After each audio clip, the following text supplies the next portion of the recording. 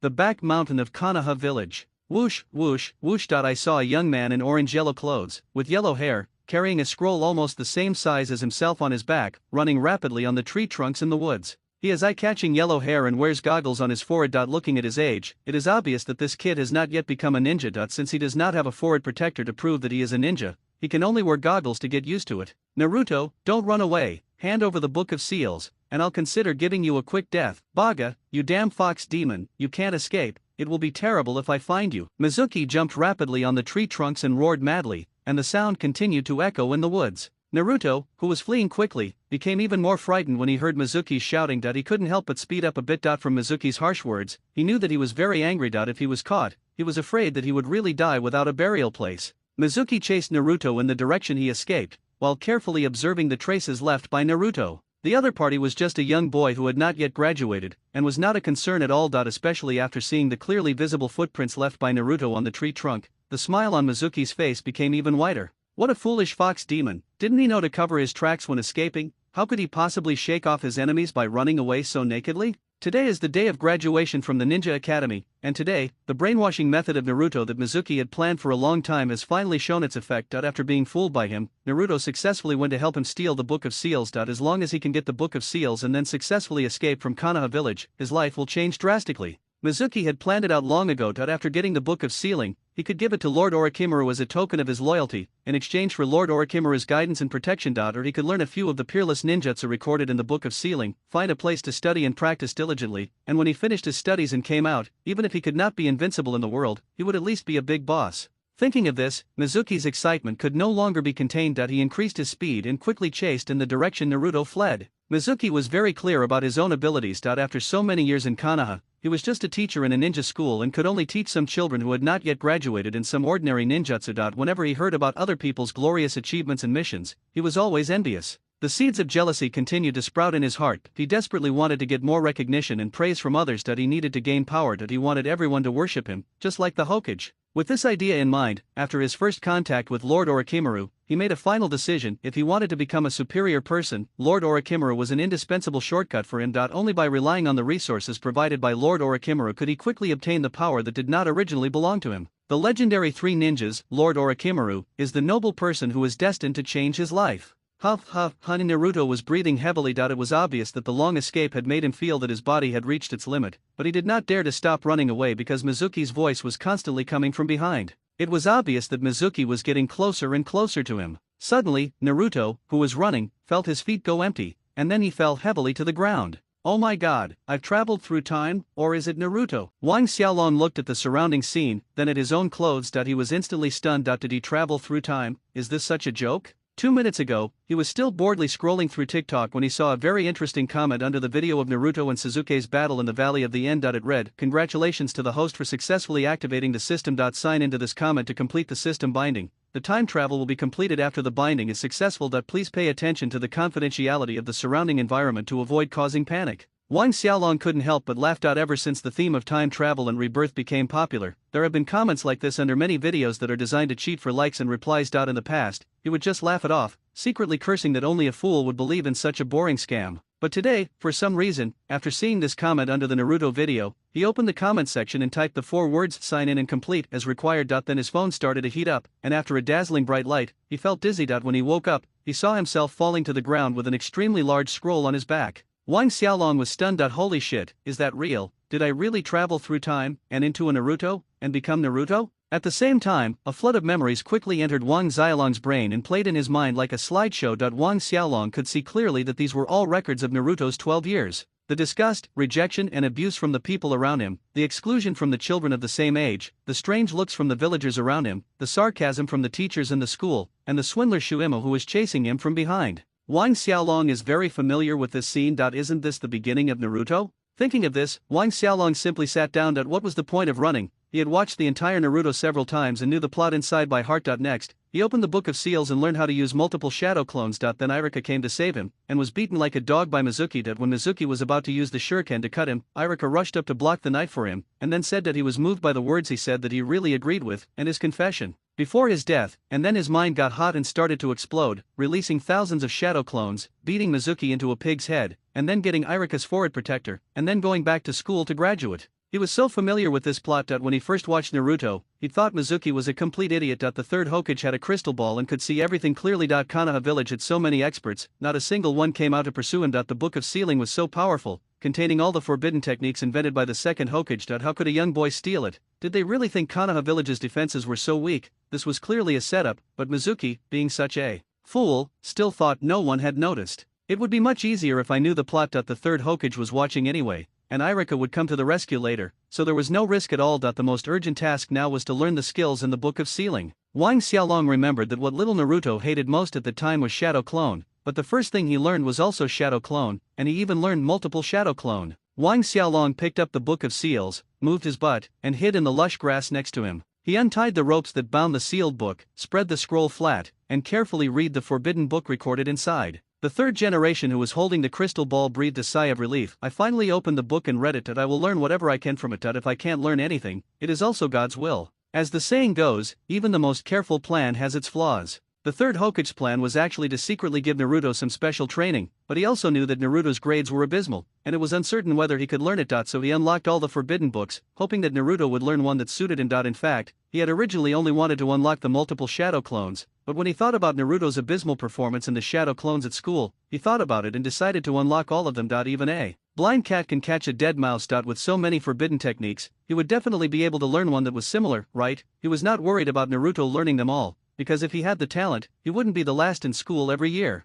In fact, the third Hokage most wanted Naruto to learn multiple shadow clones, because this skill was too suitable for him. The Uzumaki clan was born with powerful chakra, and this ninjutsu was simply tailor-made for him. Unfortunately, Naruto's talent for shadow clones was too poor. Every time he created a shadow clone, it was either a limp lump or a defective product with crooked eyes and mouth. It was really unbearable to watch. Wang Xiaolong widened his eyes and looked carefully at the forbidden techniques recorded in the sealed book. Wow, it's worthy of being called the Book of Seals. The things inside really need to be sealed. If others learn this, they will all be in trouble. Multiple shadow clone technique, flying thunder god, impure world reincarnation, multiplying explosive talisman, 8 gates of ninjutsu, for symbol seal, Shiki fusion. Oh my god, this is really awesome, worthy of being the Book of Seals. Most of the well-known and awesome moves in Naruto are listed above. Wang Xiaolong took a closer look and found that there was no Raise-nan. It seems that the Raise-nan that allowed Naruto to play with so many tricks in Naruto has not reached the level of a forbidden technique. If he wants to learn how to make the Raise-nan, it seems that he can only learn from Jiraiya.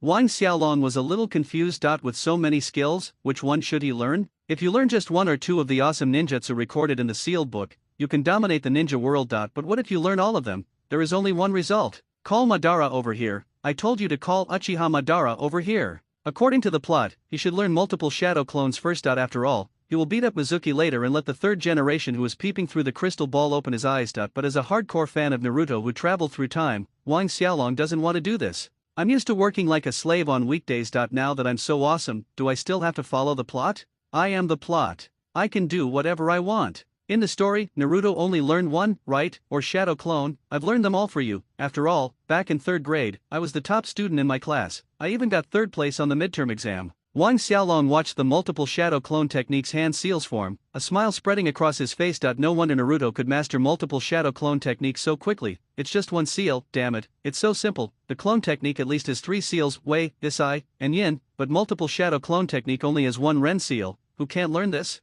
He glanced at the notes again, and suddenly realized it. It worked the same way as the shadow clone technique, the only difference being that multiple shadow clone was reserved for those with large chakra reserves. Those without vast chakra reserves would risk injury at best, or even death at worst. Thousands of memories and experiences flooded back into your head. The mental impact was unbearable for the average person. Just like people of color, there were certain positions only black people could perform, and certain lengths yellow and white people couldn't achieve. This was a gift. Wang Xiaolong understood instantly. The Uzumaki clan is born with a large amount of chakra. No wonder Naruto could only learn Shadow Clone at the beginning. This is tailor-made for him. After learning the multiple Shadow Clones technique, Wang Xiaolong glanced at the others. This was a great opportunity, but if he missed it, he'd never see it again. He knew that after returning this thing, Naruto had never seen it again. This was his only chance. 8 gates of Dunjia. Wang Xiaolong took a look and thought, not only did he have to work hard to train his body, but it was also a move that would result in both parties being killed. It was inappropriate. He had spent most of his life learning this move, and the ultimate move was a move that would result in both parties being killed. What use was it?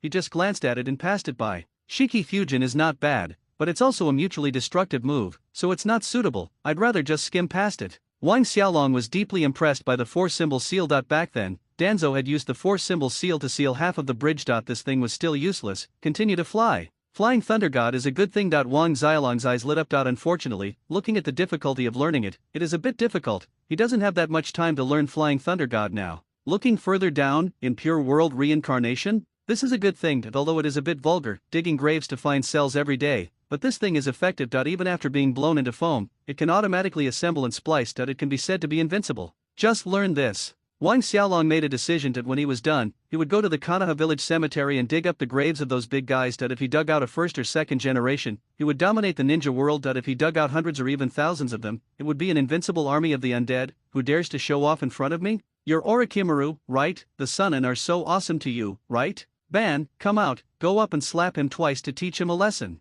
Third generation, you're the only one who's withholding the pension my family left behind, right? First and second generation, both of you, go up and give him a slap each. There are only 4 seals in impure world reincarnation, which is not difficult. Yinesai Suchan, and then put your hands together. Resurrection, my sweetheart. It's not difficult to learn, although the difficulty level is S level, but the main difficulty is that it's hard to dig up other people's graves. That's the difficulty. Wang Xiaolong looked down again. After learning the summoning technique, he also had to learn the release technique. He knew that Orochimaru had already learned the impure world reincarnation technique, so he had to learn the release technique as well. This way, if he had a conflict with Orochimaru in the future, he wouldn't be beaten up by him during a fight. Ziaizhou Shenyan Shanhai, a total of 6 seals, and there are 2 more techniques to unlock than summoning. Fortunately, they are not too difficult. Wang Xiaolong looked at it carefully again and made sure to remember it in his heart. He silently went over the various details of the multiple shadow clones and impure world reincarnation twice in his mind, and then checked them again to confirm their accuracy. After doing all this, Wang Xiaolong did not forget to scratch his head and put on an expression of deep hatred and resentment. After all, the old man from the 3rd generation was still holding the crystal ball and peeking at it. Do the whole show. But he must not let that old man see that he has learned it. After all, Naruto has been the last one in the past 12 years.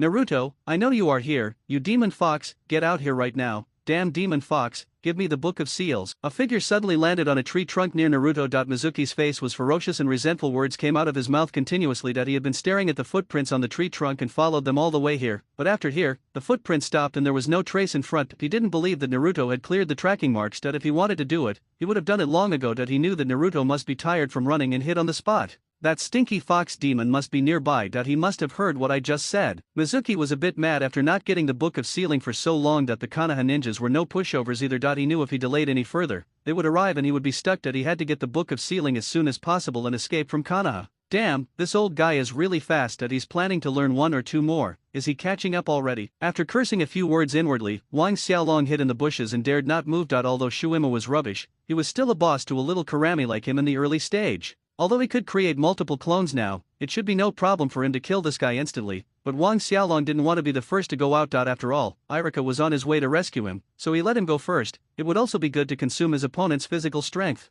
Just as Shuima was cursing, Wang Xiaolong decided to call the system before the other party discovered him. After all, he had just come here and the system was bound. According to the plots written in those novels, he began to call secretly in his heart. The first thing to do after traveling through time is to activate the system. System, is the system here? No surprise. Just like what was written in the novel, Wang Xiaolong had just finished making the call when a systematic mechanical response prompt sounded in his mind. Ding, system binding. Congratulations host, the system has been successfully bound and activated. Welcome to the world of Naruto. System prompt, hello host, you can sign in once a day to get a random system reward. Dear host, the system sign-in is divided into 3 stages, daily sign-in, weekly sign-in, and monthly sign-in. The reward level increases in stages. All rewards are random. Dear host, since you are bound to the Naruto world system, your system rewards are all Naruto world items, including ninja tools, ninjutsu, bloodline limits, and other Naruto world special rewards. The system's unique mechanical sound kept ringing in Wang Xiaolong's mind, and Wang Xiaolong's face was suddenly filled with excitement.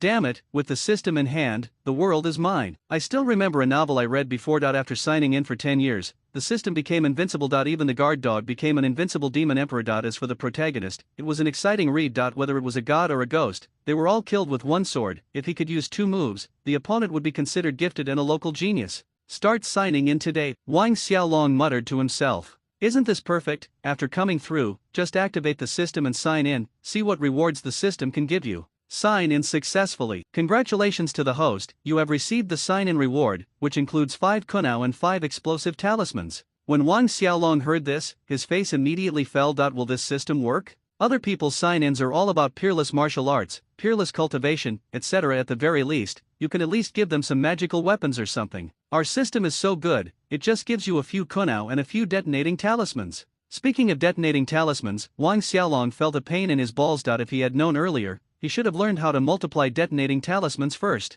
Stick one on Shuimu and it will explode without any limit. Just stick it on his dick, just make him the #1 Hokage, the kind that even Tsunade can't cure. Although it is a plot, Wang Xiaolong felt an instant pain in his balls when he thought about how he would be invincible in the future and others would keep saying that when he was a child, he was chased all over the street by that noob Shuimu. He finally understood why the Jade Emperor got angry when he talked about his battle record and others said that he was beaten by a monkey. Black material can ruin your life. Naruto, I see you, come out, don't hide, hand over the Book of Seals to me obediently, and I'll spare your life, otherwise, don't blame me for being ruthless. Just as Wang Xiaolong was still sighing, Shuimu's voice sounded in his ears again. Wang Xiaolong turned his head and saw through the gaps in the bushes that Shuimu was like an idiot, holding a kunao and looking around, searching for his trace. Mizuki was very sure that Naruto was nearby, but the surrounding forests were tall and the grass was dense, so it was hard to figure out where the young boy was hiding for the time being. Calculating the time, Shuimu became more and more anxious that the Book of Sealing had been stolen for some time. Even a pig would have discovered it and started tracking it. Not to mention Konoha, a top ninja village. Even if he got the Book of Sealing from Naruto immediately, he was afraid that he would not be able to escape.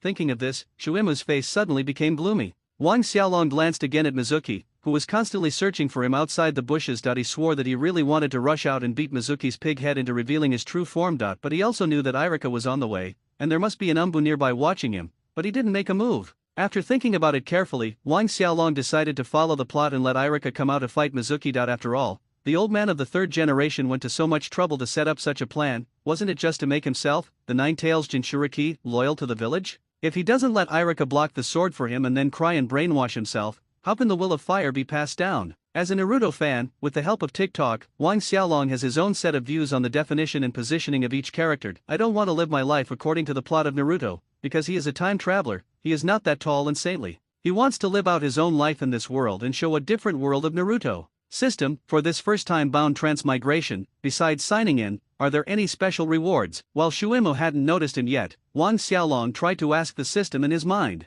As a novel fan, he has read countless novels of this type, and he is very familiar with the routines in them. There are some rules and rewards that don't exist unless you ask, but if you ask, that's another result. Many deceptive systems are like this: if you don't ask, I won't tell, and I won't give. You asked, I gave. He is not the rookie in other people's books, he understands all these routines. Ding, dear host, since this is your first time binding to the Naruto world system, we are issuing you system storage space, unlimited area, please check it out, really. A smug expression appeared on Wang Xiaolong's face. I fucking knew it, you guys are a bunch of rip-offs of the system. If you don't ask for it actively, you will definitely give it. If you ask for it actively, you will definitely give it, and the things you give are not bad. What's going on? Where's Shuimu? Wasn't Gang still here? Just after Wang Xiaolong got some things out of the system, he found that Shuimu, who was circling around looking for him and making threats, was gone. Call out. A man fell from the sky and stood in front of Wang Xiaolong. He was startled by his eerie voice. Hey, Naruto. With his iconic nose, Wang Xiaolong recognized the person in front of him as Irika at a glance. Unexpectedly, Shuimu, who had been wandering around, did not notice him, but Irika, who fell from the sky, found him. Could this be the NPC's unique ability to find people?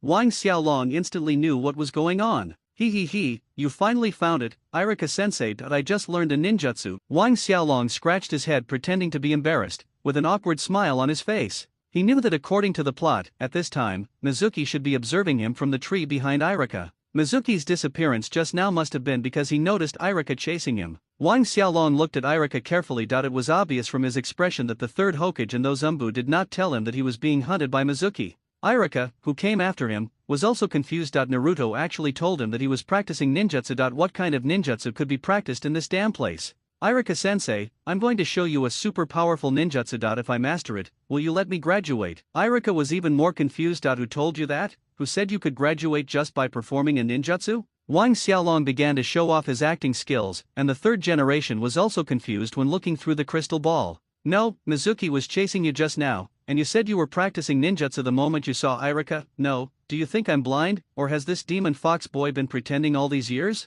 Fortunately, I used the crystal ball to monitor remotely. This kid probably doesn't know that his every move is under my control. The third generation stroked his beard and frowned. If he keeps pretending, then things will be troublesome. Naruto, who told you that you can graduate by performing a ninjutsu? Irika asked impatiently. It was obvious that something was wrong. It's Teacher Mizuki. Teacher Mizuki told me where this scroll is stored, and told me that as long as I learn a ninjutsu from it and perform it to Teacher Irika, you will help me graduate from the ninja school successfully. Wang Xiaolong answered Irika's question happily, dancing and gesticulating, with the sealed book in his hand. When Irika heard this, his face was full of shock, and he immediately said in his heart, "It's bad." Mizuki set a trap for Naruto, but he didn't expect that this kid was so stupid that he fell into the trap so easily and even got the Book of Seals out. Watch your back. At this moment, Wang Xiaolong appropriately reminded Irika. Irika also reacted very quickly. From the moment Naruto mentioned Mizuki, he realized something was wrong. Coupled with this sudden reminder, all the hairs on his body stood up.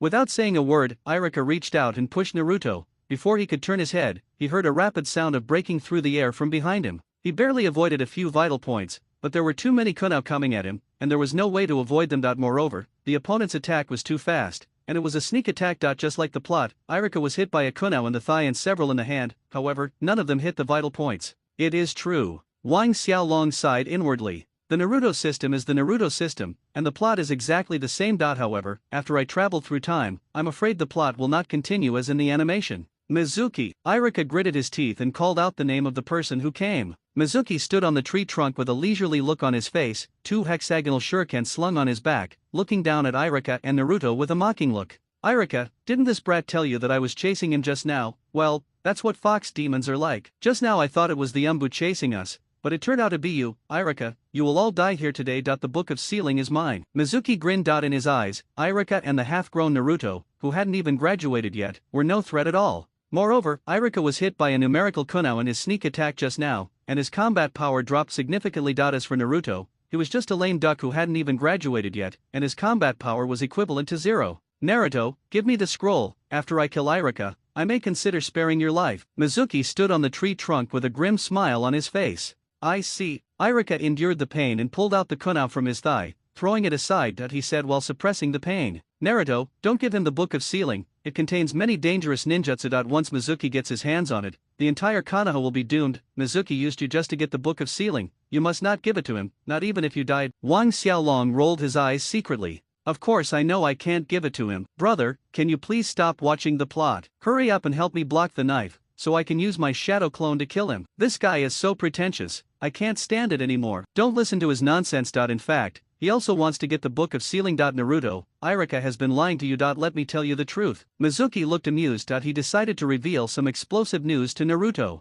As soon as Mizuki stuck out his butt, Irika knew what he was going to do. He instantly became anxious. He couldn't tell anyone about Naruto's affairs. Stop talking nonsense. Naruto, 12 years ago, Konoha the village has set a rule, but you are the only one in the entire village who cannot know that rule, Shuimu said proudly. What rules? Isn't it just that the nine-tailed fox broke into the village and killed Irika's parents? He has the nine-tailed fox in his body, a powerful weapon. Besides this little thing, what else could it be? How dare you call this a breaking news? He was complaining about Shuimu in his heart, but had to cooperate with Shuimu's performance for the sake of face. For this, he showed a look of shock and disbelief. With that little expression, even the professors of Beijing Film Academy would have to come out and praise him for his perfect emotions. Shut up, Mizuki, Irika shouted, this matter really cannot be told. Mizuki smiled sinisterly, and then spoke word by word something that made Irika collapse instantly. That's it, the rule is that you must never mention that you are a demon fox. Wang Xiaolong couldn't help but roll his eyes inwardly. Brother, you have Alzheimer's disease, right? You were chasing me just now, and you kept calling out demon fox all the way. How come you forgot everything?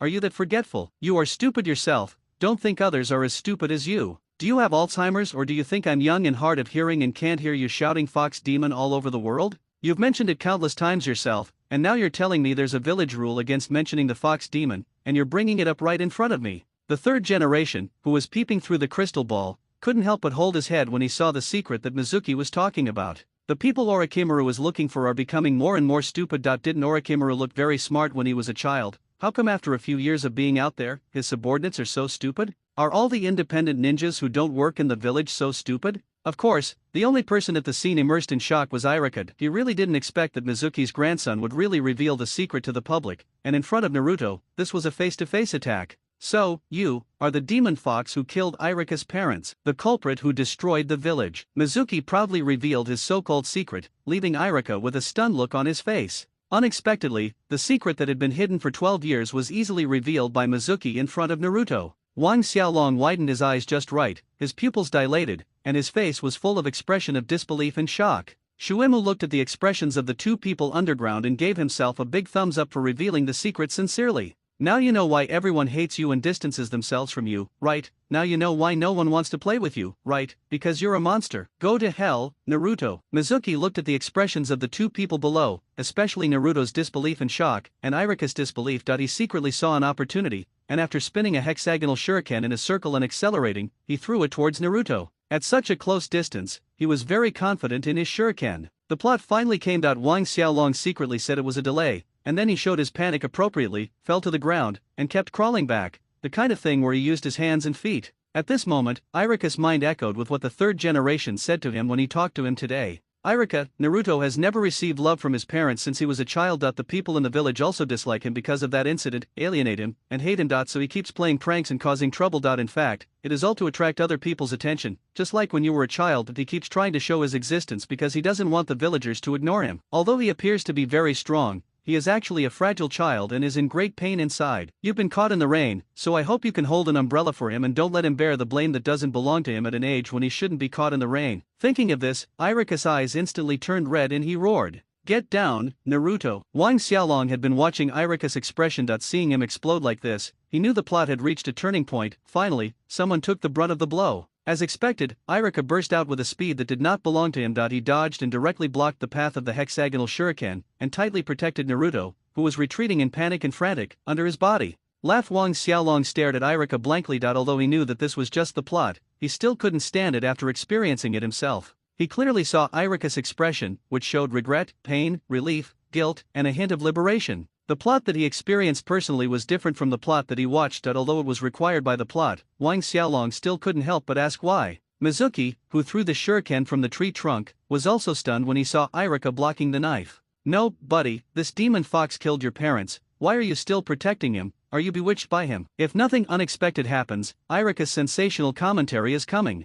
Sure enough, after Naruto asked that question after Wang Xiaolong traveled through time, Irika began to tell his story with tears and snot. "It's nothing more than that we are all the same kind of people. Everything you are experiencing now, I experienced when I was a child. I can empathize with you. I am in pain, just like you are now." "Naruto, you're in pain too, right?" "I'm sorry, Naruto." Irika's tears were streaming down his face. He was crying sincerely. He really felt sorry for Naruto. The third Hokage was right. He had already been caught in the rain. Why couldn't he hold an umbrella for Naruto, who was also caught in the rain? Thinking of all the scorn and grievances Naruto had endured in the village over the years, and then thinking about his own harsh criticism and indifference towards Naruto in the ninja school, Irika cried even harder. His nose and tears flew. Wang Xiaolong watched Irika weeping bitterly, and the snot that was about to drip onto his face and mouth. In his heart, he prayed madly to the system. At the same time, he kept exerting force with his hands and feet, continuing to retreat, trying to avoid the impending attack. "Brother, I beg you, please don't let that vermicelli pop in my mouth. I'm so scared of AIDS." Maybe prayer worked. Just as Irika's snot was about to fall into the mouth of the horrified Naruto, Irika sucked it back in with a sip.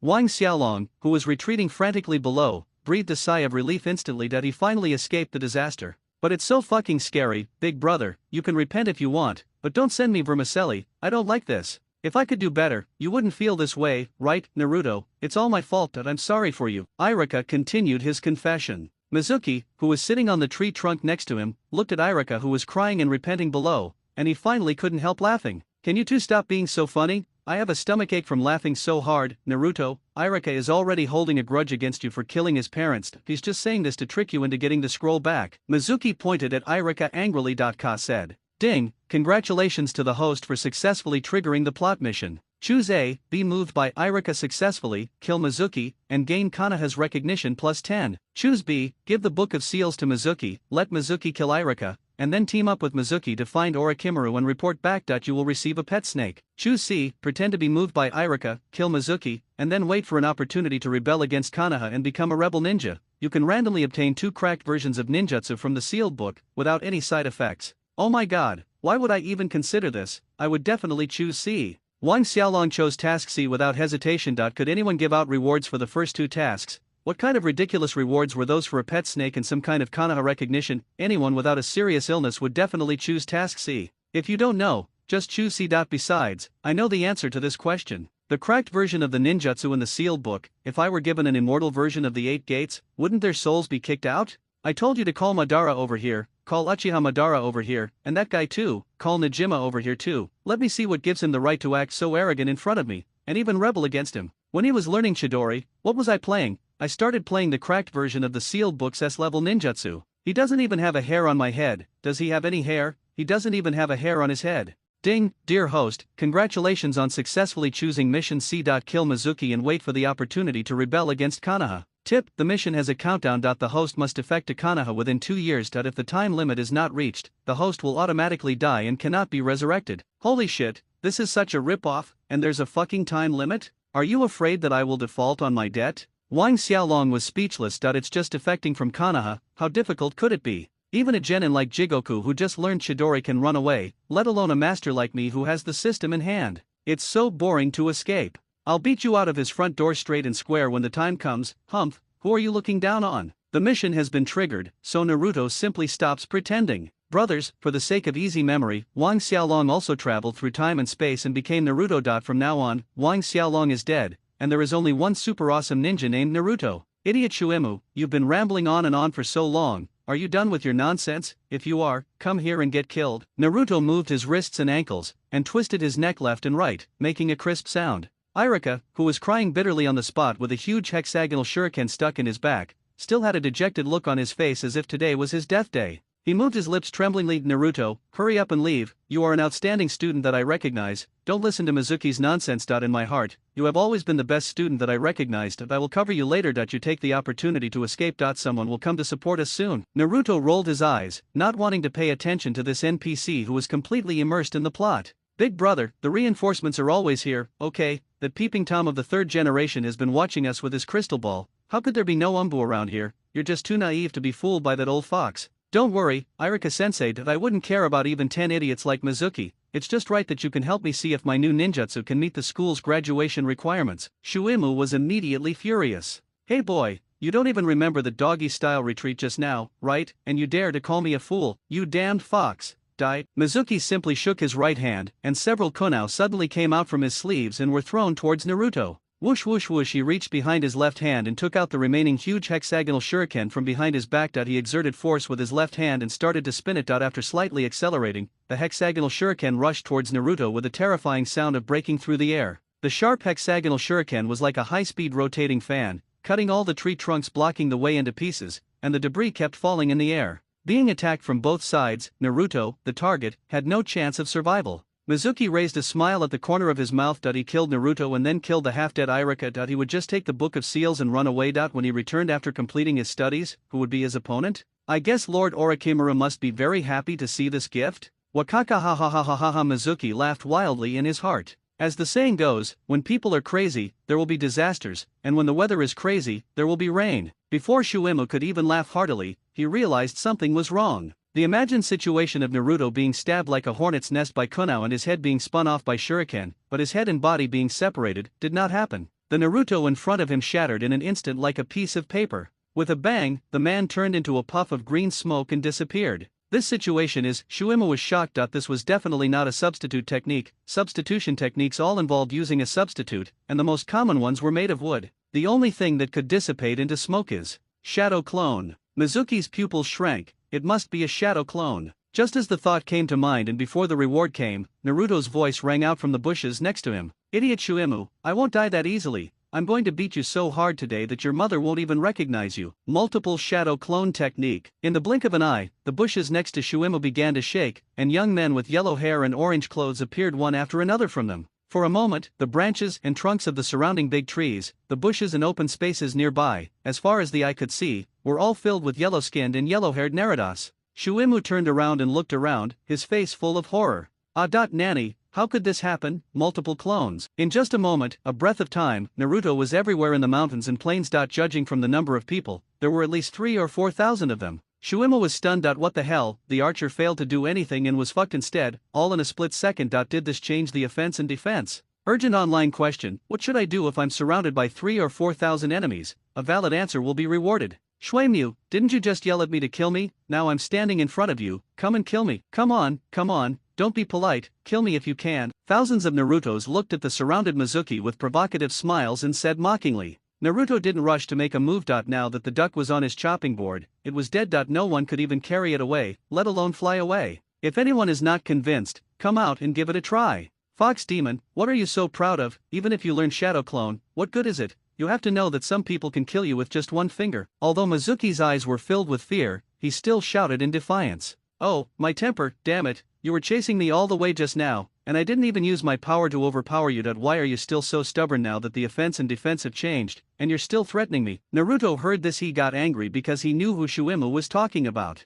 Isn't it that scoundrel? Come on, if you have the guts, call him out. After I finish beating him, you beat him up. The Narutos in the front rolled up their sleeves and walked up to Mizuki. I say, you idiot, are you going to kill me or not? If you don't, I'm going to kill you. When Mizuki heard this, he was so angry that he gritted his teeth and angrily pulled out a kunai from his sleeve and started stabbing the Narutos around him. Bang, bang, bang. As the kunai pierced into the body, the several shadow clones that approached Mizuki immediately exploded and turned into a puff of green smoke and disappeared. And Naruto's taunts were appropriately sounded. Oh my, not bad, 3 of me are already dead. Keep it up, there are probably more than 3,000 of me here, keep working hard, idiot Mizuki. I have over 3,000 clones. Even if I don't attack, I'll let you stab me one by one with your kunai. You'll be exhausted to death. Naruto glanced at Mizuki with disdain. As far as he could remember, the last idiot who used a kunai to stab someone so ineffectively was named Danzo. Is there any difference in the degree of stupidity between using a kunai to poke Susanoo and using a kunai to poke multiple shadow clones?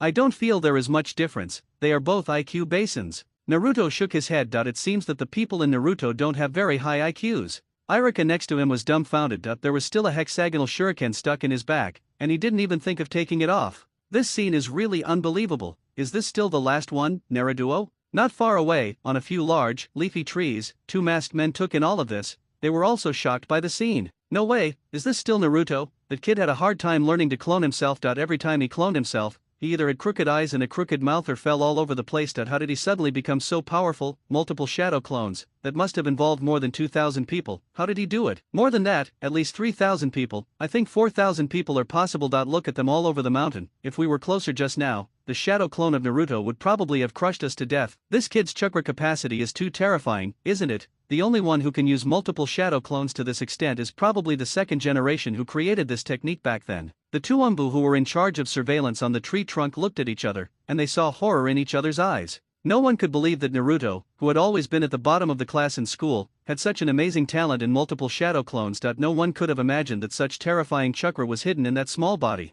As expected of an Uzumaki clan member, their chakra capacity is truly terrifying. Even the second generation couldn't create so many shadow clones back then. The third Hokage, who was peeping through a crystal ball, saw the thousands of Naruto clones created by the multiple shadow clones, and a gleam of light flashed in his eyes, and he began to evaluate himself. To create multiple shadow clones requires a massive amount of chakra and extremely strong mental strength, which the Uzumaki clan naturally possesses. This technique is indeed suitable for them. Fortunately, this technique is also simple, with only one seal. If we still can't learn it, I'm afraid the Umbu will really need to come out to save the situation. The old man from the third generation lit up his pipe happily, took a sip and felt very relieved. Finally, the play was not ruined. Shui Mu, you're too weak, you still want to deal with me, with your strength? You're not even worthy of carrying my shoes. A little bit, today, I will use your pig head to wash away my reputation as the last one in the class. Thousands of Narutos taunted Mizuki from all directions, each one either making arrogant and sarcastic remarks or making all kinds of weird and provocative gestures. Mizuki's face turned from white to blue, from blue to black, and from black to red. Every time Naruto's shadow clone spoke or made a move,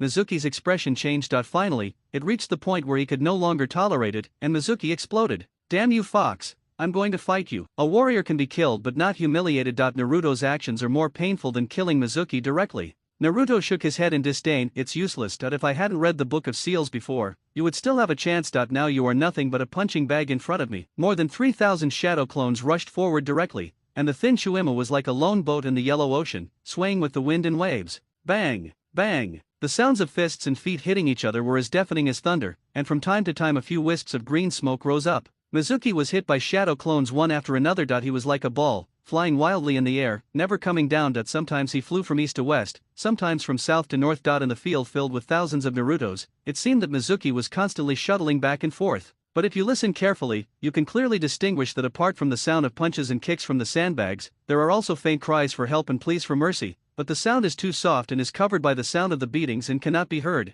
That's tragic. I think Mizuki has all the broken bones in his body, right? More than that, I feel like if we weren't watching the live broadcast here, who would believe you if you pulled him in front of me and told me that this was Shuimu? He's no longer a human being, and I would believe you if you said he was a piece of shit. Two Umbu guards were eating melons on the top of a tree. The big tree with lush branches and leaves blocked their figures completely. In addition, the Umbu has always been number one in tracking and hiding, so neither Naruto, who was trying hard to attack, nor Irika, who was bleeding to death, could discover their presence. As for Shuimu, who was beaten beyond recognition, have you ever seen a sandbag who was beaten to death and still had the energy to observe the surrounding environment? The two Umbu watched the movements below while carefully recording Naruto's movements. They were assigned by the third Hokage to secretly monitor Naruto. On the one hand, they wanted to prevent Mizuki from stealing the sealing technique from young Naruto and escaping from the village. On the other hand, they wanted to record what ninjutsu Naruto could learn after peeking at the sealing technique. I said I'd beat the shit out of you, beat you so hard your mother wouldn't even recognize you. Now, go back and ask your mother if she recognizes you. As for the shit. Looks like I'll have to beat you for a while longer. Master, I'll pull it myself, I'll pull it now. I'll show you right away. Mizuki, who was beaten like a pig's head and swollen all over, was almost out of breath. He finally waited for Naruto to stop,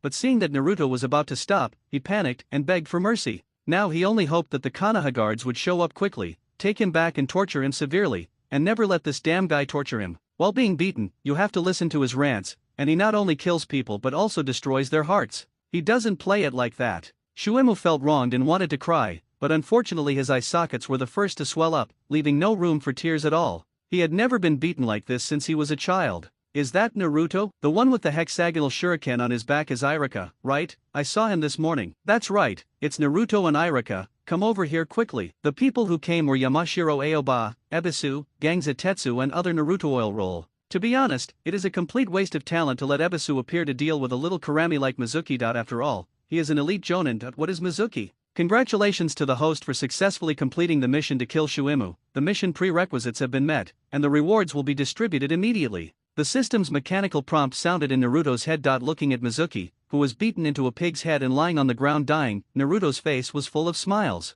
The quest rewards 2 super ninjutsu that can crack the sealed book. What ninjutsu will it be? Naruto's eyes were filled with anticipation. Seeing the arrival of Yamashiro Aoba, Ebisu, Gangzatetsu and others, the shadow clones around Naruto instantly dissipated. Now that Konoha's reinforcements have arrived, there is no need to pretend, otherwise, there will be no place for them to stand when they arrive. Naruto stood up from Mizuki, beat him until he lay on the ground waiting to die, and then it was he who rode on top and kept attacking. This idiot was too arrogant, and if I don't go up and step on him a few times, I will really feel so angry. Ding! Congratulations to the host for successfully mastering the cracked versions of Impure World Reincarnation and Flying Thunder God technique. Naruto quickly checked the notes of the 2 ninjutsu, and after reading them, he couldn't help but gasp. Oh my goodness, this is too perverted. He even wanted to heal Mizuki and have him quickly call Orochimaru over to stand at attention. Damn it, tomorrow I'll have Ben come over and dance for me to please me, and it has to be the kind with a pole, otherwise I won't be happy. Cracked version of Impure World Reincarnation. Based on the existing conditions, the Summon Ninja will be upgraded appropriately. The combat power of the Summon Ninja will be 100% of the strongest period in life. Without reducing the medium, the summoning process has been increased to eliminate the need for human sacrifice. The clone technique can also be performed. During the summoning period, the reincarnated ninja is 100% loyal to the summoner and cannot be summoned by the same summoning technique at the same time. P.S. The system version is the strongest version, it has priority.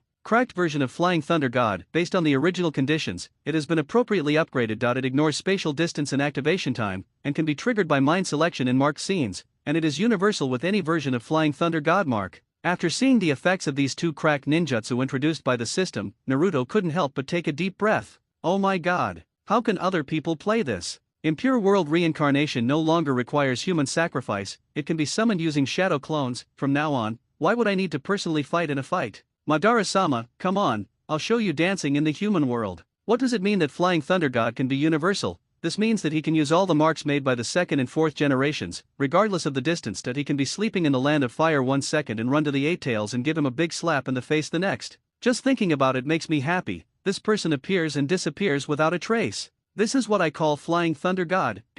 Ching Cheng Shanyi and others who arrived did not pay attention to Naruto, who was standing aside in a daze. They first surrounded Irika, who had a hexagonal shuriken stuck in his back. Where's the medical team? The medical team is about to come out to work. 2 medical team members dressed in white and wearing masks responded and directly pulled out the shuriken stuck in Irika's back. They pulled it out without even saying hello. Irika groaned in pain and thought to himself, damn it, can't these dead people say hello first? As his hands released the green healing light unique to medical ninjutsu, the injuries on Irika's back gradually recovered, and his complexion continued to improve. Irika, who was angry, put aside the rough treatment of the medical team just now. He held Ebisu, an elite jonin who was also his teacher, tightly with one hand and expressed his excitement. Ebisu, did you see that? The guy lying over there like a dead dog is Mizuki. Do you know how he became like this? It was done by my student Naruto. Let me tell you, I watched the fight from beginning to end. Naruto was as fast as an afterimage, and he exchanged more than 10 moves with Mizuki in the blink of an eye. He directly hit Mizuki's right cheek with a left hook. That punch, wow, the power was really strong. I saw Mizuki's teeth flying out. That scream was like an old sow being stabbed in the ass with a fire poker. Irika's face was filled with excitement. He pulled Ebisu and started to explain the battle he had watched with great enthusiasm.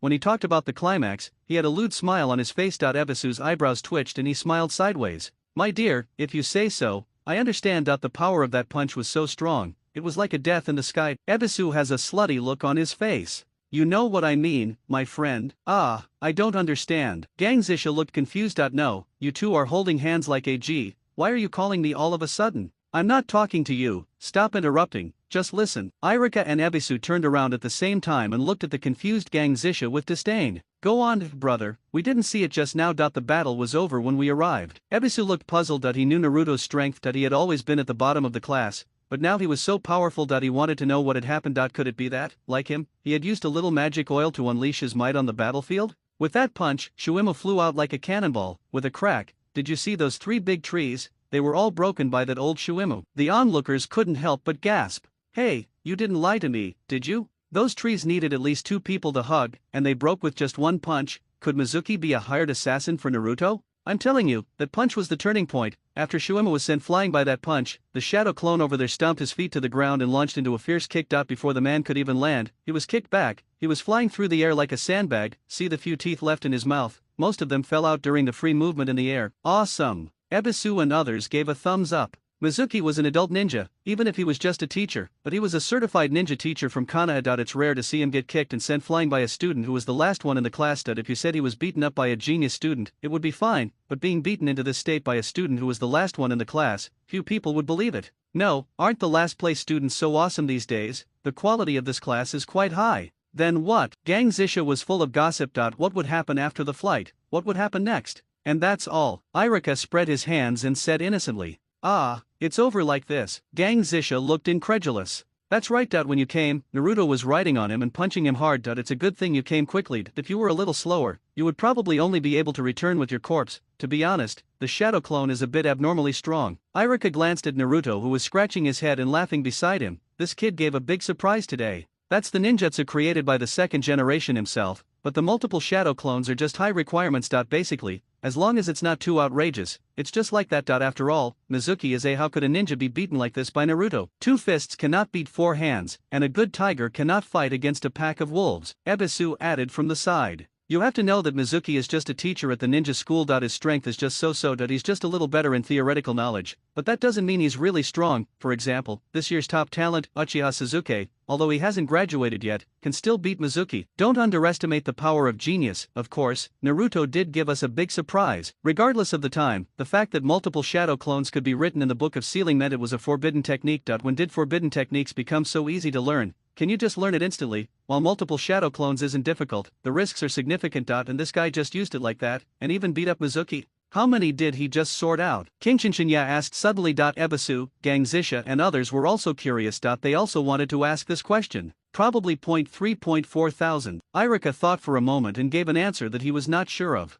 Ebisu, Kojai Tetsu and others couldn't help but look at each other. Damn, this is a bit outrageous. 3 or 4 thousand shadow clones? Are you treating them like cabbages, wholesale? Yamashiro Aoba looked at Mizuki, who was like a dead dog, then looked at Naruto, who was scratching his head with a silly smile on his face, and then turned to look at Irika, who was smiling like an anty. He frowned and thought about what Irika said just now about Naruto creating so many shadow clones. He always felt that something was wrong. Is this the first time Naruto has read the Book of Seals? How could he have learned the forbidden technique so quickly, and beat Mizuki like this? According to his condition, he would be dead in 5 more minutes. Mizuki is a ninja. Yamashiro Aoba couldn't help but squat down, touched Mizuki's pulse, and listened to his heartbeat. Yes, he was chasing me all the time, but I couldn't run anymore, so I hid in the bushes. I had just opened the door and took a few looks when Irika-sensei came, and then I was ambushed by Mizuki. Naruto answered Yamashiro Aoba's question without hiding anything. Then why don't you remind Iruka that Mizuki is chasing you, so that he won't be ambushed? Yamashiro Aoba glanced at Naruto and said intentionally or unintentionally.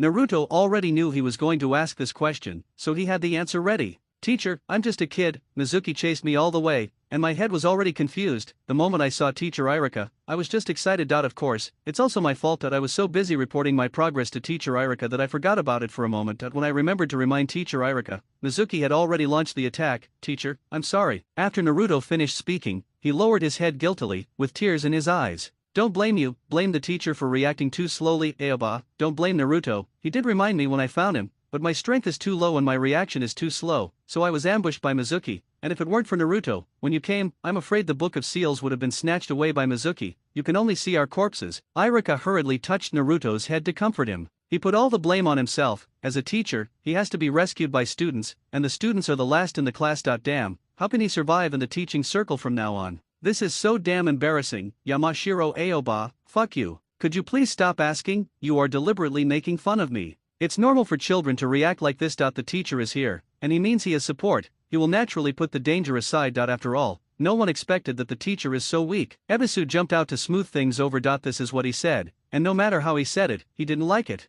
Fuck you, Ebisu, you're trying to sabotage me, aren't you? Iruka got furious when he heard this, and regardless of the fact that he had just recovered from his injuries, he jumped up and wanted to fight Ebisu. Yamashiro Aoba frowned as he watched the people having fun in the arena, but he didn't delve into it any further. Thinking about it carefully, it made sense. He turned around and asked Naruto about the whereabouts of the sealed book. Where's the book of sealing, Naruto, where did you put it? Naruto turned around and took out the sealed book, which was about the same size as him, from the bushes and placed it in front of Yamashiro Aoba. He pointed and said, look, it's right here, I just took a look. Yamashiro Aoba looked at Naruto deeply and asked, there are dozens of ninjutsu here. Besides multiple shadow clones, what else have you learned? The stuff in it is too difficult. Only the multiple shadow clones are easy to remember and learn. Not to mention the other seals, they are all some messed up requirements. I can't understand many of them. Naruto shook his head and put on a distressed look, saying that it was too difficult to learn. Iruka, Ebisu, Aoba, don't ask any more. This kid really only learned Shadow Clone, and it was only for a short time. Not long after he opened it. Iruka, you found him, and you saw the rest. To be able to learn a forbidden technique in such a short time is already very impressive. You have to know that forbidden techniques are not easy to learn. You can't just look at them and learn them. There are many forbidden techniques that many people can only learn one or two in their entire lives. Two masked ninjas jumped down from the tree. Obviously, they were the two Umbu who had been entrusted by the Sandaime to keep an eye on Naruto.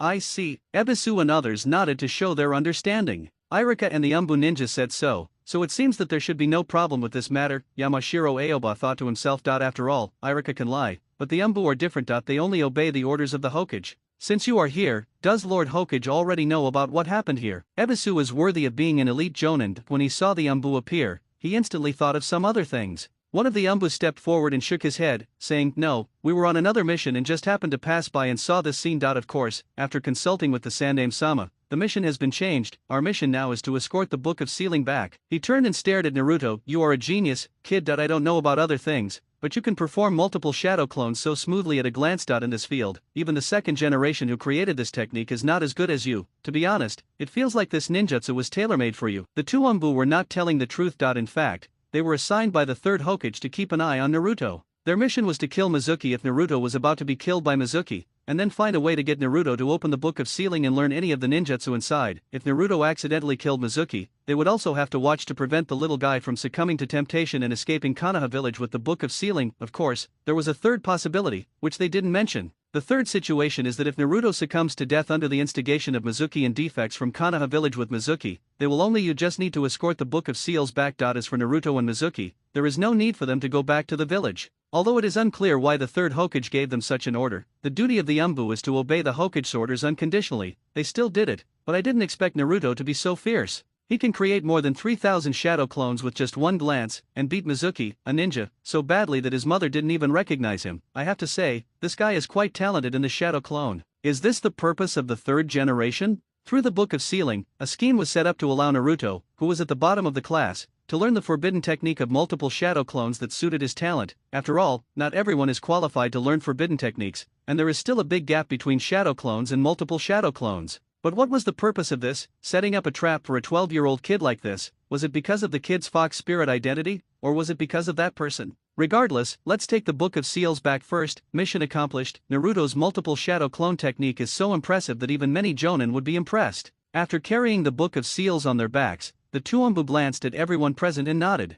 Everyone, we will go back and report to the third hero that the Book of Sealing has been recovered. As for Naruto's punishment for stealing the Book of Sealing, that will depend on the third hero's decision. After all, it is a fact that he stole the forbidden technique. Naruto smiled innocently and scratched his head. Thank you very much. Please help me and ask for mercy. I didn't mean it. Of course, this is all Naruto's acting. As a Naruto fan for many years, he has always known about this scene that the third generation will not deal with him at all. Maybe the old guy is holding the crystal ball and laughing. Two Anbu happened to be nearby. What a coincidence, no one would believe it if I told them. I don't know how long you two have been watching from the tree next to you, and you still have the nerve to pretend it was just a coincidence. The reason for this situation is to talk about the third and fifth and a half generations of Danzo. As Konoha's old shaman, Danzo has always adhered to the principle of pretending to be a good person on the surface, but doing things behind the scenes. The fact that Naruto is the carrier of the nine-tailed fox was something he had the root organization secretly spread. However, while this old guy spread the news that he was the carrier of the nine-tailed fox, he concealed the fact that his father was the fourth Hamiki Minato Namikaze. As for the third Hokage, the plot suggests he's indecisive and ruthless. Even during Orochimaru's life or death battle, he shows mercy, but is Sarutobi Hiruzen really like that? Naruto disagrees. Based on his perception, he believes the third Hokage is even more sinister than Danzo. Damn it, why can't you speak up about the descendants of heroes? Okay, let's take a step back. Minato Namikaze had plenty of enemies back then, and plenty of people were jealous of him. You're worried about retaliation, but what about Minato's pension? For the past 12 years, Naruto's been stuck eating expired ramen or fishing and barbecuing in the creek. Where's the pension? My goodness, your third-generation grandson, Konohamaru, is living it up like a prodigy, the village's young master. He even has the elite Jonin Ebisu as his teacher, and my fourth-generation son has to eat expired ramen and fend for himself. They are all descendants of Hokage, but the gap between them is too big, right? Now you set up a trap and let me steal the Book of Sealing and learn one or two ninjutsu from it as compensation? Is your sealed book so easy to steal? A brat, always at the bottom of the class, managed to steal a forbidden scroll without being caught. Do you think it's possible? This isn't water, this is the entire Pacific Ocean. This game has only two purposes. Point one is to kill Mizuki, the traitor who has already harbored rebellious intentions, and the other is to give himself, the son of the fourth Hokage, some compensation out of conscience. Naruto has clearly analyzed the motives of the third Hokage. As a Naruto fan who is extremely familiar with the plot, this is pure child's play. In the woods, two Anbu carrying the Book of Seals were galloping. Gang Zaitetsu, Yamashiro Aoba, and the others also carried the dying Mizuki back to Konoha village. As for Irika, he was supported by Ebisu, the teacher who had just held his hand. Although Irika repeatedly stated that he was fine and his movements were not affected, Ebisu still insisted on supporting Irika just in case. Hokage office building. The speed of several Anbu was still very fast. In the blink of an eye, they had escorted the Book of Seals to the third Hokage. Sarutobi Hiruzen sat at his desk, listening to the reports from the two Anbu, a look of surprise on his face. More than 3,000 clones, are you sure? The two Anbu immediately knelt on the ground and lowered their heads in reply. Every word of my reply is true. Naruto instantly created over 3,000 clones, beating Mizuki so hard that he couldn't even take care of himself. If you weren't there, you wouldn't have recognized that person as Mizuki. He was beaten beyond recognition. Sarutobi Hiruzen was stunned for a moment, regretting his actions deeply. Damn it, if I had known I had to pee urgently, I would have held it in for a while. Now I missed the exciting scene. I even fast-forwarded during the climax. What a loss. Moreover, there are at least 3,000 clones. I didn't have time to count them carefully. Judging from the scale, it is possible that there are more than 4,000. Another Anbu added. Haha, good, this kid finally learned a ninjutsu he can show off. I didn't expect that his clone technique was the worst on weekdays, but the one he learned the fastest and used the best was multiple shadow clones. Haha, this is really surprising. Indeed, a student who usually slumps in the class actually pinned down the teacher and beat him up. If you ask me, this kid will definitely be the top ninja in terms of accident risk in the future. Besides multiple shadow clones, what else has he learned? Sarutobi Hiruzen stopped smiling and asked. He wanted to know if Naruto had learned any other ninjutsu. That kid had a limited amount of time to open the scroll, and during the battle with Mizuki, he only displayed multiple shadow clones. We judge that he must have only learned this one ninjutsu. If he had learned others, he would have used them on the spot. After all, the forbidden techniques in the sealed book are all world-shattering, and no one would refuse such a cool move. Not to mention, he is still a mentally handicapped kid. After learning the multiple shadow clones technique, he showed off in front of Irika, who arrived, to the point that he forgot he was still being hunted by Mizuki. I think his actions and words were true. He must have only learned this one forbidden technique. The forbidden techniques in the sealed book are not so easy to learn. They are forbidden techniques, not to mention that time is limited. The two Anbu analyzed each other, and the old man of the third generation nodded repeatedly. He also felt that the analysis of the two Anbu made sense. Naruto was still a child, and his learning time was limited. Learning one forbidden technique is already impressive, but learning another would require a lot of talent. With such talent, how could he still be the last in school? When you were in elementary school, would you give up high scores and deliberately get single-digit scores to get beaten up by your parents when you got home? The multiple shadow clone technique can instantly split into more than 3,000 people. If he can combine it with a few more taijutsu techniques, let alone anything else, he can tire himself out when he meets an opponent. He can attack the enemy with a wave of people, and retreat with a dazzling display of real and fake Naruto, sending his clones to their deaths while his real body saves his life. For Naruto, this is a very good ninjutsu. Now, the dead fourth Hokage should be able to rest in peace. With this technique in hand, as long as Naruto does not seek death in the future, it will be difficult for him to die. Sarutobi Hiruzen has already made up his mind. Now that little Naruto has learned the forbidden technique and his fighting power is much stronger than before, it is time to put the matter of arranging people to brainwash him with the will of fire on the agenda. The Nine Tails Jinchuriki has learned how to create multiple shadow clones. Even without the Nine Tails, he already has thousands of clones. If the power of the Nine Tails is used, wouldn't there be tens of thousands of clones? As long as Naruto is tied firmly to Konoha's chariot, wouldn't the other 4 villages have to stand aside with such combat power? You guys go down. Sarutobi Hiruzen nodded to the two Umbu, indicating that their mission had been completed. The two Umbu looked at each other, then got up and left the Hokage's office. When they turned around to open the door, they heard Sarutobi Hiruzen speak again. By the way, where is Kakashi? You two find him and have him come to my place. After receiving the task, the two Umbu turned around to salute the third Hokage, and then disappeared in an instant. After the Umbu left, the third Hokage Sarutobi Hiruzen held his pipe in his mouth, his hands behind his back to the door, his eyes looking out the window. No one knew what this old man was thinking at this moment. As the sun set, after Irika and his group left the Umbu with the Book of Seals, they slowly returned to Konoha village. Among them, Yamashiro Aoba, Ebisu and others took Mizuki, who was beaten into a pig's head, to a place specially used for interrogating prisoners, while Gang Zaitetsu had to go back to guard the gate. Irika and Naruto stared at each other for a long time, neither of them knowing where to go. Finally, Irika spoke first to break the deadlock. Naruto, it's been a while since I treated you to ramen. Why don't I treat you to ramen today? Let's celebrate our survival, and also celebrate your learning of the powerful ninjutsu, multiple shadow clones. How about it? Irika patted his chest and stared at Naruto with a smile in his eyes. Great, Irika-sensei, then I'm going to let go of my belly. Naruto smiled happily. It would be a waste not to eat the dinner that was served to his door. In front of Ichiraku Ramen. Naruto looked at Ichiraku Ramen, which could only appear on TV before, and it suddenly appeared in front of him. His eyes were full of unreality. What's wrong, Naruto? Have you missed Uncle Ichiraku since you haven't been here for so long? No way, I was just thinking, how many bowls should I eat to make Irika-sensei bankrupt? Naruto joked with Irika mischievously. Haha, eat as much as you want, Irika-sensei doesn't have anything else, but he'll give you enough money for ramen. Irika patted his chest proudly. How much can a few bowls of ramen cost? Brother will book the whole place for you today. 2 figures, one tall and one short, lifted the door curtain of Ichiraku Ramen restaurant and found 2 empty seats at the counter and sat down. Naruto is an old customer of Ichiraku Ramen. Uncle Ichiraku, the owner of the ramen restaurant, is very familiar with little Naruto. After all, he is a long-term and stable customer of his.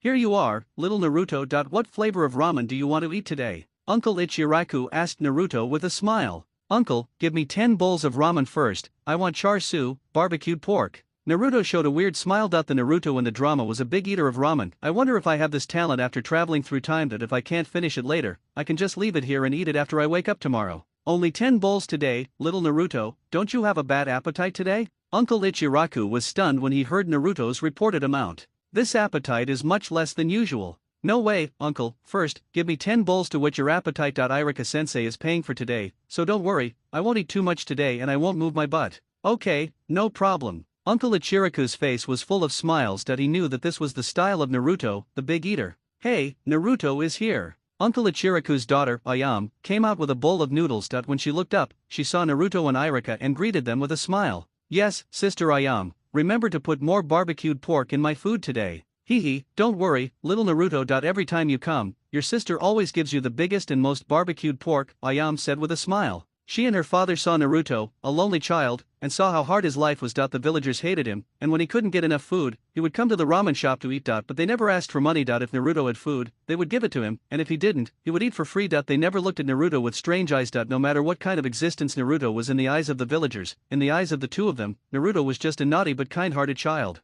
However, when Irika heard the amount of Naruto's order, he felt like crying. I'm such an idiot. I forgot about Naruto's horrific ramen appetite. Can I take back my previous offer to book the entire place? Teacher Irika, are you okay? Naruto asked with a nasty look in his eyes after seeing Irika's face as red as pig liver. Of course, no problem, eat as much as you want, the teacher has plenty of money. Irika was gritting his teeth, it looked like he couldn't keep this month's salary, so he might as well go and beg for money from other teachers at the end of the month. The char-siu ramen is here, let's eat, little Naruto. Uncle Ichiraku placed a steaming bowl of ramen in front of Naruto, looking at him with a smile, his eyes full of love. I'm starting. Naruto picked up the chopsticks, put his hands together, said a respectful word, and then started to inhale violently. While eating, Naruto kept an eye on Uncle Ichiraku, who was still busy cooking noodles. You know, a popular joke in Naruto over the years is that Ichiraku of Konoha village is not actually called Ichiraku, his real name is Itsutsuki Ichiraku. Even if the six-path sage comes here, he has to salute Uncle Ichiraku before leaving. After all, Konoha was completely destroyed by pain, but the first thing to open after the war was Ichiraku Ramen, a magical place that no war can destroy. Naruto fans say that even if a nuclear bomb comes, as long as you stay in Ichiraku Ramen, Uncle Ichiraku will keep you safe. Uncle Ichiraku was a little bit irritated by Naruto's fiery eyes. Feeling uneasy, he stammered, "What's wrong? Naruto-chan, is the taste not suitable today, or, no, haha, I just think that Uncle Ichiraku who is cooking noodles is so handsome," Naruto said with a laugh. Ha ha ha ha, little Naruto is still so talkative, I'll put double the amount of barbecued pork in your next bowl of noodles. Uncle Yul immediately smiled happily. Men of his age like others to tell the truth. When you praise him for being handsome, that's not flattery, that's the truth of the truth, especially coming from Naruto, a child. After all, children never lie, they just say whatever they think. Thank you so much, Uncle Yul. Uncle, give me 5 more bowls of beef noodles, put more beef in it. Okay. Uncle Yul laughed even more happily, knowing that it was a big order. When Irika, who was standing next to him, heard what Naruto said, his eyes suddenly turned dark and he had only one thought in his mind, it's over. No wonder Naruto in the anime eats more than 10 bowls of noodles in one go. He only takes 2 or 3 bites of this bowl of noodles, it's not even that much to feed a cat. Naruto stared at Ichiraku's bowl. Just now he thought that he had ordered 10 bowls, which was a bit too much, but now looking at the situation, he could eat at least 5 more bowls. This ramen should not be called ramen, it should be called a mouthful of noodles. However, to be honest, although the portion was a little smaller, the taste was really good, it tasted much better than any noodles he had eaten in the past.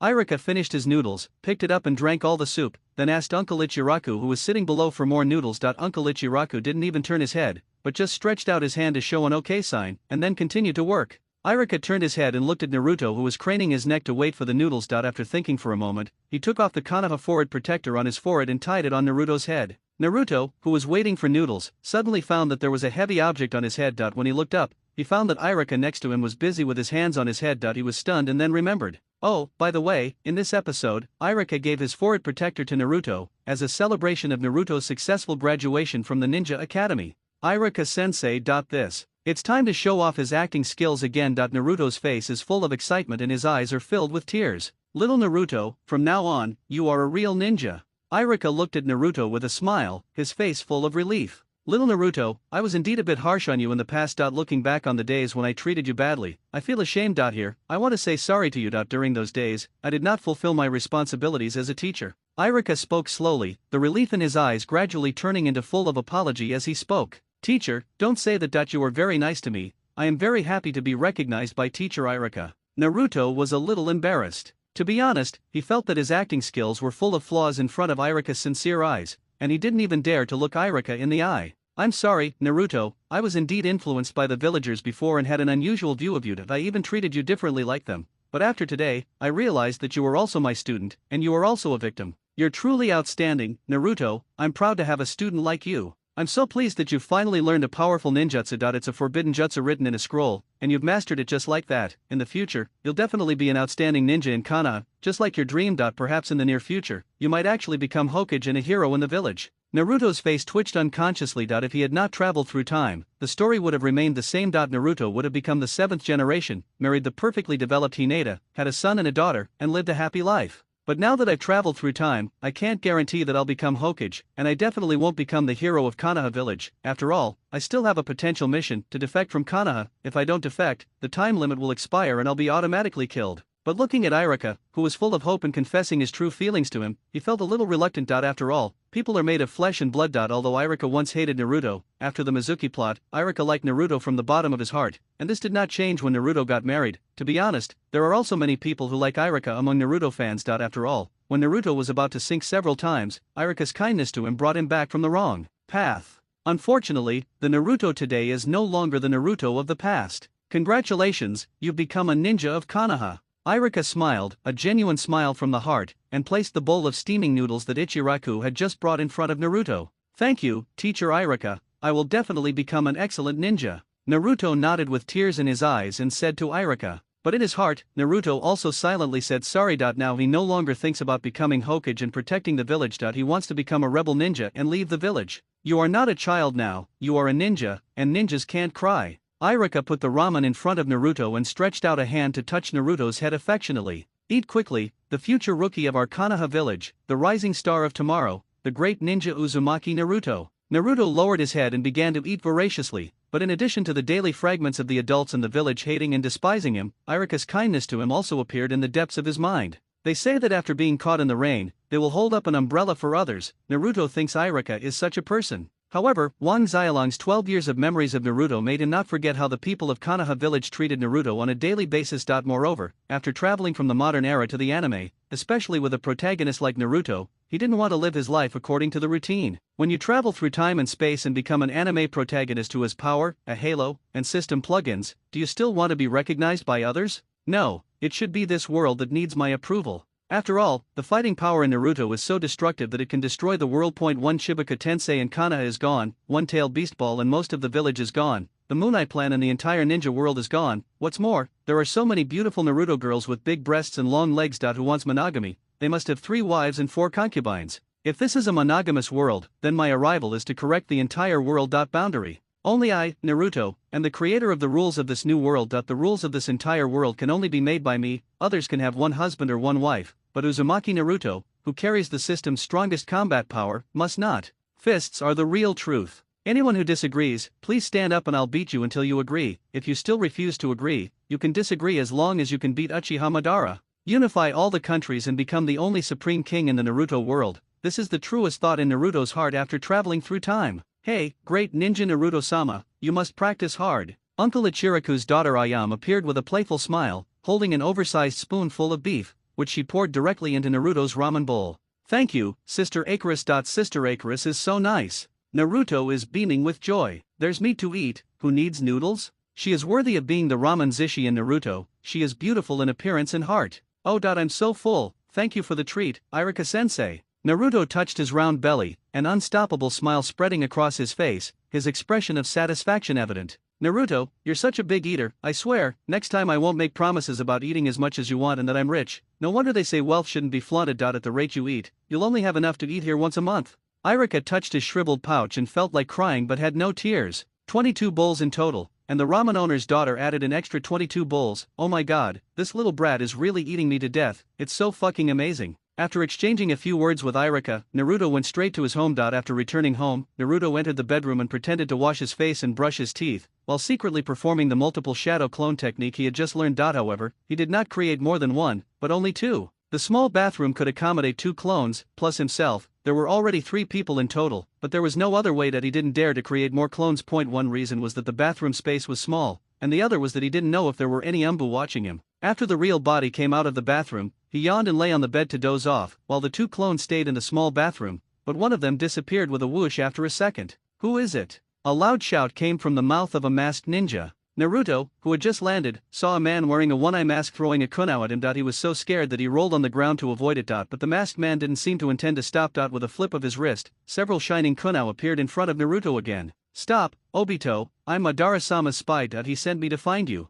Naruto thought quickly and quickly brought out the big boss behind Obito, Uchiha Madara. What Madara? I am Uchiha Madara. And I don't know the Obito you mentioned. I don't know how there could be a spy like you. The one-eyed masked man said he didn't know them, but his heart was full of horror at this time. Stop pretending, Obito. Madara-sama told me personally that you are his spokesperson after he temporarily left. Madara-sama asked me to come here at a specific time and through a specific ninjutsu. Naruto stood up and brushed off the dirt. He had to keep the news of his donkey roll from getting out. It was too damn embarrassing. The future #1 ninja was forced to do a donkey roll to avoid a skill. If this got out, what a disgrace. What evidence do you have to prove it? Obito put down the kunao in his hand, but his inner vigilance did not decrease at all. Your name is Uchiha Obito, half of your body is white Zetsu, your other eye is on Kakashi, and your favorite is Nohara Rin. She was. That's enough. Before Naruto could finish his words, he was interrupted by Obito's rude shout. Don't say anymore. Why did Uchiha Madara ask you to find me? Didn't you say to proceed step by step according to the plan? Obito's voice became low, and it was obvious that he was in a bad mood. Naruto knew that this was because he had mentioned Nohara-rin just now. Nohara-rin had always been a pain in Obito's heart, especially when he witnessed his best friend killing the woman he loved most. This had always been a hurdle in his heart. Lord Uchiha Madara asked me to take 2 of his prop weapons at this time, namely his banana fan, and by the way, let me see what happened to his body.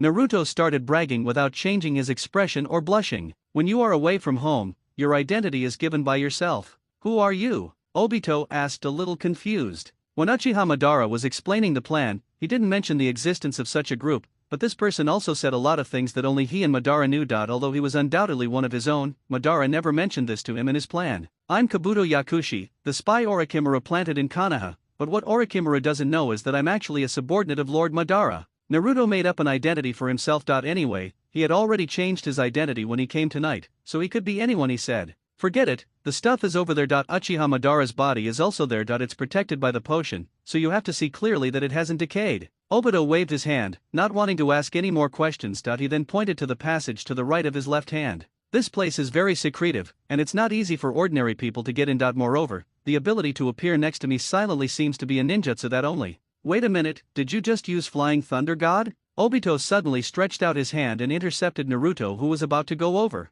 Lord Obito, you're joking. Flying Thunder God is the unique skill of the 2nd and 4th Hokage. How could I have the ability and strength to learn such a forbidden technique? What I just used was also a space ninjutsu, a bloodline limit that can only travel to specific spatial locations, and this happens to be one of them. It looks very similar to Flying Thunder God, but it is not actually Flying Thunder God. Compared to Flying Thunder God, it has many limitations, such as distance, space, and unique conditions. Naruto was stunned for a moment, cold sweat broke out. He forced himself to suppress his nervousness and panic, and made up an excuse about bloodline limit. He bet that there were thousands of ninjutsu in the world, and Obito could not have seen all of them, especially bloodline limit. Sure enough, Obito nodded without any doubt. That's right, Flying Thunder God is not that easy to learn, but your bloodline limit is also very powerful. The bloodline limit of space ninjutsu is not that easy to find. The world is so vast, and there are indeed many wonders. Okay, go do your thing. Don't show up next time. It happened so suddenly, I might not be able to hold back. Obito waved his hand and made way for Naruto. Thank you, Lord Obito, please speed up the implementation of the Moon Eye plan. Lord Madara once said that we don't have much time left.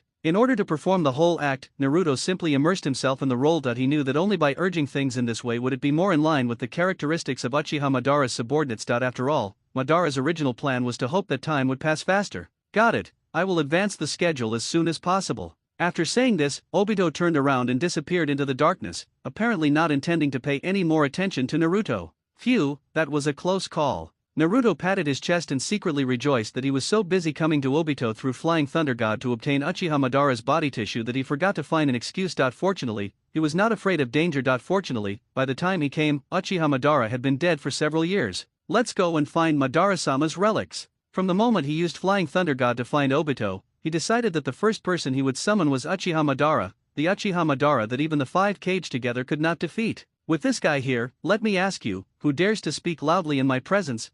If you don't agree, stand up. I'll let Ban have a heart-to-heart talk with you. Walking to the end of the road, there is a wall. After pressing the mechanism next to it, what comes into view is a wall full of weapons and a huge corpse soaked in formalin. The man inside had waist-length white hair and an old face. Looking at his facial features, it was clearly Uchiha Madara, exactly the same as the one drawn in the anime. I wonder if this is soaked in formalin. Looking at the color, it's similar to the potion in Orochimaru's base in the anime. Could it be that this was developed by that scoundrel? Naruto stared at the full warehouse of green potion and was amazed. Science knows no borders. Forget it, never mind, just finish the task and leave. Naruto rolled up his sleeves, opened the lid of the soaked corpse, and, suppressing his nausea, pulled a piece of flesh from Madara's body. The corpse had been soaked for a while, and with a little force, a large piece came off. Fortunately, it was located at the shoulder, so if you didn't look closely, you couldn't see it. After casually throwing it into the system space rewarded by the system, Naruto turned his head and looked at the wall of weapons. Obito obviously didn't like the weapons on the wall. He didn't touch any of them. But Naruto knew that Uchiha Madara never kept any junk. He kept only the best ones. Take the banana fan hanging in the middle for example. This thing is a great treasure.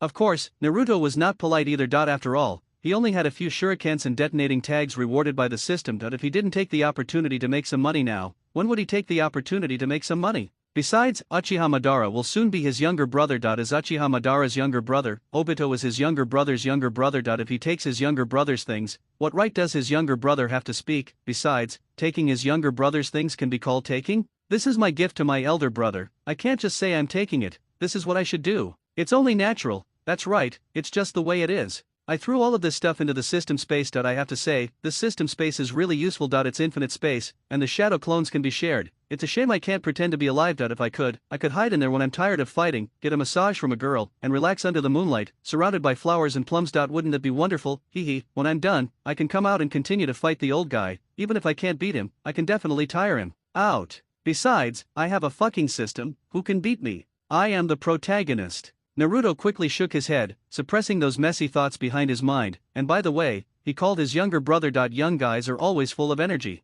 I'm not old enough yet, so everything about it looks good, but at this age, it's a little young, I have to wait a few more years. With Uchiha Madara's tissue in hand, and all the weapons and belongings he had accumulated, Naruto had also plundered them. He remembered there was a wall of Sharinans here, and had wanted to take a few, but then he remembered that Obito was still there, and it would be difficult to find an excuse to take Sharinans. After all, these things were really not very useful except for transplantation. After thinking about it, I decided to give up. I can't chew more than I can chew. If I take too much, it will make Obito suspicious. In an instant, he disappeared. Has it disappeared? It really looks like Flying Thunder God. From a place where Naruto couldn't see, a sigh came slowly, but unfortunately Naruto, who had already left, was destined not to hear it. He chose the point where the clone in the bathroom was located and activated Flying Thunder God. In an instant, the clone carrying Uchiha Madara returned to the bathroom in Naruto's house, and the other shadow clone waiting in the bathroom instantly dissipated and returned to the original body. After all, the toilet was so small that it would be crowded if there were too many people. The clone is back, it didn't disappear, which means the mission was a success.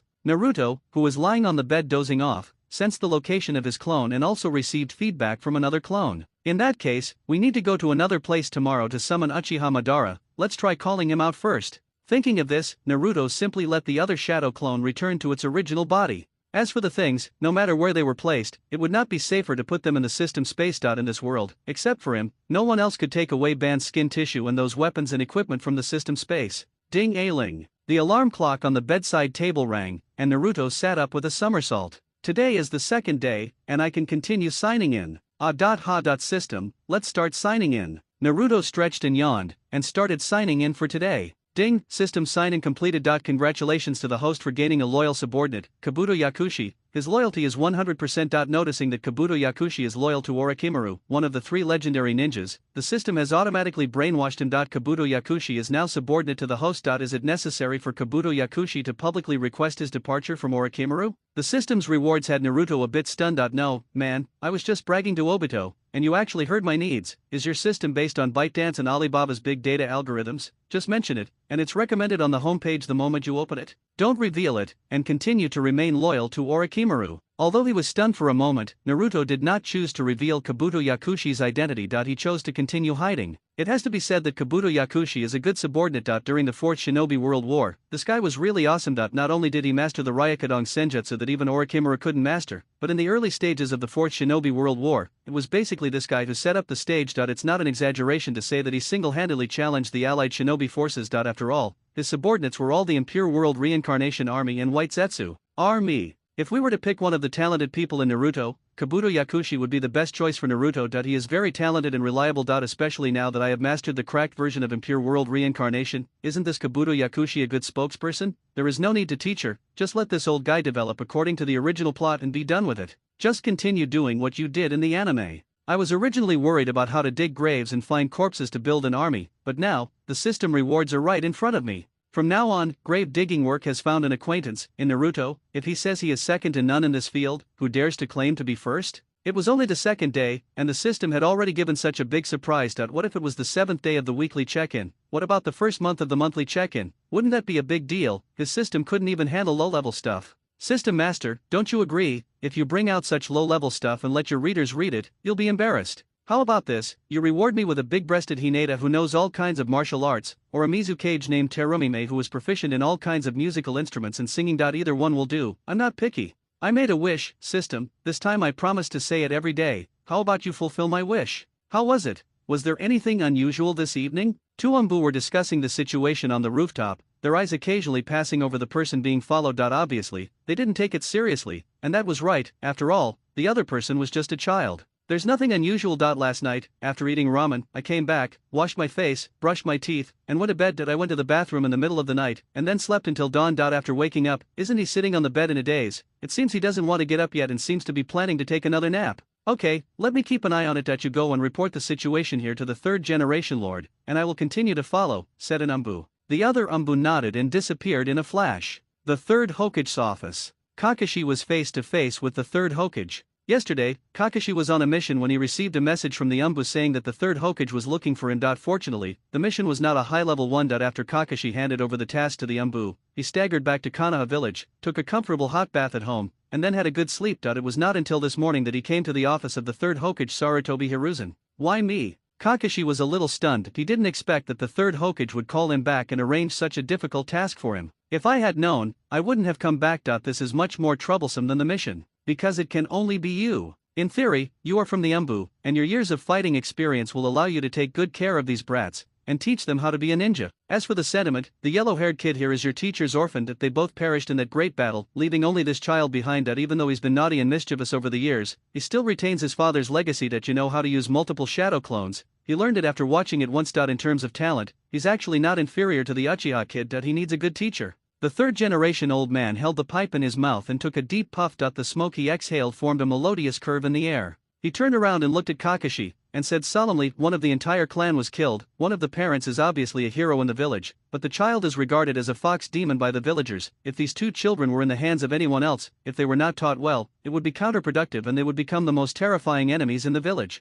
Sarutobi Hiruzen said lightly, but the solemnity revealed in his words was no less. I've never taught anyone, and I'm afraid I can't teach them. Besides, I'm also in the dark, Kakashi said casually. He really didn't want to take over this mess. It's because you've experienced darkness and haven't lost yourself. That's why you're the most suitable teacher. You can lead them out of darkness and toward light. Where the leaves dance, the fire lives on. The flames will continue to illuminate the village and encourage new leaves to sprout. Do you understand what this means? The third-generation old man's thoughts seemed to drift far away, and his eyes suddenly became confused and empty. Can I go see him? Kakashi said after a long silence. Just as Sarutobi Hiruzen was about to answer, a figure suddenly appeared in the office. It was the Umbu who came to report the situation. What's going on? Sarutobi Hiruzen asked, not at all surprised by the sudden appearance of the Umbu. Kakashi was also a member of the Umbu, so he was used to this kind of thing. Besides, not to mention the area around the Hokage's office, it was heavily guarded. Apart from the Umbu, who else could come and go freely? There's nothing unusual, they've left now and are heading to school. The Umbu replied in a low voice, brief and powerful. Sarutobi Hiruzen nodded, indicating that he understood. The reporting Umbu looked up and immediately disappeared again. Only Kakashi and his current master, Sarutobi Hiruzen, were left in the Hokage's office. Sarutobi Hiruzen didn't say anything. He stood up and walked out, glancing at Kakashi. Kakashi immediately understood and followed him silently without saying a word. In the slum residential area, inside Naruto's home. Is this the child's home? Kakashi looked at the opened expired milk on the table and the various oily dishes and dirty bowls piled high in the sink. There was no fluctuation in Kakashi's eyes. He turned around and looked at the surrounding environment. Flies were flying everywhere, and what caught his eye was all kinds of mess, such as taken off shoes and leftover ramen boxes. That's right, this is where the fourth generation's orphans live. Sarutobi Hiruzen seemed to see what Kakashi was thinking, and his words confirmed the answer in Kakashi's mind. I can't believe he is Minato's son. Kakashi sighed, his eyes full of disbelief, and then fell heavily into disappointment. That's why I said, it's most appropriate for you to take care of this child. Sarutobi Hiruzen seemed to feel Kakashi's emotional fluctuations,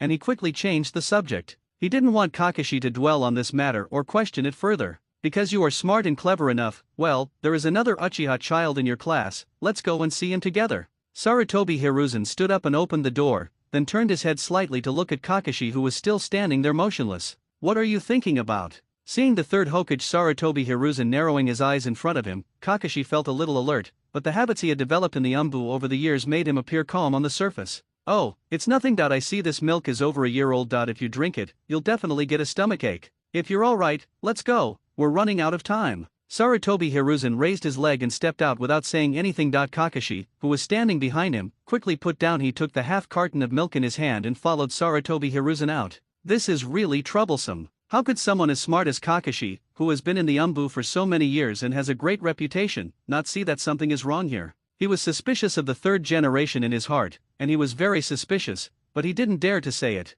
The third Hokage Sarutobi Hiruzen is not only the Hokage, but also known as the strongest Hokage in history. Others may not know about this old guy, but he knows it very well. He is proficient in 5 types of ninjutsu and is nicknamed the Professor of Ninjutsu. Invincible. Those were the only 3 words in Kakashi's mind. The scene changed, and Kakashi and the third Hokage arrived at the residence of the last surviving Uchiha clan, a large villa located in a wealthy area. After entering the house and seeing the neat layout, Kakashi couldn't help but sigh that compared with Naruto's house, there was a world of difference. A child with a home is like a treasure, while a child without a home is like a weed. The ancients were right. Uchiha Fugaku is a very strict man, and he is also very strict and successful in educating his children. Sarutobi Hiruzen couldn't help but speak as he looked at the place where Uchiha Sasuke lived. He raised the brim of his Hokage hat, trying to see the layout and environment of the house more carefully. I remember his brother Itaki also worked under you back then, right? Now, his younger brother is also under your charge, just in time. What a troublesome matter.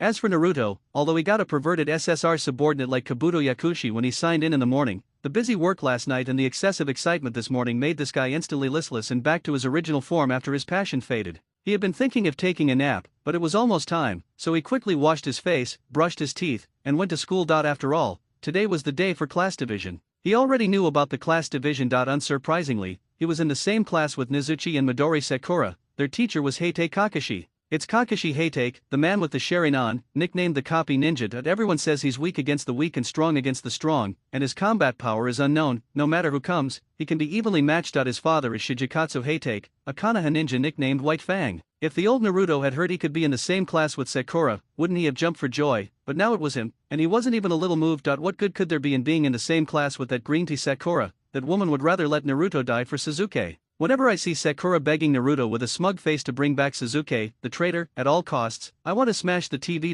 Damn it, you want me to help you chase your love rival and bring him back to be your lover? You are so shameless, how dare you say that? Naruto decided that after coming to this world, he would say goodbye to his past new society. He would unswervingly follow the path of the feudal dynasty and become the king of the Naruto world. However, Wang is going to buy some clothes now. After all, clothes make the man. He still needs to do his best to save face. It must be said that Naruto is actually not bad. He just didn't grow up when he was a child, and he is not as pretentious as Naruto. If he is really taught a lesson, it is very likely that he will be on par with Naruto or even better than Naruto, not to mention being blocks away from Naruto. After all, his foundation is not bad. The fourth Hokage Minato Namikaze is not only good at ninjutsu, but also handsome. Naruto basically inherited his excellent genes. Brothers, don't laugh yet. Take a look at the photos of Hujii posted by others and compare them with the photos posted by Hujii himself. I believe you when you say they are 2 different people, but do you think I would believe you when you say they are the same person? But the fact is that you have to believe it. Naruto first came to a clothing store that specialized in selling children's clothing. Normally, at his age, he should have gone to an adult clothing store to buy clothes, but Naruto had limited financial resources when he was a child. He had to calculate the money for meals, let alone buying clothes. Even so, he often went hungry, which led to malnutrition and his physical development could not keep up, so he could only come here to buy children's clothes. It was just morning and there weren't many people on the road. I could only see a few people jumping and running here and there. Most of them were dressed as ninjas. It was obvious that they were either completing a mission or on their way to return one. Naruto searched for a long time according to the clothes he had in his mind, and went to several clothing stores before he found the clothes he liked. "Boss, how much is this dress?" The owner of the clothing store was a slightly fat middle-aged man. He walked out from the inner room with a smile on his face. Customers came to the store early in the morning, and he had to greet them with a smile for the first order. But when he saw that the visitor was the fox demon that everyone in the village hated, his smile disappeared instantly. When he looked at the clothes in Naruto's hand again, he immediately shouted in disgust that he would not sell them, snatched the clothes from Naruto's hand, and dusted them off with his hands several times in disgust, as if there was a virus on them. "Damn it, why the hell don't you sell it? What if I don't pay you?" Naruto instantly got angry. "No, you were smiling when you came out, but you looked constipated when you saw your dad. What's wrong? Did I make you swallow it?" "Why? Because the store is mine, I can sell to whoever I want, and I won't sell to anyone I don't want to, especially you, you little fox bastard. Should I sell you? I'd rather burn you than sell you." The fat boss said this indignantly, staring at Naruto with eyes full of disgust and aversion. "Fuck you, I forced you to buy something today, what can you do to me? Here's 1 or 2 taels of cash, no need for change." Naruto coldly threw the money on the counter, took the clothes that the boss had just put back on the shelf, and then prepared to leave without looking back. "Oh, you're trying to rob me now, right? And you're still asking for 1 or 2 taels of silver? This piece of clothing is worth 100 taels, and your 1 or 2 taels is not enough to buy a pocket. I think you haven't been beaten enough." The fat boss said nothing, picked up a clothesline and hit Naruto on the back of the head. Misfortune sent by heaven can be forgiven, but those brought upon oneself are unforgivable. With a bang, two shadow clones appeared. One grabbed the clothesline that hit Naruto's head with both hands, and the other kicked the boss in the chest. The fat boss's body, weighing nearly 200 pounds, was kicked like a cannonball and rushed towards the inner room at the back with great acceleration. Many clothes racks along the way were smashed to pieces. A scream came from behind. Although there were not many people in the street shops in the morning, the fat boss's scream did attract quite a few people. Everyone gathered around to see what was going on. Standing at the door was none other than the fox boy, hated and despised by everyone in the village. From the back hall, a constant wailing sound came. Someone familiar with the situation wondered, isn't that the owner of the shop? He's been beaten? Got beaten by Naruto? After everyone thought about it, they surrounded Naruto in an instant, and some even shouted directly, asking everyone to kill this demon fox boy and eliminate the scourge for Konoha village. You know, the current Naruto is not the same as before. He was not panicked at all when surrounded by people. After being surrounded by so many people, Naruto slowly put on the clothes that he had just spent 1 or 2 taels of silver on. The crowd watching saw that Naruto, the fox demon boy, didn't take them seriously and started changing clothes right there. They instantly became angry. This boy is too arrogant. But when they saw Naruto after he changed his clothes and wore the Konoha Forward Protector, they suddenly found that this fox boy seemed a little bit like someone, and seemed a little bit handsome. Hey, have you noticed who this fox boy looks like? It looks very familiar, but I can't remember exactly what it is. Look at this cape, the style looks very familiar, but I just can't place it. Me too, this feels so familiar. Naruto's kick was powerful enough that the fat boss had murderous intentions towards him, so he didn't hold back. If you dare to hit me on the back of the head with a stick, I'll kick you in the heart. The fat boss, who was still howling just now, kept groaning, but we could only hear his voice but not see him. A good person went in and took a look, and found that the fat boss must have broken a bone and could not move at all. He screamed in pain as soon as he moved. Call a doctor quickly, he must have broken a bone. Naruto took out another tael of money and placed it on the counter.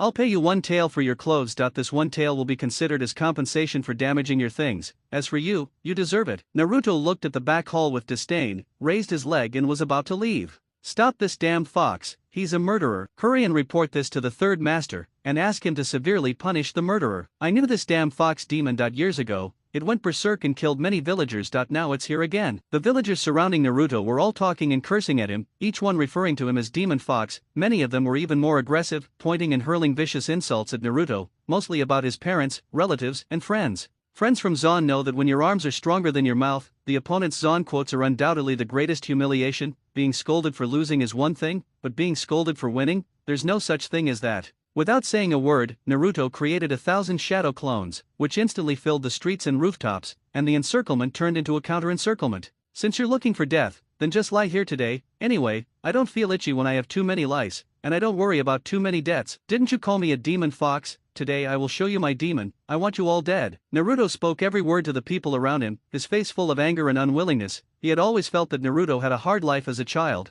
and that he shouldn't have guarded Konoha village without regrets when he grew up. Now that he had experienced this himself, his hatred for Konoha had increased even more. Even though I am a demon fox, my demon fox is the one that protects you. But are you worthy of it? If I had known you were like this, would the 4th generation have risked his life to protect you? He protected you, and you treated his son like this. If his mother, Little Pepper, knew about this, he would be the first to burn down this broken village. Naruto was screaming in his heart, full of injustice. He was an outsider, but even with this identity, when he put himself in the situation, he immediately empathized with him. My father protected you, but you want to repay his kindness with hatred and kill his son? Thousands of shadow clones flipped their wrists and took out a handful of kunao in unison. Naruto stared coldly at the people in the field. Such a Konoha and such villagers were better off gone. Just as he was about to give the order to start the massacre, a loud shout came immediately. Stop it, Naruto. Naruto recognized who the person was, and he slowly lowered his hand that was holding the kunao, but he just lowered it, and the shadow clone was still there and did not dissipate. Naruto, what did I tell you? They are all villagers from Konoha village. You are a ninja from Konoha village. You have to protect them. Yesterday you told me that you wanted to be a great ninja. Have you forgotten? How could you attack them? The person who spoke was Irika, who had noticed something was wrong. It was already time, but he hadn't seen Naruto come to school. He thought the boy had overslept, but then he thought again. Today was the day for class division, and at such an important moment, he shouldn't have made any mistakes, right?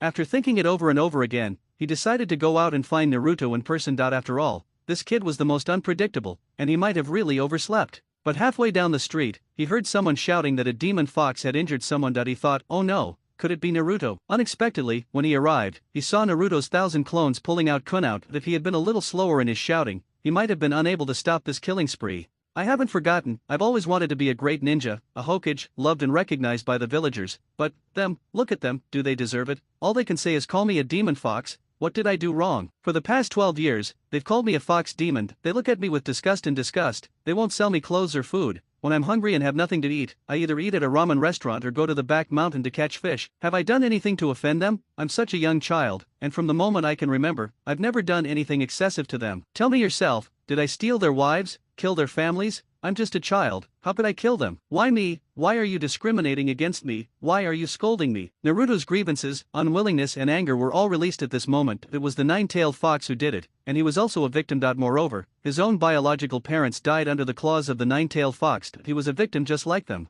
But he, the victim, was bullied by those same victims of the nine-tailed fox for his entire childhood, a full 12 years, 12 years. Iruka lowered his head in shame. He knew Naruto was right, and he had no way to refute it. As Naruto said, Naruto was not wrong. On the contrary, Naruto should actually be the hero of the village. The nine-tails should be blamed for what they did, not him. But that's just how people are, they bully the weak and fear the strong. If the nine-tailed fox were in front of them, who would dare to cause trouble for it? Would they really dare? If one person takes the lead in bullying Naruto, and 10 people see it, then 10 people will learn and start bullying Naruto as well. If 100 people see it, then 100 people will learn and start bullying as well. If the whole village sees it, then everyone will start bullying the young Naruto. This is human nature. But Iruka couldn't say anything. Just like he understood Naruto's grievances, he could only remain silent. He couldn't say anything, he had no right to say anything, and at the same time, he didn't dare. My name is Naruto Uzumaki Naruto. If any of you are not convinced, feel free to come to me. But you have to think carefully. Next time, I will not hold back so much. From today on, the Naruto of the past is dead. From now on, I will kill anyone who dares to stop me. I will kill anyone who dares to scold me. If you're not convinced, come and try. Naruto glanced at the people surrounded by his shadow clones and spoke coldly and domineeringly. As he spoke, the shadow clones instantly dissipated. A large space was cleared in the crowd. Naruto looked coldly at the people surrounding him and said, "Now, I want to leave here. Anyone who is not afraid of death can stand in front of me." After saying that, Naruto raised his legs and walked forward. The crowd seemed to sense the determination in Naruto's words, and the entire venue seemed to be filled with murderous intent. Iruka, standing next to him, felt it very clearly. He knew that Naruto really had murderous intentions. This momentum was exactly the same as when he fought Mizuki yesterday. If you feel it carefully, there is still a slight difference. Yesterday's momentum was solemn and murderous with a hint of comfort and teasing, but today's momentum is completely filled with murderous intent. He has no doubt that if someone really stands in front of Naruto now, this kid will really attack. Reporting to Lord Hokage, Naruto had a conflict with the store owner while buying clothes on his way to school. The store owner was beaten by Naruto and suffered a broken bone. He has been sent to the hospital for treatment and his life is not in danger. The neighbors around saw Naruto committing violence and planned to attack him. Naruto created thousands of clones and tried to kill people, but was stopped by Iruka, who arrived. Now they have gone to school for the class division ceremony. Sarutobi Hiruzen held his head. He felt a little headache. I just got up for work and I received this message. Could this be the change I will have after gaining power? The third Hokage lit the pipe next to his mouth and took a few puffs. Then he frowned and asked in a low voice, Naruto. Seems different from before. Does he really want to kill the villagers surrounding him? Yes, I dare not lie to you, Hokage. Naruto created thousands of shadow clones, each of which pulled out a kunao. Moreover, his eyes were so cold and indifferent, looking at the villagers as if they were dead. I have no doubt that if it weren't for Iruka's loud shouting, Naruto would have already started a massacre in the village. Hokage, we must be on guard against this. Naruto is the nine-tails Jinchuriki. If he starts to go crazy, then... The Umbu who came to report couldn't help but express his concerns. To be honest, he was shocked to see that Naruto had changed so much. A child of such a young age had such a strong murderous intention and wanted to kill people if he disagreed with someone. Is this still the little Naruto who was insulted by the villagers and left silently with his head down a few days ago? Can power really change a person's character? Pass my order down. Tell the villagers to be more careful about their words and actions. Be more tolerant of Naruto and don't provoke him. At the same time, give compensation to the store owner who has been sent to the hospital to calm his emotions. Persuade the villagers who came to report to the police to leave. Let everyone be more careful in the future. You can arrange for Iruka to do this. Just have him write the report and I'll approve it for him. Sarutobi Hiruzen shook his head helplessly. This was the only way to deal with the matter. Now that Naruto had learned how to create multiple shadow clones and with the nine tails in his body, there was no way Sarutobi Hiruzen would give up on Naruto. With a little training, this child could become his trump card and a great help to the village. He even had it in mind that once Naruto completed a few good tasks, he would have an excuse to let Naruto take a good look at the Book of Seals again to see if he could learn one or two more ninjutsu from it. If he accidentally learned some incredible ninjutsu, whether it is the multiplying detonating talisman, the Shikigami Fujin, or the flying thunder god, after all, these are his father's specialty ninjutsu. If he inherits his father's talent, and Konoha village produces another yellow flash, with such combat power, looking at the entire ninja world, which village dares to compete with Konoha? As a young man, it's normal to have a bad temper after you've become a little powerful. What's more, if someone points their nose at you and scolds you, I'll do the same. Sarutobi Hiruzen shook his head. This brat is restless and always causing trouble. And that shop owner, why don't you just sell him? It doesn't matter who you sell to, you had to get so close to him and use your full power, and now you've sent yourself to the hospital, right? Someone come here. Sarutobi Hiruzen put aside the messy thoughts in his mind and shouted to the air. Please give me your orders. As soon as the words fell, an Umbu responded and knelt on the ground, waiting for Sarutobi Hiruzen's orders. Tell Kakashi that Naruto has grown in strength and temper, and loves to play pranks. Tell Kakashi to guide and discipline him, don't let this kid go astray. Yes, the Umbu disappeared in response, at an extremely fast speed. Iruka watched helplessly as Naruto walked out of the crowd. All the villagers who were blocking his way fell silent and made way for him when they saw him coming. They stood quietly beside him, not daring to breathe. Iruka was completely bewildered. No, it would have been better if you hadn't been so tough just now. Weren't you just shouting that you wanted to kill Naruto and execute him right there? Why are you all so different now? Let's go, teacher Iruka. Naruto turned around and invited Iruka, who was standing there with his jaw dropped in surprise, with a smile on his face. The smile on his lips was as bright as ever. On the way to school, Naruto and Iruka walked side by side. Iruka turned his head from time to time to look at Naruto, who was whistling leisurely with his hands behind his head.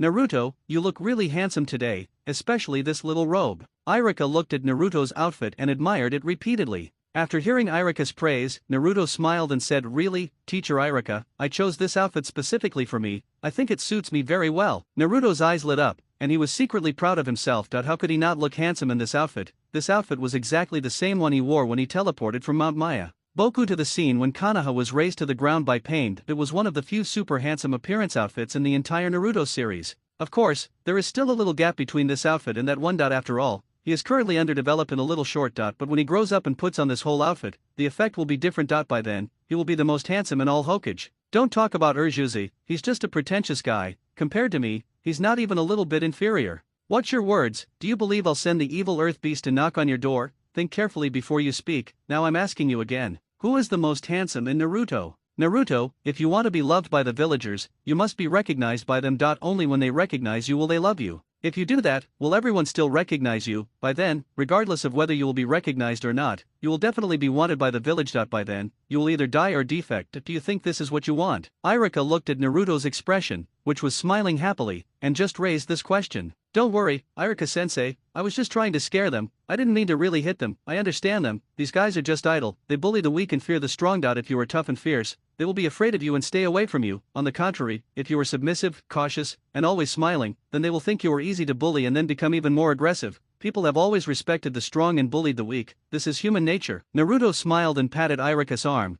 telling him not to worry, and told him why he had acted like that just now. Isn't it good now? I believe that after going through this, no one will dare to scold me. Even if they do, they will only keep it in their hearts. But for the sake of face, they will have to smile when they see me. No one is born a coward, and I don't believe that some people just want to die and don't want to live, so they come here specifically to provoke me. Iruka was shocked. He couldn't understand how Naruto, at this age, could understand such a truth, and his control over human nature was too so cunning. Iruka thought for a long time, and only these 4 words came out of his mind to describe his opinion of Naruto. Is teacher Iruka wondering how Naruto knows all this at such a young age? Shouldn't this be known only to adults? Naruto looked at the deep shock in Iruka's eyes and couldn't help but laugh. Iruka nodded awkwardly, not expecting Naruto to see through his inner thoughts. Since he saw through it, he simply stopped pretending and nodded in acknowledgement. Indeed, Naruto, in my opinion, a child like you shouldn't understand these principles. Moreover, your understanding of human nature is very similar to those of powerful ninjas. Several jonin have also said the same thing before, so I was very surprised when I heard you say that. This is not something you understand at your age. Moreover, a few days ago, you were still a naughty child everywhere, and it seems that overnight, you turned into an adult, a ninja who has experienced many vicissitudes of life. The feeling you give me is that you have changed too quickly. Iruka expressed his thoughts, feeling a little strange and a little worried at the same time. There's nothing strange about it, teacher Iruka. After you've experienced life and death, you'll understand that maybe it's the wisdom that only children have. After the Mizuki incident, I realized that in the face of life and death, nothing is uncompromising. At the same time, there are some things that cannot be compromised in the face of life and death. Naruto smiled faintly and expressed his understanding. As they were talking, the two of them walked to the school. When Iruka took Naruto to the classroom, the others had already been divided into classes. There were only 3 people inside. Naruto knew who these 3 people were as soon as he saw them. They are all old acquaintances. Standing by the windowsill, waiting, was a man with silver hair and a forehead protector that looked like a one-eyed pirate. It was Heite Kakashi, Konoha's master of 550. Sitting in the middle of the classroom. The guy with his chin propped up by his arms and looking like a millionaire, with a fan-shaped pattern on his back, is Uchiha Sasuke, and Naruto fans call him the second pillar. As for the girl who was staring at Sasuke with infatuated eyes and whose eyes were full of hearts without anyone noticing her coming in, she was naturally the green tea flat-chested Haruno Sakura. As expected, her chest was so flat that it could hold a Boeing 747. Iruka led Naruto to stand in front of Kakashi. Iruka smiled and said, "Teacher Kakashi, your last student has arrived." Kakashi was taking a nap and didn't notice when Iruka brought Naruto in. It was not until Iruka spoke that he realized that Iruka brought Naruto in. He forced himself to open his eyes and said, "Oh, okay." Iruka didn't say anything either. He knew that Kakashi was always late. He dared to be late even when the Hokage called him, let alone coming to receive 3 students. What he didn't expect was that Kakashi, who was always waited for by others, started waiting for Naruto today. Naruto naturally knew that this was all because he had wasted too much time on the trouble he had caused in the clothing store. Haruno Sakura was feeling quite upset when she heard that she and Sasuke were assigned to the same class during the class division. Her heart leaped with joy. Now she was the first to get the moon. Let's see what that wild girl Ino could do to compete with her for the handsome Sasuke. From now on, she would have plenty of time to spend with Sasuke every day. But God is always fair. When he opens a window for you, he will close a door for you. While he gave the most handsome second-in-command to Haruno Sakura, he also gave Naruto, the worst and most troublesome one, to her. When Sakura Haruno heard that Naruto wanted to be in a group with her, her expression changed so quickly. She was overjoyed in the last second, and the next second she was as sad as if her father had died, with unwillingness written all over her face. Naruto could tell this from the dislike look that Haruno Sakura gave him after he came in. "Damn it, you crazy green tea Sakura, can you have some substance?" But Sakura Haruno was different today than usual. Although she hated Naruto, when Iruka brought Naruto in, she instantly brightened up. If she hadn't heard Iruka say with her own mouth that Naruto would be handed over to Kakashi, she wouldn't have believed that this handsome guy in front of her was actually the naughty Naruto. No way, how come this guy suddenly became so handsome? He looks just like Sasuke-kun. That's great, there are 2 handsome guys in the group, Ino must be going crazy. Haruno Sakura was thinking to herself. As soon as Naruto saw Haruno Sakura's expression, he knew that this green tea bitch had started to act like that in her heart again. In the early stages of the animation, Sakura was a double-standard monster. Her appearance and her inner thoughts were all opposite. When Naruto thought about being in the same class with a green tea bitch and a pretentious person, and the leader was the late and wretched Kakashi, he couldn't help but sigh. Damn, it would be great if I could be in the same group with Hinata. Seeing that Naruto didn't pounce on her like usual, a typical lapdog, Haruno Sakura suddenly felt uncomfortable. Could it be, has Naruto changed? Doesn't he always rush to her when he sees her? What's wrong with him today? Why is he ignoring her and even seems to be a little disgusted? Haruno Sakura was confused. Was it because she didn't put on her makeup well today, or was it because she was dressed inappropriately today? She was a little confused. Something was wrong with this kid today. In the office of the 3rd Hokage. "Hokage-sama, are you saying that half of the Umbu who are monitoring Naruto should retreat?" asked an Umbu wearing a tiger mask in confusion. "Well, Naruto is under Kakashi's watch now. He can't escape Kakashi's sight during the day, so there is no need to waste time. As for the Umbu's resources, just keep them for nighttime surveillance. The rest of the free manpower should focus on Danzo. That old guy has been restless lately, and I suspect he's up to something." The 3rd Hokage Sarutobi Hiruzen slowly exhaled a smoke ring and expressed his concerns. "But Naruto just caused such a big trouble today, I'm afraid 2 Umbu can't keep an eye on him." The tiger-masked Umbu hesitated for a moment and expressed his concerns.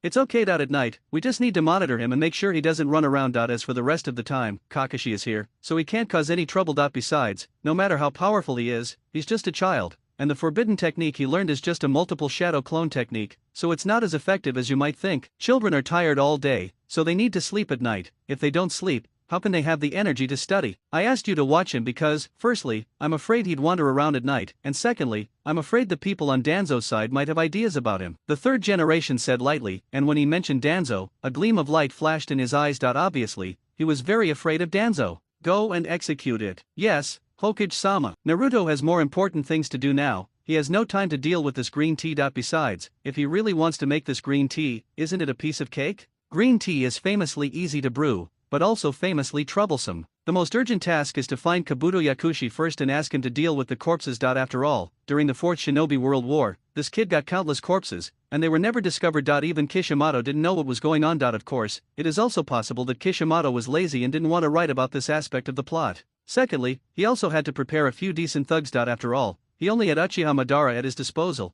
and he couldn't just show up at will. After all, this guy was very irritable when he woke up. Others walked out of their coffins, but he just kicked the coffin lid open and jumped out. Renovating his house would be a lot of work. Lita S. put it this way: if we can build a door to protect against Uchiha Madara, the death sentence wanted to even ring. After the class division, Kakashi brought Naruto, Nijiru, and Midoriya Sakura to the river as expected. After the old routine of self-introduction and dream-telling, Kakashi completed his mission when he had gathered all the information and had a rough understanding and positioning of everyone in his mind. With the order to disband and the appointment for the assessment the next morning, the four of them dispersed. Naruto glanced at the attentive green tea Sakura, who was licking her face as she chased after the cold-hearted second pillar, and then left alone. Not to mention the listless Kakashi. As soon as the dismissal command was spoken, he disappeared. He was probably hiding somewhere unknown to read Jiraiya's pornographic book. But that was also good. Naruto just wished there were fewer people around him. Looking around, Naruto whistled as he wandered around the village with his hands behind his back. His goal was to find Kabuto Yakushi first. He didn't know where he was yet, but he was definitely in Konoha, because Kabuto Yakushi had grown up in an orphanage there and had been there until the Chunin exam. Wait, an orphanage?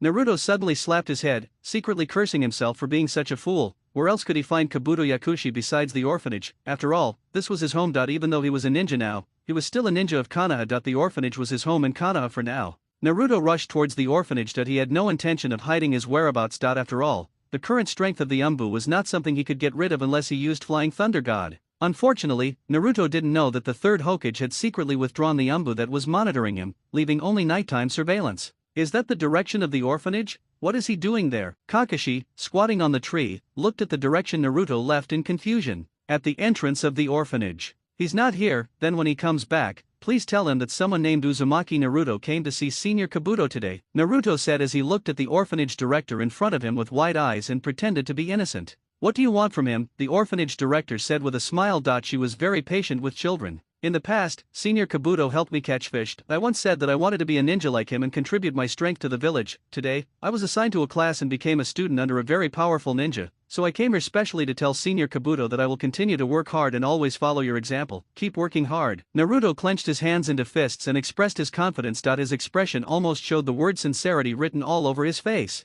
Hey, teacher, I never thought that your orphan would have to catch fish to fill his stomach one day. How unfilial of a student. Kakashi was so moved when he heard this in the tree. When he saw Naruto's house in the morning, he knew that Naruto was living a miserable life, but he didn't expect it to be so miserable. Damn it, how much pension have you robbed my teacher of for 3 generations? After explaining this, Naruto had originally planned to go find Hinata Hyuga to reconnect with her. After all, this busted girl was his official wife, so he wanted to get her as soon as possible and enjoy her, right? But as the sky gradually darkened, he knew he had to go back. After all, he still had a plan to carry out, and time waited for no one. It seems that the time to keep in touch with Hinata will have to be postponed. As a man, career comes first. After accompanying Naruto all the way back home, and watching Naruto take off his shoes, change clothes, and go into the bathroom, Kakashi suddenly disappeared and left. His mission ended here, and the Umbu would take over next. After entering the bathroom, Naruto immediately created 2 shadow clones. He'd been out all day, except for class division, self-introductions, and looking for Kabuto Yakushi, and the rest of the time he'd been wandering around Konoha. In those fleeting moments, he'd quietly left behind many Flying Thunder God marks. He had a brilliant idea. He was just waiting for nightfall.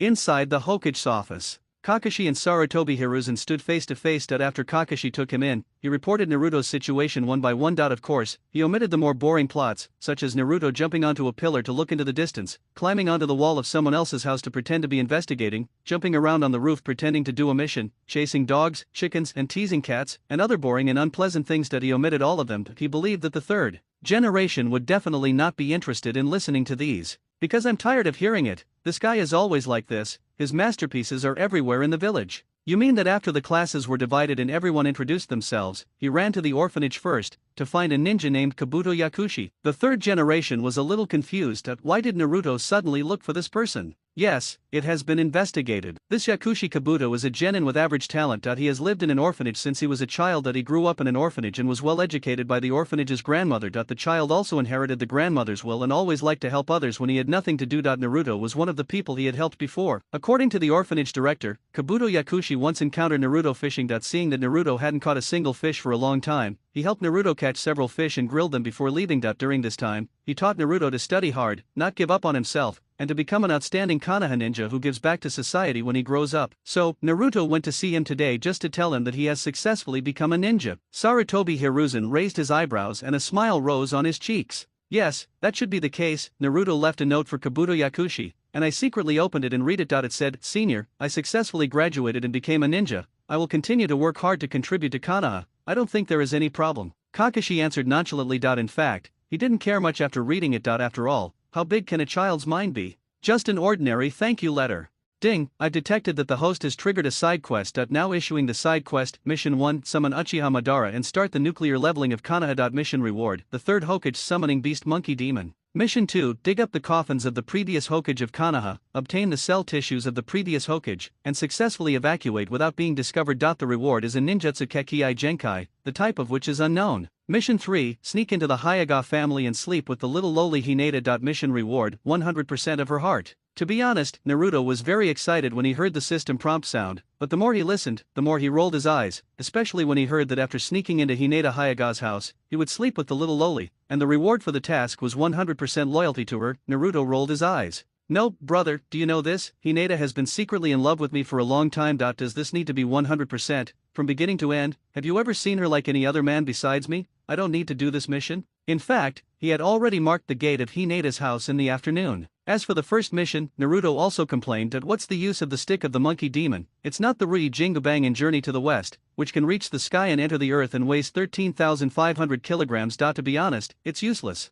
It's tasteless to eat, but a pity to throw it away. In order to complete such a small task, I exposed my ultimate weapon, Uchiha Madara, in advance. Naruto felt that it was a waste of talent and very uneconomical. Using the price of raising the vigilance of the entire village of Konoha in exchange for a monkey demon was really a brainless thing to do. The second condition is the most suitable, bloodline limit. To be honest, the bloodline limits in Naruto are almost all very useful. I have never seen a few useless ones. It's just that you don't know which one it is before completing the task. If you really step on dog shit and get a useless bloodline limit, you can only say that you are unlucky. Without any hesitation, Naruto directly chose the second option, which was the condition with the greatest benefit at the moment. Of course, when Naruto chose this mission, he also secretly complained about the system. Damn it, did you know I was going to dig a grave tonight, so you gave me this easy to understand task? Can you be more proactive next time? Don't learn from those stupid systems that you have to take the initiative to issue tasks. Only by taking the initiative can you gain the upper hand, only by taking the initiative can you enjoy happiness, baby. That's right, if the system didn't issue the task, Naruto would also have to go out and dig graves tonight.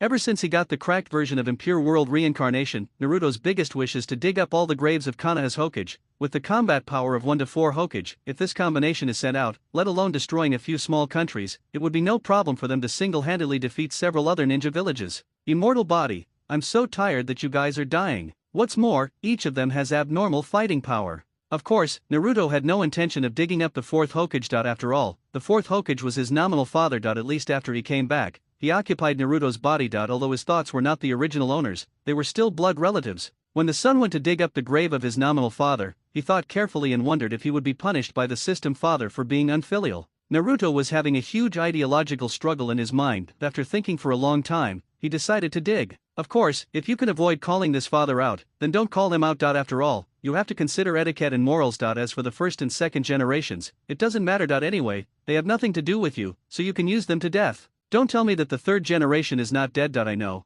but it's not the right time yet. Wait until Orochimaru kills him in the Chunin exam. Isn't it easy for him to do that? This is the meat on the chopping board, it can't escape. Don't worry, brothers. Taking out a black robe from the system space, Naruto turned around and put it on one of the shadow clones. It's such a dangerous moment tonight, he definitely couldn't show up in person. The shadow clone could go and attack or defend. Of course, he had already used the transformation technique. This was a random passerby he had met during the day. Naruto took a look and saw that the transformation was almost the same. In any case, it was definitely not recognizable as Naruto. Naruto opened the system interface and controlled his clone to select the Flying Thunder God mark. Looking at the densely packed Flying Thunder God mark, he nodded with satisfaction. This was all the credit of his entire afternoon. Of course, there were also some second generation ones and his father's fourth generation ones. He classified these separately, fearing that they would be mixed up with his own. What if they flew by mistake? With a whoosh, the clone disappeared. Naruto, who was in the bathroom, opened the door and strode out. He lay on the bed, covered himself with a quilt and began to meditate before going to bed. For the record, Naruto went to bed at 9:35, no abnormalities.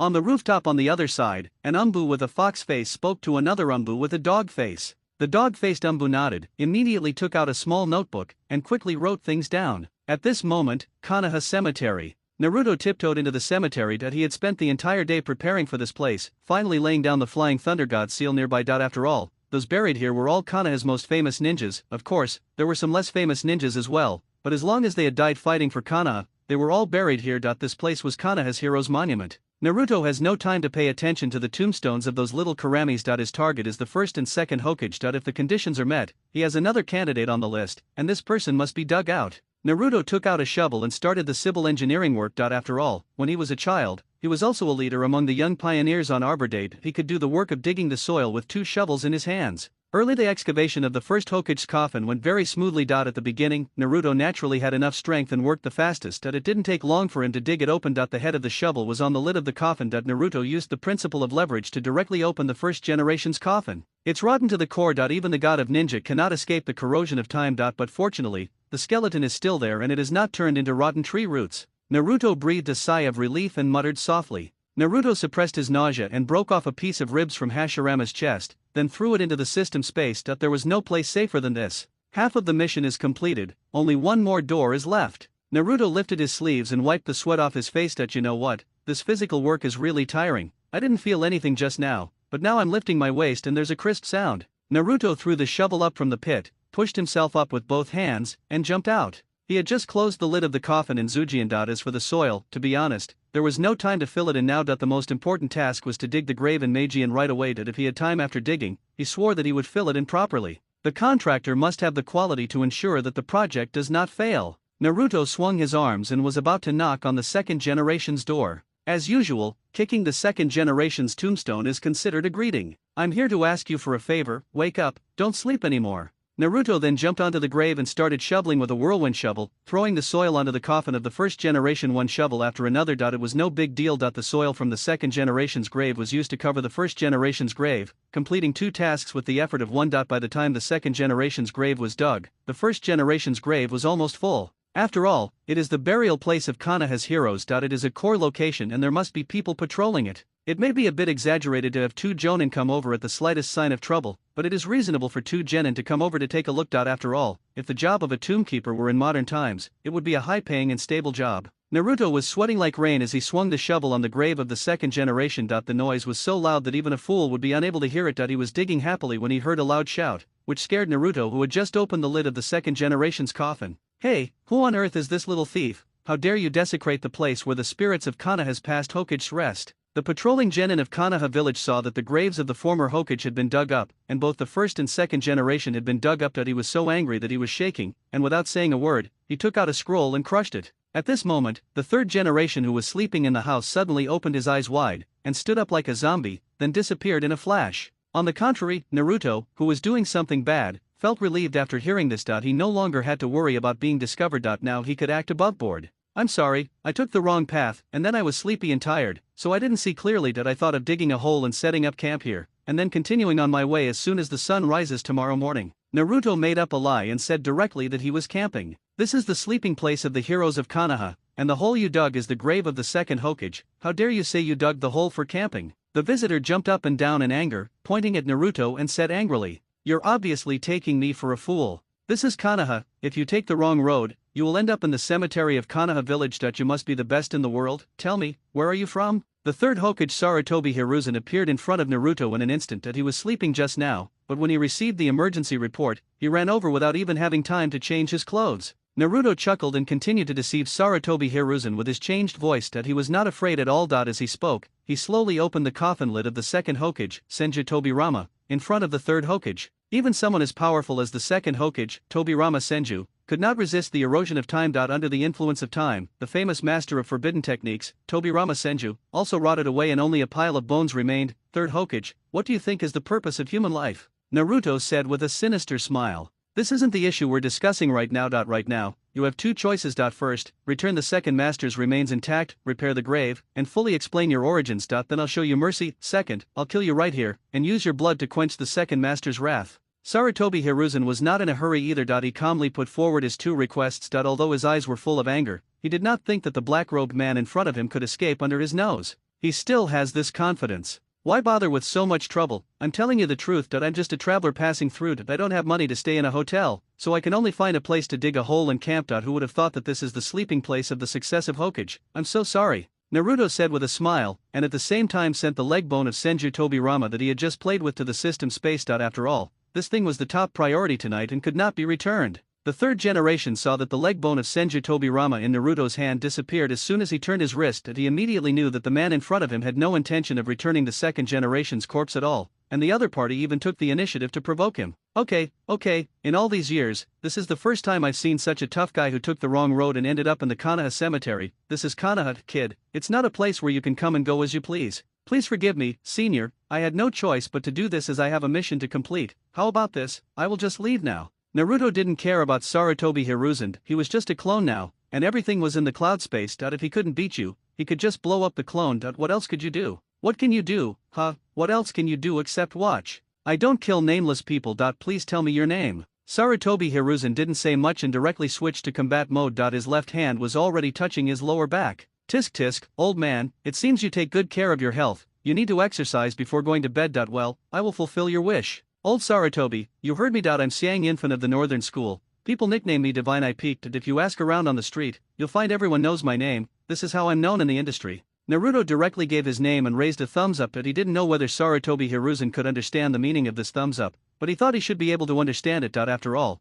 this was a gesture that Anthony Davis liked to use. Northern School, Xiang Yunfen? The third Hokage muttered to himself, his heart full of doubts. I've never heard of such a person. Which family is called the Northern School? I've never heard of this either. It should be some unknown person. A small family, right? Xiang Yinfen of the Northern School, well, the new wave pushes the old wave. It seems that you haven't been active for too long. No one knew that there was such a big figure like you in the ninja world. What courage and bravery! Sarutobi Hiruzen had no doubt at all. After all, ninjas who come out of the ninja world more or less care about their own reputation. Look at Zabuza, when has he ever given a false name? Naruto almost died of laughter. He fought hard to suppress the urge to smile crookedly. This foolish old man actually took the fake name he gave seriously. You'll never find someone using this name, Northern School Xiang Yinfen. Do you know what he does? You just keep slandering him. However, he is indeed a top figure. Using his name wasn't wrong. After all, this job tonight was his main job. Naruto thought about it and felt that he wasn't really just selling dog meat under false pretenses. After all, he had actually dug two graves. Want to find Xiang Yinfen of the Northern School? You're probably out of luck. Besides, you definitely won't find him in the ninja realm. You'll have to look for him in the Jiangyu. If you're lucky enough to find him in Dali, remember to bring a rattle and shake it constantly. He's afraid of it.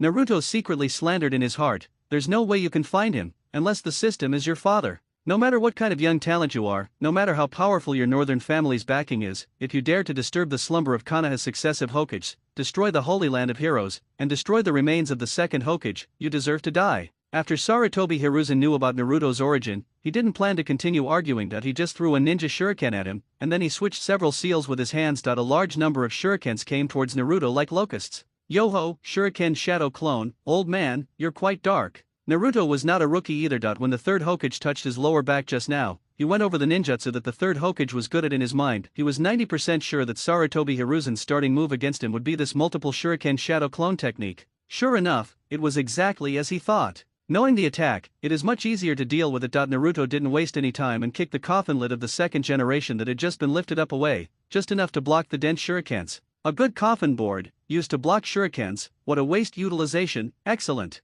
Seeing that his shuriken was useless, Sarutobi Hiruzen did not seem surprised. After all, the other party had calmly called out his identity when he arrived, which showed that he was very confident in his skills. Thinking of this, Sarutobi Hiruzen was also a little angry that he hadn't taken action in so many years. Did he really think that his title of ninjutsu professor was for nothing? He immediately pinched with a hand seal and spat a mouthful of phlegm on the ground. Earth escape, earth flowing river, earth escape, earth dragon bomb. It turned out to be two consecutive earth-based ninjutsu. They were already in the Konoha cemetery, where the earth element was abundant, and coupled with Sarutobi Hiruzen's terrifying chakra, a river of mud was formed in an instant, encompassing everything around it. Of course, Sarutobi Hiruzen deliberately avoided the graves of the first and second generations. If the graves of these two big guys were washed away, even if he won the battle, he would not be able to escape the label of a sinner, and that old bastard Danzo would definitely make a fuss. The first and second generation of the Senju family's graves escaped the disaster, but the graves of other members of the Senju family buried around him were not treated so well. They directly turned into mudslides rushing towards Naruto.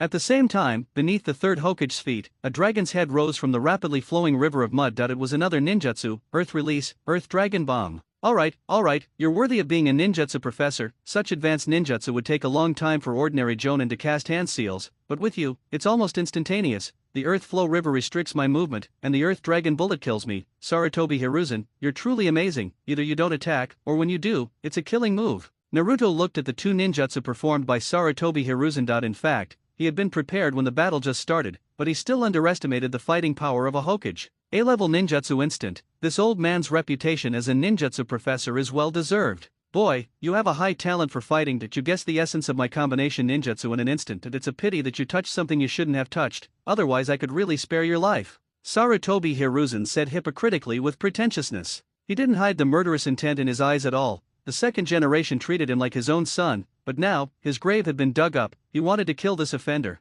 Old man, it's a pity not to use you, but how can you save the lives of my gods? I peek. I have important matters to attend to today, so I won't play with you, I'm leaving first. Naruto didn't use any ninjutsu to block the Earth Dragon Bomb that was coming towards him. In fact, apart from using Flying Thunder God to escape, he really didn't have any ninjutsu that could block the Earth Dragon Bomb. He only had a few ninjutsu at his disposal, and none of them were related to this, unless he called out Madara now. This little broken mud dragon isn't even qualified to tickle Ban. But he couldn't do that now that it was not suitable for Madara to be exposed in public, especially in front of the third Hokage. Boy, you still want to leave. If you had just used some of your hidden tricks, maybe they would have been useful, but now, with the Earth Dragon Bullet blessed by the Earth-flowing river, even if you were a cage-level warrior, you will have to lie down before me. Sarutobi Hiruzen looked disdainful. Anyone can talk big, but you have to have the ability to do it. Ha ha ha, old man Sarutobi, I'm leaving Shinyan Peak, and you can't stop me, see you later. Naruto didn't waste any words, mainly because he didn't have time for them. The Earth Dragon had already hit him on the forehead while he was talking. If he had shut up a second later, the Earth Dragon would have drilled into his stomach. Fortunately, it was a shadow clone. Seeing the fierce Earth Dragon Bomb hit the opponent, but the opponent turned into a puff of white smoke and disappeared, Sarutobi Hiruzen's face immediately darkened. At this moment, he finally understood why the opponent dared to say goodbye next time. It turns out that the person in front of me is a shadow clone. He was always on guard against his opponent, even using all his mental strength, waiting for him to use substitution techniques or mobile ninjutsu to change positions. After Doriadaha successfully trapped his opponent, he relaxed a little in this regard, but not completely.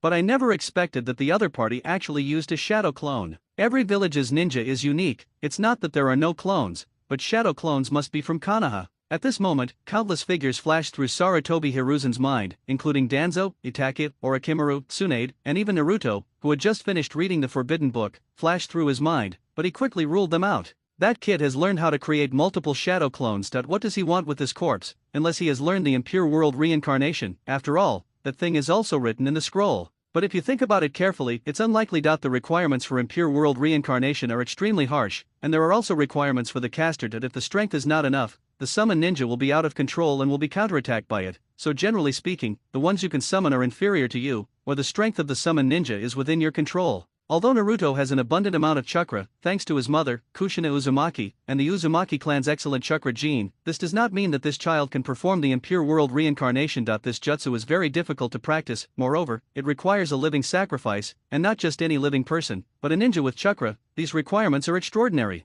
Your Excellency, I've taken a look and found that not only the second-generation master's grave has been dug up, but also the first-generation master's grave. The third generation, who was immersed in thought, was interrupted by the cautious report of his subordinate next to him. Listening to the words in his ears, he turned around to look at the grave mound that looked a little strange. Sarutobi Hiruzen felt a surge of blood rushing to his head. His eyes went dark and he couldn't help but stumble and almost fell to the ground. Divine I peak, I will not be a human being until I grind you to dust. Oh my god, the third-generation old man is still so strong. This feeling is killing me. Naruto, who was dozing on the bed, had his consciousness and experience transmitted back to his original body at the moment his clone was blown up. After experiencing it firsthand, Naruto realized that the power of a cage-level person should not be underestimated. Looking at the cell tissues and bones of Uchiha Madara, the first Hokage, and the second Hokage placed in the space, Naruto realized that he had not yet received the mission reward, so he knew that the grave of his nominal father still had to be dug. Naruto thought about it and realized that there was another clone on standby in the bathroom. He had originally planned to let this clone do other things,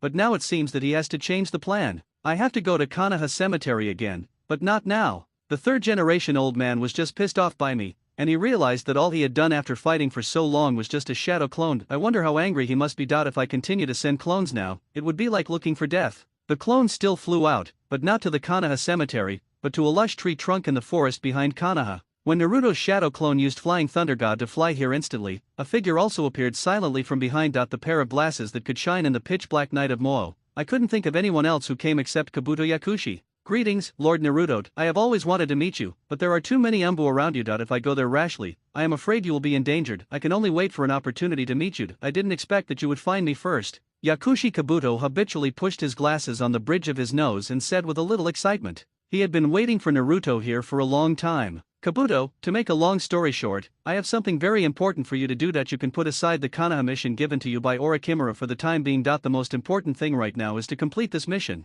Naruto was not polite either. Kabuto Yakushi was a reward given to him by the system, and his loyalty was beyond doubt. If the golden finger in your own body is unreliable, who else can you rely on? Please give me your orders, sir. Kabuto Yakushi didn't hesitate and asked Naruto to give him a task directly. Go and collect the body cells of the powerful figures who have died in the 4 major ninja villages except Konoha, and dig up their graves. I need their body parts. Naruto didn't waste any words and directly assigned Kabuto the main tasks of the 4 ninja world wars. You have to know that in the 4th Shinobi World War, although Obito cultivated a lot of white Zetsu as an army, their combat effectiveness was far inferior to that of the Impure World Alliance summoned by Kabuto. If Kabuto had not been lacking in energy and the battlefield was not too wide, the Shinobi Alliance would have suffered greater casualties in the early stage. Even in that situation, Kabuto still made the Shinobi Alliance suffer painful losses. After all, their casualties were real casualties, while Kabuto and Obito only lost a few corpses. Sir, are you going to do it yourself? Konoha's security system is not weak at all. Sir, you must be careful.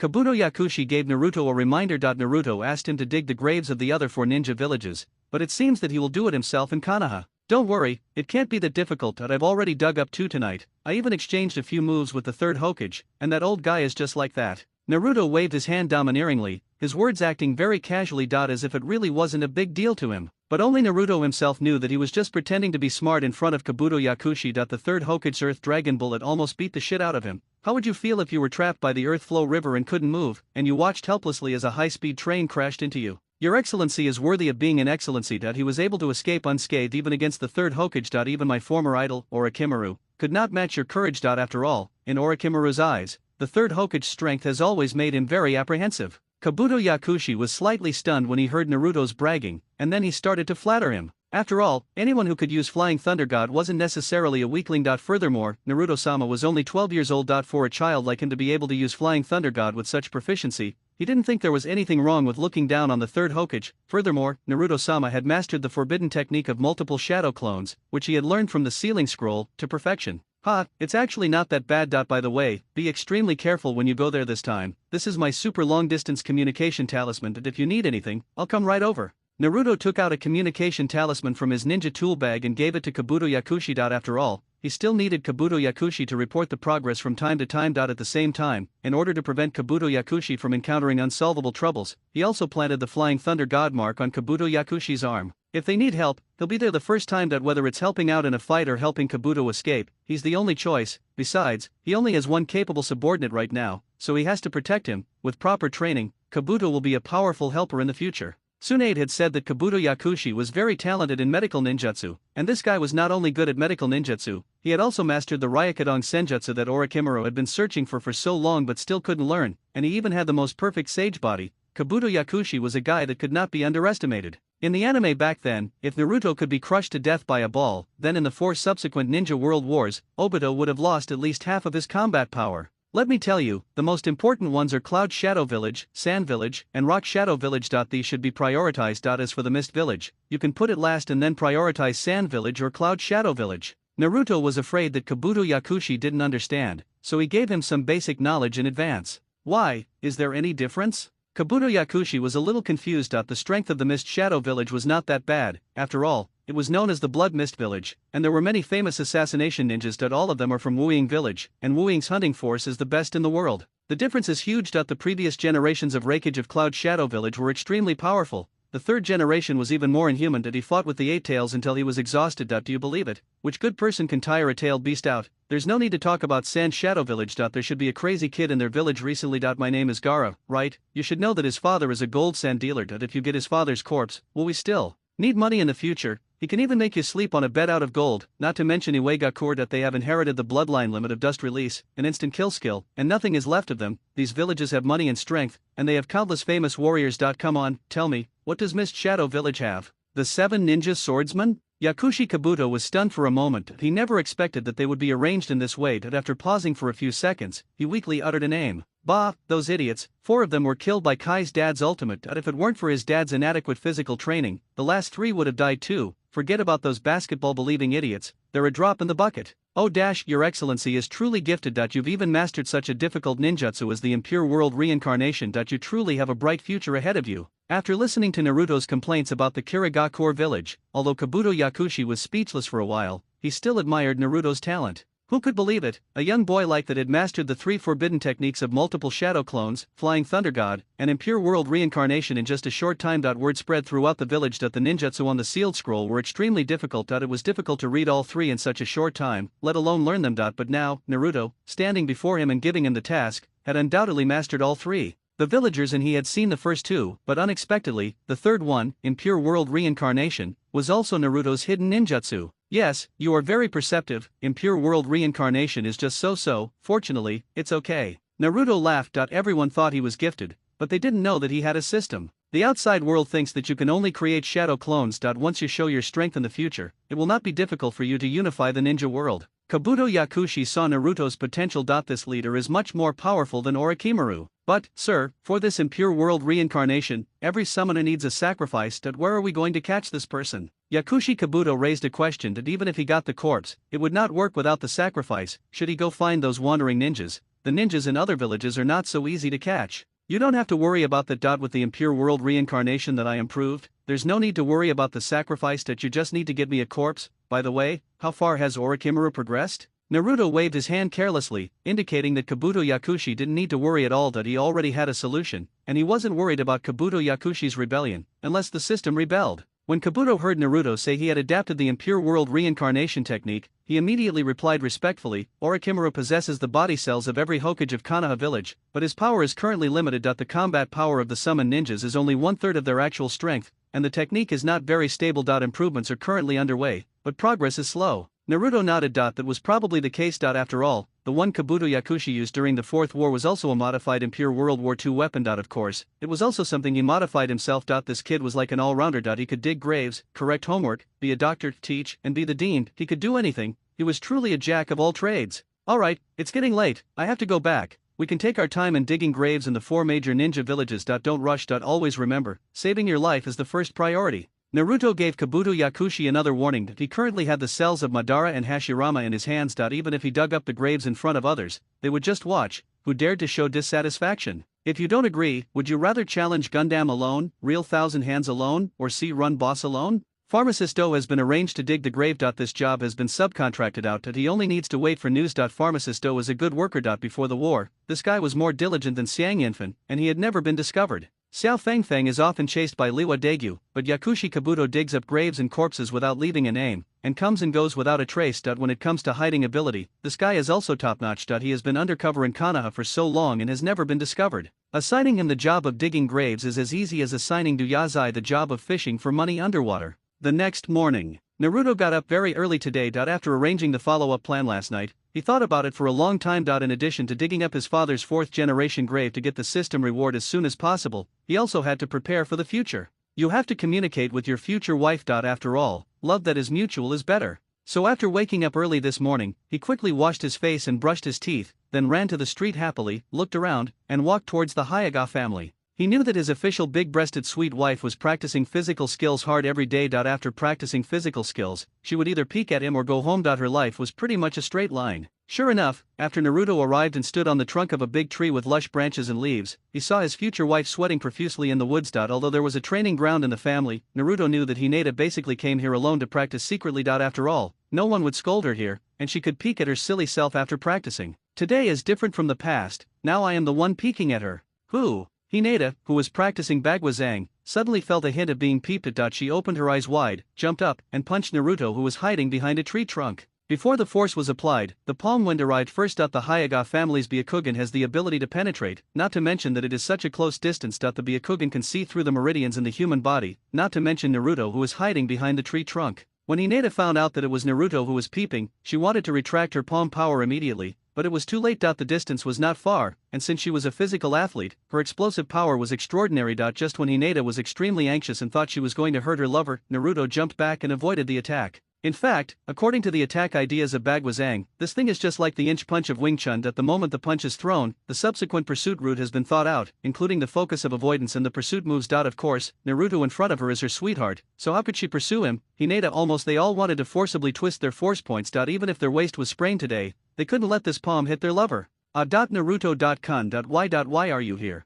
Hinata's face flushed red with shame and she couldn't even utter a complete sentence. Her whole face instantly looked like a ripe tomato, so beautiful and tempting. She was extremely panicked now. How could her lover suddenly appear in front of her? Was she dreaming? Hinata really wanted to pinch herself, but she was afraid it was a dream, and that if she pinched herself awake, her lover would disappear. Haha, Hinata, you are so awesome. You can find me even when I'm hiding behind a tree trunk. You are so awesome now. Naruto smiled and raised a thumbs up, praising Hinata, who was so embarrassed that she was about to faint. Hinata's only thought now was to run away. Besides the time Naruto saved her as a child, this was the first time they had spoken to each other. She really didn't know how to face Naruto. How embarrassing. I almost hit my sweetheart just now. I'm screwed. How will he look at me from now on? Was he just praising me? Oh my god, why do I feel so dizzy? My sweetheart actually praised me. Naruto-kun. I. When Naruto saw Hinata staggering and about to faint, he knew that Hinata's shyness had come back again. This was a typical case of blood rushing to the head. She would be fine if she calmed down her excitement.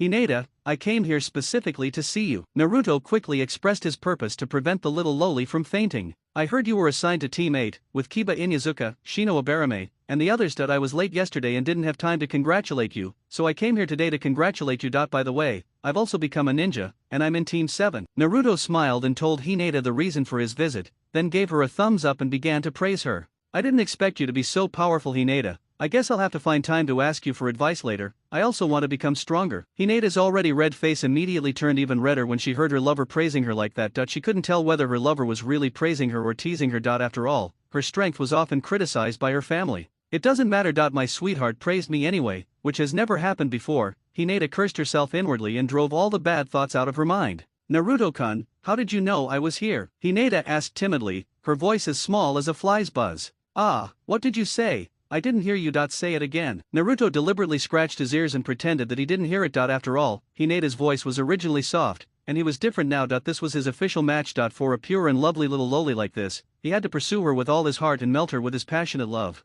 Seeing Naruto suddenly come closer to her and put his ear close to her cheek, Hinata's face, which had just calmed down, unconsciously turned several shades brighter. She could even feel the breath she blew on Naruto's face and bounced back. I say, how did you know I was here? Hinata tried hard to convince herself not to get excited, and then spoke in an even smaller voice, fearing that her voice would be louder and startle her lover's ears. This time Naruto heard clearly. After all, this was their first meeting, so he couldn't go too far, otherwise he would scare the little loli and it would be more trouble than it was worth. I've always known, I knew you were practicing here before, but your strength wasn't that strong back then, and I was hiding far away, so you didn't notice me. This time I was so close to you, so of course you noticed me. Naruto's answer made Hinata's heart surge. She couldn't believe that her lover had been paying attention to her all this time. But, Naruto-kun, you're joking. You're also very powerful. It spread throughout the village that you have learned the forbidden technique of multiple shadow clones created by the second Hokage himself, and you even beat up the traitor Mizuki-sensei who tried to steal the scroll. How can I be as powerful as you? Hinata pinched the corners of her clothes with her two little hands, and secretly looked up at Naruto. Unexpectedly, she found that Naruto was also staring at her, and immediately lowered her head shyly.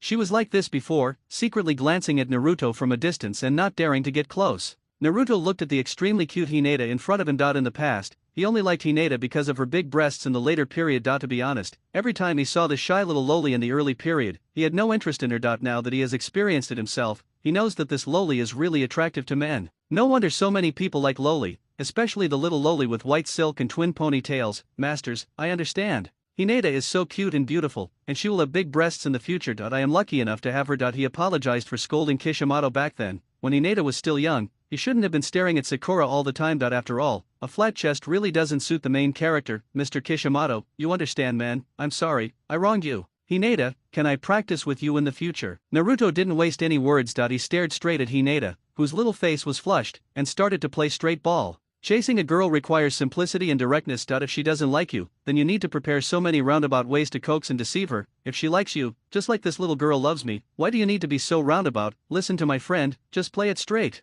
We spend every day together, who can take away my official wife? You have to cultivate your own wife from childhood. Looking at Naruto with a smile on his face as he made a proposal that she could not possibly refuse, Hinata felt like she was living in a dream to date. This could not be the real world at all. Only the sweetheart in the dream could satisfy her like this. Naruto-kun. Can I really practice with you? Hinata couldn't believe it. Her lover had told her they wanted to be alone together. Wasn't that a wish fulfilled? To make sure she wasn't dreaming, she pinched her thigh while asking. The piercing pain proved it was real. After asking, Hinata shyly lowered her head again. Her lover had clearly asked, but she still had to confirm whether she could really practice with him. Wasn't that asking for too much? She was afraid that Naruto would think she was being too reckless. Naruto looked at Hinata's shy look and his heart was filled with joy. The reputation of lowly Sanaya was well deserved. It was true that she was light, soft, and easy to push. If he talked sweet words to her for a few more days, the little lowly would be able to take off her clothes by herself. Naruto took the initiative to give Hinata a way out. The little girl was shy and this kind of thing could not be joked about, especially at this critical juncture. All their thoughts were in their hearts and not made public. It was not the time to flirt.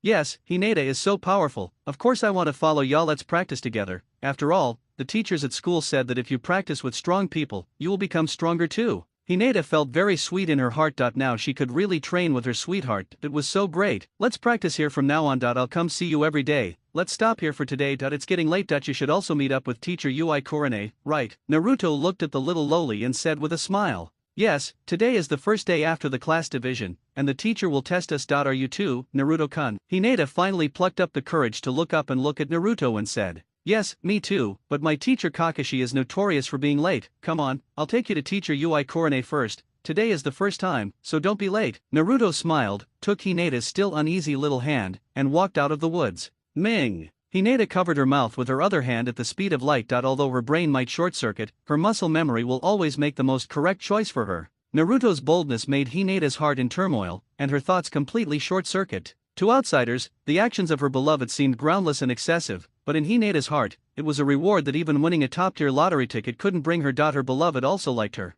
It turns out that the person in Naruto's heart is me. The same goes for Naruto. This is the first time he has held a little girl's hand since he came here. It must be said that this hand is really soft. Although it is very hot, Naruto can't bear this feeling at all. He can clearly feel that this little hand has changed from panic at the beginning to a docile lamb in the blink of an eye. He knows that this little lowly should have some ideas. The two of them walked and talked along the way. Naruto kept asking about Hinata's progress in ninjutsu, and at the same time he did not let go of the hand that was holding Hinata's soft and boneless little hand. Of course, Hinata had no intention of breaking free. The two of them behaved like a couple in love. Soon, Naruto and Hinata arrived at the gathering point designated by Kurane Ui and the others. Before that, although Naruto held Hinata's hand tightly and did not intend to let go, human potential is endless, and Hinata still struggled to break free, just because they were about to reach the gathering point. She didn't dare let the new teacher see her and Naruto being so affectionate. After all, they were still children, and although it was nothing to be in a premature love relationship, it was not good to do it in public. Just now in the woods, there was no one around, so they held hands, but they were about to meet Inyazuka Kiba, Abarame Shino and others, so she must not let them see it. Inyazuka Kiba is a well-known loudmouth among his friends. Inyazuka Kiba looked at Naruto and Hinata, who suddenly appeared, and was stunned for a moment. Why did these two appear together? Naruto was not assigned here. No, Naruto, why are you here? You are not in our class. Inyazuka Kiba frowned, looking confused. Hey, isn't this on the way? I happened to meet Hinata from your class on the way, so I dropped her off. Besides, our class's gathering point is right in front of you, so what's so strange about that? Oh, really, Naruto? Thank you very much. Hurry up and go to your meeting point. If you are late, you will be in big trouble. A teasing female voice suddenly rang out, and a woman with a smile on her face stood on the treetop, looking down at Naruto and Hinata. This woman was none other than Hinata's teacher, Kurane Ui, Asuma Sarutobi's official wife. Judging by the smile on Kurane's face and the way she'd just spoken, Naruto knew she must have seen her holding hands with Hinata on the way here. No one would smile like that, with such a playful expression. Furthermore, this woman's specialty was illusion. She'd even tried to use it to challenge Uchiha Itachi, only to be defeated instantly by him. But it's undeniable that if you dare to show off your skills in front of Guangong, you really can't do it. Although he was killed instantly by Itachi, who is Itachi, he is known as Kishimoto's own son. Besides, if you want to perform illusions, perception is essential, and this woman is also an expert in perception ninjutsu. Naruto was also a smart guy. Since the other party had given him a way out, he had to quit while he was ahead. Without wasting any words, he said hello and immediately turned around and left without any hesitation. Teacher Ui Kurane is right. I won't bother you anymore. I'm going to go look for Teacher Kakashi and the others up ahead. Goodbye. Seeing Naruto turn around and leave, Kurane Ui was surprised for a moment and then nodded secretly. This kid is a smart guy. With just a little hint from her, he immediately knows what to do. Retracting her gaze from Naruto, Kurane Ui looked at Hinata Hyuga, whose face was still slightly flushed with the warmth still lingering. She knew her identity as the eldest daughter of the Hyuga clan, and how could such a delicate flower be possessed by this boy? judging from the situation between the two just now, it was obvious that the man had feelings for her and the woman had intentions. There is a story behind these two people. Korine was certain, because the teachers would check in advance with every student before class. According to the information she had received, the eldest daughter of the Hyuga family was the designated heir to the family, and her protection was of paramount importance. Her life was monotonous and simple. She had never heard of her interacting with Naruto, and they had never spoken to each other on a daily basis. It was no problem to say they didn't know each other. What surprised her the most was that the eldest daughter of the Hyuga family usually did not talk to people she didn't know, but she was so shy when that boy held her hand. Who would believe that there was nothing fishy going on? Zihaihong felt like she had eaten a big melon. At this moment, Hineda's heart could not calm down for a long time. After watching Naruto go away, her mind was full of every little detail of meeting and holding hands with Naruto just now, like watching a revolving lantern. Thinking back on it at this moment, her heart felt even sweeter and more nervous, and her little heart was beating fast. Korine naturally also saw this, but she didn't intend to expose it. Such gossip is of course best kept secret. If it is made public, what's the point? She decided to observe Hineda more in the future. She was determined to eat the gossip. Let's talk about Naruto again. Naruto turned around and left because he had nothing to do at this time. Kakashi was a classic latecomer. If he went there now, the pretentious Najima and Midori Sakura would definitely be there, but Kakashi thought he would have to wait at least a few hours. After all, he had no concept of time. To be honest, every time Kakashi is late in the anime, he thinks that he is in the toilet or in a corner where it is not easy to be found, holding the book Intimate Paradise written by Jiraiya and looking at it. If not, who is the good person who is often late and looks listless, can't remember things? Isn't this obviously too much happiness leading to insufficient yang energy, mental fatigue, and memory loss? And this thing is also lacking mana, extremely lacking mana. Earlier, posts on a certain audio and video platform, as well as a certain forum, were all about Kakashi's lack of mana. Most people explained that the eye that Obito gave to Kakashi could not be closed after it was opened, so it kept consuming mana on its own, so Kakashi often ran out of mana while fighting. But Naruto felt otherwise. Danzo had an armful of Sharingan, and since he wasn't from the Uchiha clan, he couldn't close it. But have you ever seen Danzo lack mana? He was so energetic that he could carry Kakashi for 3 blocks. Therefore, Naruto deeply believes that reading too much is the only reason why Kakashi lacks mana, is late, is listless, and has no energy to do anything. Thinking of this, Naruto couldn't help but shake his head and express his pity for Kakashi. He had such a good asset, he could have picked up as many girls as he wanted. Why did he have to settle for the 5th girl? When he took off his mask to eat ramen, the ramen beauty was so moved that her eyes lit up. What a pity, what a pity. Naruto walked slowly towards the meeting place that Kakashi had agreed upon yesterday. He was not in a hurry at all because it would take a while for Kakashi to arrive. Class 7's first gathering. He's so familiar with this episode. In the anime, it's in this episode that Kakashi, the 6th in command, is not only hours late, but also uses the 1,000 years of death on Naruto for the first time. In that episode, Naruto flew high. That damn Konoha's ultimate physical technique, 1,000 years of killing. It was similar to the plot. Yesterday, when they were introducing each other and getting to know each other, Kakashi, the 6th guy, set another trap for Naruto and the others. Naruto still remembered that the 6th guy said mysteriously that everyone should eat less tomorrow, or better not eat at all, otherwise they would vomit all over the floor and that would be bad. Green Tea Sakura was still as stupid as ever. She naively thought that Kakashi took them to take on a task of cleaning toilets or garbage dumps. After all, there were many genin in the village, and they did such work every day. So Sakura was also terrified that this kind of work with such a strong smell and taste was a devastating task for female ninjas like them. It was Urju's self-righteous pretense that came back. He first rolled his eyes at Sakura, then said nervously, "Are we going to accept a task that is more difficult than us on the first day?" After saying that, he swallowed, his face full of nervousness. Suzuki's words made Sakura nervous. She quickly ran forward, pulled Kakashi's sleeve and asked, "Teacher Kakashi, are we going to start fighting on the first day?" Honestly, Sakura was nervous. It was only the first day of school. They said the ninja world was cruel, but it didn't have to start right on the first day, did it? Or did all the students under the Jonin have to go through this kind of blood and fire test? Kakashi pretended to be mysterious and said in a deep voice, "Everyone, no matter what the mission is, we cannot refuse it. After all, the mission of a ninja is to carry out missions. Tomorrow is our first mission. I hope everyone can cheer up and avoid unnecessary casualties." Kakashi's words successfully misled Suzuki and Sakura, and only Naruto stood aside and watched Kakashi bragging with a look of disdain on his face. Isn't it just a bell-grabbing game for the testing team? Luckily, I know how to give spoilers, otherwise I would be scared to death by your bragging. But Naruto was too lazy to expose Kakashi's lies. After all, firstly, Kakashi's acting was so real, and secondly, he really didn't like Suzuki and Sakura. He was originally a bitter man with a deep hatred that when watching anime, he had seen enough of the two of them, and now that he had traveled through time and space and became the protagonist Naruto, he looked down on them even more. The third reason was that he wanted to change his fate. He wants the Naruto world he traveled through to no longer be the same as the previous anime. He wants this Naruto world to be completely changed. Here, everyone has to follow his, Naruto's, rules. Unify the Naruto world. This is his wish. Of course, it is too early to say this. The most important thing right now is that the 1,000 years killing scene cannot happen tomorrow. Even if it happens, it cannot happen to me. Or I can consider fighting back, but the difficulty is a little bit high. After all, the other party is a senior ninja. If we use Flying Thunder God, maybe there will be a chance. Just as Naruto was distracted, Kakashi laughed evilly and sinisterly. Everyone, see you tomorrow. I hope it will be you guys again then. Kakashi turned and left, leaving Sasuke and Sakura bewildered. Kakashi's last words made their hair stand on end. Could it be that there was really a possibility that they wouldn't survive tomorrow's mission? The two of them couldn't help but shudder. Could it be true? Naruto, what do you think it will be? Seeing Sasuke standing there without saying anything, Sakura felt uneasy and decided to ask Naruto. After all, Naruto was one of her suitors. She was annoyed with him before, but now, apart from Naruto and Sasuke, she didn't know who else to ask. It's none of my business. Life and death are determined by fate, and wealth is determined by God. Naruto sneered, gave Sakura a middle finger, and left without looking back. Sakura looked at Naruto's raised middle finger, her heart furious and wanting to beat up this bastard. Are you crazy? A few days ago, you were following me around like a lapdog, asking about my well-being. Today, I took the initiative to give you a chance, and you're acting so arrogant.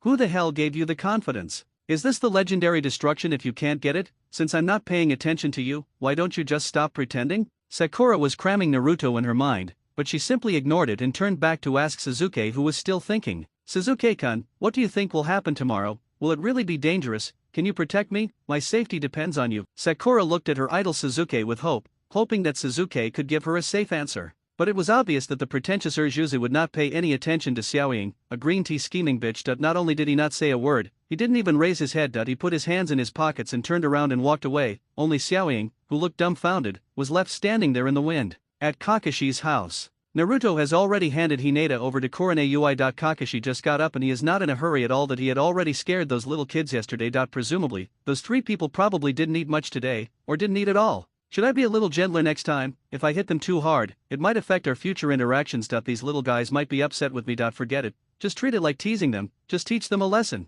Kakashi thought about it and decided to tease them more than abuse them. They, after all, a dignified jonin fighting against three newly graduated genin is basically bullying the weak. After putting on his clothes and ninja tools, Kakashi checked his appearance in front of the mirror. After all, it was his first day as a teacher, and he couldn't make a fool of himself. After checking that everything was correct, Kakashi went out and walked slowly towards the meeting place agreed upon yesterday. And here at the gathering place, Sasuke and Sakura have arrived. Sakura was the first to arrive. After waiting on the bridge for a while, by Wang Urges he also walked over slowly with his hands in his pockets. Facing Sakura's enthusiastic greeting, he did not express anything. He leaned sideways against the railing, closed his eyes and began to rest. Although Sakura was very disappointed in her heart after being rejected, she kept her composure. She was not angry, but stood on the other side of Sasuke, staring at him with admiring eyes. If you don't talk to me, it's okay for me to look at it myself, right? Just like that, Sasuke closed his eyes to rest. Sakura openly peeked at the second pillar, and our protagonist Naruto, at this time, had a similar expression to Kakashi, wandering slowly, but the distance was so short. After sending Hinata away, the distance was not much. Even if he wandered a lot, Naruto still arrived at the meeting point bridge before Kakashi.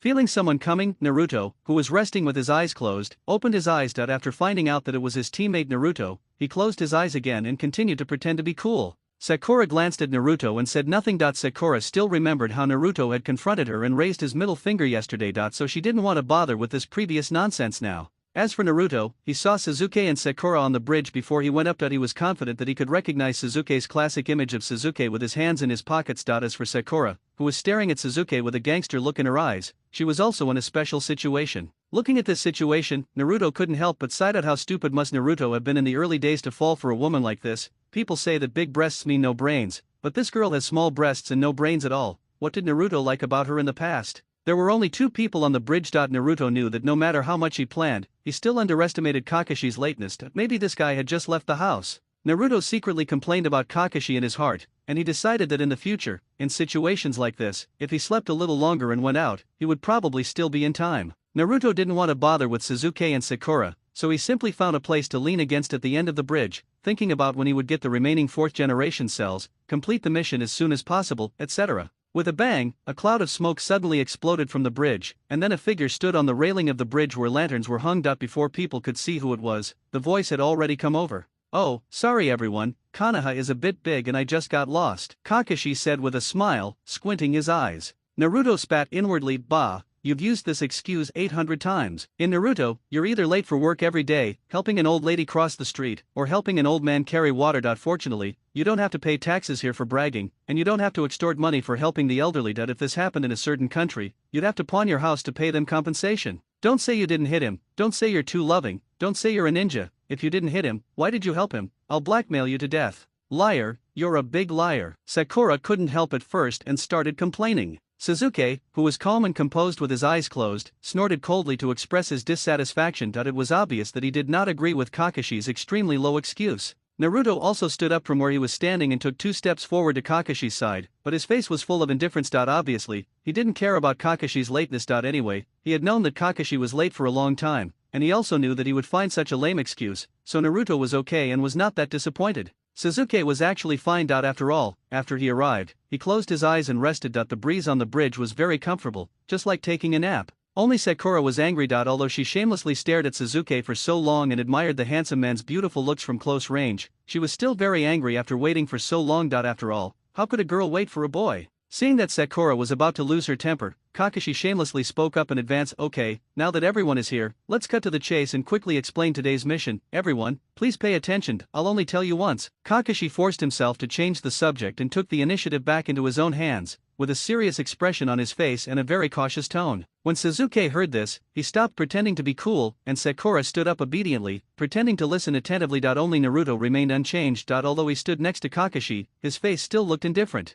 Naruto knew exactly what Kakashi was going to say and what he was going to do. Wasn't it just 3 people fighting for the 2 bells hanging from his waist? Those who got the food got to eat, and those who didn't got nothing. If anyone dared to share the food with the person tied to the tree, both of them would be eliminated. Of course, this is all a cover. Brothers who have watched Naruto know that only those who are not given food will be eliminated. To put it bluntly, this game is to test the team's tacit understanding and cohesion. After all, after entering the battlefield, the 3 people must help each other and be close to each other to have a greater chance of completing the task and surviving. If you only consider yourself, you will not be able to complete the task and will not live long. Even the second generation, who were such great figures, the 2 brothers Jinjiao and Yinjiao, who single-handedly blocked the pursuit, ended up dying in the end. What could the others do? Sure enough, Kakashi told them with a serious face that today's mission was to snatch the 2 bells from him. Those who got the bells could officially become ninjas, while those without the bells would be eliminated and could either choose to go back to school to continue their studies or leave the ninja industry completely. What? When Sakura heard this condition, she jumped up on the spot. Isn't this too cruel?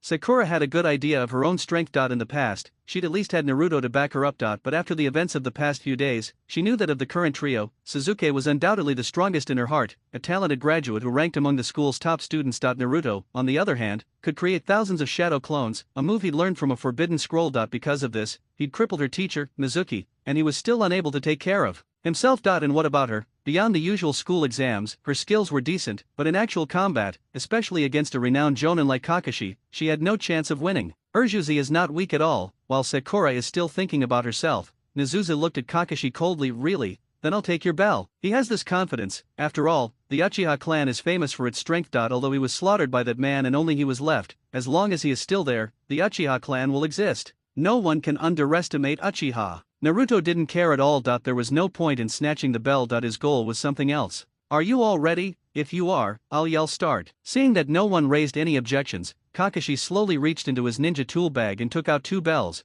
tying them around his waist in a very conspicuous position. Naruto, Sasuke, and Sakura all found places to hide the moment Kakashi shouted start. Sakura dodged and hid in a dense bush. She took advantage of the cover of the bush and lay on the ground, leaving only her eyes exposed as she watched the movements in the distance. Sasuke jumped a few times, found a big and thick tree, hit on the leafy trunk, and turned back from time to time to peek at Kakashi, who was standing in the middle of the field. But our protagonist Naruto is different. He also slipped into the woods, but his actions affected Sasuke and Sakura. Different from Sakura and Nejima's observation tactics, Naruto chose to go all out right from the start and used his signature moves directly. The multiple shadow clone technique. More than 3,000 shadow clones appeared, and in an instant, the mountains and plains were full of Naruto's shadow clones, so dense that it was impossible to find the real one. Oh, are you planning to use the human wave tactic? Unfortunately, having many shadow clones doesn't mean they will be useful. Kakashi raised his eyelids and took a look. Although he was shocked by the number of Naruto's shadow clones, sometimes quantity does not represent quality. If this is your trump card, then showing it right at the start is a very stupid act in the ninja world, Naruto. Kakashi didn't care at all. He still stood where he was, even though he was surrounded by Naruto's shadow clones. Sasuke hid behind the trunk of a big tree. Naruto's shadow clones were everywhere, in front, behind, and around him. At this moment, Sasuke's eyes were full of shock. Is this Naruto? He had also heard about the beating of Mizuki-sensei, and he knew Naruto had mastered the forbidden technique of multiple shadow clones. But when he said he had created over 3,000 clones, he felt it was a bit of a boast. After all, Naruto had a hard time using clones during the school exams, so how could he use over 3,000 at once? What else could that be but bragging? However, now that the facts were before his eyes, he couldn't help but believe it. Is the forbidden technique so strong? So this is the power of the forbidden technique, if I could obtain it. After a brief moment of distraction, Sasuke looked at the shadow clone Naruto, and an inexplicable light flashed in his eyes. Sakura, who was hiding in the bushes, opened her mouth wide at this moment. Naruto. This GUI.is really different from before. No wonder he suddenly ignored me. It turns out he's become so strong. But he's still a fool. The opponent is a jonin. If he doesn't cooperate and just goes straight in like this, he will be killed immediately. Just as Naruto was about to call on his hidden clone to attack together, the mechanical voice of the system rang out. Ding, it's detected that the host is currently in the Kakashi trial assessment mission, which is in line with the original work's progress. A side quest has been activated. Option 1, successfully snatch the bell from Kakashi and receive the mission reward. Earth escape, Earth communication technique. Option 2, successfully use the 1,000 years of death on Kakashi to obtain the mission reward. Non-attribute ninjutsu raise non. Option 3, follow the original storyline and be tied to a tree to be fed by Sakura and Sasuke. Receive the mission reward, Sakura's obsession. To increase the host's enthusiasm for completing the task, the rewards for this task will be issued immediately after selection. If the host fails to complete the selected task, the system will reclaim it. In addition, the host will be deprived of half a month's sign-in reward as a warning to others. The host can choose whether to accept this side quest. Getting the mission reward in advance, you'd be a fool not to take this mission. Looking at Mission 1 and Mission 2, Naruto was a bit torn, not knowing whether to choose Mission 1 or Mission 2. In terms of difficulty, Mission 1 was easier than Mission 2. It wasn't easy to use the 1,000 years of death on Kakashi. Secondly, in terms of the mission rewards, he would definitely choose Mission 2 first. After all, rolling balls has been a lifelong activity for Naruto, and in his hands, this ninjutsu has flourished. He developed a variety of ways to play with balls. The only problem is that the mission is too difficult. Kakashi is not an ordinary ninja. His anus cannot be taken out easily. After the Third Shinobi World War, Kakashi's back was no longer protected by anyone. In battle, attacking his back was not easy. After watching Obito die in front of him and having to kill Rin himself, Kakashi no longer had anyone he could trust with his back. Perhaps Might Guy could be considered one. After a little thought, Naruto made up his mind. Choose Task 1, grab the bell. Congratulations to the host for making your choice. The mission reward has been issued. Please check it. With a system ding, the reward had arrived, and Naruto's mind immediately flashed with the mission reward, Earth Release, Earth Communication Technique. After carefully reviewing the ninjutsu's description, Naruto couldn't help but beam with joy that he didn't know if this ninjutsu would be as effective as the Raiznon, but for now, it was a very suitable ninjutsu for him and one he desperately needed. Earth Communication Technique, within the range of Earth attribute, this technique can be used to travel freely, without being restricted by terrain or spatial boundaries. Within the land shape, the user can breathe on his own. Isn't this the same skill as Tuxing Soon from the myth? With this thing, as long as there's ground in the fight, who can't beat you and who can't outrun you?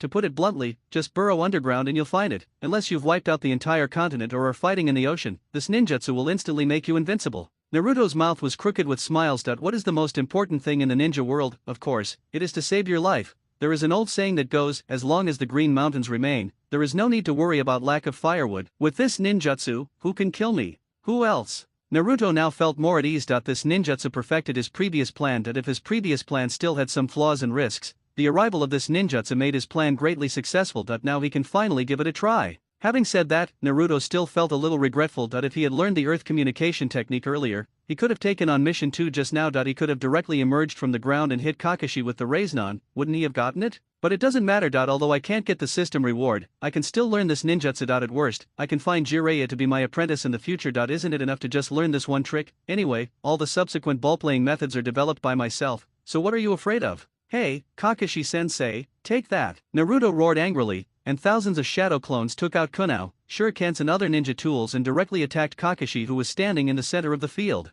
Ninjutsu shuriken technique from all directions. Countless Narutos threw kunao and shurikens from all directions and angles. Judging from the scene, Kakashi had no chance to dodge at all. After all, there was nothing where he was standing, not even a tree. Kakashi, standing in the middle of the field, didn't move at all, letting the shuriken pierce him. But then, with a thud, his body transformed into a tree trunk. It was a substitution technique often used by ninjas. His real body had long since disappeared. Humph, old fox, do you really think I don't know where you are? A smile appeared on Naruto's lips. He was familiar with Kakashi's trick, and he knew Kakashi's hiding place very well. That if he really wanted to force him out, it would be easy, but it was not possible now. Naruto needed time. He hoped that Kakashi would hide for a while longer to buy him enough time. The reason was simple. Just now, when the shurikens were flying towards Kakashi, a clone had disappeared silently in the depths of the woods. Sasuke, who was hiding behind a tree trunk and observing the battle from above, and Sakura, who was lying in the grass, saw that Naruto's attack was ineffective, and they both cursed him in their hearts as an idiot. You think you can force Jonin Kakashi to surrender with this one move? Well, now you don't even know where he is. You've gone from being open to being secret.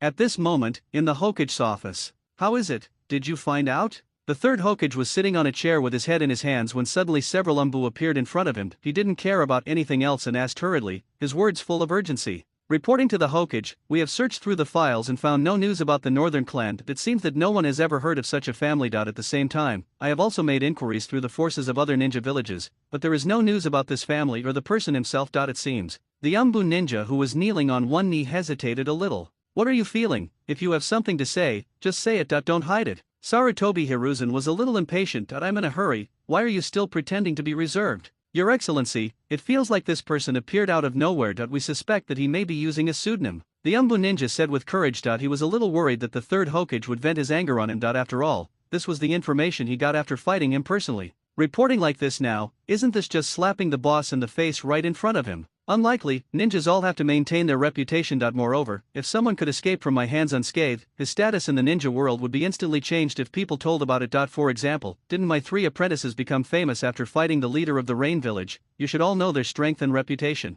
Sarutobi Hiruzen frowned and thought carefully. The Umbu's answer was possible, but in the ninja world, being able to escape unscathed from the hands of a god-level ninja was an achievement that no other ninja could achieve. A ninja's reputation was above all else. If you say so, it is indeed possible that we are not doing our job well. But we all know the strength of the legendary 3 ninjas. Umbu nodded involuntarily. He also agreed with Sarutobi Hiruzen's idea. After all, who wouldn't want such a good publicity opportunity? Go out and tell everyone you know that you're in Konoha village. I fought the third Hokage of Konoha village and escaped unscathed. That's right, the third Hokage, known as the strongest Hokage in history, couldn't stop me. What kind of people are you? Why don't you all get out of the way when you see me? At this moment, the title of the legendary Sunin materialized before his eyes. He understood. So this was the essence of the foil. You say how strong you are. I don't really understand, but if you mention a person who is recognized as a great person, and they all say you are awesome, then I probably know how powerful you are. It's very likely that they're from a hidden clan, one we've never heard of or encountered before. But if they're such a clan, we probably have to trace their origins back to when the first Hokage and his men founded the village. Perhaps they're from an old family from the same era as Hashirama-sama. If that's the case, why did they not come out of the mountain for such a long time, and now they are out? Then what's the point of digging up the tombs of the first and second generations of masters, and why did they take away the remains of the 2 masters? Sarutobi Hiruzen ignored the Umbu kneeling on the ground. He secretly took a puff of the pipe in his mouth and frowned as he thought about the other party's purpose. Could it be impure world reincarnation? Sarutobi Hiruzen thought of a possibility. Only the impure world reincarnation required a part of the ninja's body as a medium, and then used a living person as a sacrifice, communicated with the soul through ninjutsu, and summoned it back to the human world for the summoner to drive. However, this forbidden technique is unique to Konoha village and was developed by the second Hokage. When this ninjutsu first came out, he remembered that the first Hokage listed it as a forbidden technique, not allowing its use or dissemination. The reason was simple: the first Hokage felt that this technique was too inhumane and disturbed the peace of the dead. Over the years, only 2 people have seen this ninjutsu scroll. One was his traitorous disciple, and the other was Naruto. The third Hokage knew about his traitorous disciple. That kid could do this technique. After all, he did everything back then. Forbidden techniques couldn't control him at all. It was only when he went too far that he was forced to leave the village. To be honest, this traitor was actually his most satisfied disciple. After all, he was so talented. As for Naruto, Sarutobi Hiruzen shook his head. It was possible that Naruto was the one who had taken the throne, but it was only a possibility. First, he didn't think that the person who had escaped from his clutches was Naruto. Secondly, even if the clone was truly Naruto's, he couldn't use it even if he had learned the impure world reincarnation technique because he wasn't strong enough to control the summon ninjas. Moreover, the bodies stolen were those of the first and second Hokage. If Naruto dared to summon it, the first thing the second master would do upon his return would be to simply destroy it. He believed Naruto wouldn't do such a foolish thing. After all, the price and consequences were clearly spelled out in the Forbidden Scroll, so, for such a currently unusable ninjutsu, risking his own exposure to it, was it even possible? The third master thought it was impossible. Putting aside other things, how could a newly graduated genin handle a human ninja sacrifice? Not every ninja is as weak as Mizuki. But man proposes, God disposes. That I'm afraid the third generation couldn't have imagined that Naruto got a cracked version of the impure world reincarnation. When the third Hokage was thinking hard in his office, Naruto's clone appeared in a place wearing a black robe. The black robe was taken from the system space. He had taken this thing from Madara's secret room. He took away a lot of nightgowns from the room. It seemed that this kid Ban had done a lot of sneaky things, otherwise where would he get so many nightgowns? Who are you? Enemy attack, enemy. Ever since the Hokage announced last night that Konoha's cemetery had been attacked and the graves of the first and second Hokage had been dug up, there had been an increase in sentries and patrols. They were afraid that Xiang Yinfen of the Northern School might still be ruthless and return to attack, especially the intensity of the night patrols, which was almost catching up with the level of the Hokage's secret guards. But what no one expected was that Naruto would come during the day. The guards of the cemetery became alert immediately after seeing Naruto appear in a black robe. The guard on the left was a little stunned and asked foolishly, "Who is Naruto?" The one on the right was different. He immediately felt that the man covered in a black robe was the thief that the Hokage mentioned last night, so he shouted immediately. However, what he didn't expect was that as soon as he shouted enemy attack, the person in front of him quickly turned into a yellow light and disappeared into the ground. The two were dumbfounded. Where was the person? Fortunately, the ninja on the right reacted quickly and yelled at the person on the left, "What are you still standing there for? Notify the Hokage immediately. Report to Lord Hokage, something terrible has happened." As he spoke, the Konoha ninja who was originally guarding the cemetery on the left ran into Sarutobi Hiruzen's office. At this moment, Sarutobi Hiruzen was smoking silently with his head down, not saying a word. The Umbu who had just come to report did not receive any orders from Sarutobi Hiruzen. He was neither able to leave nor stay, so he had no choice but to continue kneeling in the same place. After kneeling for such a long time, his legs were almost numb. Just when he was thinking about whether to ask, he heard someone rushing in shouting that something big was wrong. Sarutobi Hiruzen was already having a headache from thinking about things, and when he saw someone rushing in without reporting, his face immediately darkened. "How can you be so anxious? How can this be a big deal?" The Konoha ninja who came to report had a sad face. "Report to the third Hokage, something really bad has happened." "What big thing happened again? Tell me," asked Sarutobi Hiruzen. "The graves of the first and second Hokage were dug up. What could be bigger than this?" "Yes.At the cemetery of heroes," answered the ninja who came to report. These words made the third Hokage stand up from his chair with a bang, as if he had suffered a physiological stress. "Tell me quickly, what's going on? What's the problem over there?" "Report to Lord Hokage, the thief from last night has appeared again. He showed up in broad daylight today and disappeared right before our eyes." When the third Hokage heard this, he was almost furious to the extreme. "Good fellow, you don't even think of me as a human being. I told you to leave yesterday, and you're still here today. It would be fine if you came, but you didn't even sneak in. You came out openly in the daytime. You think I can't do anything to you, right? Someone, come, order the Umbu to release the barrier. I won't believe it if I fight him to the death in there today." Sarutobi Hiruzen flicked his sleeves and waved his hands, and the entire Hokage cloak and cape flew out from his body, directly switching to combat mode. The ninja who came to report and the Umbu who knelt on the ground waiting for orders were all shocked by Sarutobi Hiruzen. They all saw Sarutobi Hiruzen's anger. This was a real provocation, a slap in the face. "It has been many years since I saw the third Hokage like this. The last time he looked like this was 12 years ago when the nine-tailed fox attacked the village." With two whooshes, the two disappeared from the office, leaving the ninja who came to report confused. In a rage, Sarutobi Hiruzen moved very fast. In just a few takeoffs and landings, he arrived at the Konoha cemetery from the Hokage's office. As soon as he landed, the patrolling ninja on his right saluted respectfully to Sarutobi Hiruzen and then reported the situation. The Umbu ninjas stationed nearby immediately sealed off this area. The person must still be inside. I estimate he is underground because I saw with my own eyes that person appear and then turn into a yellow light and disappear into the ground. If nothing unexpected happens, this person should be proficient in earth-based ninjutsu. Earth-type ninjutsu, no wonder. He dared to say that he could escape unscathed after seeing my Earth Dragon Bullet and Earth Flow Taiga combination ninjutsu. It turns out he is an Earth-type ninja. Sarutobi Hiruzen raised his eyebrows. If that was the case, it would explain why the other party was so fearless. "Kid, come out now, it's boring to hide. Do you think you can get out of here today?" Sarutobi Hiruzen took a step forward, and the rumbling sound was like thunder, resounding throughout the Konoha cemetery. This was Naruto's second time here, so he was considered a regular customer. Moreover, he had already been familiar with the situation here. What surprised him was that after Flying Thunder God came over, he actually encountered two patrolling ninjas. There were no guards here yesterday. It seemed that the third generation old man was very quick. Something happened last night, and he arranged sentries during the day. If there are extra sentries during the day, then let alone at night, there will definitely be more people and the guards will be stricter. The two ninjas immediately sounded the alarm when they saw him, and one of them even ran away. Naruto knew that the man must have gone to find the third Hokage. Time was running out, and he didn't have time to talk nonsense. He directly used the earth communication technique to escape underground and rush towards the grave of his father, the fourth Hokage.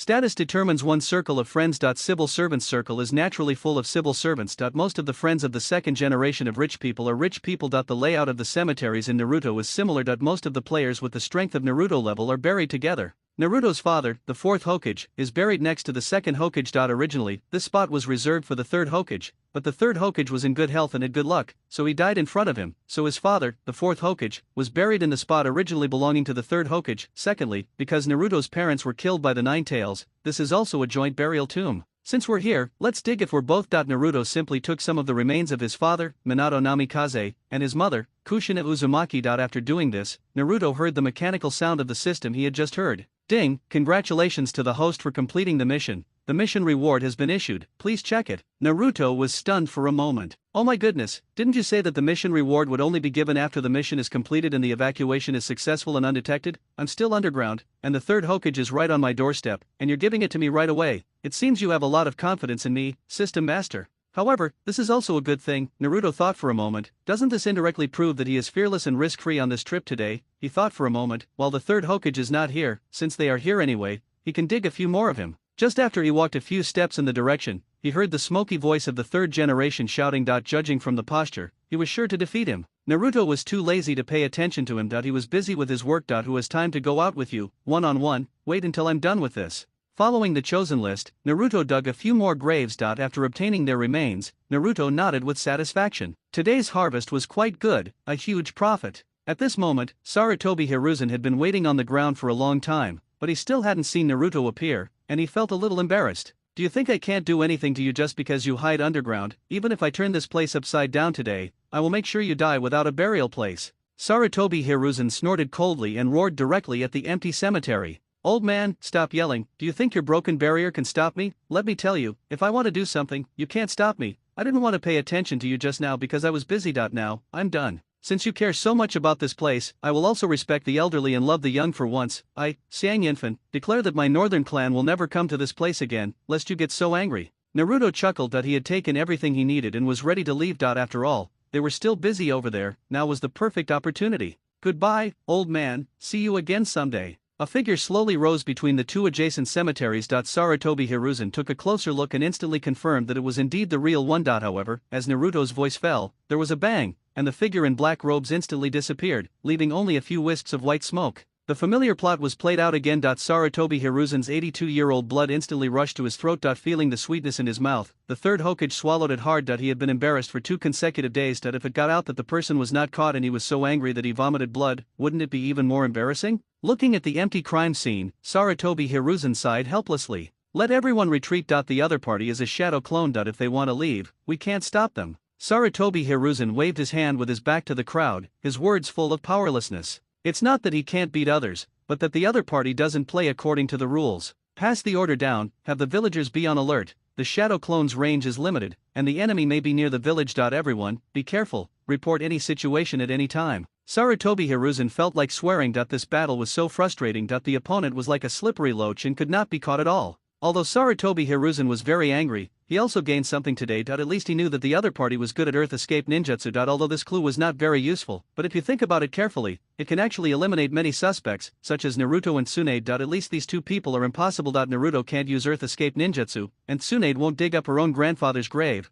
There are only a few people in Konoha village, and the scope is actually shrinking little by little. Naruto has too many shadow clones, and Kakashi has been hiding underground. He doesn't want to come out and do meaningless physical operations. Although he can beat all of Naruto's shadow clones one by one with a punch or a kick, doing so will also consume his physical strength. If he really beats thousands of shadow clones, then Sakura and Sasuke, who are hiding in the dark and waiting for the opportunity, will have a greater chance of getting the bell on his body. At this time, Sasuke, who had been observing for half a day, suddenly felt that Naruto's fierce attack was justified. As long as Kakashi dared to come out, he would be exhausted to death. At the very least, most of his physical strength would be consumed. At the moment when his physical strength was exhausted, he didn't believe that the other party could withstand Uchiha's attack. Let's keep on fighting and see who gives up first. Sasuke leaned against the tree trunk and sat leisurely on it, looking back from time to time to observe the progress in the field. He had made up his mind that while the snipe and the clam fight, the fisherman will gain. Naruto, who was watching the battle on the other side, suddenly felt something unusual in his body. Then his face lit up with joy and an expression of disbelief appeared on his face. Congratulations to the host for obtaining the bloodline limit Sharingan. This Sharingan is an evolutionary Sharingan, with unlimited advancement levels. The system has automatically opened it for the host. For the host's convenience, the system disables special effects when opening the Sharingan, and the pupils do not change. The Sharingan's abilities improve as the host's strength improves, and it can also be upgraded through quest rewards. The host Sharingan is currently at the level of 1 Megatama, granting immunity to most illusions, insight into enemy combat trajectory and anticipation, and the ability to copy a small number of low-level ninjutsu. After the Sharingan is upgraded to the Mangekyo Sharingan, the host can unlock the left eye special skill, Blood of the Gods, and the right eye special skill, 7 stars. Wow, this system is seriously impressive. This Kekkei Genkai is incredible. The Sharingan, if you're just looking at Naruto, is practically a buggy skill. Not only can it drive a Gundam, but it also possesses all sorts of perverted abilities. In comparison, the Byakugan, also known as one of the 2 major eyes, is much more ordinary. Besides being able to see through the human body and perform perspective, it doesn't seem to have any other effects. After looking at the items stored in the system space, Naruto nodded with satisfaction. Today, there are quite a few surprises. Not only did he complete the task, but he also received various rewards. This benefit can be said to be extremely profitable. Now I can let go and deal with Kakashi. Naruto jumped up a few times and came to Sasuke. His sudden appearance scared Sasuke, who was watching the battle. Sasuke, it's not a good idea to just sit back and wait for someone to take advantage of you. We're a team. Naruto crossed his arms and looked at Sasuke with a grin. Oh, then what do you want to do? We don't know where he is right now. The enemy is in the dark, and we are in the light. If we attack rashly, we will surely be defeated. I know where he is, I can find him, but I need you as a feint. I promise I can take off his bell. Naruto shook his head and interrupted Sasuke. But there are only 2 bells. How are we going to divide them among the 3 of us? Sakura interrupted and pointed out the biggest problem. Sasuke also looked at Naruto. Sakura was brought here by Naruto's clone. Naruto went to look for Sasuke, and the clone brought Sakura here with him. The field was now filled with Naruto's shadow clones, and Kakashi was still hiding underground. Now was a good time for them to discuss countermeasures.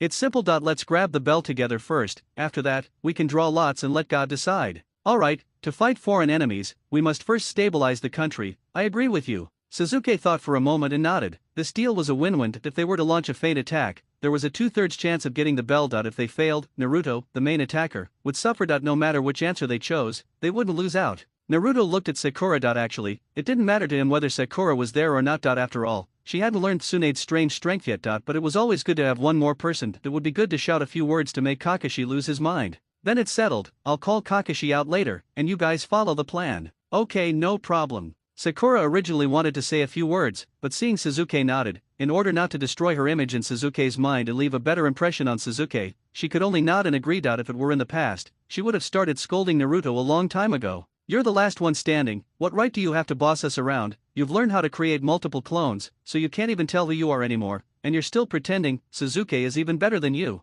Naruto did not explain to them the real inside story of this matter. If they had a little bit of brains, they should be able to guess it. Even if they couldn't guess it, they had seen ninjas performing missions on a daily basis. Didn't they notice that Konoha's ninjas were always in groups of 3 when they went on missions? He didn't want to bother explaining it. Instead of going on a rant, he might as well just do it when the time comes. Let the facts speak for themselves. Kakashi-sensei, isn't it boring hiding underground? How about this? I'll reduce the number of my shadow clones and ensure I don't use human wave tactics to drain your energy. And you can stop hiding. I'll give you a fair fight. How about it? Naruto himself jumped off the tree trunk, followed by Sasuke and Sakura. The 3 of them stood together and declared war on Kakashi. I always thought that this suggestion would come from Sasuke or Sakura. I never thought it would be you, Naruto. How did you convince them to listen to you? This is not like Sasuke's style. Kakashi slowly rose from the ground, holding the familiar intimacy paradise in his hand. You are too impatient. Always remember that patience is a basic quality of a ninja. Being too eager will make the enemy aware of your purpose, thus increasing the risk of mission failure. Kakashi smiled and put away the intimate paradise in his hand. He waved and greeted the 3 people in front of him.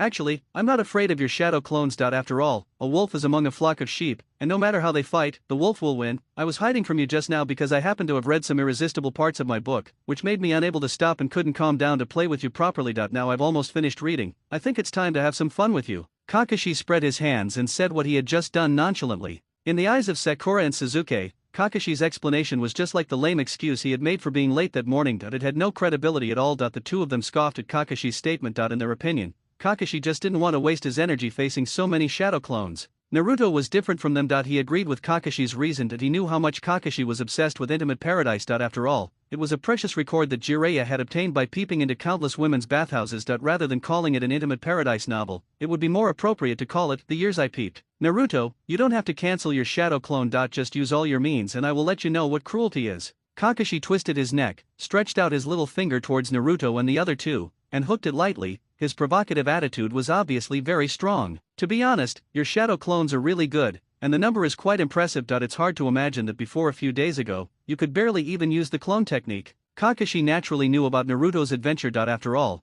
the news had spread in the village that the fox boy had learned incredible ninjutsu from the Forbidden Scroll. Ah, let's go. Naruto was not polite either. Since you, Kakashi, said that there is no need to cancel the shadow clone, then I will do as you wish. It is a good opportunity to fish in troubled waters, especially since the water is so muddy. More than 3,000 shadow clones took out their kunai again and rushed towards Kakashi together. Bang, bang, bang. Kakashi jumped and dodged in the circle formed by Naruto's shadow clones, shooting arrows left and right, his figure flashing one after another. With every move and gesture, a shadow clone was blown up and disappeared. The number of shadow clones in the field was decreasing rapidly. On the other hand, on Kakashi's side, Naruto used the Sharingan that he had just received as a reward for the mission. With the help of his skills, he could clearly see every move of Kakashi. Every move was an almost perfect attack and dodge, and there was basically no extra force leaked. In simple terms, Kakashi was using the most perfect and effortless method to defeat every shadow clone that approached him. We can't go on like this. If we keep going like this, the shadow clones will be defeated in no time. Without the clones' assistance, the situation will only become more passive.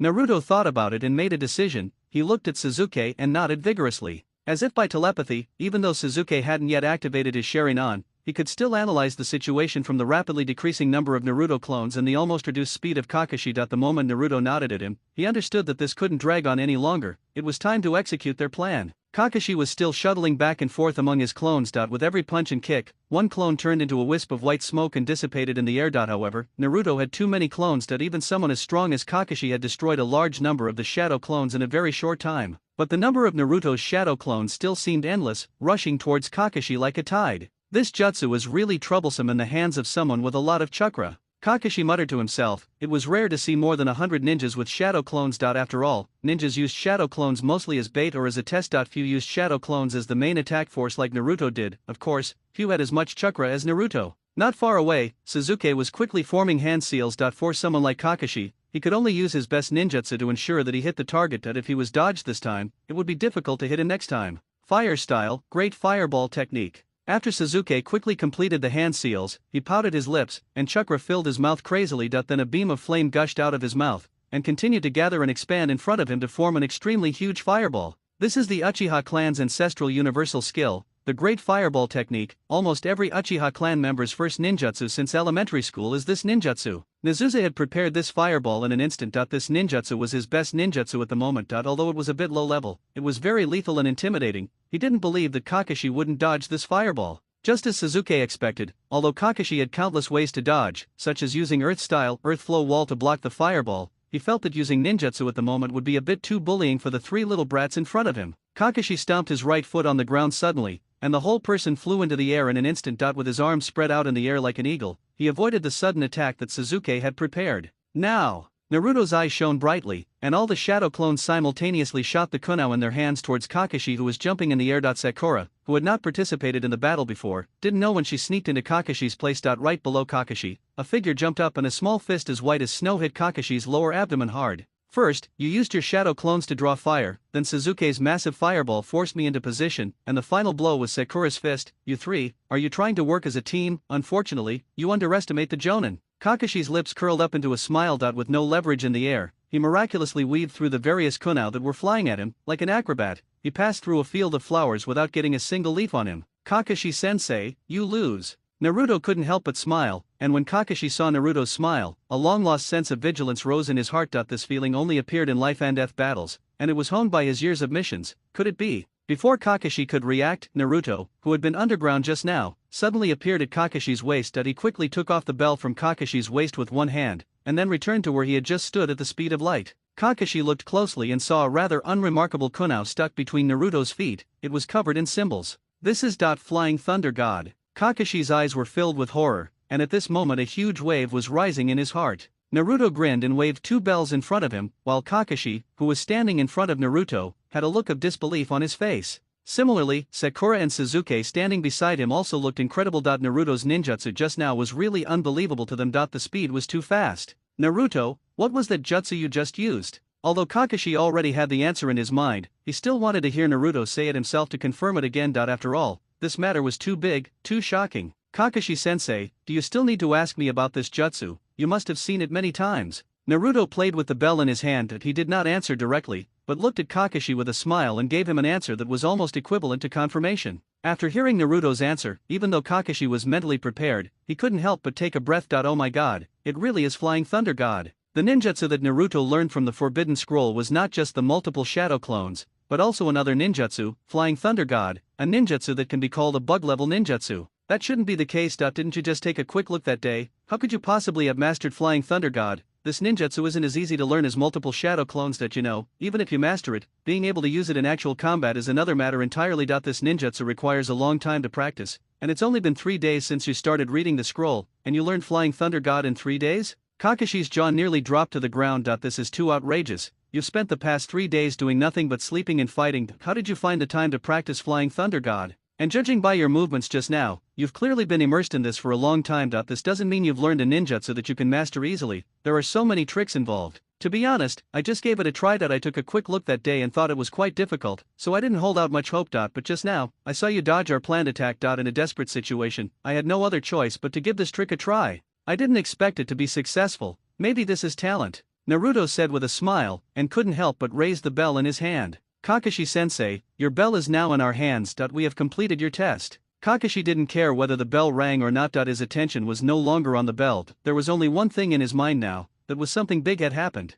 Just wait here and don't run around. I have something to go out for. I'll talk to you about it when I come back. Kakashi didn't care about anything else. His only focus now was to find the third generation to report. This matter was too big. At this time in the Hokage's office, the third Hokage Sarutobi Hiruzen was sitting in a chair scratching his head. He felt like his head was about to explode. This was the second time Xiang Yinfen from the northern school had appeared, but both times, he had to personally take action and let the other party leave calmly. At present, all they know about the enemy is his name, where he comes from, and that he is good at using earth-based ninjutsu. They know nothing else. If the origins of such a mysterious opponent were unclear, wouldn't that mean that the opponent could put a knife to the neck of anyone in Konoha at any time? The thought of having such a terrifying opponent made Sarutobi Hiruzen feel powerless and a headache. The key was that this matter could not be announced publicly, otherwise it would cause unnecessary chaos in the village and give certain people an opportunity to take advantage. Sir, I've checked and there's nothing wrong with the barrier I set up. This means the opponent might be immune to it, or their strength has made it undetectable to the barrier. The third Hokage waved his hand. I understand, the opponent must be at the level of Cage. With such strength, you are probably powerless. The opponent must be from an extremely ancient hidden family. You just need to continue to track them down and report any news you have. Yes, sir. After the man finished his report, he disappeared and left. To be honest, this matter is a bit frustrating. The most important thing is that the frustrating thing happened twice, and it happened back to back, without even giving others time to breathe. Hokage-sama, something terrible has happened. Something terrible has happened. At this time, another familiar voice was heard. Sarutobi Hiruzen, who was so angry that his head hurt, didn't recognize whose voice it was. Of course, he didn't look up. Who cares? Can't you give me some good news at this time? Why is it that something big has happened? Bad news? What's going on? This place is a place for announcing funerals. Can't there be some good news? Can't it brighten up the day? Is something bad happening every day? Why are you the only ones who have so much trouble? What big thing has happened again? Can you guys be more steady? This is the Hokage's office after all. Can you knock on the door, be polite, and stop shouting? Is this a toilet? You guys come and go as you please. Can you please respect the Hokage? It's you, Kakashi. When Sarutobi Hiruzen was getting angry, he looked up and saw that it was Kakashi. He felt a little embarrassed for a moment, and couldn't help coughing as a cover, and quickly asked Kakashi what was wrong. Shouldn't Kakashi be taking his genin class for a test right now? How did he find the time to come here? Wait, was it Kakashi who just said something terrible was going to happen? What happened, Kakashi? The third Hokage asked in a deep voice. He knew Kakashi. This kid had many years of experience, often in and out of water. He had licked blood from the edge of a knife. He wanted to tell the Bidgets happened. It's really a big thing, and it's probably not a small one. Just now, when I was testing Naruto, Sasuke, and Sakura, Naruto first created 3,000 shadow clones and used human wave tactics against me. Then Sasuke used a ninjutsu to force me into the air, and Sakura attacked me from below. When I barely dodged their attacks, Naruto used a ninjutsu that I had no time to react, and he successfully snatched the 2 bells from my hands. Kakashi explained the whole story with a serious expression. Ha ha ha, what's the big deal? Naruto's got a lot of talent, and his shadow clones are practically tailor-made for him. Over 3,000 clones, it's no surprise. The fact they were able to snatch the bell from you shows how well they work together. The third Hokage laughed heartily, his expression filled with satisfaction. Being able to snatch the bell from Kakashi, these three have a bright future ahead of them. I said, Naruto used a ninjutsu to snatch the bell from me, I didn't even have time to react. Kakashi found that Sarutobi Hiruzen didn't get the point, so he emphasized it again. Oh, what kind of ninjutsu is that? Sarutobi Hiruzen asked nonchalantly, just rob it, why don't you allow others to excel? Flying Thunder God. Kakashi said word by word in a decisive tone.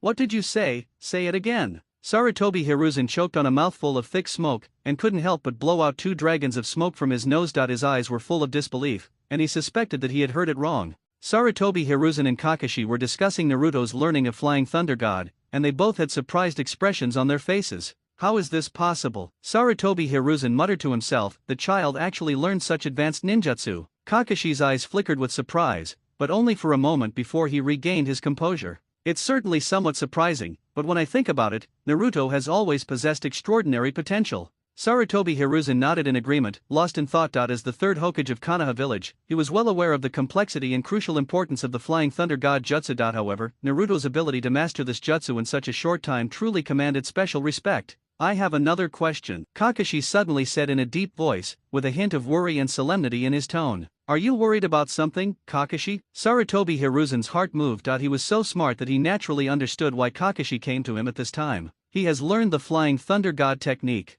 Kakashi stared at Sarutobi Hiruzen, his eyes flashing with a complex light. But when he reported before, he only said that he saw the multiple shadow clone technique and didn't mention anything else. Moreover, as he mastered other ninjutsu, he also didn't report it to us. This is undoubtedly a matter of concern. Kakashi's words left Sarutobi Hiruzen lost in thought. Indeed, this situation was somewhat unusual. As a ninja of Konoha village and the Nine Tails Jinchuriki, Naruto's importance was undeniable. However, he concealed the fact that he had mastered the Flying Thunder God jutsu. Was there some hidden meaning behind this? Sarutobi Hiruzen frowned, thought for a moment and said, Kakashi, what do you think is Naruto's purpose in doing this? Kakashi shook his head and said helplessly, I don't know, but this behavior is indeed worrying. If he really has mastered more powerful ninjutsu but chooses to conceal it, it may bring potential danger to the village. After all, we need to have a clear understanding of the capabilities of each ninja in order to better deploy tasks and deal with various challenges. Sarutobi Hiruzen nodded, agreeing with Kakashi's point of view that he knew very well that the ninja world was cruel and complicated, and any negligence could lead to serious consequences. Okay, Kakashi. Sarutobi Hiruzen decided to take action. In that case, we must find out what other ninjutsu Naruto has mastered. Go and investigate secretly to see if you can find any clues. At the same time, be careful not to alert him, so as not to affect the trust between us. Kakashi took the order and left, secretly determined to find out the truth. He knew that this mission would not be easy, but for the safety of the village, he was willing to make every effort. After long and careful deliberation, Sarutobi Hiruzen finally decided to trust Naruto. He reasoned that Naruto was still just a child, and since he'd expressed uncertainty about his ability to master the technique, a try seemed reasonable. Perhaps it was a case of the saying, a blind cat catches a dead mouse, or perhaps it was because he inherited his father, Minato Namikaze's talent. After all, the fourth Hokage, known as the Yellow Flash, earned his title. Surprisingly, after the fourth Hokage, someone else could master this jutsu. Although Sarutobi Hiruzen had ordered Kakashi to investigate, he still felt deep down that if Naruto hadn't done anything wrong, he must treat the child well and instill the will of fire in him. As long as they could successfully bind Naruto to Konoha, no matter which village, no one would be their enemy. Kakashi also agreed with Sarutobi Hiruzen's opinion. He smiled and said, I have to go back quickly and praise Naruto. Also, I have to work harder to teach them and not let them fall too far behind. Sarutobi Hiruzen nodded slightly, acknowledging Kakashi's departure. When Kakashi returned, he saw Naruto, Sasuke, and Sakura standing there waiting for him. A smile of relief crossed his face. Then, Kakashi quickly shifted his gaze and began talking to Naruto. Naruto, there's something I must tell you. The third Hokage thinks very highly of you. Kakashi's tone was filled with emotion. He said you have extraordinary talent. If you can continue to work hard on studying the Flying Thunder God technique, you will definitely achieve great things in the future. So, come on. Don't let the third Hokage down. Then, Kakashi changed the topic and mentioned the bell that Naruto had snatched, and this time, you successfully got the bell, which is really great. This proves that you have passed my test. His eyes revealed affirmation and appreciation for Naruto, as if he saw the infinite possibilities for this young ninja's future. Since Naruto has the bells, you two should prepare for punishment. Kakashi's face darkened as he uttered threats. Sasuke and Sakura were horrified. Were they both going to be sent back to school? Didn't they say only one person would be sent back to retake the course? Just then, Naruto made his move. He swiftly thrust the two bells into Sasuke's and Sakura's hands, leaving the two holding the bells in bewilderment. Teacher Kakashi, now they both have bells. If we have to choose one person to go back to school to retake the course, then that person must be me, Naruto said loudly, his tone firm. Sasuke and Sakura did not expect Naruto to make such a choice. They widened their eyes and looked in disbelief. Because when Naruto came to them, he clearly said that they would compete fairly after grabbing the bells, but now he gave them a bell each, and if he didn't have a bell himself. Sasuke and Sakura exchanged a glance, a complex mix of emotions welling up in their hearts. They knew Naruto was protecting them, preferring to bear the consequences himself rather than let them be punished. This act moved and shamed them both, and they realized that their previous perception of Naruto might have been biased. Perhaps Naruto wasn't the impulsive, childish person they'd imagined, but a man with his own beliefs and principles. Kakashi watched the scene unfold before him, his lips curling slightly. He'd originally just wanted to test his students, but he hadn't expected Naruto to solve the problem this way. He nodded silently, very pleased with Naruto's performance. Perhaps the seemingly mischievous boy could truly become an outstanding ninja in the future. Sasuke was the first to break the silence. He looked at Kakashi-sensei seriously, his eyes firm and a little stubborn. I don't need this kind of charity reward, Kakashi-sensei. This bell was not obtained by my own strength. If I must practice again, then Uchiha is ready. Sasuke's words pierced the tense atmosphere like a sharp sword. Meanwhile, Haruno Sakura, standing nearby, was caught in a tangle of internal conflict. She gripped the bell tightly, her fingers trembling slightly as she tried to suppress her inner unease and hesitation. After a moment's struggle, Haruno Sakura finally summoned her courage and said in a slightly trembling voice, I can accept retraining. Her gaze flickered, but she finally fixed her gaze firmly forward. I'm truly delighted. Kakashi smiled with a gratified smile, his voice becoming exceptionally gentle. What makes me happy is not only that your team, through tacit cooperation, finally succeeded in snatching the bell from my hand. What makes me even more ecstatic is that, in this process, you have subtly understood what a true companion is. Only those ninjas who are willing to sacrifice themselves for their companions can be called ninjas who truly deserve it. Having said this, Kakashi paused briefly, then continued earnestly, there's a wise saying, those who dare to break the established rules of the ninja world are destined to become useless. However, if a person doesn't know how to cherish his companions, then he is even worse than the so-called waste. I hope you can engrave these heartfelt words in your hearts. No matter when or where, you will always be close partners. You must respect and value each other. Kakashi's gaze was intense, his attention focused on Sasuke and Sakura. He wasn't overly concerned about Naruto. After all, just now, Naruto had unhesitatingly shared the bell he held tightly in his hand with them to help them. In contrast, Kakashi was more worried about Sasuke, who bore the deepest vengeance for the annihilation of his entire clan, and Sakura, whose heart and eyes were filled with only Sasuke. After all, Sasuke was too cold and indifferent, and Sakura always ignored Naruto.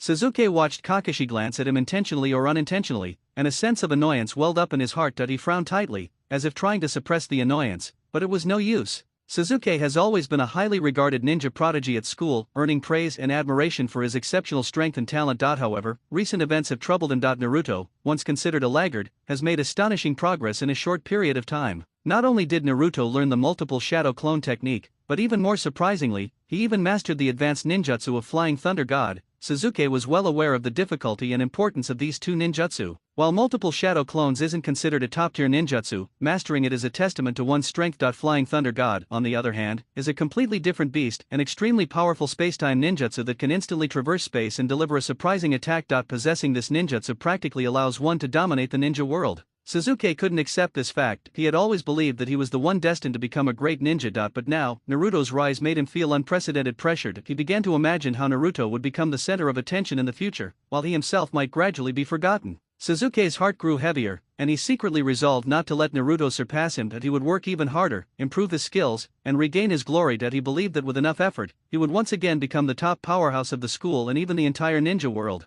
Haruno Sakura's heart was now surging like a raging storm, surging with waves, unable to calm down. She could never have imagined that Naruto, the last place figure she always looked down upon and mocked, would become so powerful. The Flying Thunder God technique, that was the signature ninjutsu of the fourth Hokage, Minato Namikaze. Just now, when Naruto used this move to snatch the bell from Kakashi's hand, it was so handsome, especially the moment when he put the bell into his own hand. Haruno Sakura couldn't help but feel her heartbeat quickened, feeling that Naruto was full of manliness. Haruno Sakura couldn't help but look at Naruto again, a strange emotion welling up in her heart, as if quietly fermenting. At this moment, she suddenly felt that Naruto seemed to be becoming more and more handsome. This feeling made her a little overwhelmed, but also inexplicably excited and looking forward to something. Naruto shrugged off Kakashi's words. A former Naruto might have been captivated by Kakashi's will of fire, but that was impossible for him now. Konoha would never be everything to him, on the contrary, it was merely a small stop on his journey. He harbored a grander vision in his heart. How could the suffering Naruto had endured over the past decade be so easily ignored? Moreover, how could a man, standing in this world, remain subservient to others for so long, feeling frustrated?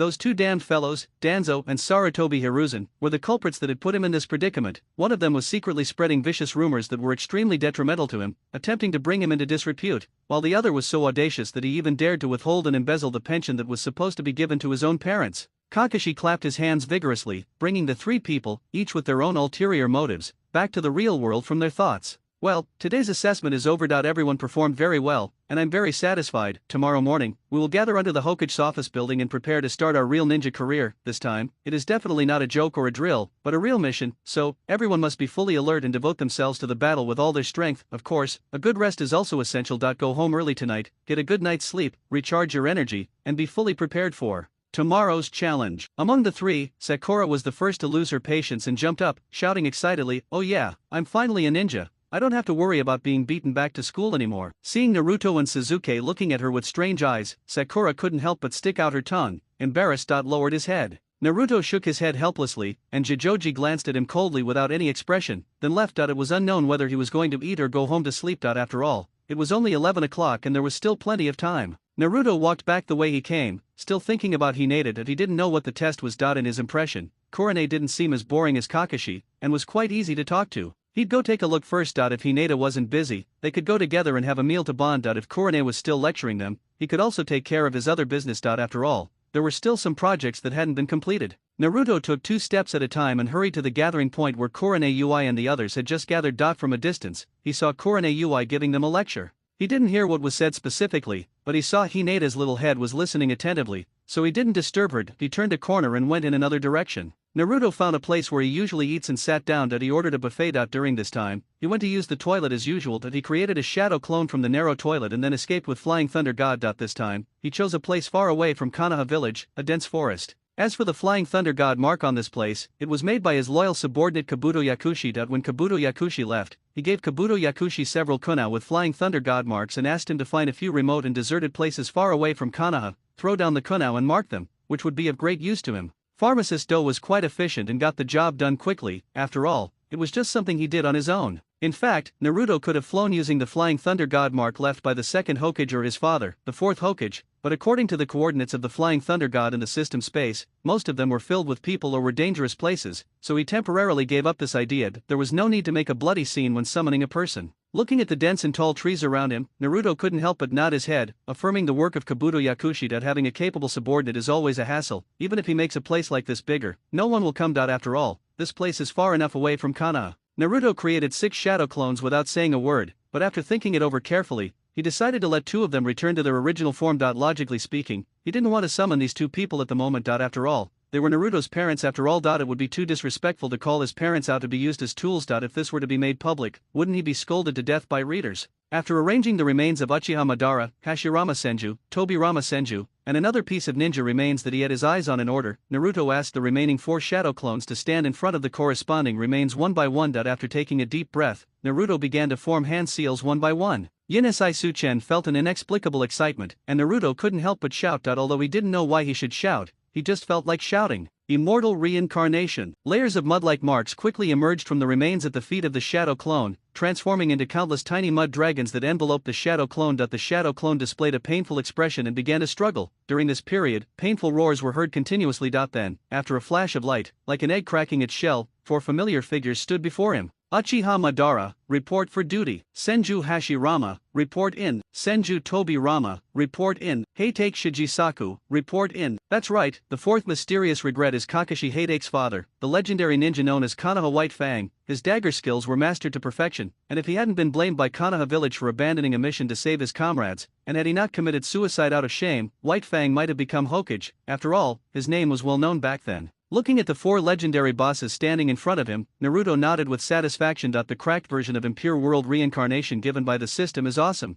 Using shadow clones as sacrifices is convenient and easy to use. Madara, I didn't expect that we were enemies before, and then we founded Konoha village together. After that, you defected from the village, and now we are working together for Lord Naruto again. Senju Hashirama looked at Uchiha Madara and said lightly, Hashi, I've been waiting for this day for so long, let's have a fight. Uchiha Madara doesn't tolerate Hashirama Senju. Now that he's back in the world at his peak strength, his wish is to have a fight with Hashirama Senju, who's also at his peak. Let's see who's stronger. Don't think that you can fight me just because you've opened your samsara eye, Hasi-lama. The most important thing for us right now is not internal fighting, but helping Naruto-sama fight. Don't forget what our purpose is in coming out. Naruto watched Uchiha Madara and Senju Hashirama talking nonsense, and inwardly he couldn't stop laughing. The impure world reincarnation system published by this system is really awesome, right? Can the summoned people automatically recognize their master directly? Glancing at Uchiha Madara's samsara eye, Naruto began to think that he hadn't summoned the fourth Hokage and his wife just now because of Uchiha Madara's samsara eye. Before this, Uchiha Madara's samsara eye was in Nagato, and Nagato mastered the basic usage of the samsara eye, namely the outer path demon statue and the samsara natural technique. Using the Rinnegan technique, one can resurrect the dead. For example, if he wants to resurrect the fourth generation couple, he must find the holder of the Rinnegan to use the Rinnegan technique once. Currently, there are only two people who have mastered this technique, one is Nagato and the other is Uchiha Madara, because currently in the ninja world, only these two people have the samsara eye. However, Naruto has no plans to resurrect the Yondaime couple for the time being. The Yondaime couple have been brainwashed by the will of fire. If they were to be resurrected by the impure world reincarnation, they would definitely be restricted by the system and naturally loyal to him. However, once they are resurrected using the samsara technique, they will not be constrained by the system. Given the Yondaime couple's feelings for Konoha village, he might end up working for Konoha. Although he could ignore it, after all, the fourth Hokage couple were only Naruto's parents, not his, Wang Xiaolong's parents, but after traveling through time and using Naruto's body, this family relationship could not be severed. So in order to avoid subsequent troubles, it is better to wait until the overall situation is settled before using the Rinnegan to resurrect Naruto's parents. The most difficult part of impure world reincarnation is the starting conditions. After being summoned, unless the caster takes the initiative to cancel the spell and let the descended soul return, as a ninja who has signed a contract, it can only exist forever. After Naruto's summoning this time, it will be impossible for others to summon these ninjas. The first one to be affected will be Orochimaru. The impure world reincarnation he had painstakingly learned and the ninja cells he had found were useless. As long as Naruto did not release the control, Orochimaru would never be able to use the summoning techniques of the first and second Hokage. Because of the rule of system supremacy, no one can take away the right to use the soul from Naruto's system, not even the god of death. Naruto looked at Uchiha Madara, Hashirama Senju, Tobirama Senju, and Shigisako Hatake with satisfaction. To be honest, he now had the urge to go back and wipe out Konoha, but after thinking about it carefully, he resisted the urge. There are many talented people in Konoha village, and he still needs to get them. After all, it is easy to conquer a country, but it is not so simple to govern it. He can easily destroy Konoha at the moment, but he does not want to get a devastated Konoha. He wants to get an intact Konoha, a Konoha that is willing to submit to him. The news that Naruto had learned Flying Thunder God spread quickly throughout Konoha village. It was obvious that this was naturally instructed by the third Hokage Sarutobi Hiruzen, because only two people knew about this news, one was him, and the other was Kakashi. Kakashi naturally doesn't have so much free time to gossip everywhere. For him, instead of spreading the news that Naruto has learned Flying Thunder God, he might as well take the time to read what is written in the next chapter of Intimate Paradise. This is much better than going sip everywhere to promote Naruto's popularity. Has he learned the Flying Thunder God technique from the fourth Hokage? Multiple shadow clones and Flying Thunder God. There are only a few techniques on the Forbidden Scroll, and he learned two of them after just one look. What kind of world is this? Is there any justice in the world? Is the news reliable? Reliable, very reliable. The news came from the Hokage's office. I heard from the cleaning lady at the door that the third Hokage was grinning so hard that his mouth was crooked, and he was getting acupuncture treatment from a plump female medical ninja. Ah, you are indeed a female healer performing acupuncture. Is there a possibility that it was an adult who was performing acupuncture on her? Sage, I'm going to kill you. If anyone else hears this, they'll report you. How dare you make such a joke? Groups of ninjas gathered on the streets, chattering and discussing. The entire Konoha village was in an uproar as the demonic fox boy, Naruto, learned a forbidden technique, the famous Flying Thunder God technique from the fourth Hokage. There were those who were skeptical, those who were surprised, and those who gnashed their teeth, including, of course, the clothing store owner who was beaten up by Naruto. Of course, there was also one who was beaming with joy, and that had to be Sarutobi Hiruzen. As long as Kakashi continued to brainwash Naruto with the will of fire, he would have another powerful thug. Danzo, you are not the only one who can produce talents. I have some strong men here too, didn't you expect that? On the other side, Naruto himself cancelled the first summons of Uchiha Madara and other powerful fighters. The purpose of his coming here was to test the cracked version of impure world reincarnation. Seeing that the effect was very good, he felt relieved. At present, he cannot retain control of the first Hokage and Tobirama Senju for a long time. After all, in the near future, when Orochimaru attacks Konoha village, Hashirama Senju and Tobirama Senju will be his main fighting force to kill the third Hokage. He cannot weaken Orochimaru's fighting power at this time. Entering the restroom once again, after Flying Thunder God returned, the clone disappeared and the real body appeared. Naruto bought 2 more bento boxes from the convenience store owner. He guessed that Hinata and the others had finished their talk by now. I have to go meet Hinata. I have to strike while the iron is hot and pursue the little loli with all my heart.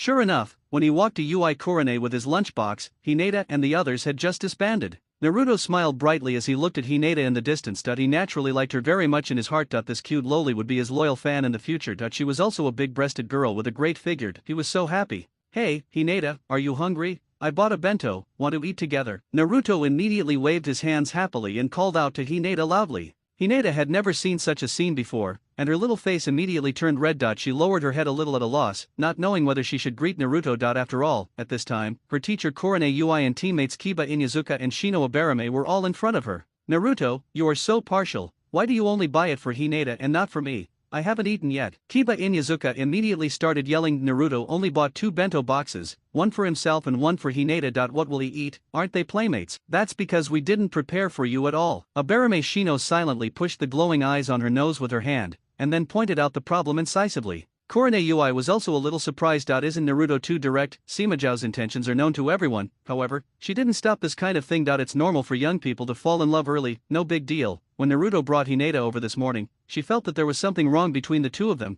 and there was something going on. Now it is basically confirmed. Korone Ui glanced at Hinata with a smile in her eyes. Hinata lowered her head even lower, her face turned even redder, and she smiled a very gentle anti-smile. Naruto, you've been very famous recently, you can create so many shadow clones. Just based on this technique, you can be ranked among the best in Konoha. Because Korone Ui had been teaching Hinata and the others in the morning, she didn't know that Naruto had already learned the Flying Thunder God technique. She was still praising Naruto's multiple shadow clone technique. Naruto didn't show off on his own initiative, he only had one thought in mind at the moment, which was to take his little loli to a deserted place to eat. Teacher Hong, stop kidding me. I'm just a genin, how can I be ranked? There are many people who are more powerful than me. Inuzuka Kiba and Abarame Shino also came over at this time. Inuzuka Kiba put his arms around Naruto's neck without saying anything and said, you kid, that's so mean. Buy an extra portion next time, I'm hungry too. Where's the brotherhood? Kiba Inuzuka, Koji Akimichi, Shikamaru Nara, and Naruto were a notorious truant group at school. They'd always jump out of windows and run away whenever they felt like it, wasting more than half of their school time by going out and skipping classes. As a result, the 4 of them actually had a pretty good relationship, having been playmates since childhood.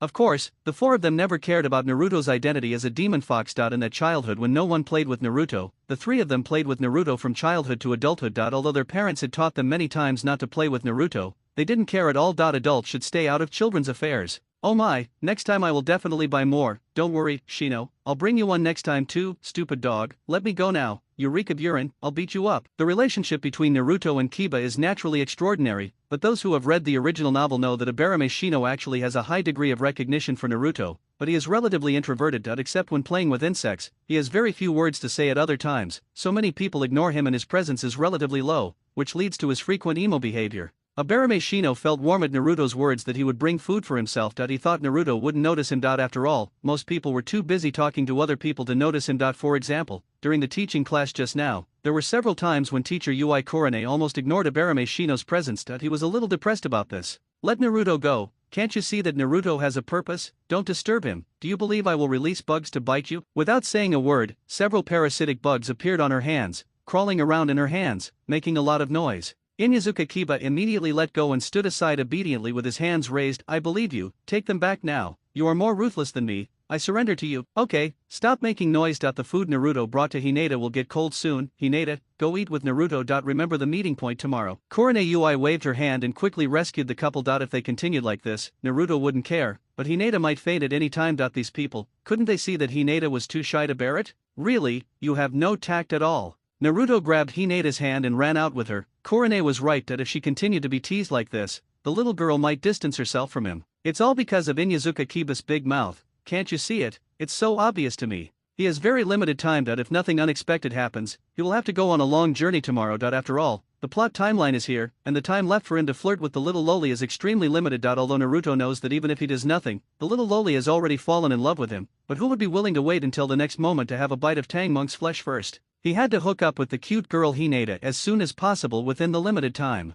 Naruto took Hinata's hand and walked slowly in the woods, feeling the softness coming from the palm of his hand. Naruto couldn't help but sigh. The ancients were not deceiving me, loli is really wonderful. Naruto. Are we far enough away? Hinata asked shyly, her little face still flushed. Just now, Naruto came to him with a lunchbox in front of everyone. The impact was simply overwhelming. They all knew what Naruto meant by doing this. It was almost like a naked confession of love. After all, in the ninja world, the relationship between men and women was still relatively simple. Hinata is extremely obsessed with Naruto. She has lived in a large mansion since she was a child. The expectations her father gave her have always suppressed her. She has been under great pressure since she was a child. The happiness that other children can enjoy in their childhood, for Hinata, there is only endless training and scolding, because she carries the future of the Hyuga family on her back. When she was 4 years old, there was heavy snow falling from the sky. Hinata was mesmerized by the snow scene and couldn't help but secretly ran out of the house, looking at the snow everywhere along the way. But no one expected that she would get lost while looking for the way. Not only that, some kids who often hang out in the village blocked her on the road and called her a little monster.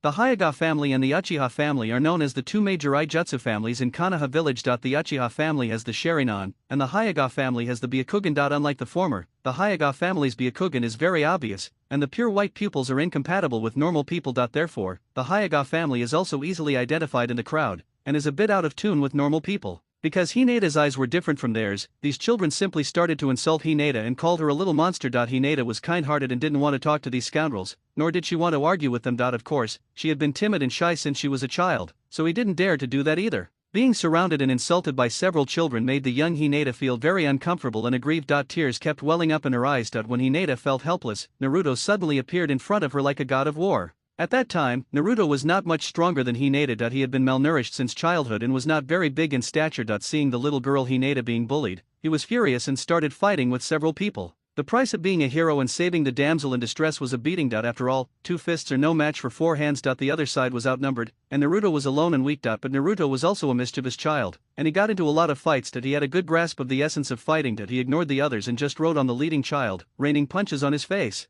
Facing the attacks from others behind him, Naruto ignored them and continued to attack the enemy in front of him. Naruto's ferocity successfully frightened the children. After they got up, they turned around and ran away, not daring to fight Naruto anymore. After all, Naruto fought without regard for his life. He looked as ruthless as a flower scattering girl, and coupled with his nickname of the Demon Fox, the children ran away without even looking back. Naruto, who had tried to stand out, had his eyes swollen, and the red scarf around his neck was torn into pieces in the fight. That was Naruto's favorite scarf. After beating the thugs away, Naruto immediately stood in front of Hinata, who was still crying, like a god of war. As if a ray of light illuminated Hinata's heart, he gently asked Hinata if she was hurt, and praised Hinata's beautiful eyes, which were the most beautiful eyes he had ever seen. Naruto's words of praise cleared the haze in the little Hinata's heart. Afterwards, Naruto held Hinata's hand and escorted her home. Before leaving home, Naruto praised Hinata again and taught Hinata not to take the words of those gangsters to heart. From then on, Naruto's figure was deeply engraved in Hinata's heart like a knife or an axe. Later, as they grew older, Hinata and Naruto both entered the ninja school. It was at that time that Naruto fell in love with Sakura at the airport. He followed Sakura around all day long and asked her about her well-being. Hinata also knew that her lover had fallen in love with Sakura.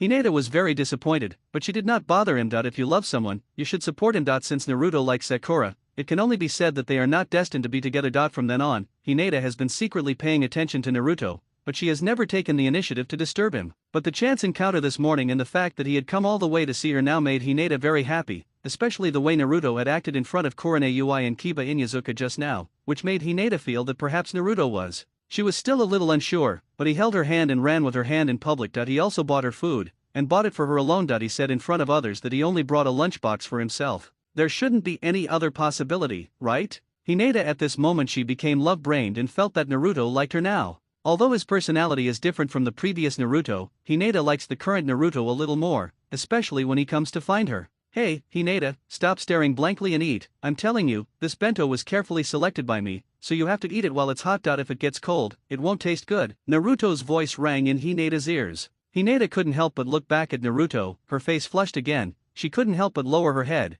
and the fingers of her hands involuntarily circled. Thank you Naruto-kun. Of course Naruto knew what Hinata was thinking. After all, he had been pursuing Green Tea Sakura before and had no contact with Hinata. It would be a miracle if he could pull her out by delivering food to Hinata so rashly, not to mention such a situation. Anyone would find it very confusing. This is Hinata. If it were anyone else, there would be no way they could come with me. Hinata, there are some things I can't say right now, but you have to believe me. After all, a journey of 1,000 miles reveals a horse's strength, and time reveals a person's true character. I believe you will gradually feel it. As Naruto spoke, he took the initiative to open the lunchbox for Hinata, took out the chopsticks, wiped them carefully, and then handed them to Hinata. When Hinata saw what Naruto did, all her thoughts disappeared, and she didn't even care about being shy. She picked up the chopsticks and started eating. Of course, she didn't eat as fast as she had imagined. Girls are still very polite when eating, let alone Hinata, the eldest daughter of the Hyuga family. Most importantly, in front of my lover, my lover, my lover, my lover. Important thing should be said 3 times. When her lover is around, Sun Erniang can put down her murderous knife and pick up her embroidery needle to give you a few stitches. What's more, the little lowly Hinata is gentle as water. The two of them didn't have much verbal communication, they just ate in silence. From time to time, Naruto picked out a piece of delicious food from his lunchbox and put it in Hinata's bowl. Hinata blushed immediately, but didn't refuse. Both parties were enjoying this extremely simple lunch sweetly. Although they didn't say anything,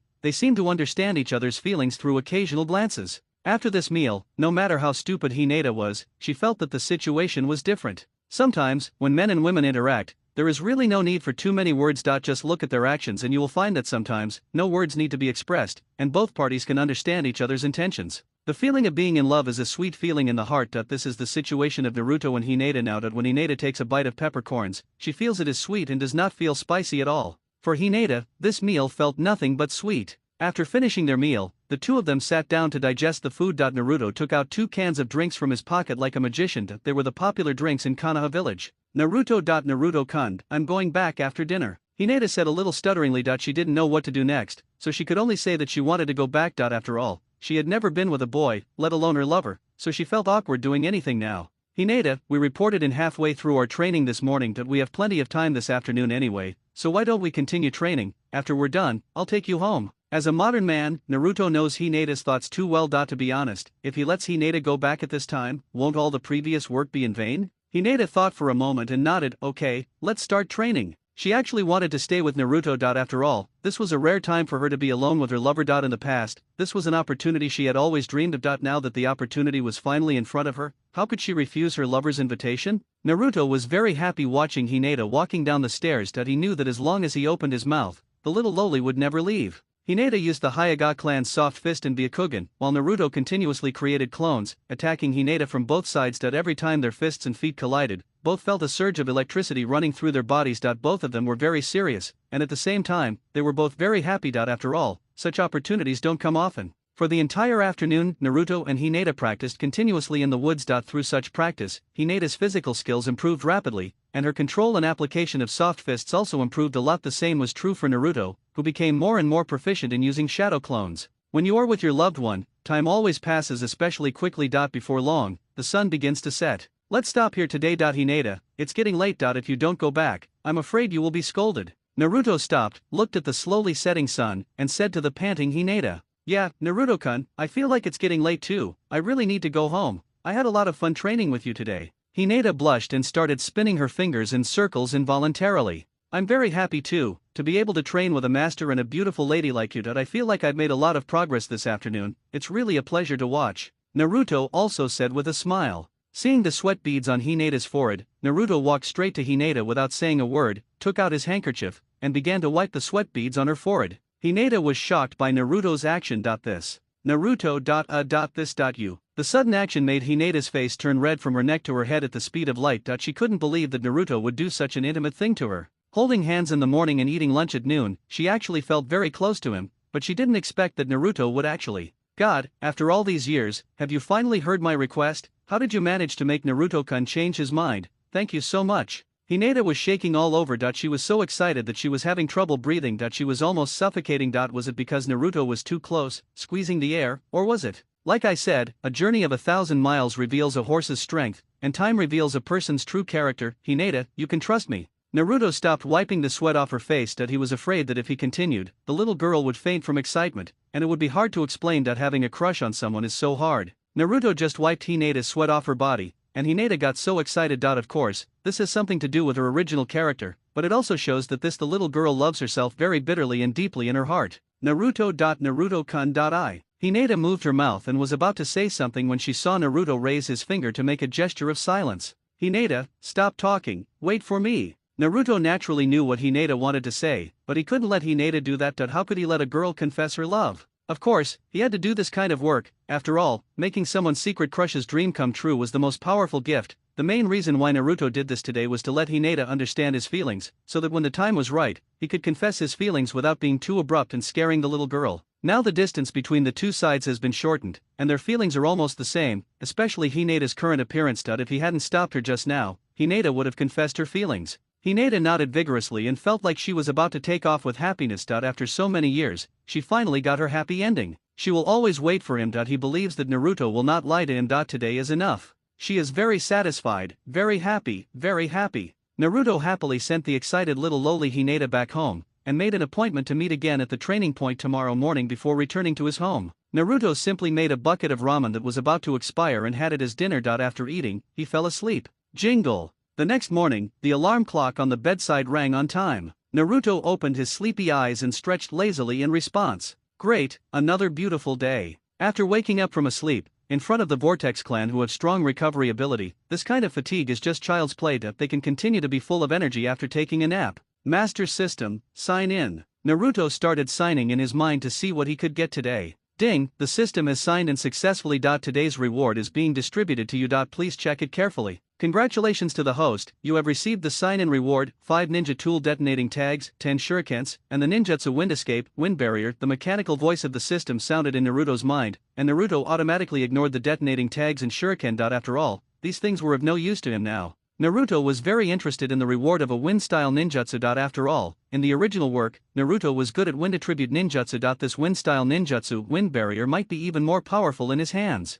Wind style, the wind barrier was created by an ancient ninja who, having long suffered shurikens and attacks, pondered the nature of wind and combined it with his own ninjutsu to create the wind barrier. Within the wind wall's range, all projectiles are intercepted and prevented from breaking through. Defense rating, 3 stars. Ninjutsu level A. When Naruto saw the introduction and characteristics of this ninjutsu, he felt a little confused. No, man, are you kidding me? Isn't this Yasuo's W from League of Legends? Tell me the truth, system, are you from Valorant? How did you get Yasuo's skills into Naruto? Next time I check in, will you give me a compressed ultimate move, like fresh breath? Do I need to get a Japanese sword to unleash it? Before a fight, do I have to slap the enemy twice to gather the wind and blow them up, so I can then use fresh breath? It's totally off the mark. Complaining aside, Naruto curled his lips helplessly. Whatever, let the wind wall be the wind wall. After all, the system sign-in rewards are just like that, and there won't be any good stuff. If you want to get big and good stuff, you still have to wait for the system to release the task. After all, the rewards for the task are far better than those for signing in. After washing his face and brushing his teeth, Naruto casually ate 2 pieces of bread and some expired milk, and considered it as breakfast. Just like yesterday, Naruto hurried to the training ground. You asked him why he was in such a hurry?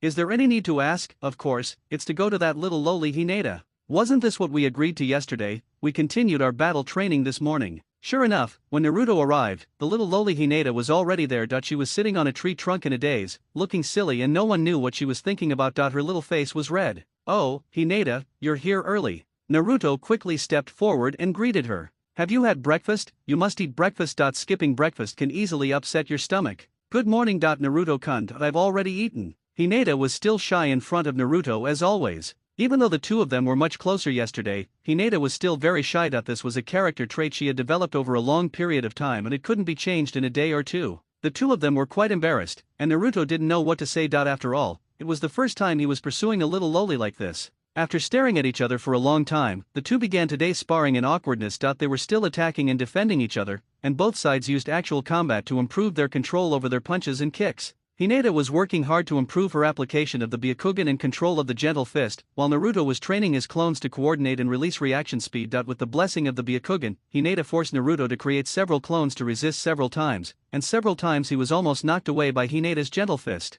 Hinata, I created a new ninjutsu, but I don't know how it will work. Can you help me try it? Naruto shamelessly claimed that the ninjutsu rewarded by the system was created by himself, and asked Hinata to help him test its strength. Hinata nodded and agreed without saying a word. After all, in her heart, her lover was very outstanding, and it was normal for him to create a new ninjutsu. After all, her lover was the best ninja in the whole school and even in the whole Konoha. Use your shuriken and try to attack from all directions to see if you can break through my defense. The ninjutsu I created this time is a defensive ninjutsu, and I want to know its strength. Hinata nodded. I understand, Naruto-kun, don't worry. Naruto quickly formed 4 seals with his hands, and a strong wind suddenly rose from the ground, carrying the leaves scattered on the ground, and suddenly formed a wall of wind. Judging from its angle and appearance, it was exactly the same as when Yasuo released the wind wall in LOL. Oh my god, it really is Yasuo's wind wall. Naruto's jaw dropped. So Yasuo is a ninja, isn't he a Ronin swordsman? Naruto wondered. I'm about to start, Naruto-kun, be careful. Hinata saw that Naruto was distracted, so she reminded him quietly that although the wind wall in front of them looked unbreakable, her lover was behind them, so they had to be nervous. After all, this ninjutsu was just created by her lover, so it was normal to have some flaws.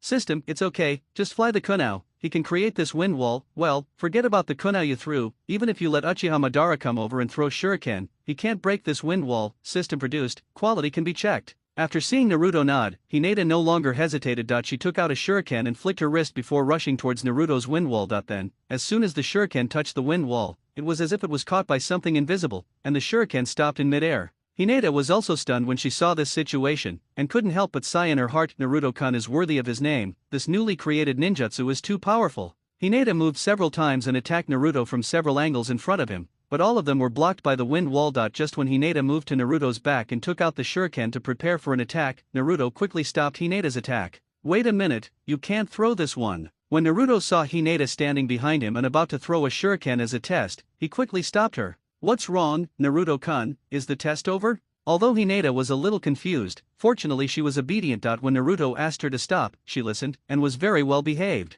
Naruto could only give Hinata some scientific explanation, explaining why he wanted to stop Hinata's attack. It turns out that the defense of this wind barrier ninjutsu is impeccable, and any flying props will be intercepted, which is exactly the same as Yasuo's W skill in LOL, but the disadvantage is the same, that is, it can only be intercepted from the front, and if you go around behind it to attack, it will be a wide open goal. Hinata seemed to understand, nodding her head slightly. So, the flaws in your jutsu are quite obvious, but why don't you use your clones to cast the wind barrier? If you cast it with your original form and the 4 clones at the same time, wouldn't that wrap you up in the middle, then this jutsu wouldn't have blind spots? Hinata tilted her head and asked Naruto a constructive question, reminding him that he could use clones to release the ninjutsu, thus solving the flaws of this ninjutsu. Naruto was stunned immediately, thinking carefully about Hinata's words in his mind. Yeah, why am I so stupid? For Yasuo together to cast a wind wall, isn't this an all-round interception? Damn, why didn't I think of it? Hinata, you are really amazing. Why didn't I think of the method you mentioned? Naruto immediately became excited. Hinata's solution was the best because it was completely feasible.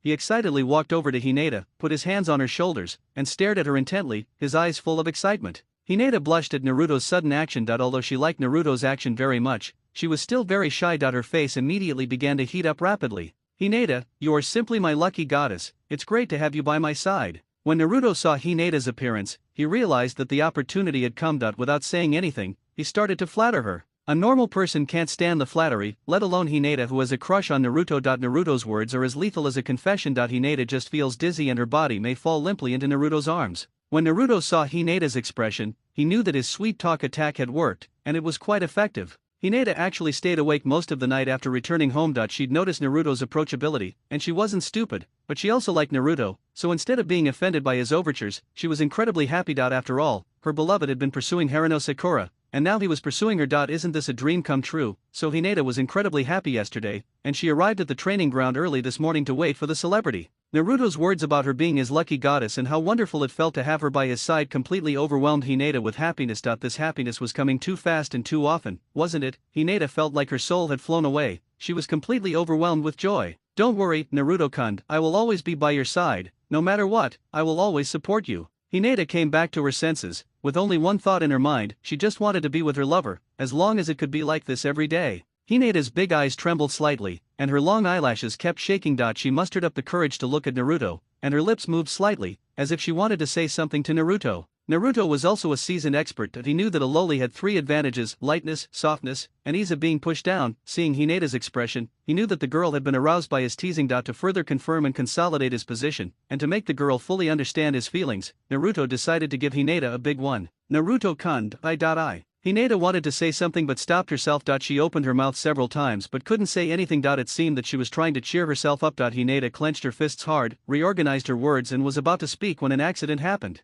Naruto approached Hinata unexpectedly and kissed her on the forehead. The feeling of warm lips on her forehead made Hinata's head heat up rapidly, and her whole body went into a state of shutdown. The blush spread from her cheeks to her neck and then to her white hands. She looked like a ripe crayfish, bright red. Hinata never expected that just as she was about to confess her love to Naruto, Naruto kissed her. This kiss made Hinata lose the ability to move and she was completely stunned. All her thoughts and the words she wanted to say to confess her love to Naruto disappeared, and only one sentence remained in her mind. Naruto-kun, he kissed me. In the world of Naruto, such an intimate action cannot be done whenever you want. In the real world, people may think it is okay to kiss each other on the forehead. After all, society is much more open and inclusive now. Kissing the forehead has many meanings, but in the simple world of Naruto, the act of kissing the forehead undoubtedly represents love. Especially Naruto and Hinata, a perfect love. Hinata, if I can only choose to walk the future alone, I hope that the person I will walk with for the rest of my life is you. Naruto's kiss was as gentle as a dragonfly touching the water, but it gave Hinata an electric feeling, making her feel completely dazed. Hinata finally regained some of her senses, but Naruto's words of love made her sink directly into oblivion. That now she had no thoughts in her mind that even if Naruto told her to die, she would be willing.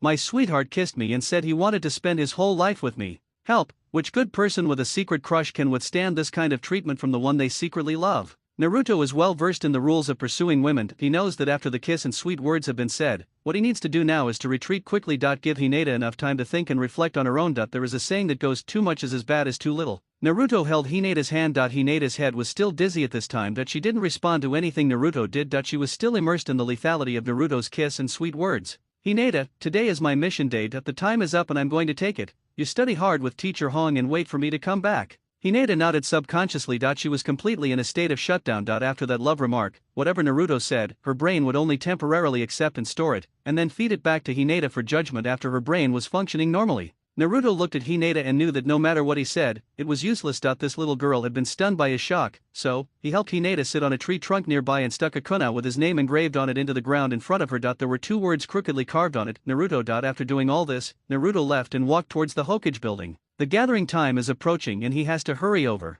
After Naruto left for half a day, our Miss Hinata slowly came to her senses. Naruto-kun.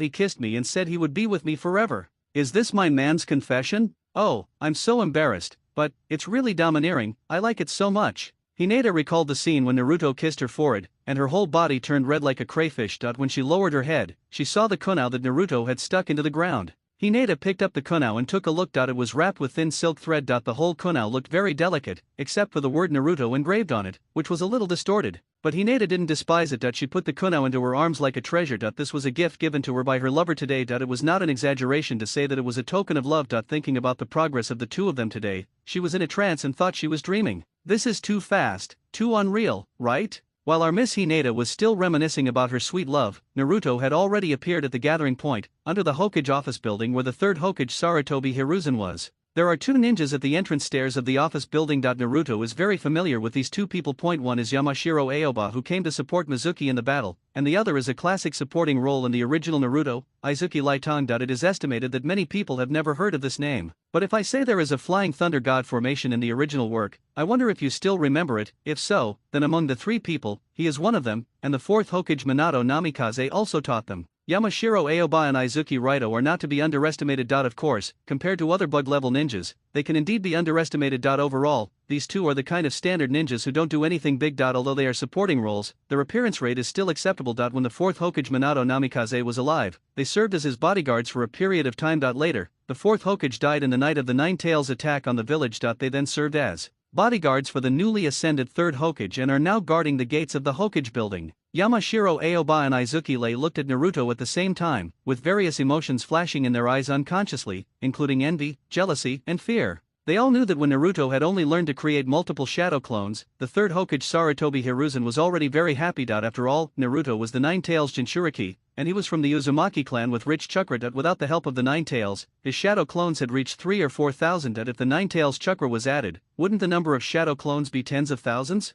Isn't this just one person in army? The key is that with so many troops, only one person's ration pills are needed for a single expedition. This deal is a huge profit. If a war breaks out, send Naruto out and do nothing but stand with the enemy, draining food and national strength, and you can even wear them down. What's more, Naruto has now mastered Flying Thunder God. This news spread yesterday, and I guess everyone in the village knows that Naruto can Flying Thunder God by now. After all, what villager doesn't like to eat melons? Izumi Raiden looked at Naruto, who was approaching slowly, then turned to Yamashiro Aoba and said, "We're all human, but comparing ourselves to each other is infuriating. Naruto is so young, yet he has multiple shadow clones and the Flying Thunder God. Look at the two of us, compared to him, it feels like we've been living like dogs for decades." Yamashiro Aoba immediately raised a finger at SHH, "Don't say that. If the Inyazuka family hears you, you'll be chained tomorrow, and maybe even taken away for breeding." "Oh, shit, no, I don't want to be in a dog-human relationship." Izuku Lighton let out a wail that he had forgotten that there was a dog-loving and dog-controlling family in Konoha village, the Inyazuka family. But let's be honest, you guys are really useless. The fourth Hokage has been teaching you Flying Thunder God for so many years, and you three still have to get together to perform Flying Thunder God. Look at Naruto, he was only 12 years old, and he learned it just by looking at the Forbidden Technique scroll. You were taught step by step by the fourth Hokage. Don't you feel ashamed when compared to him?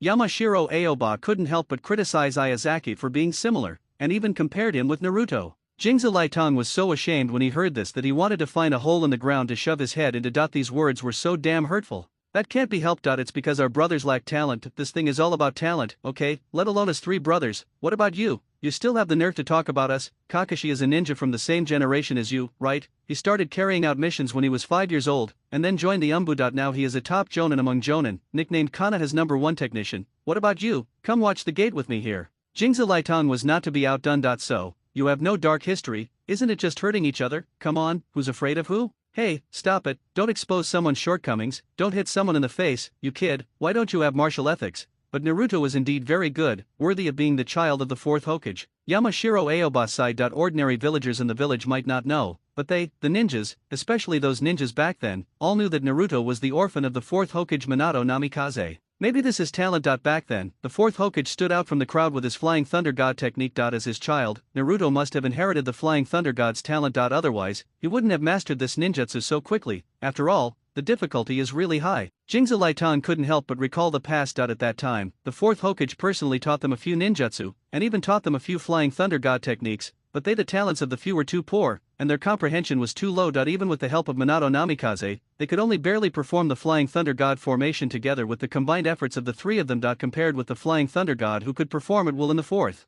generation, they were far behind. Naruto was also recalling the wonderful feeling of kissing the little lowly Hinata on the forehead just now. After all, this was his first kiss in the Naruto world. Just as he was thinking about it, he walked to the stairs, only to find that the gate guard Yamashiro Aoba and another person were staring at him with strange eyes. Naruto was so scared that he quickly touched his face. There was clearly nothing on his face. He was the one who kissed Hinata just now, so there was no way there would be lipstick marks on her face. Why were they looking at him so strangely? Naruto was a little confused. He looked at the two people at the door with a strange look. What's going on, you two? Yamashiro Aoba and Ayazaki Lietong naturally noticed Naruto's discomfort. They both laughed it off, saying it was nothing and told Naruto to hurry up, as the third Hokage and Kakashi had been waiting for a long time. Naruto didn't suspect anything else and walked upstairs. As soon as he reached the door, he heard the voice of the old man Sarutobi Hiruzen coming from inside. Don't worry, I'm sending you Konoha's strongest team, I guarantee there will be no problems. Naruto, who had just walked to the door, felt his heart skip a beat when he heard this. No way, I just graduated yesterday, and today I'm assigned to work in the land of waves. Sarutobi Hiruzen, you old Biden, aren't you too cruel, system master? This is not right. Logically, it shouldn't have reached this part.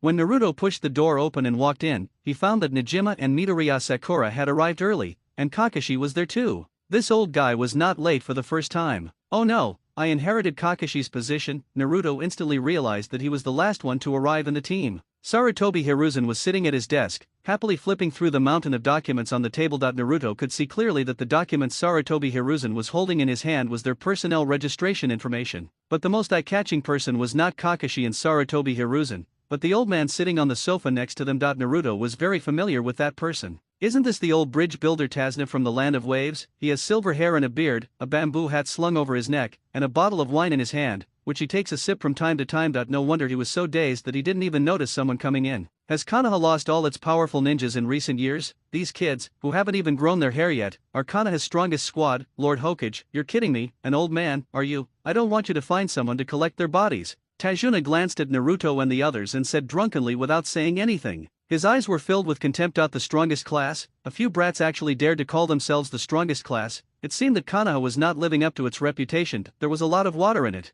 Just as Naruto was about to speak, he noticed that Green Tea Sakura beside him was already filled with anger, with veins showing on her fists. It was obvious that she was planning to use violence to teach this old man a lesson. You said his fur hasn't even fully grown yet. If I were White Tiger, Naruto and Sasuke would have been drained dry long ago. Who else would I be collecting the bodies for? You're already old. It's hard to say who will die first. Old man, please don't look down on me, okay? Even though we are young, we are still ninjas. You may be older, but you are not strong enough to fight us. Ninjas don't use age to measure their fighting power. Sakura Haruno, who was about to refute with force, was held down by Kakashi, but this did not affect her verbal output, and she directly scolded Tajuna. Really? I really can't see what's so great about you. Tazna glanced at them slowly, then took another sip of wine. Of course, the glance he just took stayed on Sakura's chest for a little bit longer. Sakura followed Tajuna's gaze and instantly understood what the old man was implying about her. Her violent personality immediately came online again. This time Kakashi used both hands to hold her down. After all, the child was old and had some strength during her rebellious period. Mr. Tazna, don't worry, I can guarantee that with them accompanying you on this mission, let alone this difficulty, even if the difficulty of your mission increases by 2, it will be easy to handle at A level. The third Hokage Sarutobi Hiruzen stroked his beard, smacked the pipe in his mouth, took a deep puff of the cigarette, and said with enjoyment, "Oh, Sarutobi, what gives you the confidence to speak like that?" Tazna tried to open his drunken eyes a little wider, but sorry, he still couldn't see anything different. Sasuke stood aside, his hands in his pockets, and said nothing. To him, it didn't matter, the Uchiha clan was invincible anyway. Naruto was silent for a while that he knew the difficulty of this mission. This old man named Tajuna was a poor guy, he didn't have much money, but he acted very arrogantly. The level of the mission he reported for in Konoha this time was obviously different from what he encountered. This mission should have been carried out by A-rank ninjas, not them, because in the original story, Tajuna's enemies, Cardo and his men hired the Mist Shadow Killer, Demon Mamakai Zabuza to come and settle the matter. So he knew that the old man was finding fault with Sarutobi Hiruzen in every possible way, not because he looked down on them, but because he really wanted Sarutobi Hiruzen to send a few more powerful ninjas because he knew the difficulty of the task. Hokage, I think what Mr. Tajuna said makes a lot of sense, we are indeed not suited for this mission. After all, we just graduated yesterday, we have just met our companions and haven't had time to get used to each other yet, going on this mission rashly would be too challenging for us. Naruto spoke up and said, I can't go on this job. He didn't mind, but it was inappropriate to work so hard right after graduation. How much money you get depends on how much work you do. You're paying us for C-level missions, and you're asking us to take on A-level or even S-level missions. Did you learn this exploitative method from the HR staff at the factory? After Naruto learned multiple shadow clones, his importance in Sarutobi Hiruzen's heart changed, but when Sarutobi Hiruzen knew that Naruto had also learned Flying Thunder God, the importance he attached to Naruto and his heart increased again. At this moment, Naruto's words made Sarutobi Hiruzen fall into thought again. Kakashi glanced at Naruto. According to the information he had obtained, Naruto should not be able to say such words, because Naruto has always given the impression to the villagers that he is an undisciplined and reckless child. According to common practice, Naruto should be jumping for joy at this moment. After all, the higher the level of the mission a ninja performs, the more powerful he is. Sasuke and Sakura also looked back at Naruto, both of them with surprise in their eyes, but Sasuke's look was filled with surprise and a hint of contempt. He had originally thought Naruto was okay, but he didn't expect this kid to be just a bully. During the assessment, he dared to do anything, he bravely attacked the Jonin Kakashi, but now he was just completing a C-rank mission and he was so timid. What a loser. Naruto, although he saw the looks of Sakura, Sasuke and the others, and understood all the implications, he also felt very strange. There was obviously something wrong with the progress bar. According to the normal plot, after they graduated and formed Team 7 on the first day, they should have come to the Hokage office building to take on some daily D-level tasks in the village, such as catching cats and dogs or pulling weeds. After being busy for a month or two, Tajuna will come to Konoha village to ask Konoha for help with the mission. Only then would Sarutobi Hiruzen feel they could carry out C-rank missions. Now, Tazuna's mission is being carried out the next day. This timeline has been advanced by more than a month. What's more, this mission involves Zabuza Mamakai, the notorious traitor from Kirigakage village. In the original novel, Kakashi is imprisoned in a water dungeon and humiliated. Donati look at Zabuza as he looks so awesome with his hands in his pockets now. He was almost sent to reunite with his parents by Zabuza's follower by Yangqi and Shishui Xiang. Sarutobi Hiruzen, you're really rude to me right from the start, you're using my buddy to death. Naruto, are you afraid of not having enough experience on your first mission, or are you just afraid of going out for the first time? After thinking for a while, Sarutobi Hiruzen thought that Naruto was used to being arrogant in the village and was afraid of the outside world, so he asked with a smile. Naruto sighed inwardly. No, is this just mental decline? You seem pretty smart, old man, but you've been scheming against Danzo all day. Have you been living like a dog all these years? You can't understand what I'm saying. Are you blind to Tajuna's tricks? Can't you see that Tajuna also wants some experts? Please, use your vape-clogged brain, this job isn't the right level. Look, the ninjas you sent me don't have confidence in themselves. How can I trust them? You should give me some more reputable ones. Although our mission commission is low, the scenery along the way is beautiful. Just treat it as a vacation for these hardworking and powerful ninjas. Let them rest up and experience the customs and culture of our wave country. A gleam of brilliance flashed in Tajuna's drunken eyes, though it was fleeting, but Naruto had been staring at him and saw it in time. Not only Naruto but also Sasuke was staring at him. Although Jinji is very arrogant, as a genius who graduated from the school, his title is well deserved. After Naruto spoke, although he thought that Naruto was a bully, he also carefully observed Tajuna for a while. After all, he felt that there was something wrong if the owner of Flying Thunder God, who could attack and defend, could give up the mission. Naruto looked at Sasuke's expression and guessed that Sasuke might have also noticed something was wrong. The two looked at each other and lowered their heads in tacit understanding. Naruto, don't worry, you have Kakashi leading you this time, so just think of it as a cross-level training. After all, the village needs you to grow up quickly. Although this mission is a bit inappropriate for you who have just graduated, it can help you grow quickly overall. and the benefits outweigh the disadvantages. I think there is no problem, Kakashi, what do you think? Sarutobi Hiruzen put down the documents in his hand and looked at Kakashi and asked that he had just carefully read the task list submitted by Tajuna again and felt that there was no problem for Team 7. He had indeed considered the question raised by Naruto. According to the previous order, the newly graduated student classes usually carried out tasks in the village. After all, the outside world was still relatively dangerous. When they reached a sufficient mission level and had enough experience, the village would send them out to perform tasks. Although Kakashi was surprised by Naruto's situation, for him, this level of mission was just a piece of cake. He started to carry out missions when he was 5 years old. What kind of storms had he not seen? I think it's okay. It's good for them to gain some experience. I will do my best to teach them for this mission. Kakashi looked at the third Hokage and nodded. He was sure that there would be no problem on his side. After hearing Kakashi's answer, Sarutobi Hiruzen felt relieved. Anyway, it was Kakashi who had to do the hard work in this mission, so the little kids could just treat it as a trip. Thinking of this, the third Hokage looked at Tajuna and said, Mr. Tajuna, did you hear that? This mission will be carried out by Team 7, led by Kakashi. Don't worry, you may not trust those kids, but you must trust our Kakashi's reputation, right? Konoha's #1 technician, I've assigned all my best ninjas to you, and please don't underestimate these kids. They are all ninjas selected after a lot of screening and training. Each of them is an excellent candidate, not to mention that Team 7 is the strongest team this year. You know the names of the strongest classes of every Konoha ninja class.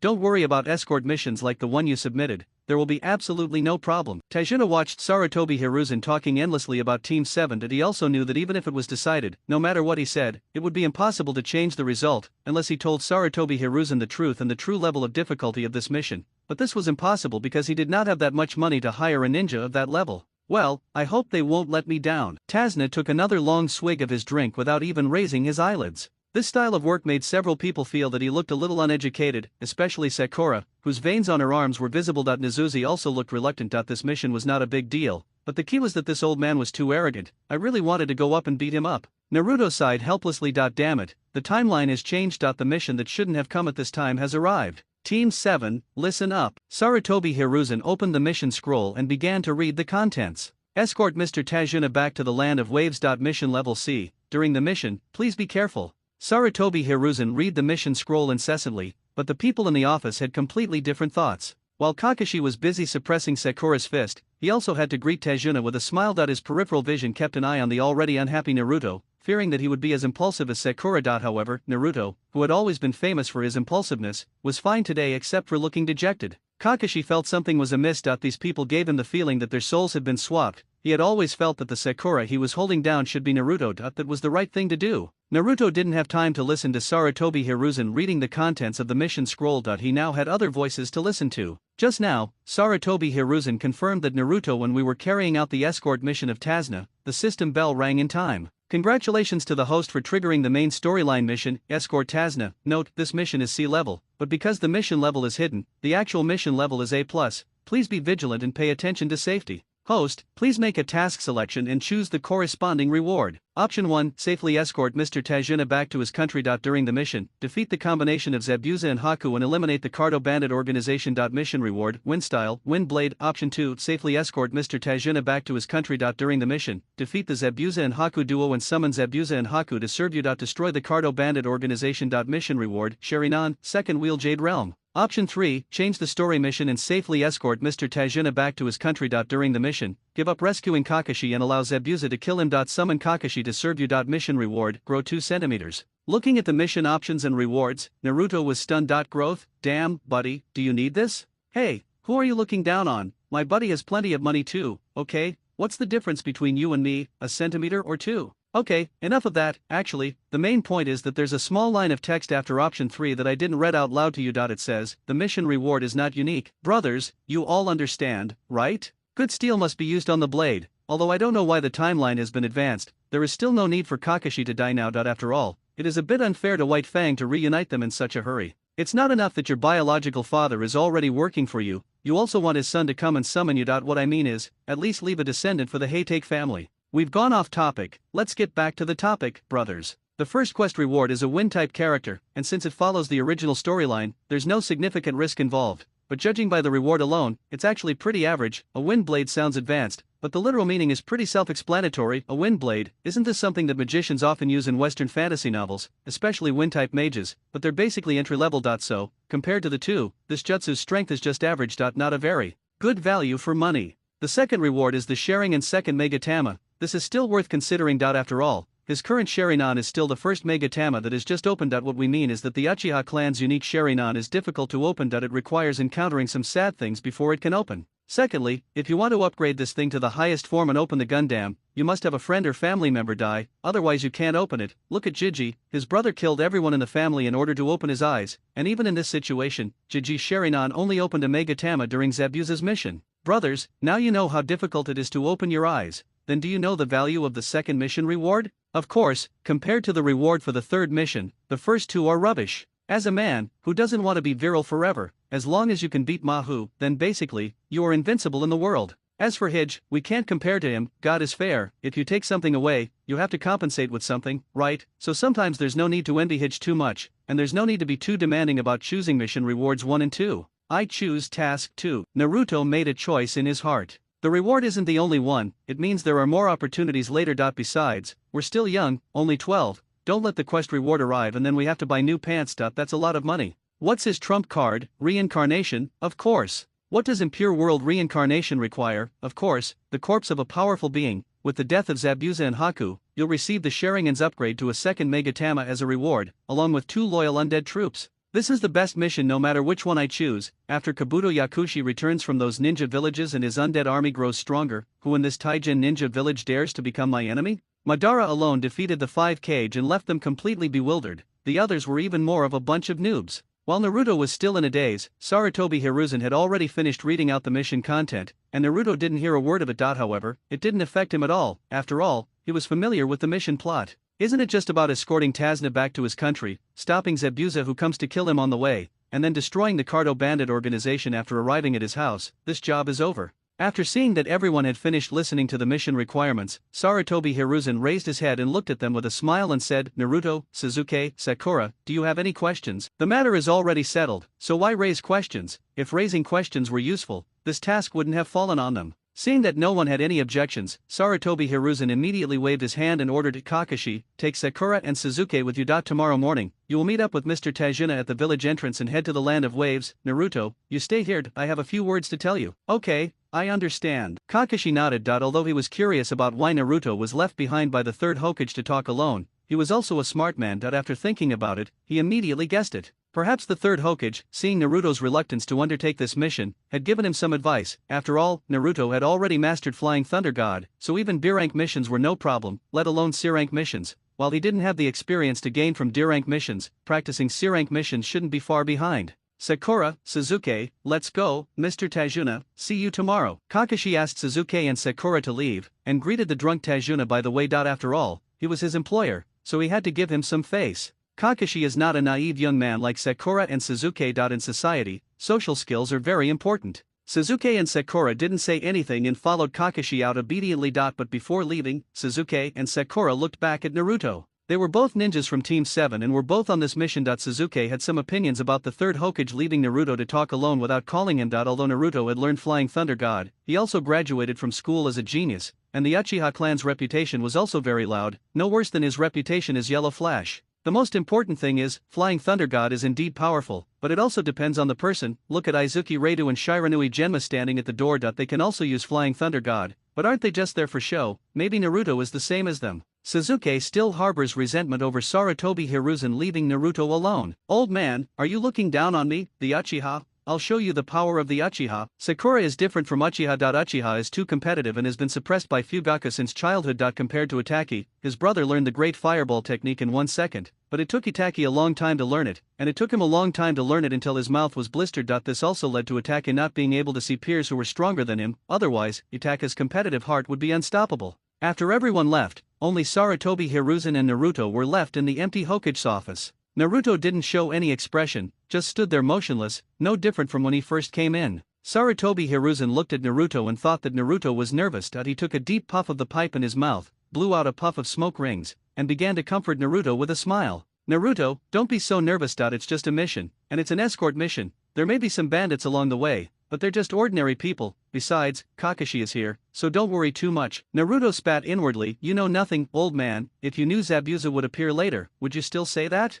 It's really easier said than done. Old man, just say whatever you want to say, I'm listening. If it's nothing else, I still have to go eat ramen. After all, if I'm out on a mission, I won't be able to eat Uncle Ichiriku's delicious barbecued pork ramen. Naruto raised his head coldly and gave him a displeased look. In his memory, Naruto had always communicated with the third-generation old man in this way.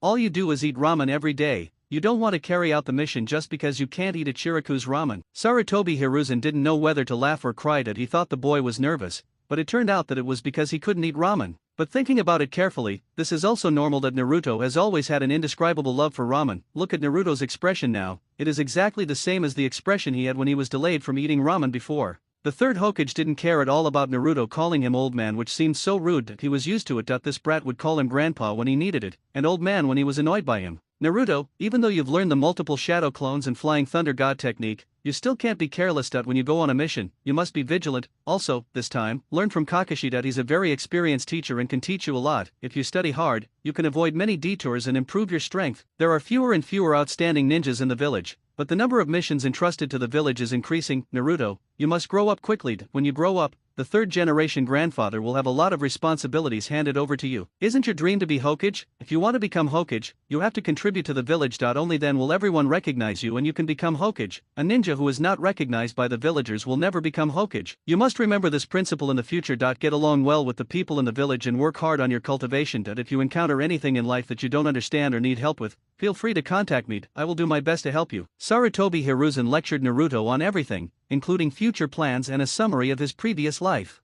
As soon as the third Hokage opened his mouth, Naruto knew what the old man was going to say. He was too familiar with the other party's tricks. If you were really so kind, how could my life be so hard? Have you ever seen a prince's son live worse than a beggar? If you truly have a conscience, return the pension you've withheld from my father, Minato Namikaze, for so many years. If you really have a conscience, you would definitely pay the full amount of pensions over the years. Now, you live in a big villa and enjoy life, listening to the villagers bragging about you all day long, while I can only stay in the slums, drinking expired milk and eating bucket ramen. As expected, you started by pretending to ask me to learn more from Kakashi. Don't you just want Kakashi to brainwash me more about the will of fire and make me work for you wholeheartedly? Are you going to leave all the burdens to me in the future? Good man, you painted a clear puapai for me. I work hard, and then you will find me a sister-in-law in the future, right? The poor work like slaves and work themselves to death just to create a grand feast on the yacht for the rich and for Mr. Liu to enjoy the service of a police dog, right? As for asking me to get along well with the villagers, what the hell, you're just picking on me, aren't you? The villagers under your rule keep calling me a fox demon, and why don't you tell them to be civilized and polite? If I beat them up, I'm not getting along well with them, so in your eyes, I can only accept it. Naruto was no fool that he understood the meaning of Sarutobi Hiruzen's few words. As for becoming Hokage, it was still a long time before that happened. The Hokage was said to be elected through recommendation and must be loved by everyone, but if you look closely, apart from those of their own lineage, whoever is not related to them, how could you possibly get the position? The second Hokage is the younger brother of the first Hokage, Hashirama Senju. That you are the disciple of the first and second Hokages, so you are the third. The fourth Hokage, Minato Namikaze, is my dad. It seems that he has nothing to do with you, but my dad's master, Jiraiya, is your disciple. Speaking of which, you are my dad's master's master. The fifth Hokage, Tsunade, is the granddaughter of the first Hokage, Hashirama Senju. The sixth Hokage, Kakashi, is the disciple of my dad, the fourth Hokage, Minato Namikaze. Even the fifth and a half Hokage, Danzo, who died in the womb, was a disciple of the first and second. Without this connection, who could become Hokage? Why didn't we see Kiba Inyazuka become Hokage? Why didn't we see a Hyuga clan become Hokage? Why didn't we see an Uchiha clan become Hokage? Is it that these clans lack talent, or are they just not strong enough? Funny. Damn it, after I learned multiple shadow clones, you started to feel happy, and after I learned Flying Thunder God, you started to take it seriously. If I didn't know these two forbidden techniques, would you have kept me here to talk alone today? I'm afraid the one standing here is Urjuze. Why haven't I seen you so caring and considerate before? Isn't it a little late for you to add icing on the cake now? Naruto complained about the third Hokage in his heart, but his expression remained unchanged, without a ripple. Don't worry, old man, I'll find you if I need anything. I won't be polite with you. Yeah, don't blame the villagers too much. They are ignorant. The nine-tailed fox sealed in you was unfair to you. I will control them well in the future, but you have to understand them. After all, the destruction brought to the village by the nine-tailed fox still makes the villagers feel uneasy. Well, it's a shame for you not to go to Beijing Film Academy to be a professor. Your acting skills are textbook level. Isn't the word hypocritical created based on your current appearance? You're one thing on the surface, another behind the scenes. You're really a double-faced person. People who don't know the inside story wouldn't be grateful to you right now, right? Naruto was thinking about whether he should squeeze out a few tears to show his loyalty to the old man, but considering that his half-baked acting skills were not good enough to make him drop golden beans just by saying so, he gave up. Too much is as bad as too little. better not to do it. If this old guy sees through it, it will be a disaster. Don't worry, I will practice hard and give you a big surprise when the time comes. Naruto emphasized the word surprise, and I don't know if Sarutobi Hiruzen understood it, but he got his point across anyway. Okay, just work hard on your training, and leave the rest to me, hahaha, Naruto, I'm waiting for the day when you can give me a big surprise. To be honest, I can't wait. Sarutobi Hiruzen laughed heartily. He was rarely happy now. How much combat power would a grown-up Naruto bring to him? Naruto secretly glanced at Sarutobi Hiruzen. Don't worry, it must be a big surprise, it won't be long. After Naruto left the Hokage building, he thought about it carefully and realized that there was actually nothing he needed to pack. There was nothing left in the house except expired milk and ramen. After thinking about it, Naruto suddenly turned into a flash of light and disappeared from the spot. It turned out that he used Flying Thunder God to leave. Now that everyone knows about the existence of Flying Thunder God, there is no need to hide it anymore. Instead of letting it gather dust, it is better to use it openly. The place where Naruto landed in Flying Thunder God was the gathering place of Team 8, Korone Ui and the others. He chose to find Hinata. Looking at Naruto, who suddenly appeared, Hinata, Korone Ui, Kiba Inyazuka, and Shino Abarame were all stunned. Naruto, what the hell, why did you suddenly appear? Inyazuka Kiba asked in shock, startled by Naruto's sudden appearance. Is this the Flying Thunder God technique, the fourth Hokage's famous ninja technique? Naruto, you must have marked it. Ui Korenia was also very clever. Naruto had suddenly appeared without a sound of this spacetime ninjutsu. The only one she knew was the Flying Thunder God technique. And yesterday, everyone in Konoha village knew that Naruto had mastered the fourth Hokage's signature ninjutsu. Not only that, she was also certain that Naruto must have marked Hinata, otherwise, it would be impossible for him, a genin, to appear beside her so suddenly. After all, Ui Korone is a jonin. Don't treat bean buns as dry food. You idiot, have you forgotten what everyone in the village said yesterday? Naruto has learned Flying Thunder God. You said it yesterday, but you forgot it today. Abarame Shino pushed the sunglasses on the bridge of her nose, and then insulted Inyazuka Kiba without any hesitation. Oh, yes, I forgot about that. So why are you here, Naruto? Brother, can you please not be so stupid? Urakamaro is smarter than you. What else can Naruto do here? Of course he is here to find Hinata, otherwise he would come to find you. Abarame Shino couldn't stand it anymore, so she grabbed Inyazuka Kiba's throat and dragged him away. And when Inyazuka Kiba's dog Akamaro was complaining about Shino Abarame, he came out of Kiba's arms and barked twice, expressing that he agreed with Shino's words. Hinata blushed and turned to look at her teacher, Korone Ui. She felt a little embarrassed. After Naruto appeared, she knew that Naruto must have something to ask her. She wanted to go with Naruto, but she was afraid that Korone Ui would not agree, so she could only look up at Korone Ui. Shirihon was also an experienced person. How could she not know the thoughts of young boys and girls? Although she was in class now, she didn't mind wasting a while, not to mention, she also liked watching this kind of melon. No need to look at me, just say whatever you want to say, I promise I won't eavesdrop. Naruto scratched his head awkwardly when he heard Korone's words. It seemed like he had come at the wrong time. Others were in the middle of a lecture when his sudden appearance interrupted them. Hinata was already shy, so wouldn't this make things even more difficult for her? Teacher Hong. Hinata blushed and stammered, unable to speak, her hands constantly fiddling with the corners of her clothes. Oh, young man, I understand, no need to explain, just go. Shirihong waved her hand generously. Thank you, Teacher Korone. You look so beautiful today. Naruto nodded happily to thank Korone, then took Hinata's hand and ran towards the woods behind. Naruto. Why did you come to see me at this time, and so suddenly? How could you suddenly appear? Hinata blushed and asked several questions in a row. After all, they had just separated not long ago in the morning. I've received a mission and need to go out of the village for training. I don't know how long it will take me to return, so I came here specially to tell you. Also, do you remember the kunai I gave you? It has my Flying Thunder God mark on it, so no matter where you are, I can fly to you accurately. I just flew from the Hokage's office building to find you. Naruto took Hinata's little hand and sat on the tree trunk and patiently explained to Hinata. Why would you arrange a mission outside the village? Shouldn't newly graduated ninjas be carrying out missions in the village? Hinata was a little confused. She just graduated yesterday, and today she has to go out of the village to carry out a mission?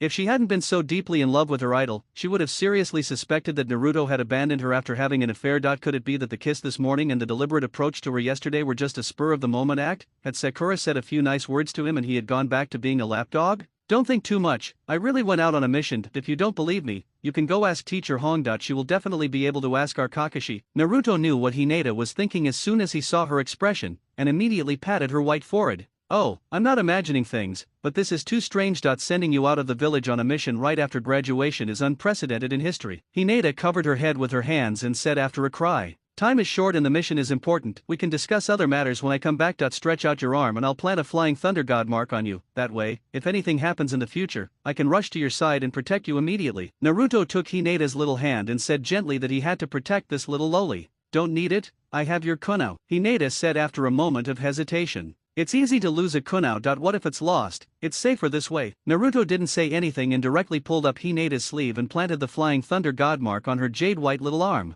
The flying thunder god mark flashed a few times on Hinata's little arm, and then disappeared. Okay, so I can find you. Even if you lose your kunao, I can still find you. No matter where you are, you can't escape. In this life, you can only be mine. Naruto leaned close to Hinata's ear and whispered sweet words to her. The hot air he exhaled made Hinata's already red ears even redder. Well, I will be yours for the rest of my life. I won't run away anywhere. I will never run away. Hinata agreed in a voice as soft as a mosquito's. The love words her lover said made her dizzy. She now experienced the feeling of being in love. This feeling was that she just wanted to lie in Naruto's arms and think about nothing else. Tisk tisk, brat, you're so good at flirting at such a young age. Is this still Naruto? Looking at Hinata's condition, she's hopeless. I guess it wouldn't be a problem for her to die in Naruto's place. No, are the young people nowadays so fierce? Even an old ant like me can't resist hearing these sweet words. In the distance, Korone Ui blushed and murmured to herself with no one around, Naruto's love words are too seductive. There's one more love-brained person in this world. Ui Korone couldn't help but sigh in her place. It turns out that all men are bad. Who would have thought that the mischievous-looking Naruto could say such a flirtatious love word?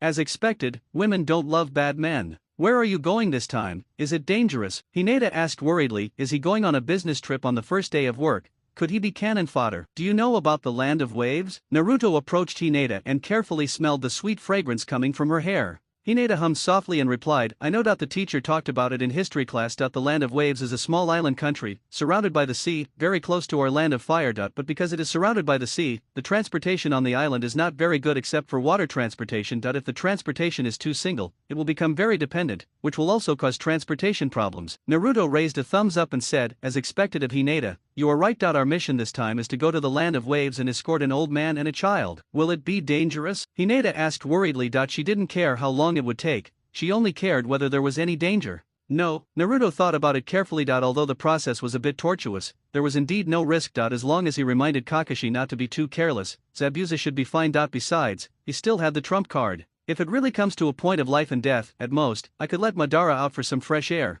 But that would risk being exposed. Let's just use Flying Thunder God and run away. It would be embarrassing if the news got out. Besides, Kakashi also has a destiny. It would be a bit difficult for Zabuza to kill Kakashi now. Naruto placed his hands on Hinata's shoulders and hugged her tightly, bringing her closer to him. Don't worry, I still have Flying Thunder God. If you really encounter an unbeatable opponent, I will just use Flying Thunder God to reach you. If we can't defeat them, won't we just run away? If the mission fails, it fails. I will stay with you forever. Hinata hasn't digested the love words just now yet. She finally forced herself to find a little rationality in the sweet love to care about her lover. But now, another heavy blow of love has come, which directly shattered Hinata's already limited rationality. Zihaihong, who was eavesdropping from a distance, couldn't help but hold her forward with her hand. This is killing me. Who can withstand this? It's over, it's going to happen again. Sure enough, after hearing these words of love, Hinata, who was already inexperienced and still obsessed with love, blushed immediately when faced with these naked words of love from her lover, and her rationality disappeared from head to toe in an instant. I used to have a crush on her. Whenever I saw Naruto chasing Haruno Sakura, I was just jealous. I never thought that one day, such overwhelming happiness would befall me. I never thought that this happiness could be so sweet. Love is really wonderful. Hinata spun the helpless opponent in circles, her voice as soft as a mosquito's, her face so red that she couldn't even look straight. Naruto, you must be careful when you go out. I'll wait for you to come back. After she finished speaking, Hinata immediately lowered her head shyly. They had only been talking for 2 days, but the progress was indeed not slow at all. No wonder the old saying goes that dry wood can only ignite a raging fire. When love comes, it is truly unstoppable. I won't be able to practice with you tomorrow. Don't slack off when you're alone. Don't worry, I will definitely work hard. Hinata nodded vigorously. Even if Mingren didn't tell her, she would practice hard. Okay, now, my dear baby, your boyfriend is going out on a mission tomorrow. Shouldn't you show some appreciation? Naruto approached Hinata, lowered his head, and put his cheek not far from Hinata's mouth, with a finger constantly tapping on it. Obviously, Naruto had marked the place. This isn't good. Hinata was about to faint. Hinata's face turned redder than ever, and she felt her body temperature rising sharply. Zihaihong, who was eavesdropping on the conversation, opened her mouth wide. What the hell? What did I overhear? What's going on? Is this what I thought? Are all kids nowadays so mature? No, you two are too fast, aren't you? Shirihong couldn't convince herself and could only eavesdrop. She wanted to see what this pair of young lovers were going to do. Could it be that it was really as she imagined? Hinata looked at Naruto's evil grin and the finger that was still poking her cheek, and she certainly knew what her lover wanted. Although I have been mentally prepared for a long time, they move too fast. They have been dating for only 2 days at most. They were holding hands yesterday, and today they are having sex? She kept cheering herself up in her heart, and Naruto didn't urge her. He knew that at this time, he must not urge her. The other party must be willing to kiss him. If he urged her at this time, it would only backfire. After a long time, which felt like a century, Naruto felt a warm breath gradually approaching his cheek, and he couldn't help but laugh in his heart. He knew that what he wanted was finally coming. Hinata encouraged herself for a long time. This was her first kiss. Today she was going to give it to her sweetheart. Although this scene had appeared in her mind many times, when it really came, she was still very nervous, so nervous that she could hardly breathe. Hinata slowly approached Naruto's profile. As the distance got closer, Hinata's face became redder and her breathing became faster. Finally, she quickly kissed Naruto on the side of his cheek, then quickly covered her face with her hands and fled the scene. Oh my god, I am too embarrassed to stay here any longer, this is too embarrassing.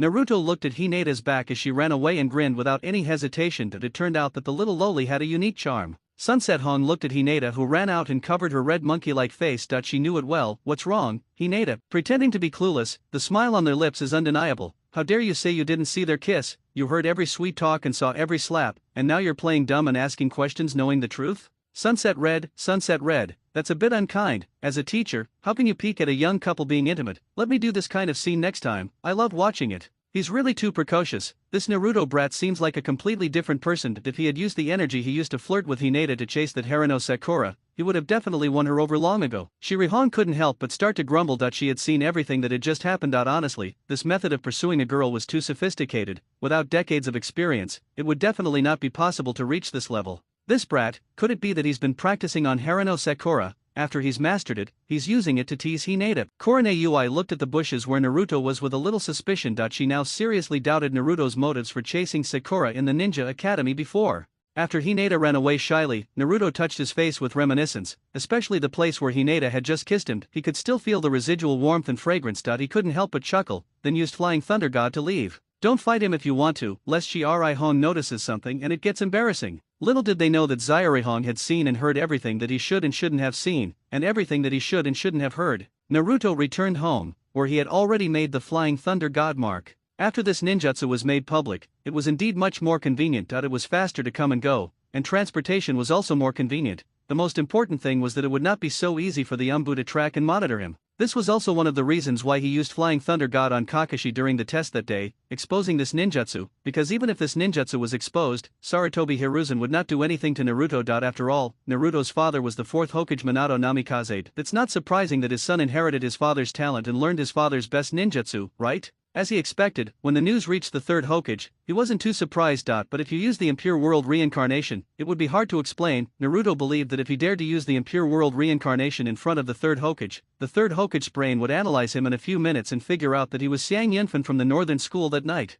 The day he used the impure world reincarnation was the day he defected from Konoha. Naruto simply picked out a few pieces of clothes and a few packets of nearly expired noodles. Although he could put all these things in the system space and take them away, there was no need to use a backpack. But he had no way of explaining the problem with the system to Kakashi and the others. This was a big secret. So after thinking it over, he decided to pretend a little and take some clothes and stuff some symbolic things in it. After doing all this, Naruto lay down. Since there was nothing important to do today, he might as well rest early and recharge his energy. The next morning, the alarm clock rang. As usual, Naruto signed in mentally. This time, he only received a few kunao and some ordinary detonating tags. He had figured out that signing in wasn't going to give him any great rewards. The good stuff still depended on completing system tasks and receiving system rewards. What if I can't afford these shuriken detonating talismans and other things that you gave me after being so stingy? Naruto secretly complained about the system in his heart, and then didn't say much. He got up, washed his face and brushed his teeth, then disappeared with a Flying Thunder God move. At the main gate of Konoha,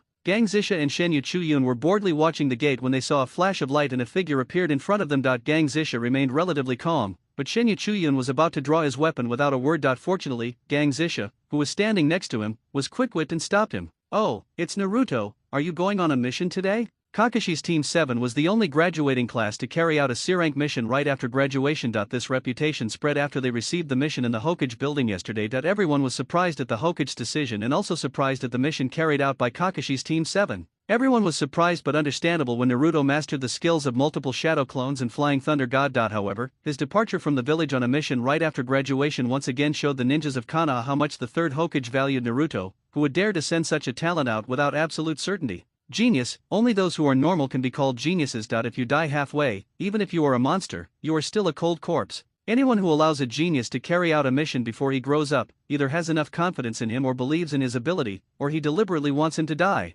Judging from the current attitude of the third Hokage towards Naruto, it is obviously not the latter. After Gang Zisha stopped him, Shenyu Izumo took a closer look at the face of the person who came out after finding out that it was Uzumaki Naruto who had been causing a lot of controversy recently. He slowly withdrew his hand and a gentle smile appeared on his face. Naruto smiled and nodded that he still remembered these two. The security guard at the gate said, "Yes, two seniors, Kakashi-sensei arranged to meet here yesterday." After the greeting, Gang Zisha and Shenyu Chuion remained silent. They were not very familiar with Naruto. Although they knew that Naruto had special skills and had been very popular recently, they also remembered Naruto's nickname of Demon Fox. For them, putting aside everything and greeting Naruto warmly like a normal person was not possible for the time being. Being able to say hello to Naruto is already the limit for both of them. Naruto found a comfortable place, leaned against the wall and began to wait. After a while, the bearded Tazna, holding a large gourd and pouring a sip of wine into his mouth from time to time, appeared, with his iconic bamboo hat and iconic wine gourd. Next came Kakashi, Sasuke and Sakura. The three of them also appeared at the gate of Konoha, each carrying a bag and fully armed.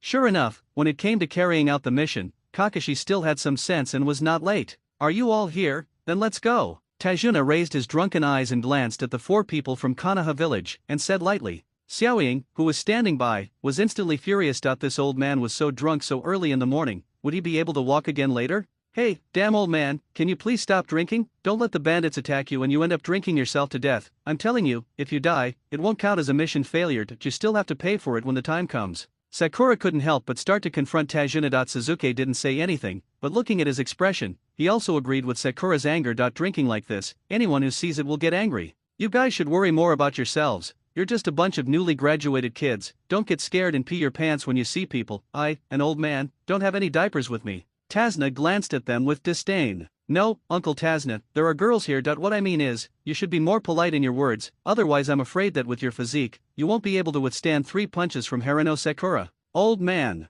Haruno Sakura was immediately furious. This old man started to scold people as soon as he opened his mouth. It was too infuriating. Naruto looked at the scene and couldn't help but sigh. It was a mess. He didn't have the impression that Tajuna was this irritating, and the impression he had of Sakura was that she was the second violent personality in his mind. On the surface, she acted very ladylike in green tea. How come it's different now? Naruto was puzzled. Could it be that his arrival had changed the original plot? Kakashi was also bewildered. The school record said Haruno Sakura was a calm ninja, and Naruto was an impulsive ninja. Why, in his hands, it felt like the genders had been reversed. Now Naruto was as steady as an old dog, while Haruno Sakura, who was supposed to be calm, was prone to violent outbursts. Kakashi was also a little confused. Is Konoha's intelligence no longer professional, or was the person who recorded the registration form that day drunk? In the dense forests of the Land of Fire, Kakashi and his companions had been walking for 4 hours. Nothing unusual had happened along the way. The lush trees on both sides of the road still retained their summer colors even after autumn.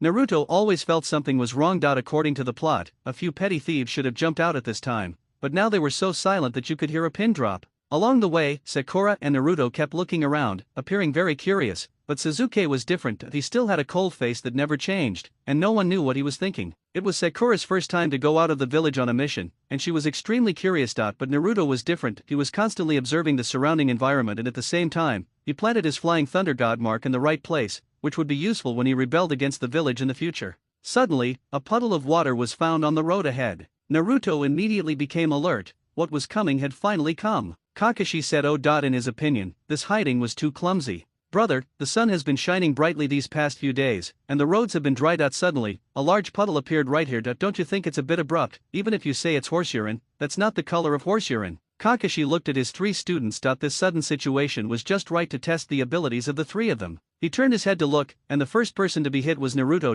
It seemed that the boy was playing with the kunai carelessly, but in fact his eyes were fixed on the puddle of water on the ground. Kakashi nodded with satisfaction. It seemed that Naruto had also discovered the problem and was ready for battle. Sakura was a little naive. This girl thought that the mission was to go on an outing, so she still clung to Suzuki, circling around him, sometimes asking Suzuki to look at the wildflowers on the roadside, and sometimes asking Suzuki to look at the big birds flying in the direction of her finger. In short, she didn't feel the increasingly heavy atmosphere and murderous intent in the air. Kakashi shook his head. It seemed that Sakura could not be relied upon. When the fight started, he had to take care of her first. Looking at Suzuki again, although he was being entangled by Haruno Sakura, Uchiha was Uchiha after all. The gradually heavy atmosphere in the air made Suzuki start to observe his surroundings carefully. Although the Sharingan had not been activated yet, Suzuki obviously felt that something was wrong. His whole body was tense and he could enter combat state in an instant. Kakashi nodded in satisfaction. Suzuki and Naruto were very alert, so he didn't need to worry about them on this mission. He just had to keep an eye on Haruno Sakura. Did this girl really think this was an outing?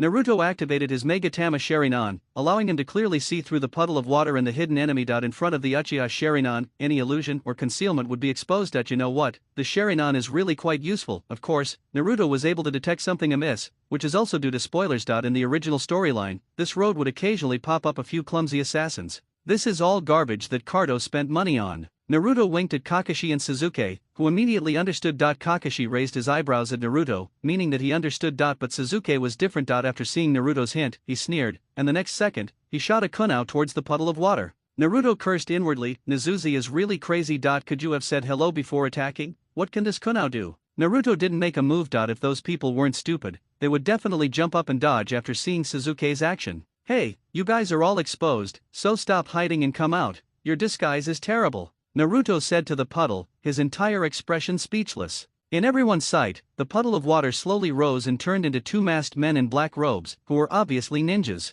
Suzuki's kunai had no offensive power at all. It passed through the bodies of the two men without any damage and was nailed to the hard ground. Kakashi looked at the two ninjas in surprise. Hey, two ninjas here, Naruto and Suzuki, you two are really good, now I'll leave them to you, be gentle and don't hurt the flowers and plants on the roadside. Kakashi nodded at Naruto and Suzuki with satisfaction, and then said something very nonsensical and extremely irresponsible. Naruto and Suzuki's faces were immediately filled with black lines. Damn Kakashi, it's already this hour and he's still acting funny, can you be more serious and stop being so sloppy like Sakura? The two ninjas transformed by water stains were a little surprised and impressed at first. After all, these furry kids could see through their disguises, but the more they listened, the more something seemed wrong. No, what do you mean, buddy? So you guys have already seen through our disguise? Are you teasing us? Can you guys open your eyes and look at us, brothers? We are ninjas after all, not just bandits with swords and screaming. Can you please respect our status? The more the two of them thought about it, the angrier they became. Suddenly, they got so angry that they didn't even bother to say a word. The two of them started with an iron chain as thick as a wrist, covered with sharp serrations, and swung it towards Naruto. I was originally thinking of just getting rid of that old man, but since you guys are looking for death, I'll send you on your way. Naruto jumped back and dodged the chain thrown by the enemy. He was already at the back, and the distance between him and those people was neither far nor close. It was obvious that Naruto was closer to them. I don't know what these guys were thinking. They actually attacked him first instead of Naruto, who was closer to them. Mingai was speechless. Damn it, I just told you about your secret. Why do you hold such a grudge against me? It was Urjuzi who shot you with a kunai first. Why didn't you hit him first? When the two ninjas saw Naruto jump back and leave their attack range, they quickly changed their targets. With a flick of their wrists, the chains in their hands turned like snakes and rushed directly towards Suzuki, who was closer. It was as if they could hear Naruto's thoughts. The two men waved the jagged chains, changing directions twice in a very short time, and quickly crossed to trap Suzuki in the middle. The chains visibly wrapped around Suzuki twice, and then the two men pulled the chains in their hands with ferocious faces. Snap, Suzuki's body was pulled into two pieces like a piece of wood. Ah, Suzuki. When Sakura saw this, she screamed, "This is Suzuki, how could he be cut in half?" She sat on the ground helplessly, as if she had lost her soul. Yoshi, kill one of those little devils first. Kill off the remaining two brats and that ninja, then kill that old man and report back. The two ninjas looked at their successful attack and laughed strangely with pride. Naruto curled his lips helplessly. Kado was really stupid and rich. How could he have the nerve to arrange an ambush and assassination for such a ninja? You two are weird. Didn't you see something was wrong? Even if you couldn't see it, at least you could have listened to the sound. When a person is cut in half, shouldn't the sound be puff? Isn't your crack too crisp? After killing Suzuki, the successful brainless duo directly set their sights on Sakura, who was slumped on the ground. In their opinion, the success rate of attacking Sakura at this time was close to 100%. The two of them swung the serrated chains in their hands and threw them at Sakura. As soon as Naruto saw their target, he was speechless. Although these two were brainless, they still had a small sense of combat and knew to attack Haruno Sakura, who was now completely useless. So, pick on the weak ones. Sakura, get out of the way. Naruto shouted helplessly when he saw Sakura sitting motionless on the ground. Even though this girl is usually a bit of a green tea, she is still a companion after all, so she must be saved no matter what. At the place where the two ninjas had just left, Sasuke, who had just been strangled in half by them, exploded into a cloud of smoke as he fell from the air. Immediately afterwards, two dull sounds of foreign objects falling to the ground woke up Sakura, who was still sad and dazed. She saw that Sasuke, who had been split into two pieces of corpse, turned into two pieces of wood and fell to the ground. It was obviously a substitution technique. Sasuke hadn't appeared yet, and Sakura was delighted. I'm glad Sasuke is okay, I'm glad he's okay. Sasuke was fine, but Sakura was in trouble. In the blink of an eye, the two ninjas were already in front of her, and the serrated chain that had just strangled Sasuke was about to wrap up Sakura. At this moment, Naruto sighed. He had originally wanted to test the coordination of the shadow clones, but now it seems that he has no choice but to use his ultimate move. After a flash of light, the two men lost their target. The living person who was just in front of them disappeared in the blink of an eye. The two who were attacking only felt a yellow flash, and there was an empty space in front of them. The secret of Konoha Taijutsu, 1,000 years of killing. A low shout was heard, and the two of them suddenly felt something was wrong. In the dark, they felt a tightness in their anus, accompanied by a great sense of crisis. This sense of crisis made the sphincters of their buttocks continuously contract. Years of fighting career made them clearly understand that the enemy's attack came from the rear.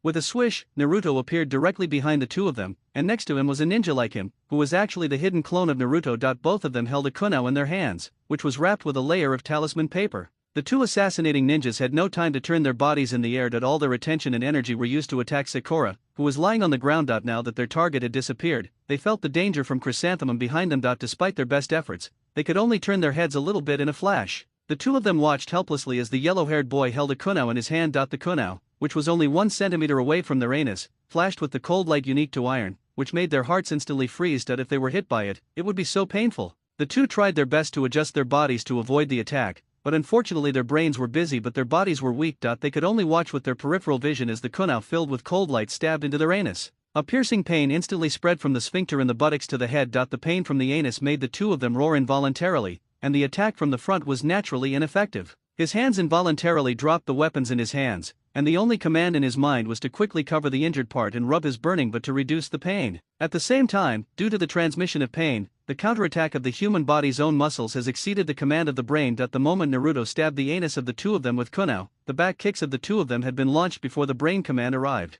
Bang! Naruto's two shadow clones were kicked back to their original bodies by the two back kicks. Fortunately, it was not his real body. If it was his real body, the body would have been swollen for several days. Everyone saw it clearly just now. Both kicks hit his face. Burst! An angry roar was heard, and the two ninjas who were jumping on the spot with their buttocks covered just now turned into a ball of blood rain in the next second and scattered in all directions. When they opened their eyes, they saw that the surroundings were full of internal organs and clothing fragments. Obviously, in the explosion just now, the two ninjas who had attacked by surprise had been killed to pieces. The battlefield, littered with broken intestines and body parts, stunned even the world-experienced Kakashi. He had thought of the result, but he didn't expect it to be this. In his imagination, he would capture the two ninjas and torture them, or he would hit them too hard and kill them on the spot. But this was all based on his own attack. He never thought that Naruto would beat the two ninjas into pieces. In the bloody field, except for Kakashi, everyone vomited as expected. Sakura, who was rescued by Naruto, watched as the person who was still alive the previous second turned into a rain of blood in the next second, with intestines and arms flying all over the ground. She immediately vomited uncontrollably. Fortunately, Naruto was smart. Before the operation began, he thought that she might not be able to bear it, so he put her on the ground in advance. Kakashi, who had originally reached out to stop Sasuke, now also supported him. This was the first time Sasuke had seen such a scene. He had seen Itachi's massacre of the clan before, but that was just killing people. But this time, Naruto's attack directly blew people into foam. These are two different concepts, there's nothing much to say. Sasuke also went to the side and started vomiting. As for Tajuna, who was drinking and being escorted in the middle, was an old man who had seen a lot of storms, but he was also made to vomit by this move. The wine gourd in his hand made him vomit more than Sakura and Sasuke combined. It was nauseating in itself, and after drinking, I vomited out everything I had eaten. The only two people present who didn't vomit were Naruto and Kakashi. Naruto was the one who started it all. He was the one who did it. He had already thought about this outcome before the attack, so he was mentally prepared in advance. Kakashi has been through a lot since he was a child, and he started killing people when he was 5 years old. After years of killing, he is no stranger to such scenes. Although the scenes are bloody, it is not a big deal for him who comes from the Umbu. Kakashi looked at Naruto without saying a word. His eyes were no longer as cheerful as before. Now, there was only solemnity and importance in his eyes. This all came from Naruto. Kakashi wasn't surprised by Naruto's actions. He was surprised by Naruto's performance and attitude. He thought that even the caster, faced with such a bloody scene, would either vomit or freeze in shock. These situations are consistent with the emotions brought about by the scene, but Naruto, too calm, after such a bloody killing method in such a bloody scene, the attacker could still remain indifferent or even calm. This is not an ordinary mentality that Naruto is still a child. The kind of performance that Sasuke and Sakura have should be what Naruto has. This kid is very abnormal. Naruto looked at the three people who were vomiting non-stop with an expressionless face. To be honest, if it weren't for the special nature of his job before he came here, he would have vomited too. The scene was indeed a bit bloody. Naruto turned his head and met Kakashi's eyes. From Kakashi's eyes, Naruto read a lot of things, including confusion, suspicion, admiration, and coldness. Vomit. Naruto, could you please stop being so perverted? Can't you think twice before using such a bloody move? What do you want everyone to do? The person who was speaking was Naruto, who was vomiting non-stop. He had seen big scenes before, but Naruto still made him feel sick. Seeing Sasuke vomiting and blaming himself, Naruto didn't intend to explain to him, but just raised his middle finger. You! Sasuke saw Naruto give him a middle finger and immediately went berserk. He was a genius. So when did the last place guy get the cold shoulder? Just when Sasuke was forcibly suppressing the nausea in his heart and was about to rush over to fight Naruto, Kakashi showed up. He stood directly behind Sasuke and grabbed the angry Naruto. Nezusa turned around and looked at Kakashi in confusion. Kakashi, why are you pulling me? I must teach this laggard a lesson today. Look at what he has done to everyone. Kakashi shook his head at Sasuke, feeling a little helpless. Sasuke, do you know why I want to stop you? Urshasa snorted. You're just worried we won't be united. You've been talking about unity countless times along the way. Kakashi shook his head again. No, I stopped you because you all should be thanking Naruto. What's the purpose of our trip? To escort Mr. Tazna back to Wave Country safely. What are they? They are enemies who came to attack us by surprise. Their goal is to kill Mr. Tazna and then kill us. Have you seen Sakura? Kakashi said, pointing at Haruno Sakura, who was still holding onto a tree and vomiting. If Naruto hadn't used Flying Thunder God in time, Sakura would have been seriously injured if not dead. Naruto just used the quickest and most reasonable method in his mind to resolve the battle. Although the scene was too bloody, this is the life of a ninja. We live on the edge of a knife every day. You don't really think that the life of a ninja is peaceful, do you? I'm very satisfied with Naruto's performance in this battle. First, he was able to quickly spot hidden enemies while moving. Second, after discovering the enemy, he didn't panic. Instead, he rescued his teammates and killed them in a remarkably short time. He successfully stopped the attack and ensured the safety of his employer and companions. Third, Naruto once again demonstrated to us what it means to be a ninja. Sooner or later, we will face a life-and-death battle. By then, the fighting will be even more brutal than it is now. We will not only face the severed limbs of the enemy, but even the remains of our teammates. It's even more likely that, in some extreme cases, we will even have to kill our own teammates with our own hands, just to protect the mission and the interests of the village. Think carefully. If you encounter this situation, can you still blame Naruto like you do now? Compared to Naruto's performance in this battle, your performance is far inferior to his. Kakashi recounted everything he had seen and thought, praising Naruto generously. Honestly, Naruto's use of the Flying Thunder God just now reminded him of his teacher, Minato Namikaze. After rescuing the people and leaving, the shadow clone flew back to the backs of the two attackers through the mark, and attacked the most vulnerable and weakest defensive part of the enemy's body with one strike. In order to kill them with one blow, Naruto even wrapped a detonating tag on the kunao. What kind of sophistication and ruthlessness is needed to achieve this? Kakashi couldn't even imagine how badly he would have been hurt if Naruto had used this trick on him during the test a few days ago, how much his heart would have been trampled upon. Only these two unlucky guys were killed directly by the explosion. If they were alive, it would probably be more painful than death. Thinking of this, Kakashi couldn't help but look at Naruto again. This guy is really not a human being. He can even think of such a way to destroy the whole family. The key is that he really dares to do it. Looking at the mincemeat all over the floor, and then looking at Sakura and Tajuna who were vomiting all over the place, these two people probably vomited out everything they ate yesterday that they couldn't digest, let alone breakfast. Even gastric lavage is not as effective as this. Especially his employer Tajuna. Looking at the old man's pale face, Kakashi suspected that if he continued to vomit like this, the old man would not be killed by the enemy, but would vomit all the yellow bile himself. Sasuke, who was standing next to Kakashi, couldn't help but shrink his pupils as he listened to Kakashi's words. Is this last place kid really that capable? So he was hiding his abilities in school before? Sakura, who was standing in the distance and being carried away by Naruto, finally stopped. She vomited out everything in her stomach. Now she felt weak all over and didn't even have the strength to walk. Logically speaking, the first person to yell should be Sakura Haruno. She usually looked down on Naruto and felt very disgusted with him. Today, Naruto's move of raining blood made Sasuke, who usually kept to himself, furious. But Sakura was the only one who was different. After vomiting, I felt like a completely different person, and became surprisingly quiet. Naruto. Thank you. If it weren't for you, I would have died in their hands. Thank you. Sakura walked to Naruto, and regardless of Kakashi and Nijiru's jaws dropping in shock, she looked up at Naruto and spoke with great gratitude. Naruto was also a little confused when he saw Sakura like this. The monk was bewildered. Even if he had saved her life, she wouldn't have changed so quickly, right? Was this still the same Sakura whose eyes only focused on Sasuke? Sakura, what's wrong with you? Can't you see what's happening? Naruto is unhappy. Sakura is my dog after all, so why is she running to lick Naruto now? Sasuke, I understand Naruto, sometimes, things don't develop as we imagined. I believe that Naruto himself didn't expect that doing this would be so powerful. If he could have foreseen it in advance, he would definitely remind us to stay away. Sakura didn't even turn her head. She looked at Naruto with anticipation. She had already found an excuse for Naruto. Naruto looked at Sakura, who was defending him, in surprise. What the hell is going on? Doesn't Sakura usually stand by Sasuke unconditionally? Why is she acting so strangely today? No, is this life-saving grace so important in the Naruto world? Can it also change the dog-licking attribute? So what our ancestors often said, that if someone saves your life, you should repay them with your life, is it true? Naruto shook his head indifferently. He didn't care about this kind of verbal thanks. Besides, it was just a piece of cake.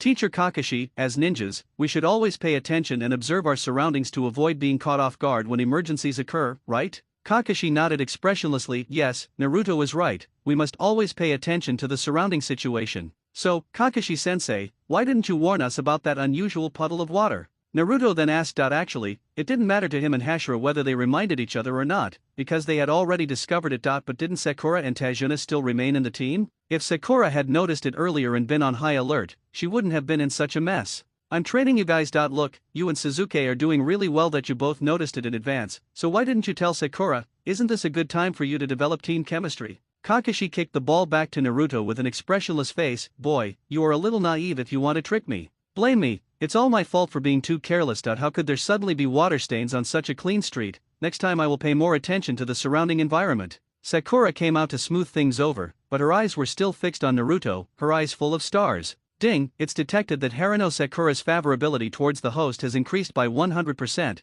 the host has become one of Haruno Sakura's husband candidates. The mechanical voice of the system sounded in Naruto's mind, but the content it brought was a mess. What the hell, how did I become one of Haruno Sakura's husband candidates? She's just a system NPC, how can she trigger you? You should know that your mistress is Hyuga Hinata. System, you must remember that Naruto's official partner is Hinata. If you have the free time, you might as well give me a few more tasks for me to complete and improve my strength. I have too few ninjutsu to show off now. Naruto secretly complained in his heart, could this system be a quirk possessor?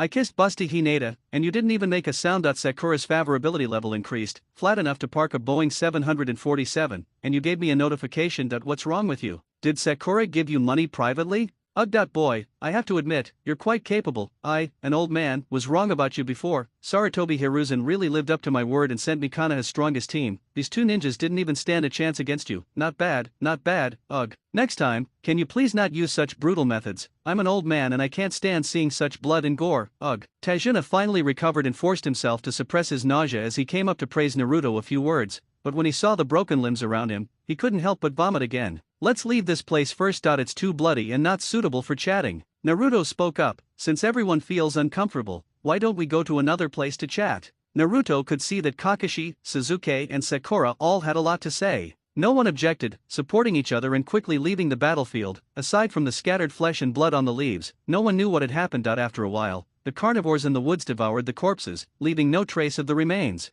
After walking for half an hour, Kakashi found a place where a stream flowed to rest. Now it was time to start talking again. Tell me, Mr. Tazna. Kakashi frowned slightly and unceremoniously let Tajuna speak first. What am I saying? I can only say that everyone should take a rest quickly and then hit the road. Tajuna quickly found an excuse and tried to change the subject. His eyes kept dodging and he didn't dare to look directly at Kakashi, Naruto, and the others. Because he felt guilty, he knew that if he talked too much or had a strange expression, it would arouse the suspicion of Kakashi and the others. That's why he kept drinking from beginning to end. Only when you are drunk can you protect the secret better. No one will spend time studying the expression of a drunk person. How could Tajuna's little trick be hidden from Kakashi, who came from the Umbu? He had doubts about this matter from the beginning. Tajuna had been asking the third Hokage to replace them with powerful ninjas to escort them, but the level of the mission was only an ordinary sea-level guard. That would have been fine. Although Tajuna concealed himself well along the way, Kakashi was still constantly observing him. Considering the level of this mission, a normal person should be concerned about the ambushes on both sides of the bushes or the canyon, but when they walked to the water stains formed by the two ninjas, Tajuna actually stopped in advance. What does this mean? This means that the old man must have seen similar ninjas before, otherwise why would an ordinary person like him stop when he saw the water stains? Mr. Tazna, I think you should give us a reasonable explanation. Those two ninjas were clearly coming for you. Our mission is only to help you clear the road of bandits and robbers, but we don't say we have to fight with them. Tajuna remained stubborn, trying to cover up the issue. Mr. Kakashi, you're overthinking it. Those two ninjas didn't seem to be coming for me. Maybe we just happened to meet by chance. I really don't have anything to explain. Mr. Tazna, if ninjas are involved, the level of the mission will change. It will no longer be sea level, but should rise to B level or even A level. Such a mission is for me. This mission level is beyond the capacity of our team. You lied about this mission. Based on the current situation, we have the right to unilaterally terminate the mission contract. Mr. Tajuna, you were the first to violate the agreement. If you continue to conceal the truth and refuse to tell us, we will return to Konoha now. You will have to walk the rest of the way alone. Seeing Kakashi's tough attitude, Tajuna knew that the matter had been exposed and there was no way to continue hiding it. He sighed lightly and then poured out all the information. Mr. Kakashi, I was wrong, but please believe me, I also have my reasons. Sakura and Suzuki looked confused and a little unsure of the situation. Is there such a rule in their Konoha? Only Naruto knew that Kakashi was trying to deceive Tajuna. If you don't accept the mission from Konoha, that's fine. But once you accept it, you have to complete it even if it means going through fire and water. As expected, it was pretty much the same as in the original novel. Old man Tazna started to show off his acting skills, with tears and snot all over his face. He cried so heartbreakingly that anyone who heard it would cry. Anyone who came would have to throw $2 to express their sympathy. I used to live by the river in Bo Country. I had a house and fields at home. Who knew that the Kato gang would become involved? Tazna cried with tears and snot, and his voice was so moving, coupled with his good crying scene, he acted pitifully and miserably very well, which directly moved the kind-hearted Harano Sakura to the point of losing her mind. Kakashi-sensei, Naruto, Suzuki, Grandpa Tajuna is really suffering. How about we help him? Sakura looked at Kakashi pitifully, and pulled at the corner of Naruto's clothes with her soft and boneless white hands. I'm sorry, everyone. I, an old man, really don't have the money to pay for other levels of missions. I have no choice but to do this. I'm sorry for you. If you want to leave, go ahead. I won't blame you. I just feel sorry for my family and the innocent villagers in the village who were about to be slaughtered by that guy Cardo. Tazna squeezed out a few tears from his eyes, and wiped away the tears that were not there at all with his sleeve. His crying scene was amazing. Grandpa, is what you said true or false? Sakura bent down and squatted in front of Tajuna, reaching out her handkerchief to wipe his tears. Old man, things are not as simple as you say, but I want to give that Cardo gang you mentioned a try. I want to see what kind of capabilities he has. His ability is to kill you. Damn it,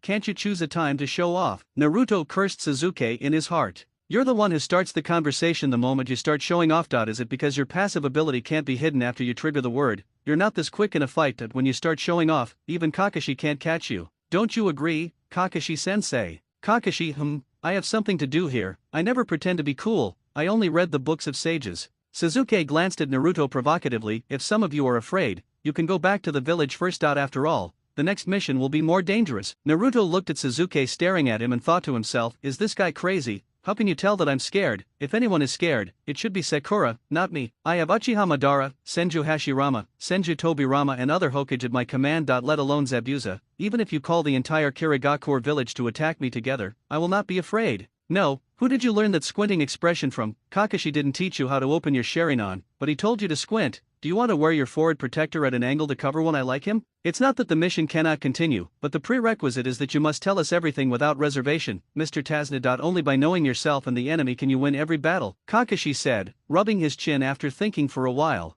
He has already noticed that Suzuki and Naruto are secretly competing with each other, but he does not intend to stop them. Competition is good, and only competition can make both sides progress. What people fear most is that they will have no opponents and will remain stagnant. Next, Tazna continued to pretend to be pitiful while telling the whole story about how the Wave Country was exploited by Cardo. This included how he wanted to repair the bridge of the Wave Country, open up a passage to the outside world, and lead the villagers to resist Cardo but was assassinated by the ninjas he sent. After some chatter, Kakashi and the others had a general understanding of the situation. Naruto looked indifferent. He had already known the whole story when he first saw Tajuna. The head of the underworld organization in the country of Katobo was ruthlessly making money and exploiting the poor people in his territory. The most common transportation in the country of Bo was monopolized by the Kato organization. As a member of the lower class, Tazna was naturally unwilling to remain under the oppression of Cardo, so he gathered a group of like-minded people in the village and started the road of building a bridge. However, this bridge connecting to the outside world caught the attention of the Cardo organization. When the bridge was being built, Cardo kept sending people to disrupt and obstruct the work. When the conflict was most intense, Tazna's son-in-law, Inari's father, was killed by Cardo and his men. By the time Tajuna came to Konoha village to seek help, more than half of the bridge had been built, and there was no way to repair the remaining half. Because as long as the bridge is completed, Cardo's transportation industry will be destroyed, and Cardo will lose its monopoly position. Without this restriction, the financial income of the Cardo organization will be greatly reduced, and the status of the Cardo organization will also be affected. As the boss of the organization, Cardo would never see such a thing happen. During this period of time, Cardo spent a large amount of money to continuously recruit wandering ninjas and thugs. The latter blocked the construction site of the bridge, while the former assassinated Tazna, the commander-in-chief of the bridge construction. Seeing that the situation was becoming more and more dangerous, Tazuna had no choice but to come to the Fire Country's Konoha village to seek ninja protection. However, because of the bridge construction, his funds were really stretched, and he could not afford to hire high-level ninjas. So he came up with a trick and lied about the difficulty of the mission. Tazna told them everything, and the story was so vivid and moving that Naruto and the others could even act out the entire story in their minds while listening to Tazna's narration. Haruno Sakura is a woman after all. She was overwhelmed with chastity at first and wanted to help Tazna. Now after hearing about Tazna's experience, she was even more uncontrollable. Now her determination to help Tazna is indestructible.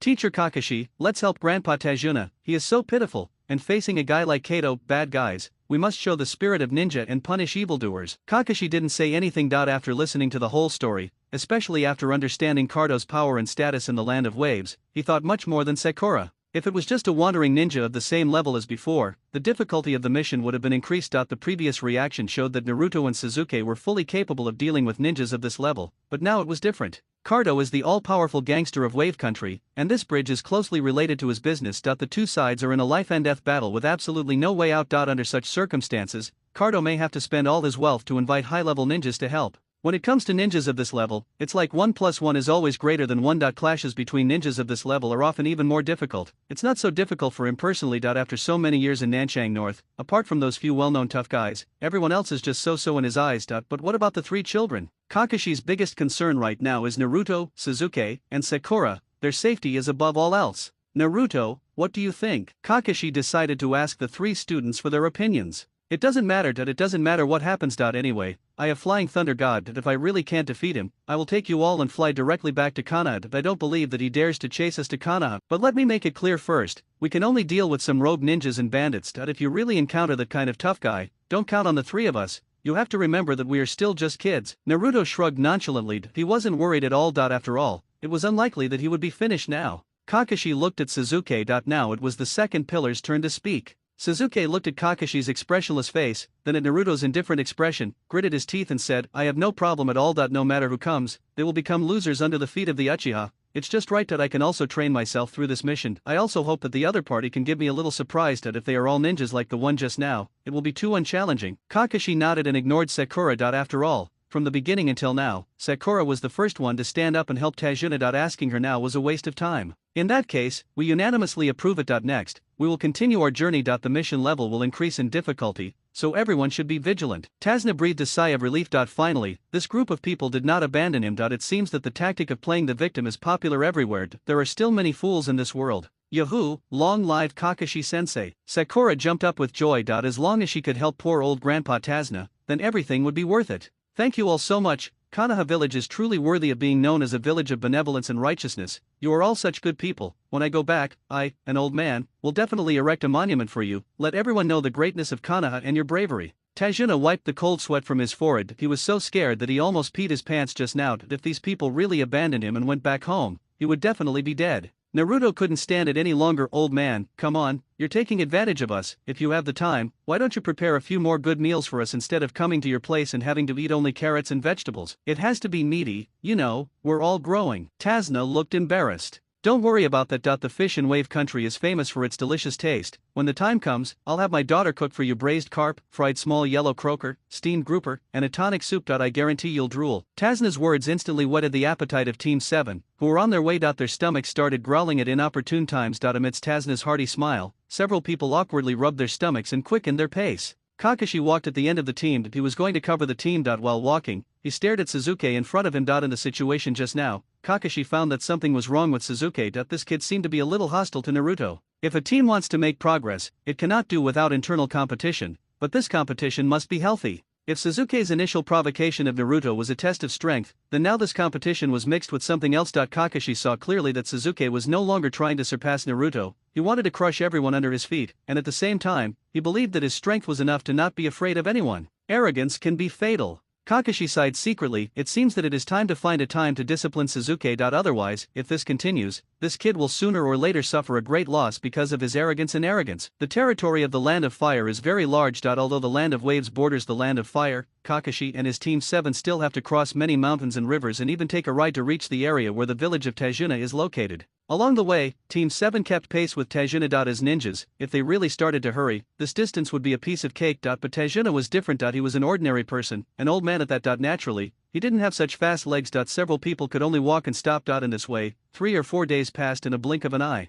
During this period, except for the 2 ninjas they met at the beginning, they did not encounter any other attackers, which made Kakashi, who was guarding the rear, more and more nervous. After all, before the storm comes, it will seem particularly quiet. After leaving the territory of the Land of Fire, several people boarded a ship and traveled for about a day before setting foot on land again. At this time, they were already on the Land of Waves. Everyone, if we keep going like this, we'll be there soon. Thank you all for your hard work these days. When we get there, I'll cook a delicious meal for everyone. Tazna said happily that the closer he got to the village, the happier he was. He would be able to see his family soon and the journey would soon be over. Well, Naruto couldn't help but sigh inwardly. What's coming will come, and you can't avoid it. This meal isn't that delicious. According to the original plot, when they set foot on the Land of Wave Country by boat, Zabuza appeared after just a few steps. Now that they've reached Wave Country territory, Zabuza and Haku will be here soon. Who knows, they might already be lurking somewhere, observing them. Kakashi-sensei, Sasuke, Sakura, be careful, I have a bad feeling. Naruto still reminded Team 7 that although Zabuza was not the 6th in command, it was always good to let everyone make some preparations in advance.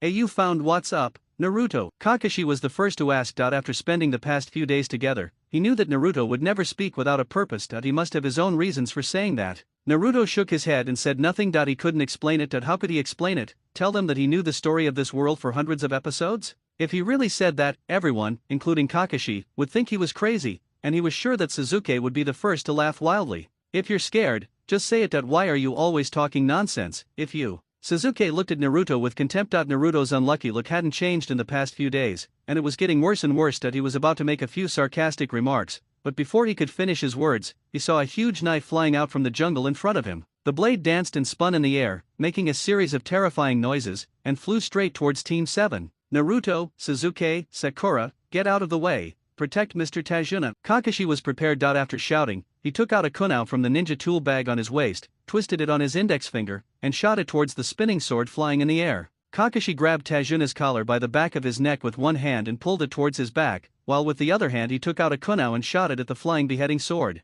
After all, Team 7's first mission is to protect their employer, Mr. Tajuna. He must immediately remove all attacks that may cause harm to Tajuna and place Tajuna in a safe enough place. This is the first priority of escorting the ninja. Because of Naruto's previous reminder, Kakashi had been on high alert and on guard all the way. This time he did not act hastily. The kunai he shot out seemed to have its own force and crashed into the oncoming beheading sword. The moment the kunai and the beheading sword came into contact, the sound of fine iron colliding caused by the weapons clashing resounded through the eardrums of several people. Clang! After the beheading sword hesitated in the air for a moment, it hit a big tree next to it in the same rotation as before. The huge force caused the beheading sword to be deeply embedded in the tree trunk. Then a muscular man with a mask on his face stood on the hilt of the beheading sword in a very cool posture. Hey, everyone from Konoha, can you please hand over the old man behind you to me, otherwise, I will send you all to the west. Zabuza, wearing brown pants, stood on the beheading sword, looking down at the members of Team 7 with a very arrogant look. His eyes were full of indifference and contempt. Kakashi looked slightly surprised, his heart had sunk to the bottom of the sea, he already knew who the other person was.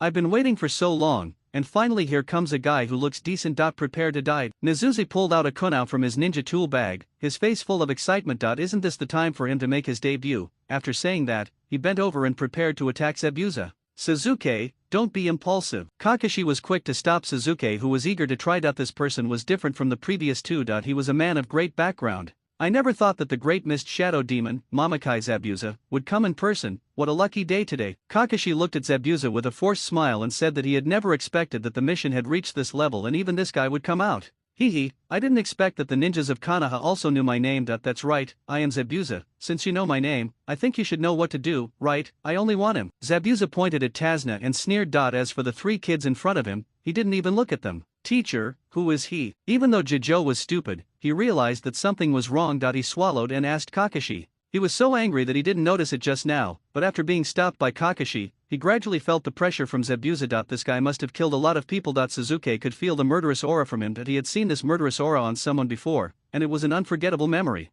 Kakashi said solemnly, Zabuza the Kirigakure, this guy is a legend that he once failed in his assassination attempt on the 4th Mizukage of the Kirigakure and was forced to defect from the Kirigakure. His hands are stained with the blood of countless Kirigakure classmates. You should know that this guy's wanted list is S rank. Do you see the big knife under his feet? That sword is called the beheading sword. You've all heard of the 7 ninja swordsmen, right? The beheading sword is one of the weapons they possess. Ninjas of this level are not so easy to deal with. All of you step back. After Kakashi finished speaking, he took off the forehead protector that was covering his left eye, revealing the Sharingan that was given to him with a picture. Facing such an enemy, he did not dare to be careless at all. S-class ninja, Sasuke muttered to himself after hearing this. He had just been planning to rush up and fight with the opponent, but he didn't expect that he was actually S-class. When Sakura heard Kakashi say Zabuza was S-rank, she was horrified. What? How could such a high-ranking ninja come to assassinate Grandpa Tajuna? Sasuke couldn't help swallowing and wiping the cold sweat from his forehead. Fortunately, Kakashi stopped him. If he had rushed forward, wouldn't he have just given the opponent a kill? Seeing Sasuke's frightened expression, Naruto couldn't help but add fuel to the fire and said, Hey, why aren't you going up? Didn't you just shout that you were going to go up and let him die? Why are you giving up now? Naruto crossed his arms and jokingly looked at the red-faced and thick-necked Uruzid. He would not miss such a good opportunity to kick someone when he was down. Damn it, this kid had glared at him so many times along the way. Now the situation has changed and it is finally my turn to speak. Naruto, don't gloat over his misfortune. The opponent is S-rank. At least I have the courage to pick up my sword and attack him. What about you? Sasuke couldn't help but reply angrily, if you can do it, go ahead. What are you yelling about? It seems that the kids under your command are having a conflict. Why don't you consider my previous suggestion? After all, there is no extra money to be made by killing you. I just want to complete the mission. Zabuza spread his hands and said lightly, I'm sorry, I'm afraid you'll be disappointed. Mr. Tazuna is our employer, and our mission is to safely escort Mr. Tazuna back home. After receiving the mission, unless I die, even if I fall into a tiger's mouth, I will break out 2 of its front teeth. Oh, so, you are going to fight to the death? Zabuza asked in a very arrogant manner. Thank you Mr. Zabuza for your kindness. Unfortunately, if you want to kill Mr. Tajuna, you can only step over our corpses. Kakashi said solemnly that he did not dare to underestimate Zabuza. The man in front of him was a fierce man who ranked high on the wanted list. That's a shame. But being able to fight with Mr. Kakashi, Konoha's copy ninja, makes this mission worthwhile. So let me experience Mr. Kakashi's Sharingan. After hearing Kakashi's reply, Zabuza spoke lightly, but almost everyone present could feel the murderous intent revealed in his words. What's going on? How come Kakashi has the Uchiha clan Sharingan? Sasuke was shocked when he saw Kakashi revealing the 3-tomo Sharingan. It was not only a Sharingan, but also a 3-tomo Sharingan. The previous step was the Mangekyo. What's going on? Aren't the Uchiha clan the only ones who have the Sharingan? How come Kakashi has one too? But he's from the Heite clan. Where did he get his Sharingan? When Naruto saw Sasuke suddenly staring at Kakashi's eyes, he knew that this kid was entangled in the Sharingan again. He must be wondering where Kakashi's Sharingan came from and how Kakashi could have a Sharingan. Take your time to guess, you will never guess it even if you try your best, that Sharingan and the one that appeared when they slaughtered your Uchiha clan are a pair. Ninjutsu, mist shadow technique. While Zabuza was still struggling with Kakashi's Sharingan, he had no intention of continuing to talk nonsense with Kakashi. He had realized that if he wanted to kill the old man Tajuna today, he had to kill Kakashi first. Zabuza quickly formed hand seals with his hands. After the last seal was completed, a thick fog quickly appeared around him and began to spread rapidly. In the blink of an eye, it occupied most of the place. In just 10 seconds, Kakashi, Naruto and the others were all shrouded in white fog, and the area visible to the naked eye was no more than 2 meters. Naruto, Sasuke, Sakura, the 3 of you protect Mr. Tajuna. Kakashi's voice came from a distance, but there was no way to tell the specific direction. This fog not only blocked the vision, but also made people lose their sense of direction. When Naruto heard Kakashi shout, he and the other 2 immediately formed a circle and surrounded the frightened Tajuna in the middle. Each of them held a kunao and stared vigilantly at the front. If there was any sign of trouble, they would attack without hesitation. Naruto activated his Sharingan as soon as the battle started, but his current Sharingan level was too low, with only 1 Megatama, and he could not see through the mist shadow technique performed by Zabuza at this level. Sasuke swallowed and said nervously, Kakashi just said that Zabuza is very good at assassination, everyone must be careful. There are only 2 possibilities for an enemy disappearing from view. The first is that they're taking advantage of the situation and assassinating Mr. Tazuna. The second is that they're preparing a ninjutsu that can't be interrupted, or the ninjutsu's pre-swing is too long, so they need the mist shadow technique to assist and conceal their form. I think the latter is more likely. What do you think? Naruto observed his surroundings carefully and came up with his own ideas. I agree with you. Sakura was the first to respond. She agreed more with the second option. I think the first possibility is more likely. For Zabuza, his target is Mr. Tasnid. If he completes the mission, he can get Cardo's bounty. There is no need to fight us to the death. Sasuke thought Naruto's first possibility was more likely. After all, Zabuza was a paid job. What was the point of doing something that was thankless and unpaid? Was it just to inflate his stats? Sasuke, release some fire jutsu. After thinking for a while, Naruto asked Sasuke to spit out a few fireballs. Naruto also knew that the situation was urgent. Although he didn't know why Naruto did this, he still did as Naruto said and sprayed out several fireballs on the spot. After spraying, Naruto felt a little regretful. Why the hell should I listen to your orders, Naruto? What bad luck. Why did I listen to him? Several huge fireballs flew in all directions, but after they flew away, the fog disappeared briefly, but in the blink of an eye, the fog that had just disappeared reappeared in the original place. What kind of stupid idea did you come up with? You made me waste my chakra. Look, it's useless. At first, Sasuke thought that Naruto was going to use fire style to dispel the fog, but the fog that filled up again in the blink of an eye immediately shattered Sasuke's idea, and he took his anger out on Naruto. I really believed you. If I listened to you, I wouldn't even be able to put on my pants. Naruto ignored Sasuke's complaints. He had asked Sasuke to perform some fire-style ninjutsu just now not to remove the fog. Moreover, how could the fog be removed in the land of waves, a place with such abundant moisture? What Naruto needs to do is take advantage of the gap when Sasuke releases the fire release ninjutsu, find vision, and seize the initiative. Naruto created 5 clones, 4 of which formed a protective circle outside the human defense circle, while the original body and the other clone rushed towards a big tree not far away. Hey, what are you doing? Sasuke shouted. He couldn't see anything now. If he rushed out rashly, he would probably be ambushed by the enemy, not to mention that it was him who went out. If Zabuza came, there would be no place to save him. Naruto ignored Sasuke's shouts. He clenched his right hand into a fist and worked together with his shadow clone to smash into the tree that was as thick as a bowl. There was a clicking sound. The tree broke in pieces with the sound of Naruto's attack, and Naruto simply hugged it in his arms, turned around twice on the spot, let go and threw it in one direction. The huge tree trunks and lush branches made rustling sounds during the flight, blowing away a lot of the thick fog along the way, but Zabuza was still nowhere to be seen. Instead, the flying tree hit a tree of the same thickness, stopped, and fell to the ground with a dull sound. Naruto, don't be reckless, come back quickly, Sakura shouted anxiously. Such a brute force search would undoubtedly provide the opponent with the opportunity to defeat them one by one. But before he could finish his words, a figure jumped up from the tree branch. In the surprised eyes of Sakura and Sasuke, Zabuza formed seals with his hands, and his body soared in the air like a big bird. Water style, great waterfall technique. Zabuza finally completed his ninjutsu. He raised the corners of his mouth and drew out a sinister sneer. You bugs of Konoha, prepare to die. The pool of water under Zabuza's feet began to surge wildly, and streams of sea water began to gather as if they were free, and the sound of water became louder and louder. Then, a huge wave rose up and rushed towards Naruto and his group.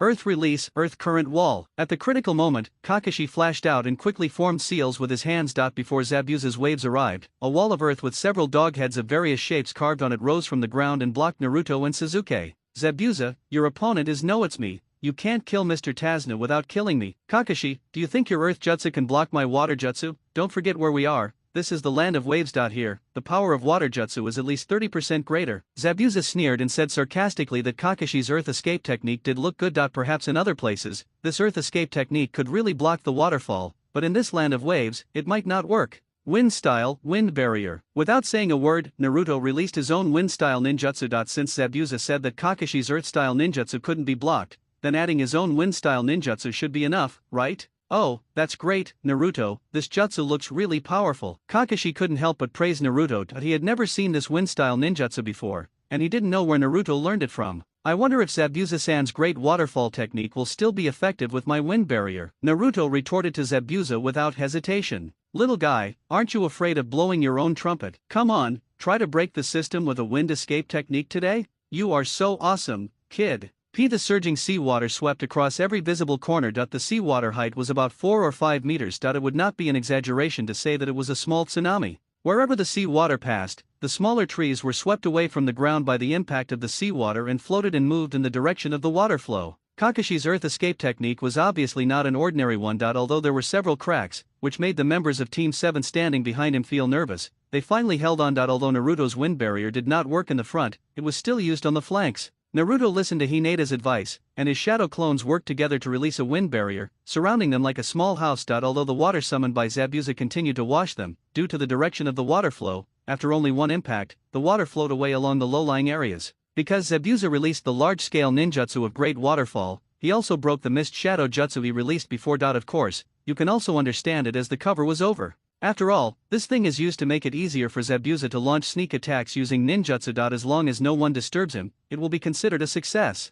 Now the entire venue is a water hole summoned by Zabuza. If he releases powerful water-based ninjutsu next, it will definitely be twice as effective with half the effort. Water style, water dragon bullet technique. Zabuza, do you really think I don't exist? As a courtesy, it's my turn now, right? Kakashi jumped onto the earth wall and said to Zabuza, who was making hand seals. Zabuza ignored Kakashi's words and continued to form hand seals. The most powerful single-target ninjutsu in water jutsu is the water dragon bomb, but the casting time of this ninjutsu is also notoriously long. Zhou, Shen, Mao, Zi, Hai, Yu, Zhou, Wu, Yu, Zi, Yin, Su, Yin, Isai, Zhou, Wei, Isai, Hai, Wei, Zi, Ren, Shen, Yu, Chen, Yu, Zhou, Wu, Wei, Yin, Isai, Zi, Shen, Mao, Hai, Chen, Wei, Zi, Zhou, Shen, Yu, Ren, Zi, Hai, Yu. Water style, water dragon bullet technique. Water style, water dragon bullet technique. Kakashi and Zabuza almost simultaneously called out the names of their upcoming jutsu, a scene that made Naruto's blood boil. This is the most thrilling scene in the early stages of the original manga. A single water dragon bullet requires 44 hand seals,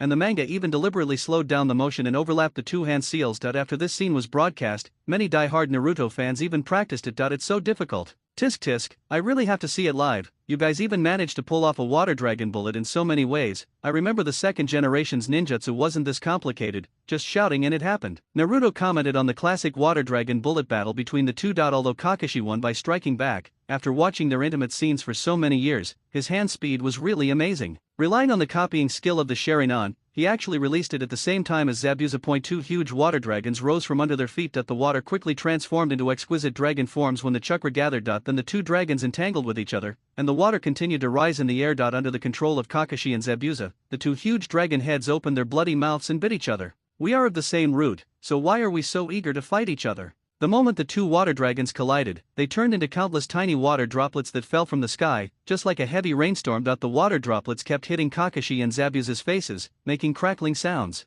Taking advantage of this opportunity, Naruto didn't want to hold back. The progress was too slow. The most important double dragon gathering had been performed, and Zabuza could almost retreat. Naruto directly took out two kunai from his waist bag and threw them at Zabuza at a tricky angle and at a very fast speed. Tisk, you little brat, you're quite ruthless. Throw it at my second brother, you're a master at targeting other people's lower body parts. Zabuza chuckled, tilted his body slightly, and dodged. As for the kunai shot at his face, he used the same method, tilting his head. Naruto wanted a quick reaction from Zabuza. He knew that kunai could not kill Zabuza. What he wanted was to use these two kunai to create opportunities. The next moment, Naruto turned into a flash of light and disappeared. When Zabuza turned his head to avoid Naruto's kunai, before he had time to look back, he saw a familiar color appear in front of him. Naruto threw a heavy right hook that hit Zabuza's chin so simply and firmly. The punch was very powerful. Zabuza was like a sandbag and flew out under the impact of this punch. This kid is becoming more and more proficient in using the Flying Thunder God. Naruto's two kunai are not ordinary kunai,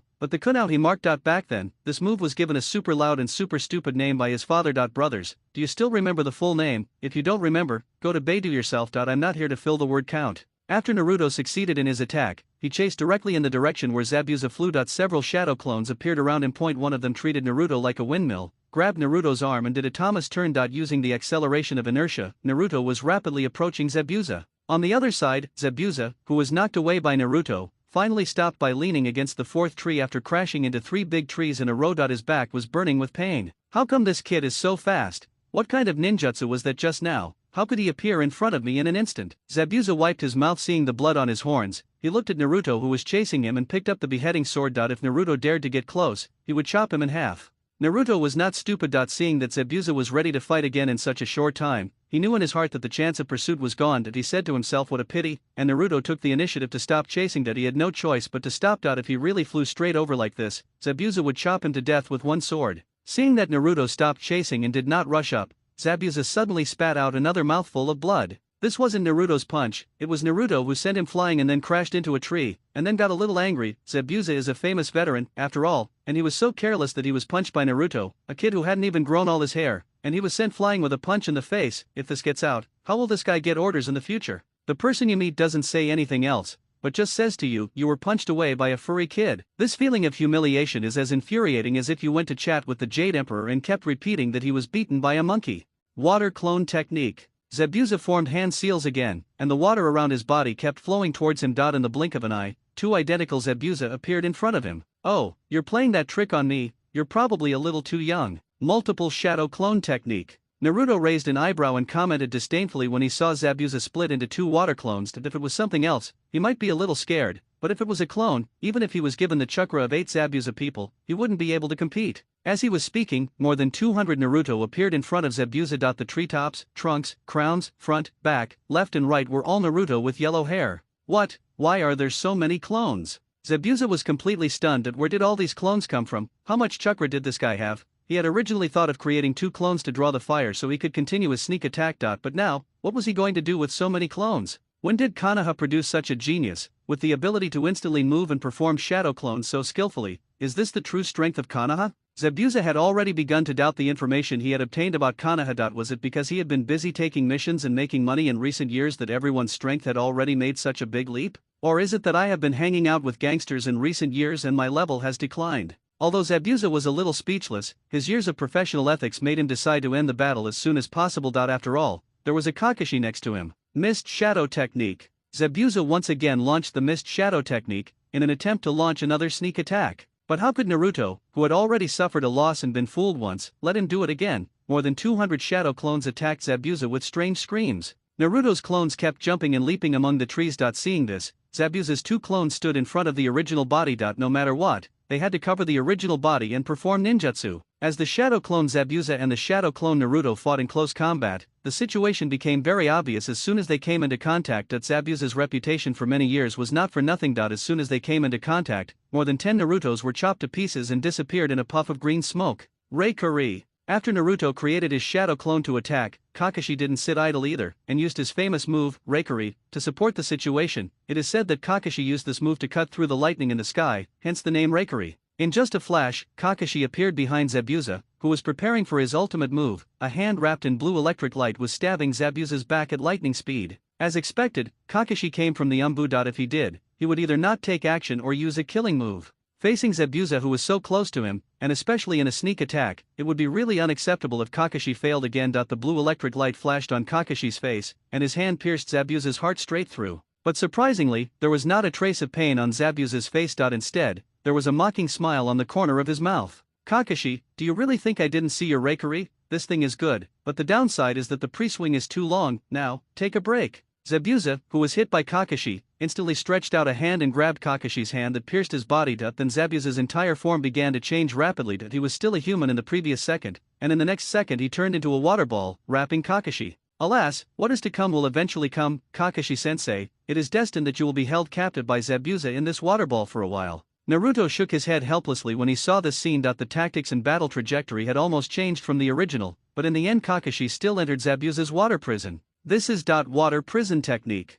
Kakashi's pupils shrank suddenly, and he immediately felt regretful. I was careless. After all this time, the other party just revealed a flaw and waited for me to come in and give it to them. Naruto, run, go back and get help, we can't defeat them. Kakashi shouted hurriedly at the top of his voice that it would be fine if he was not trapped outside, but now, if Naruto and the other 3 fought Zabuza alone, the chances of winning would probably be better than nothing. Naruto also knew the reason why Kakashi asked them to go. After all, Zabuza's level was there. Let's not talk about anything else. Just think about his more than 200 clones fighting against Zabuza's 2 clones. At the beginning, it was 100 to 1, but in such a short while, it became 10 to 1. I estimate that in another 20 seconds, all of my clones will be dead. Demon Zabuza is still awesome. This title is not exaggerated. Sasuke, come together. Naruto started calling for help without saying a word. Actually, he could do it alone without calling Naruto, but Naruto is also a person after all, and more people means more strength. Sasuke didn't respond, just blasted a few fireballs. In the early stages, the ninja hadn't received any training. Besides the family-inherited fireballs and his own taijutsu, he was pretty much like any other newbie. After all, they were all fresh graduates from ninja school, so everyone was understanding, who in school taught you the real stuff. The things in textbooks are all mass-produced, so just use them as they are. You can only learn the real stuff after you leave school. Water escape, water formation wall. Zabuza's clones blocked all of Nezusa's water balls with their water array walls. Now that his original body was unable to move, only his clones could fight the remaining brats. However, for these few little brats, the clones were enough. Don't mention the time when Naruto punched me and I vomited blood. I'll get angry if you mention it. Do you believe I can talk to you with a beheading sword? The moment the water wall disappeared, Naruto threw a few kunao. He knew kunao he can't do anything to Zabuza, and Zabuza won't be hit. With the previous lesson, although Zabuza didn't understand why the yellow-haired boy in front of him could appear in front of him in an instant, he knew it must be related to the kunao. So the moment he saw Naruto throw the kunao, Zabuza's water clone took the initiative to step forward to intercept it. In this way, even if Naruto came over instantly, he was still in front of the clone and there was still some distance between him and the real body. Naruto did not plant the Flying Thunder God mark on Kakashi and the other two members of Team 7.1. Reason was that this mark needed planning and management. If too many were planted, he would see dots everywhere when he opened it, and he would have to pick them out later. The other reason was that this thing was a cracked version, and the Flying Thunder God mark of his father and the second generation was universal on him. Secondly, even if a mark was planted on Kakashi, he would still be in the water prison after flying over. After all, Kakashi is already in the water prison, and this water prison technique can only be broken from the outside. No matter how capable the people inside are, it will be useless. Of course, I don't know if Gundam will be useful. After all, Gundam is a thing that is hard to predict and has too many bugs. Sasuke, his main body can't move. Once he moves, Kakashi can escape. Do you understand what I mean? Sasuke came to Naruto and the two stood together. Now there were also two clones of Zabuza standing in front of them. But how do we get through? These two clones are not easy to deal with. Sasuke looked at the two water clones in front of him and said, "You can despise the enemy strategically, but you must take the enemy seriously in battle." These two water clones just chopped up 200 Narutos like watermelons. If he rushed forward now, he would probably end up in the same situation. Like this, you #IN% at #IN% AOK. Naruto put his hand on Sasuke's shoulder, and after getting closer, the two of them whispered a few words. The whole process was very similar to elementary school students whispering to each other in class. After listening to this, Sasuke looked at Naruto suspiciously. "Is this okay?" "Don't worry, my friend, I promise it will be safe." "Then why not you? I got full marks for ninja tools in school, and you, the king of missing the target." Sasuke started to expose Naruto's negative academic records without hesitation. After all, he had the say in this matter. "Stop talking so much. If you delay any longer, that big sword will chop you off the head." Naruto rolled his eyes. "Nonsense, I'm so scared this guy won't play by the rules. I'm letting you go because I'd rather my teammates die than mine. As long as nothing happens to me, it doesn't matter who gets hurt." "Well, if you dare to cheat me, I'll kill you when I get back." Go ahead.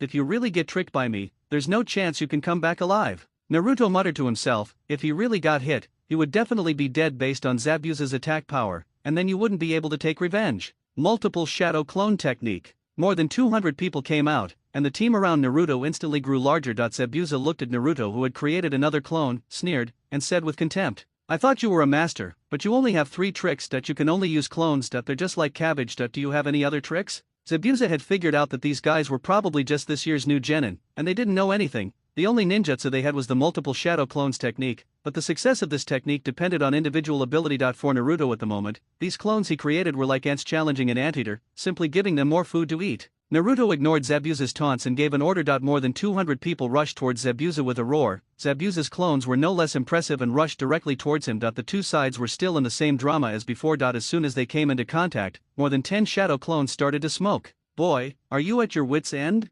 Zabuza laughed and said that after fighting till now, it was finally his turn to laugh heartily. "Naruto, stop launching meaningless attacks. Go back and ask for help quickly. Take Mr. Tajuna away. Protect Sakura." Kakashi said anxiously in the water prison that he couldn't move at all now. "Run, no one can run away, Kakashi. I want you to watch these brats die in front of you, especially the yellow-haired one. I'm going to chop him into 8 pieces, to vent my hatred." Zabuza used his other hand to touch the part of his cheek that had just been hit, and his back still ached slightly. He must not let that yellow-haired kid go back to the mountains. If he grew up, he would definitely be a formidable enemy. "Bah, you, a piece of shit, want to kill me? Damn it, if I wasn't afraid of exposing my identity, I would have called the second generation out to fight you alone. Let's see who's stronger, your water jutsu that you've been forming hand seals for a long time, or the Grandmaster of Sea Jutsu. If I don't show you the Grandmaster, you really don't know how high the sky is and how deep the earth is." Naruto squinted at Zabuza and said, "You want to chop me into 8 pieces, even if you and the Mist Shadow Village come together, you are not qualified." More than 200 shadow clones were killed while they were talking. The remaining dozen or so shadow clones all took out their kunao shurikens and threw them at Zabuza at lightning speed the moment Zabuza's clone swung his sword.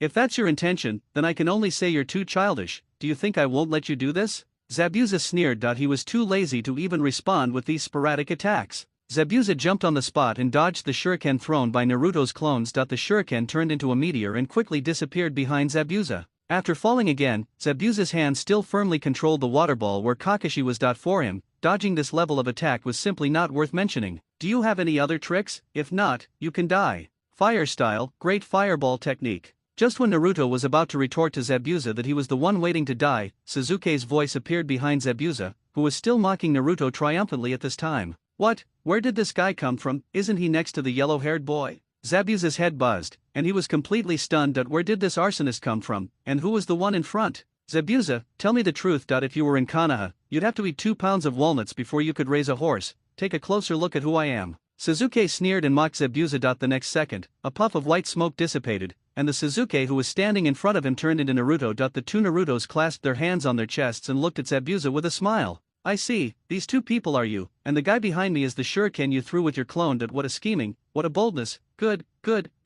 Zabuza suddenly realized and praised repeatedly, but in the current situation, even his praise would be of no avail. Now, either he let go of Kakashi's hand that was controlling him, or he would take this fire escape. But he had already been injured on the back before, and if he were to be hit by this fire escape again, I'm afraid his body would not be able to withstand it. In a flash, Zabuza sighed helplessly. As long as the Green Mountains remain, there will be no shortage of firewood. He chose to release his control over Kakashi, and drifted a large circle to the right, avoiding Sasuke's powerful fireball. Zabuza didn't stop either. The moment he left, he exerted force on his feet, and the beheading sword carried a terrifying force, and slashed directly at Naruto. It was this cunning guy in front of him, otherwise Kakashi would have been trapped to death in this water prison today. You're trying to touch my students in front of me, that's too disrespectful of me. After escaping from the trap, Kakashi flashed in front of Naruto, holding a kunao in both hands, and blocked Zabuza's beheading sword with force. Sparks flew out from the place where the kunao and the beheading sword touched. I'm very angry now, really angry. Kakashi raised his eyes and stared straight at Zabuza in front of him. He looked extremely cold and the words that came out of his mouth seemed to come from Antarctica. The temperature of the place where the two of them were dropped a lot with these words.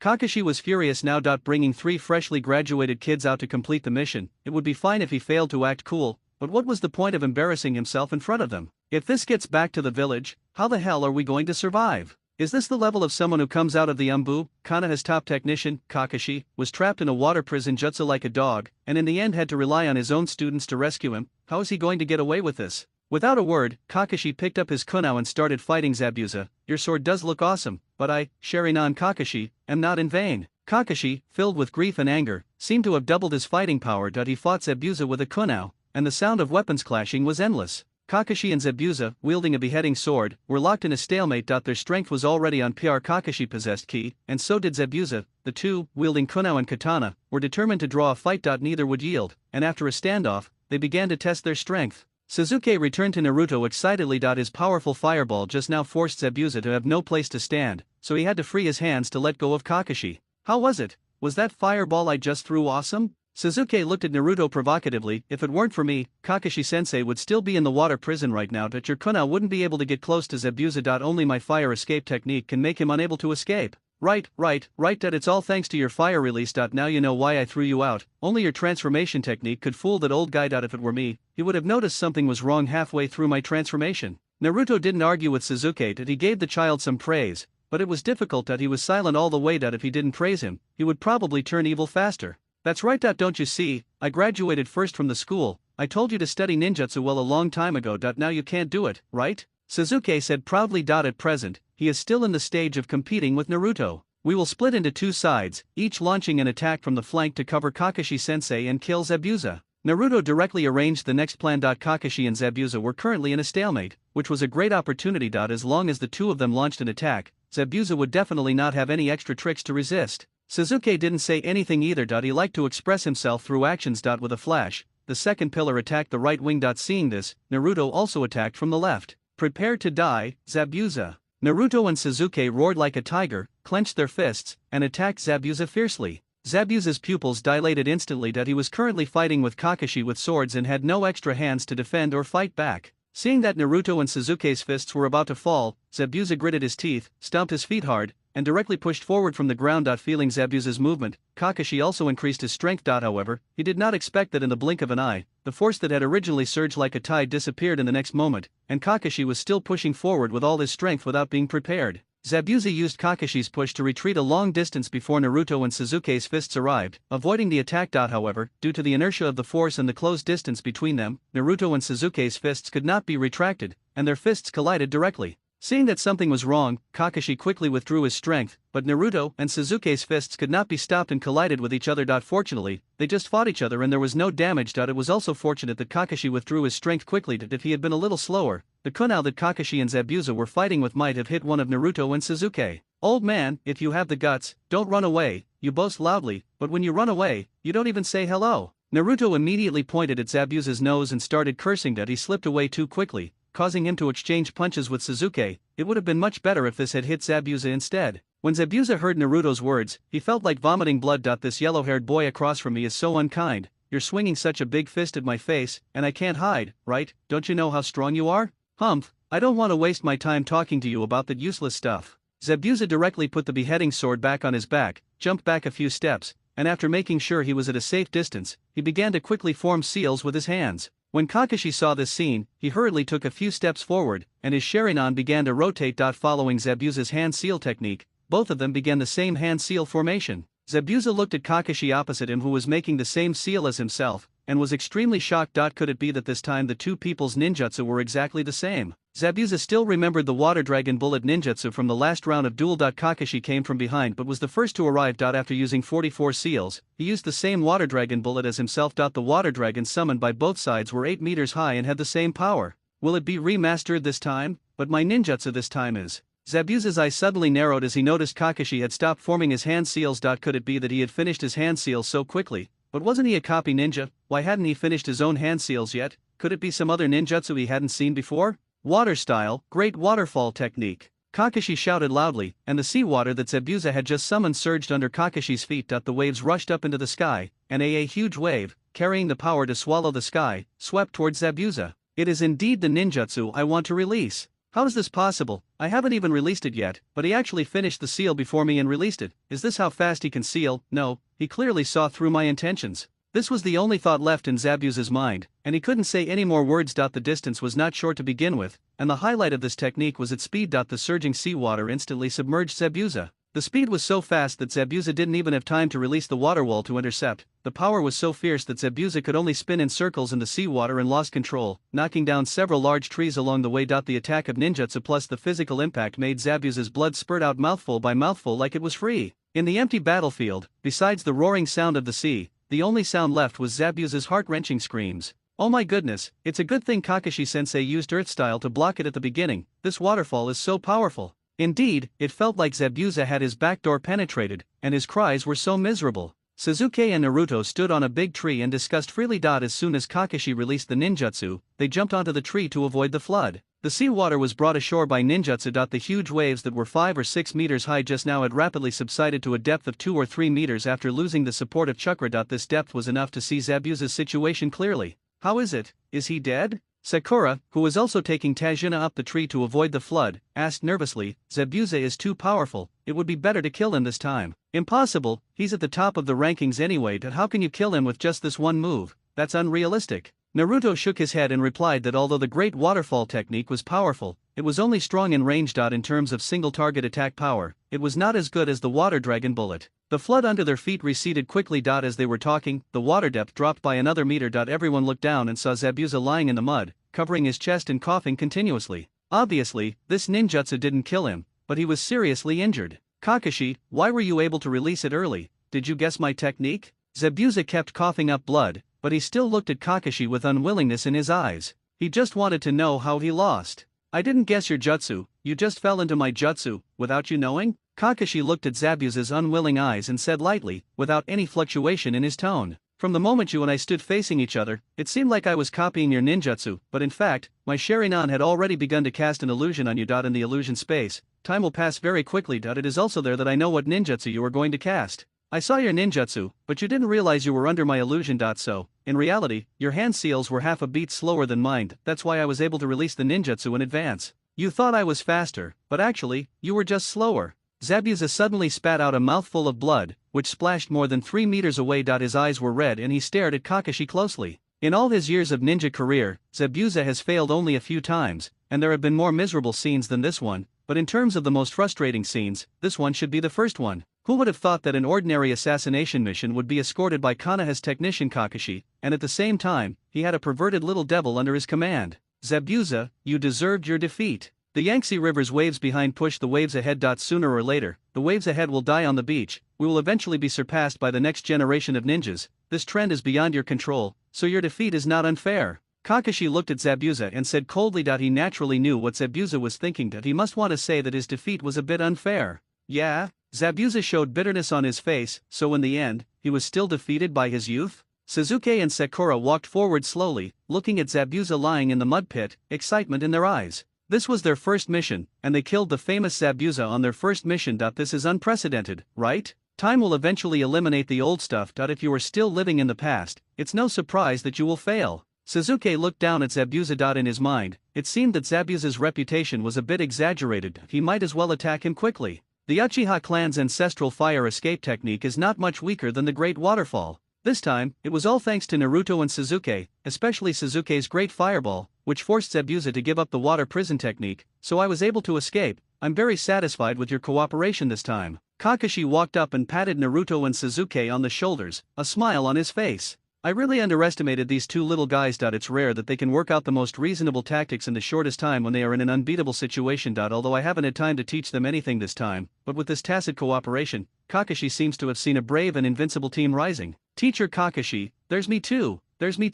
Sakura immediately came over, hugged Kakashi's arm and kept acting coquettishly. That's right, Sakura, you performed very well too. Mr. Tajuna is well protected by you. Keep up the good work. Kakashi touched Sakura's head and praised her lovingly. The victor takes all, so take action. Zabuza straightened his neck, closed his eyes and said, as if he was ready to die, and gave up struggling. Sasuke took out a kunai from his waist, walked forward indifferently, raised his hands high, and aimed at Zabuza's heart. Just as Sasuke was about to stab Zabuza, Naruto kicked him, causing Sasuke to stagger as he was about to attack. What are you doing, you last place guy? Sasuke turned around and glared at Naruto. Since you're here, don't hide and show your tail. Come out. Naruto gave Sasuke an apologetic smile, but without answering Sasuke's question, he shouted towards the deserted wilderness. There are still enemies? Sakura was stunned. The Cardo organization sent people again? Kakashi looked at Naruto deeply. Before Naruto made a sound, he didn't feel anything unusual. But now, after carefully sensing it, come out. If you don't come out, I'll kill him with one blow. I'll count to 3. Sasuke reacted quickly as well. After Naruto said that, he realized that there must be someone else nearby, and it was very likely Zabuza's accomplice, so he put the knife directly on Zabuza's neck. If the other party didn't show up, he would send Zabuza back home with one strike. I'm curious how you found me. Zo helped them in front. Behind Zabuza, a figure slowly appeared on a big tree. A ninja wearing a mask and a green robe appeared in front of everyone. You are his accomplice, right? I didn't expect this guy to have an accomplice. Sasuke moved the knife closer to Zabuza's neck. The sharp kunai had already cut Zabuza's skin, and a trickle of blood was constantly oozing out. Want to save him? I don't think it's possible. Even letting you take him away is impossible. How about this? You stay and keep him company. I'll be a good person and send you both to the afterlife together. How about that? Urju's arrogant voice spread, and his eyes were fixed on the masked ninja on the tree. You misunderstood. I'm not here to save him. First of all, I'm not an accomplice of the guy you're calling this. Secondly, my goal is the same as yours, to kill him.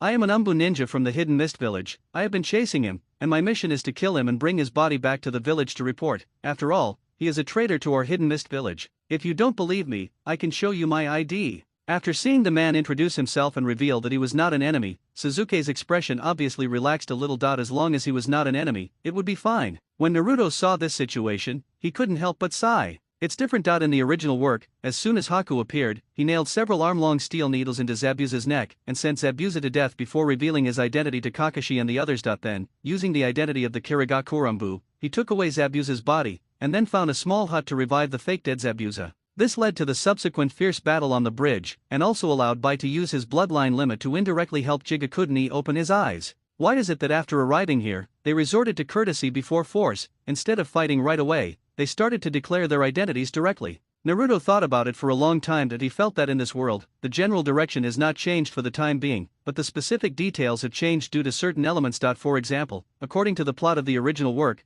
they will not be able to receive this task until at least 2 or 3 months later. But the day after they graduated, they completed the plot of escorting Tazna. Umbu from Kirigakur? Kakashi frowned. He had dealt with Kirigakur's Umbu before. After carefully examining the man's mask and seeing the unusual patterns on it, Kakashi nodded. Yes, it was indeed a Kirigakur Umbu mask. The umbu of each village wears masks when performing their missions. When performing their missions, their real names will not be revealed, and they are called by pseudonyms to prevent being recognized. Of course, the umbu of each village also has a special identification method. It doesn't mean that if you wear a mask and say you are an umbu, you are a real umbu. The umbu of the Hidden Mist village have unique lines in their masks, which contain special identification codes. The Konoha village also has this set. Kakashi is from the umbu. In the early years, Konoha and the Hidden Mist village had many battles. They are old acquaintances, and you can tell whether they are ninjas from Kirigakure with just a careful look. It is indeed the Kirigakure's pursuit of the umbu, there is no doubt about it. Kakashi nodded, and this time he gave a clear answer. Everyone in Konoha, would you be so kind as to hand Zabuza over to me so I can return to the village and report?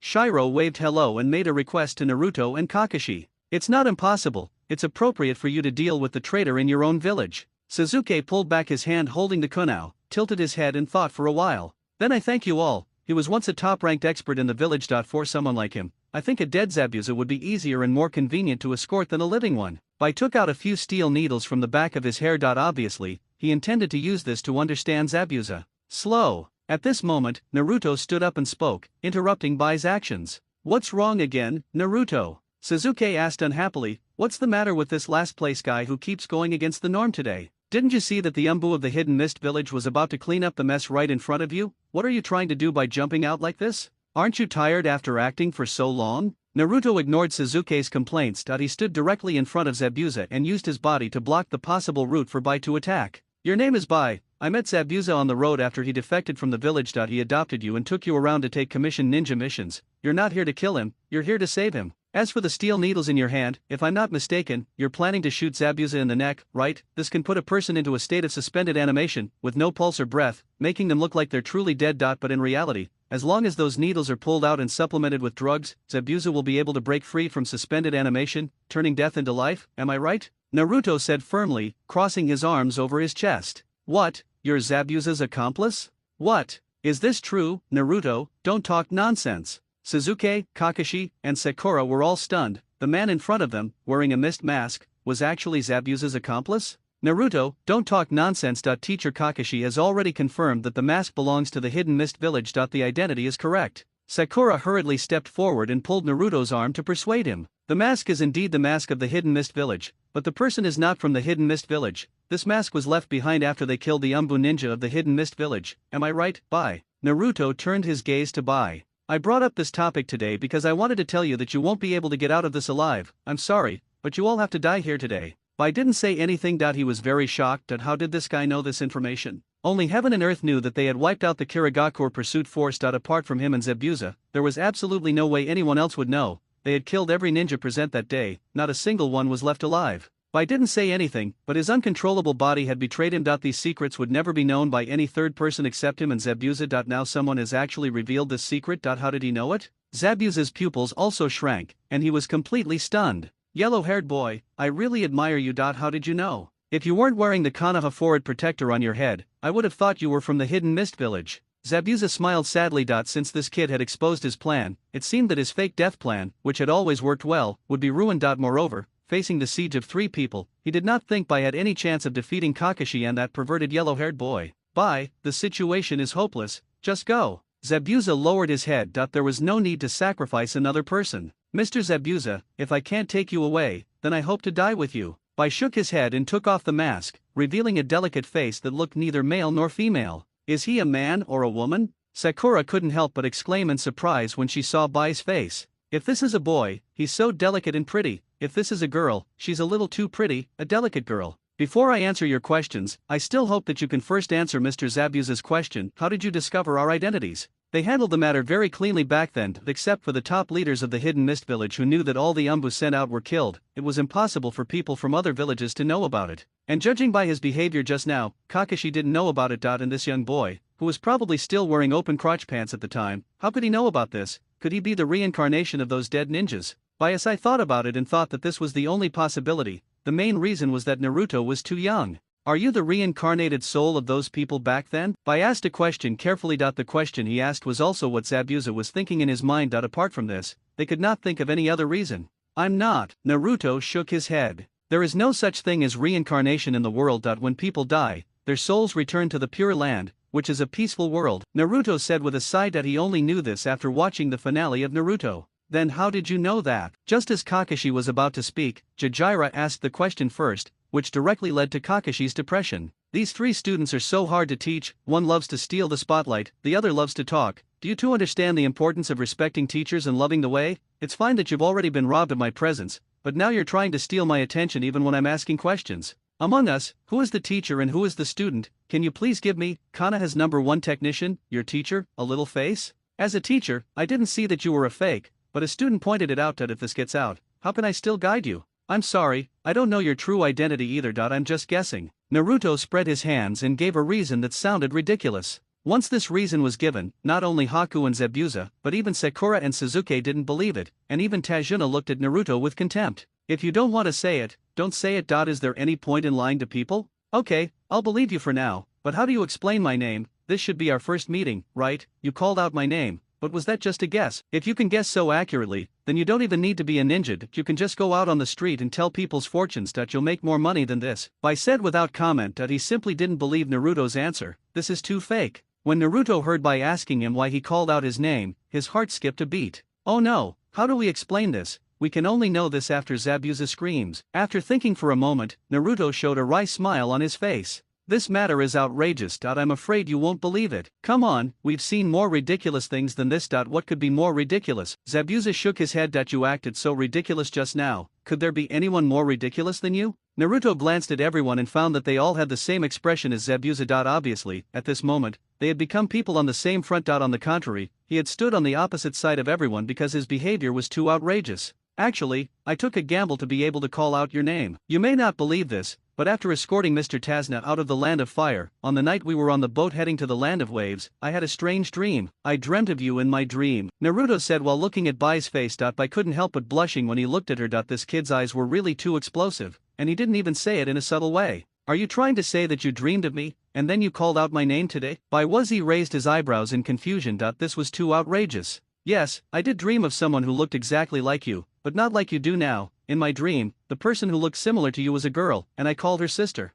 I remember, in my dream, I was practicing ninjutsu like crazy. I finally fell asleep under a tree. When I woke up, there was a big sister squatting next to me who looked exactly like you. She kindly shielded me from the scorching sun and even gave me some buns to eat. I remember my sister in the dream was carrying a basket with some flowers and food in it. She gave me the food and left with the basket full of flowers. Before leaving, I asked my sister, "What is your name?" My sister told me her name is Bai. So after seeing you today, I took a gamble. After all, you two look exactly alike. I thought you were the sister I dreamed of. Bai was shocked. The dream that Naruto talked about seemed to be what he had done a few days ago, except that it was a little different. A few days ago, during his break, he did change into some casual clothes and went to the woods to pick flowers. The difference was that he didn't meet Naruto under any tree. But on that day, he did bring food, but it was not buns, but a few rice balls. So, there must be some providence in the universe. As soon as Zabuza saw Haku's expression and appearance, he knew that the dream Naruto was talking about was 100% happening to Haku. After so many years, he still had some understanding of Haku.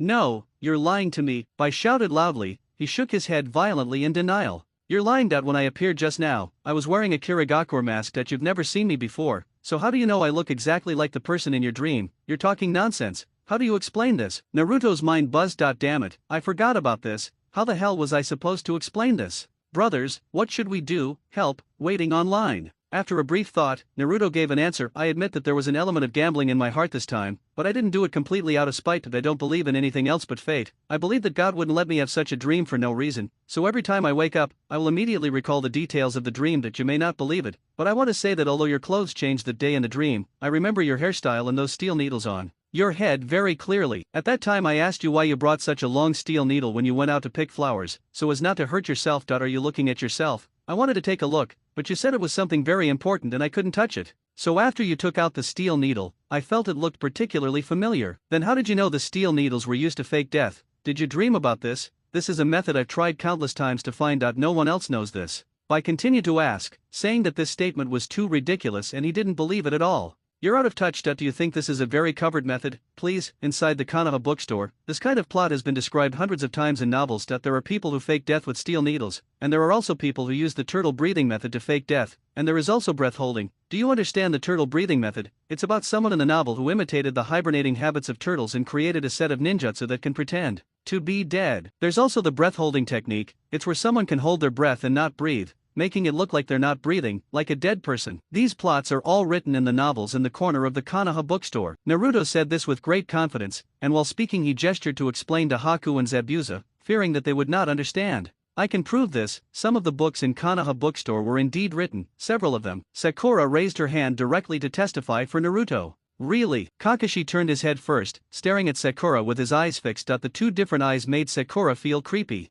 I can also testify that these books do exist. Urzuzi also raised his hand at an inopportune moment. To be honest, what Naruto said was too mysterious, few people dared to believe it. He was also confused and skeptical, mainly because Naruto had too many loopholes and the whole process was too unbelievable. But after Naruto talked about the Konoha bookstore, he gradually began to believe it. There are indeed several novels and legends on the bookshelf in the corner of the Konoha bookstore. They contain all kinds of fantastic stories, depicting many battles and strange ninjutsu. Many people in the village have always regarded this as a kind of fun and fantasy. Of course, children love to read this kind of book because it is so curious. Then why didn't I know? I've been to Konoha bookstore too, why didn't I find it? Kakashi came over and asked. He was a little confused. Are there such books in the bookstore? How dare you ask? Every time you go out, your attention is completely focused on the latest version of Intimate Paradise. With this one coming out, what other book can catch your eye? Naruto and Sasuke couldn't help but murmur in their hearts. They had the same idea. When Kakashi went to the bookstore, he only had eyes for the Intimate Paradise, he didn't even bother to look at anything else. The mission scrolls were usually read to him by others.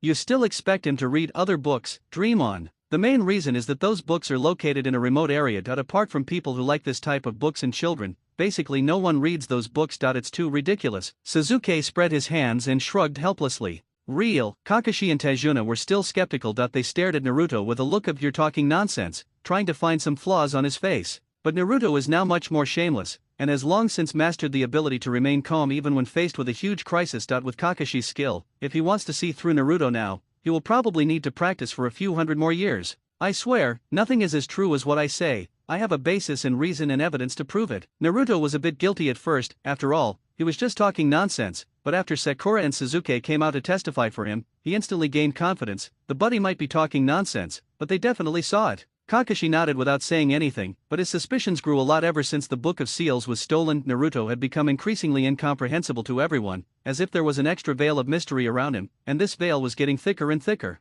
How many secrets is this child hiding from everyone? A gleam of light flashed in Kakashi's eyes, so fast that almost no one could see it. Unfortunately, Kakashi was observing Naruto, and Naruto was also secretly observing Kakashi. His intuition told him that it was a bit too much to reveal by his identity this time. Although the gleam of brilliance in Kakashi's eyes was only a flash, Naruto, who also possessed the Sharingan and whose attention was fully focused on Kakashi's face, successfully seized this opportunity. He keenly felt that even if Kakashi believed this excuse, he would still investigate, and even if he investigated, his suspicion would probably continue. Naruto sighed inwardly, I shouldn't be so pretentious after all. Zabuza looked at Naruto deeply, as if trying to see through Naruto's heart. He turned around and asked, how likely do you think what this kid said is? Remain silent. Naruto's excuse was too absurd. To be honest, he didn't believe it, he also didn't dare to believe it. I've heard that there are some people in this world who can predict the future and thus avoid disasters. I think this kid might have encountered such a miracle. God let him know some of the news. For us, it was a disaster, but for him, it was a blessing. God helps him but not me. What can I do about it? Forget it, Mr. Zabuza, maybe this is our destiny, I accept it. Bai shook his head, his face full of bitterness. It seemed that he really had to give up his life here today.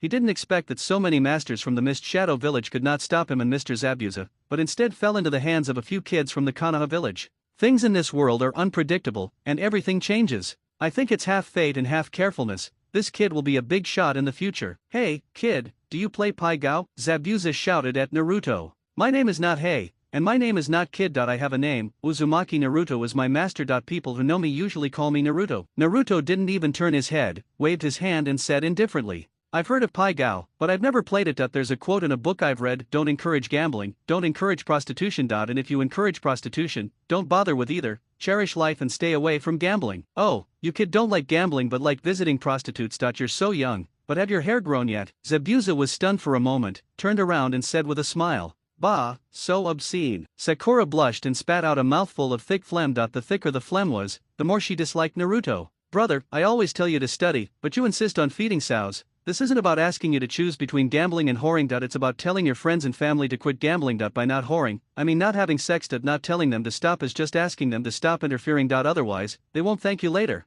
Naruto looked at Zabuza with disdain. It was terrible to be uneducated. The moment he turned his head, he also glanced at Kakashi. In an instant, Naruto's eyes revealed the same disgust as Sakura's. Although this guy doesn't prostitute, he is not that noble when reading pornographic books. Go away, you still call yourself a teacher, disgusting. Kakashi was confused by Naruto's look. What does that mean? Isn't he criticizing Zabuza? What do you mean by disliking me? It's none of my business. Kakashi felt wronged in his heart. He was a clean man and had never been involved in any scandal. Ha ha ha, fine, Naruto, we can be considered to have known each other for a long time. Heroes are born young, and it is not a loss for me to die at the hands of a young hero like you. I only have one request, kill me and let by go. He's still young, he doesn't have much blood on his hands, and he did everything I asked him to do. I hope you can let him go. Zabuza looked at Naruto and Kakashi with pleading eyes. He knew that only Naruto and Kakashi could make the decision here. Although Naruto was a child, he should ask Kakashi for help. But reason told him that if Naruto did not agree, it would be useless to ask Kakashi for help. Mr. Zabuza, there's no need to say anything. If you die, I won't live alone. Bai said in a decisive tone that from the moment he was rescued, he only lived for Zabuza.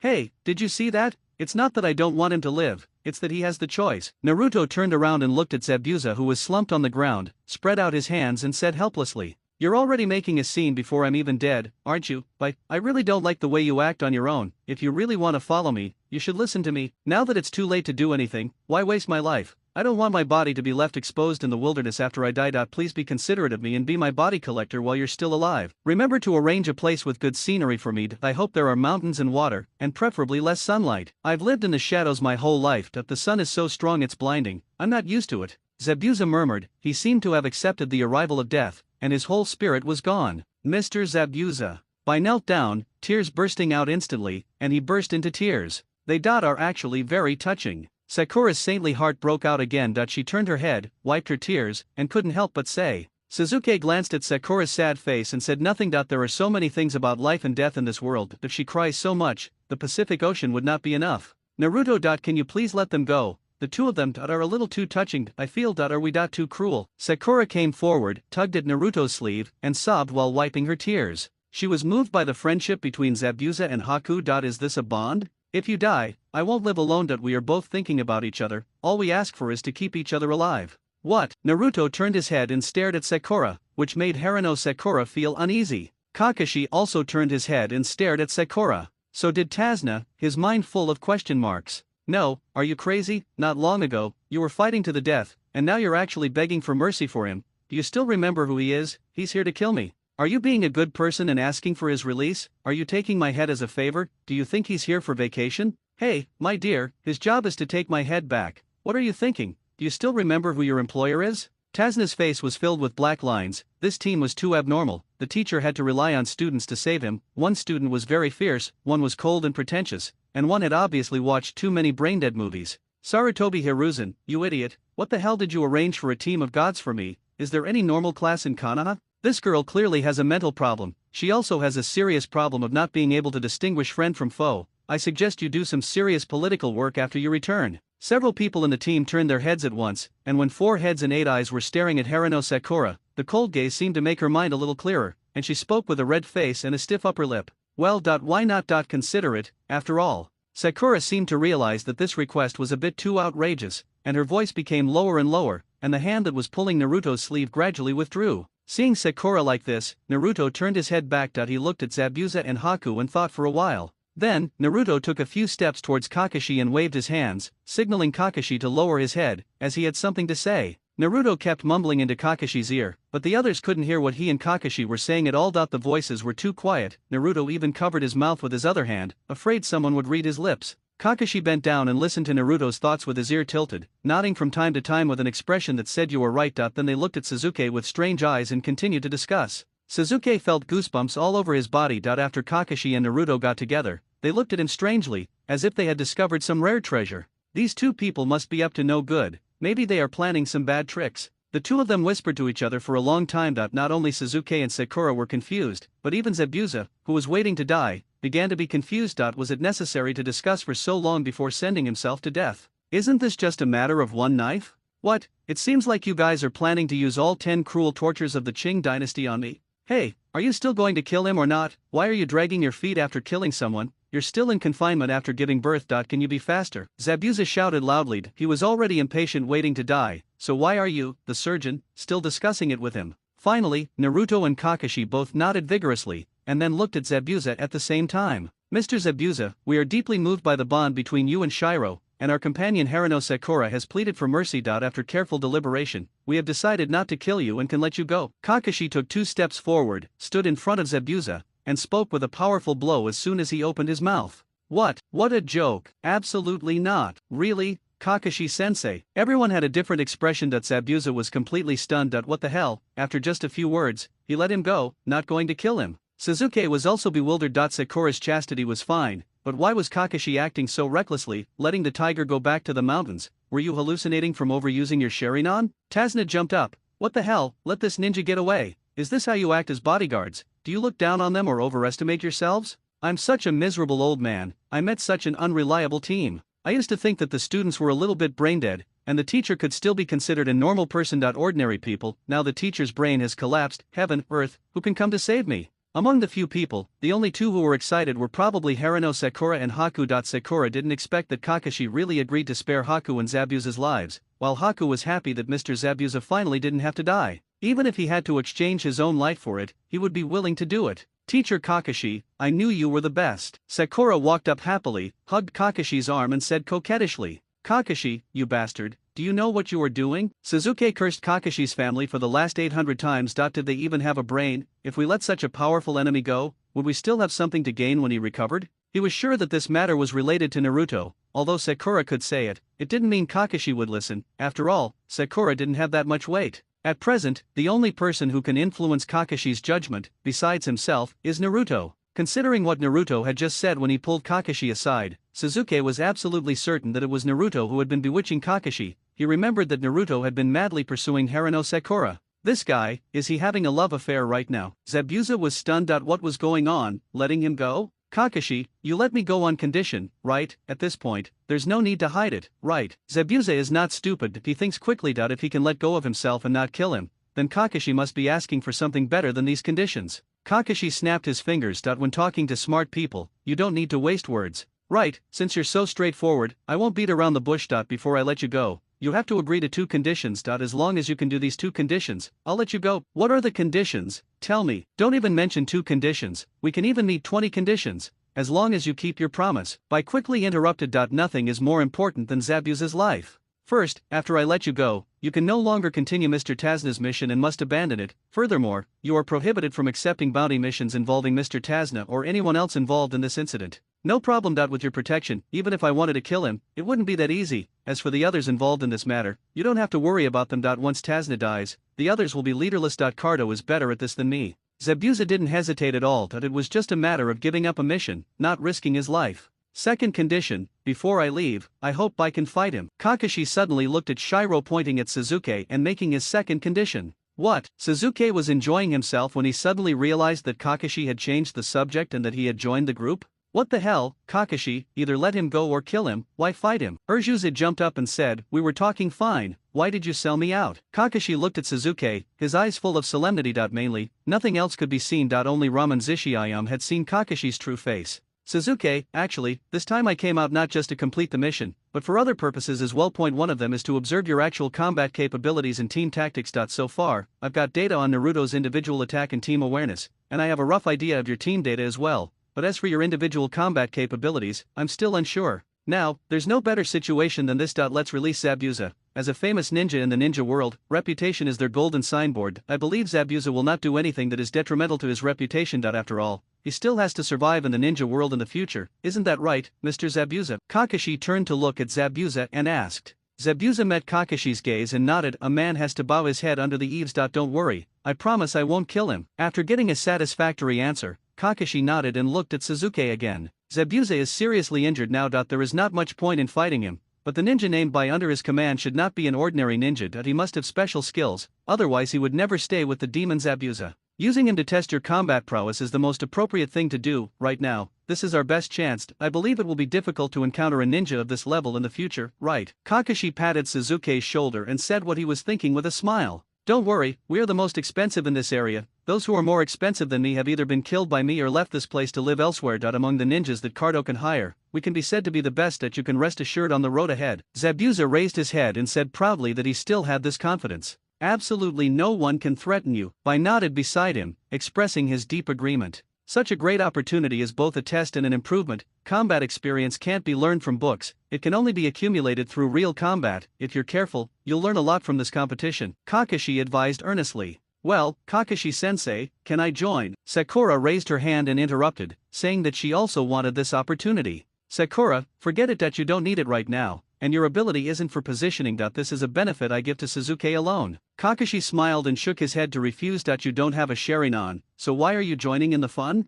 That's fine with me, come on. Sasuke thought for a moment, then turned his head and looked around. His eyes swept over Kakashi, Zabuza, Sakura, and Haku. When he saw Naruto, his competitive heart was ignited again. I'm definitely not worse than you. Although you've made rapid progress, I'm also a genius. Hey, kid, let me remind you, Bai is a bloodline limit ninja. You'd better be alert when fighting him, otherwise, you will be skinned alive. Zabuza looked at Sasuke's fighting spirit and couldn't help but remind him. Since both parties have reached an agreement on the terms and reconciled life and death, this is just a brief sparring match. Although he knows that Bai will never kill him in this battle, he still wants Urjuza to suffer less. After all, what if Kakashi loses face too much and regrets it? Keikei Genkai, I understand. Sasuke nodded. Isn't it just a bloodline limit? In the entire ninja world, when it comes to the strength of bloodline limit, which family can compare with the Uchiha? As the top eye technique in the Naruto world, the Sharingan is not undeservedly named. Kakashi, I don't know about other things, but I dare say that as long as Bai uses his bloodline limit, this kid will not be able to win no matter what. I suggest you prepare gauze bandages and other things in advance, they will be needed. After he was no longer in danger of life and death, Zabuza returned to his initial despicable look. When he laughed strangely, it really made people want to hit him. He was so pretentious. Kakashi wasn't worried at all. The more dangerous, the better. Only danger could make certain things reasonable. Zabuza, don't underestimate him. You've just witnessed Naruto's strength, and you've personally experienced the teamwork and strength of this kid and Naruto. Apart from anything else, if it really comes down to life and death, it's not certain who will live and who will die. Don't think you're guaranteed to win this competition. The true strength of the class I, Kakashi, lead is beyond your imagination. Kakashi crossed his arms over his chest and said calmly, you don't know that Sasuke is an Uchiha, right? If you knew, I believe you wouldn't dare to draw such a conclusion. Zabuza didn't say anything. He decided to wait for the results and let the facts speak for themselves. There was no point in arguing. If you're ready, let's get started. Kakashi brought Tajuna and Zabuza to a tree trunk, while Naruto and Sakura stood on another tree nearby. Everyone left the open space under their feet for Sasuke and Haku to use as a battlefield. Bai stood in front of Sasuke, looking expressionlessly at the rebellious boy opposite him. Once upon a time, he also had such an expression,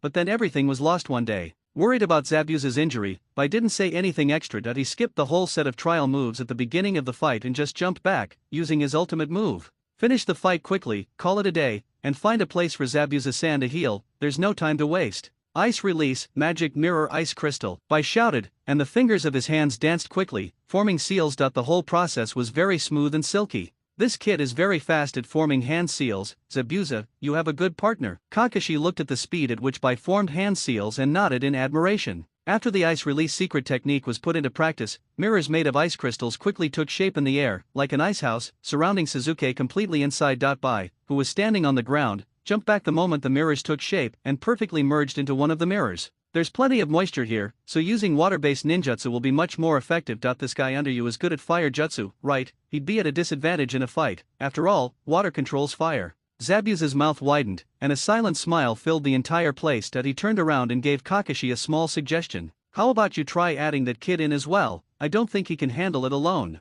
Thank you for your kindness, but just watch it with peace of mind. No one knows the outcome until the end. Kakashi shook his head and rejected Zabuza's suggestion. Sasuke has a high fighting talent, and all he has to do is guide it out. After Bai entered the magic mirror formed by ice crystals, in just a moment, the same Bai suddenly appeared on the mirrors surrounding Sasuke. The posture of Bai in each mirror was as if synchronized in real time, and the tone of voice and expression were exactly the same. Sasuke felt like he had entered a 3D stadium. There were people all around him, and he couldn't tell who they were. With so many mirrors, which one is the real one? Sasuke looked around at the mirrors. Now he could no longer see which mirror Bai entered from. Although the mirrors in the entire venue were not moving, Bai's figure was like a revolving lantern, with his real body and fake body moving together. Sasuke could not tell them apart at all. This is my bloodline limit. No one can escape alive after entering here. Next, I will launch an attack, so you have to be careful. Bai's words reached Sasuke's ears from all directions. Originally, Urjuza planned to take advantage of Bai's conversation to figure out which one was the real one, but when Bai started talking, he knew that his judgment was wrong. All the figures were speaking, and the words spoken on each mirror were like those of a real person. He had no way of determining which one was the real one by the sound.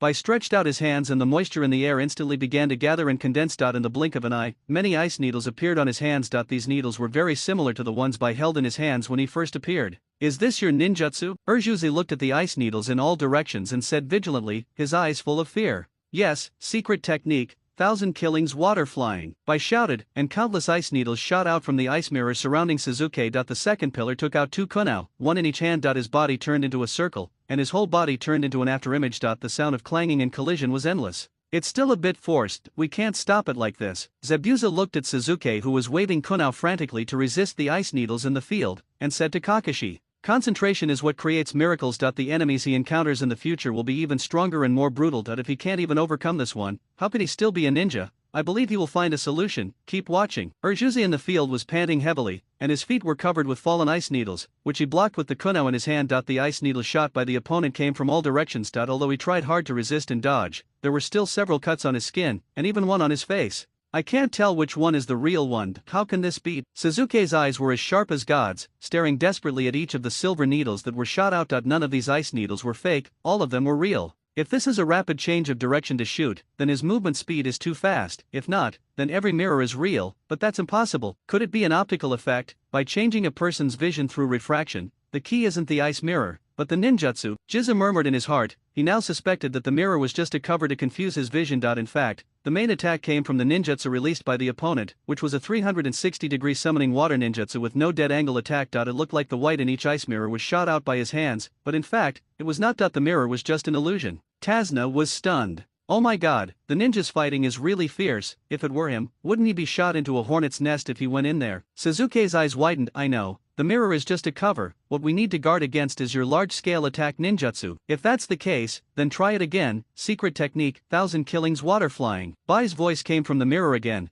but this time only one person in the mirror raised his hand, condensed it into ice needles and shot it at Suzuki. Urjuza slid sideways and avoided Bai's attack. How could this happen? Suzuki frowned, and he was already pushing. I revisited the conclusion just now. If you can't find the answer quickly, you will be exhausted to death by my attacks in this ice mirror formation. Even if you can dodge my attacks, how many times can you dodge them? Secret technique, 1,000 killings water flying. Bai once again used his bloodline limit technique. This time, the ice needles on his hand condensed even more. Suzuki could clearly feel that there was a lot more moisture in the air than before. The number of attacks has increased again. No, we can't delay this any longer. We must find a way to break the mirror quickly. Suzuki put away his kunao, quickly formed hand seals, and unleashed a huge fireball. Fire style, great fireball technique. A huge fireball quickly formed from Suzuki's mouth along a line of fire, and ice needles formed by white water vapor gathered in the air also responded. The collision of fire escape and ice escape, and the natural restraint of water and fire caused a water mist to form in the venue. The moment it rose, it filled the entire battlefield, and the effect was like the mist shadow technique released by Zabuza.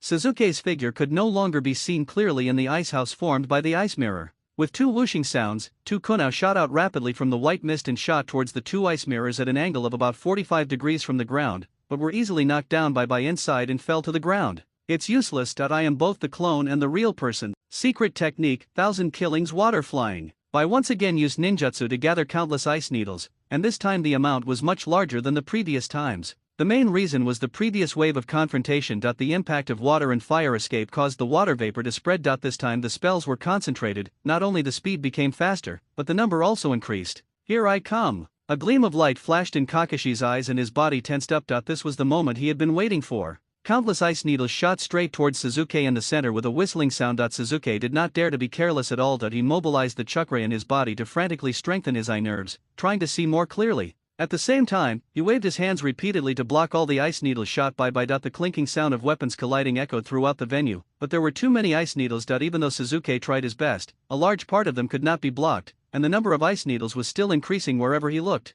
Suzuki felt the threat of death. This was completely different from the sparring that Kakashi had just mentioned. He didn't know how Kakashi and Naruto who were watching felt, but for him, murderous intent had spread throughout his body. He clearly felt Bai's murderous intent towards him. Kid, it's normal to have an accident during a sparring match. When you go down to report, remember to say that I brought you here. Suzuki's pupils suddenly shrank. Bai's cold words were filled with endless murderous intent. At this moment, he was 100% sure that the other party wanted to kill him. Kakashi, their goal is to kill us, watch out Zabuza. Suzuki shouted loudly, while tightening his kunao in his hand. Cold sweat continued to break out on his forehead. I told you not to let the tiger go back to the mountain. Sakura and Naruto, you two idiots, now they've turned on us. Kakashi is also brainless. How can we trust the words of such a cold-blooded killer? What? Tajuna was shocked when he heard Suzuki's cry. This plot has been full of twists and turns. Wasn't it agreed to be a sparring match? Why did he suddenly kill him? Tazna glanced at Zabuza and found that he was also looking at him. He was so scared that he quickly moved his body back, but the end of the tree trunk was behind him and could not bear much weight. If he got any closer, he would risk falling. Looking at the not-so-low height, Tajuna silently moved back, but he always hid behind Kakashi. Now,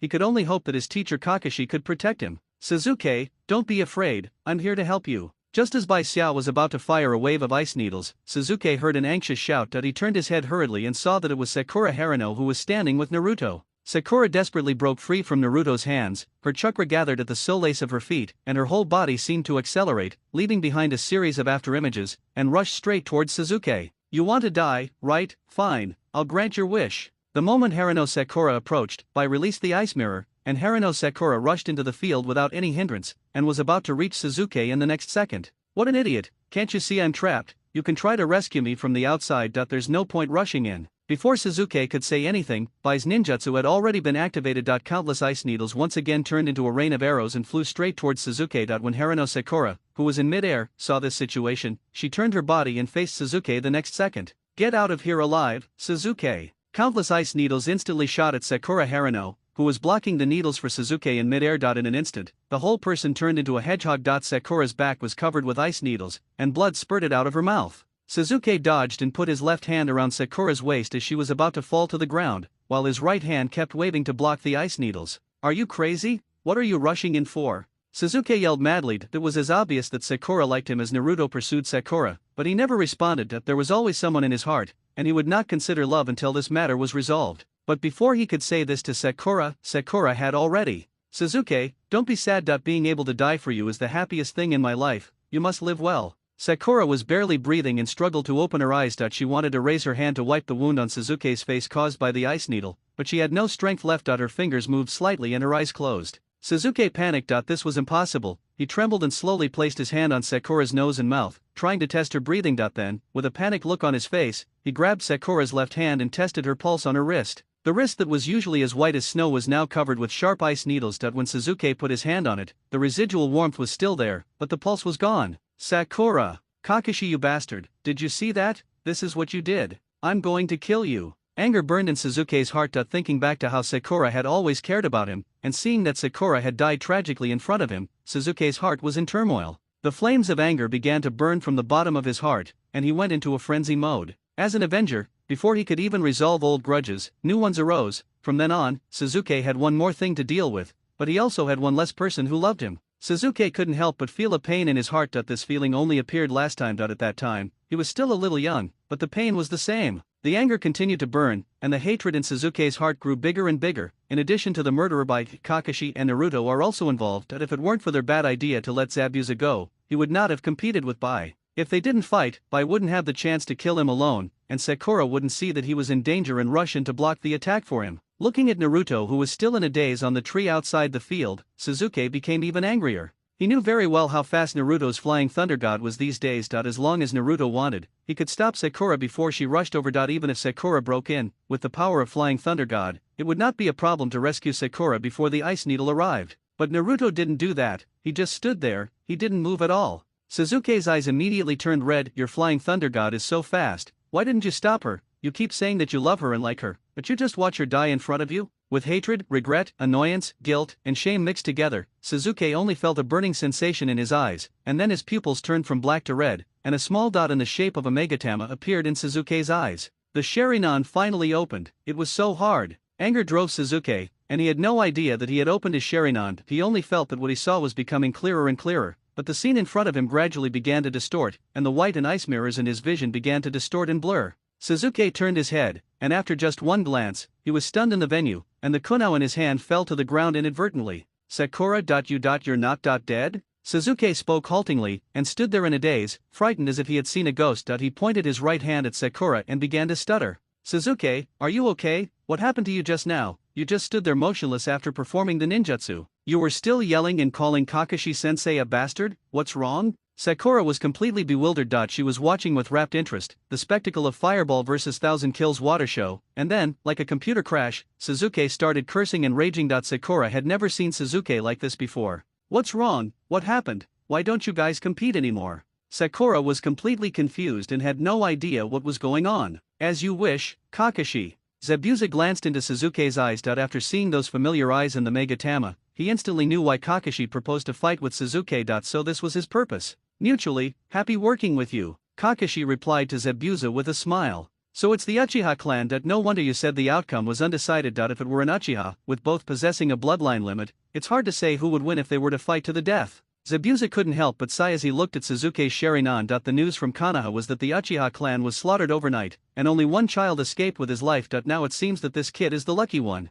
You have the Uchiha clan under your command, as well as this promising young man, plus your own martial arts skills, Kakashi. If I had known this would happen before, I would not have taken this job even if Kato had offered me 10 times the money. Zabuza shook his head violently. With a team like that, even if the entire Cardo organization went all out, not to mention him and Shiro, they wouldn't be able to defeat the small group. The opponent's appearance was far from their actual combat power. What are you talking about? What do you mean I'm dead? Sakura was confused. What happened to Suzuki? Why did he suddenly see her as if he saw a ghost? Let me explain. Kakashi stood up. This was his home court, and it was time for him to pretend to be cool and answer questions. Suzuki, what you just saw was an illusion. From the moment you used the Great Fireball and collided with Bai's Ice Release ninjutsu to produce a large amount of water vapor, you entered the illusion I prepared in advance. In the illusion, what you saw was Naruto standing by and watching you die, and Sakura blocking the sword for you. I arranged all of that. This plan was discussed by Naruto and I. We both agreed that it was feasible, so Bai agreed to our plan. From the moment you entered the illusion,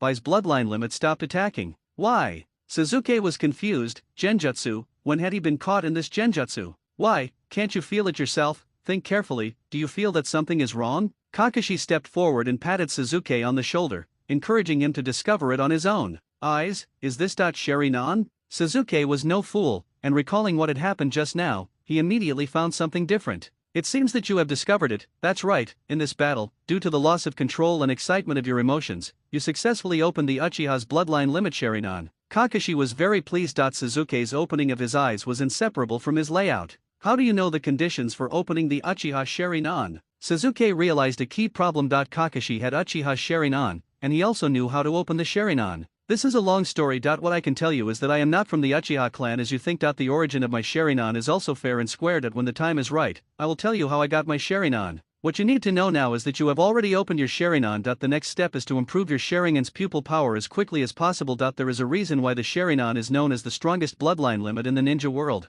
If you can master the pupil technique, you will find that the benefits you gain are beyond your imagination. Suzuki stared at Kakashi blankly, listening to Kakashi's explanation. He now understood why he saw the dead Sakura standing in front of him alive, and why Kakashi and Naruto remained indifferent after he issued a warning. It turns out this was all a setup, a preset illusion. All of this is just to allow him to awaken his bloodline limit Sharingan. When did you cast the illusion on me? Suzuki pushed away Kakashi's hand on his shoulder. This bastard is so evil. When you were emotionally unstable, that was when I suggested giving Zabuza a chance to live. Kakashi spread his hands and said helplessly, kids are born with bad tempers. So, at that time, you had already discussed with Naruto to use illusion to stimulate my emotions and let me open my eyes smoothly, right? That's right. Suzuki was silent. Unexpectedly, the result of the second condition exchange was his own Sharingan. Zabuza has agreed to give up the mission. We will not attack Mr. Tajuna and his men again. Our mission will no longer be difficult. After completing this mission, our battle report will be personally reviewed by the Hokage.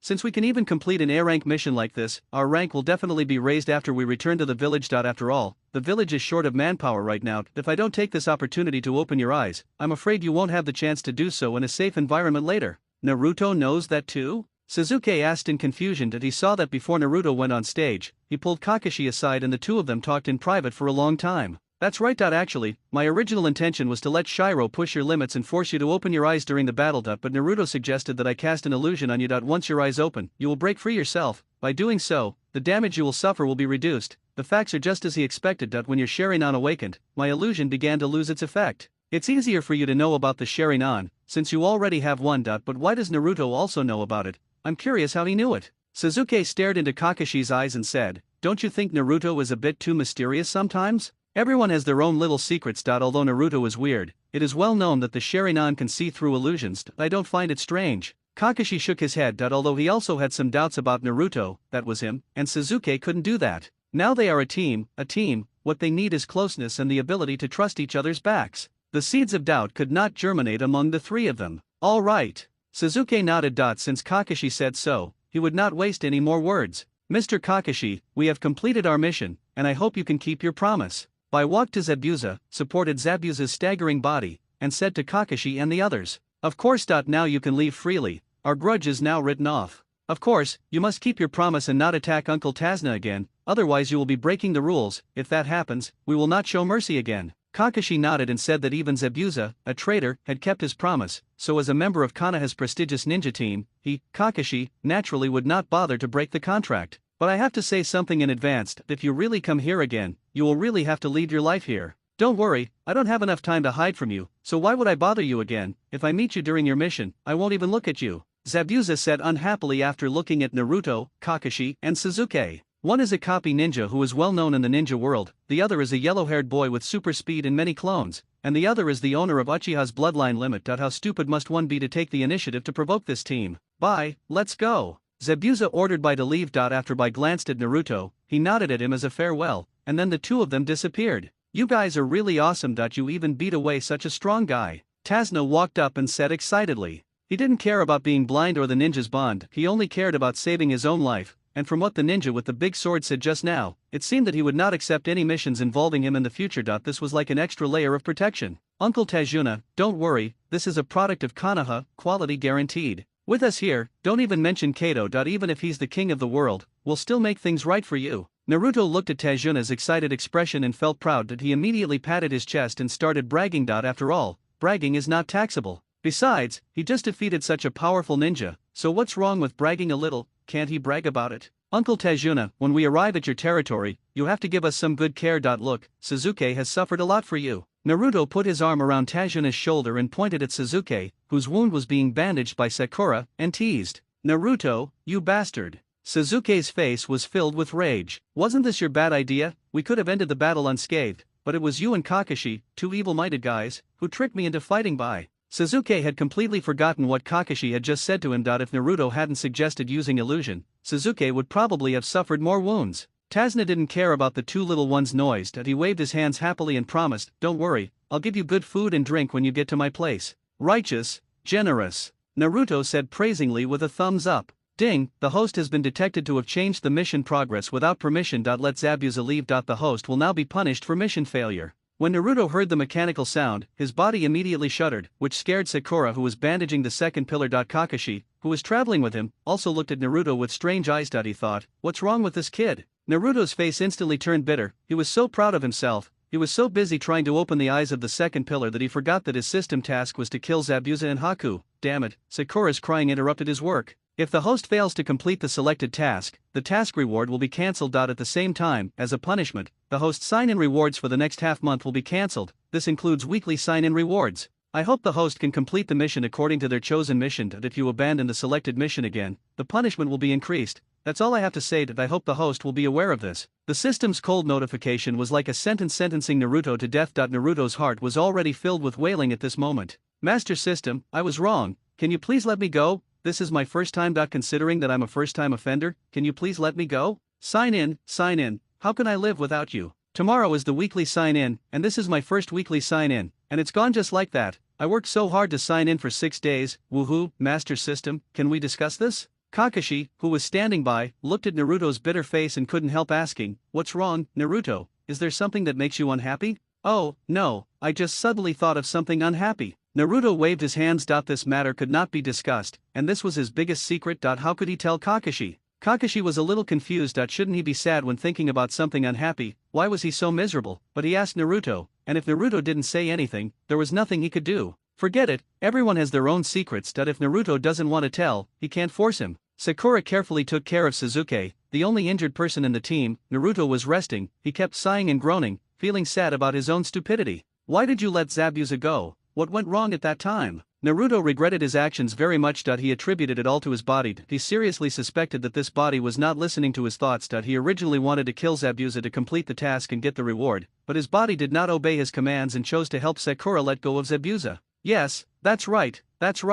Naruto was very sure in his heart. It must be because of his body. The muscle memory of this body loves Sakura so much, so after seeing Sakura crying, he will do things to make Sakura happy. His idea has not changed from beginning to end, that is to kill Zabuza and upgrade his Sharingan. Speaking of Sharingan, Naruto glanced at Sasuke. When it is not opened, the Sharingan is hidden. Sasuke's eyes look no different from those of ordinary people, but Naruto knows that behind these normal eyes, there is a newly awakened one Magatama Sharingan. The two of them are now on the same track. Naruto has one Megatama, Nejima also has one Megatama, Kakashi has 3 Megatama plus a Mangekyo. Among the 4 people in Team 7, 3 have Sharingan. It's a ghost. Why is this called Team 7? It might as well be called the Sharingan team. His scheming and strength are both top-notch. Compared to him, Sasuke, the school's recognized graduating genius, seems a bit unworthy of his reputation, Kakashi thought as he looked at Naruto. This guy's strength has improved a lot recently, and he's very thoughtful. It seems necessary to report to the 3rd generation. Kakashi has realized that something is wrong with Naruto through this incident. He decided to report Naruto's behavior to Sarutobi Hiruzen after returning to the village. This way, even if something unexpected happens in the future, Sarutobi Hiruzen can't blame him.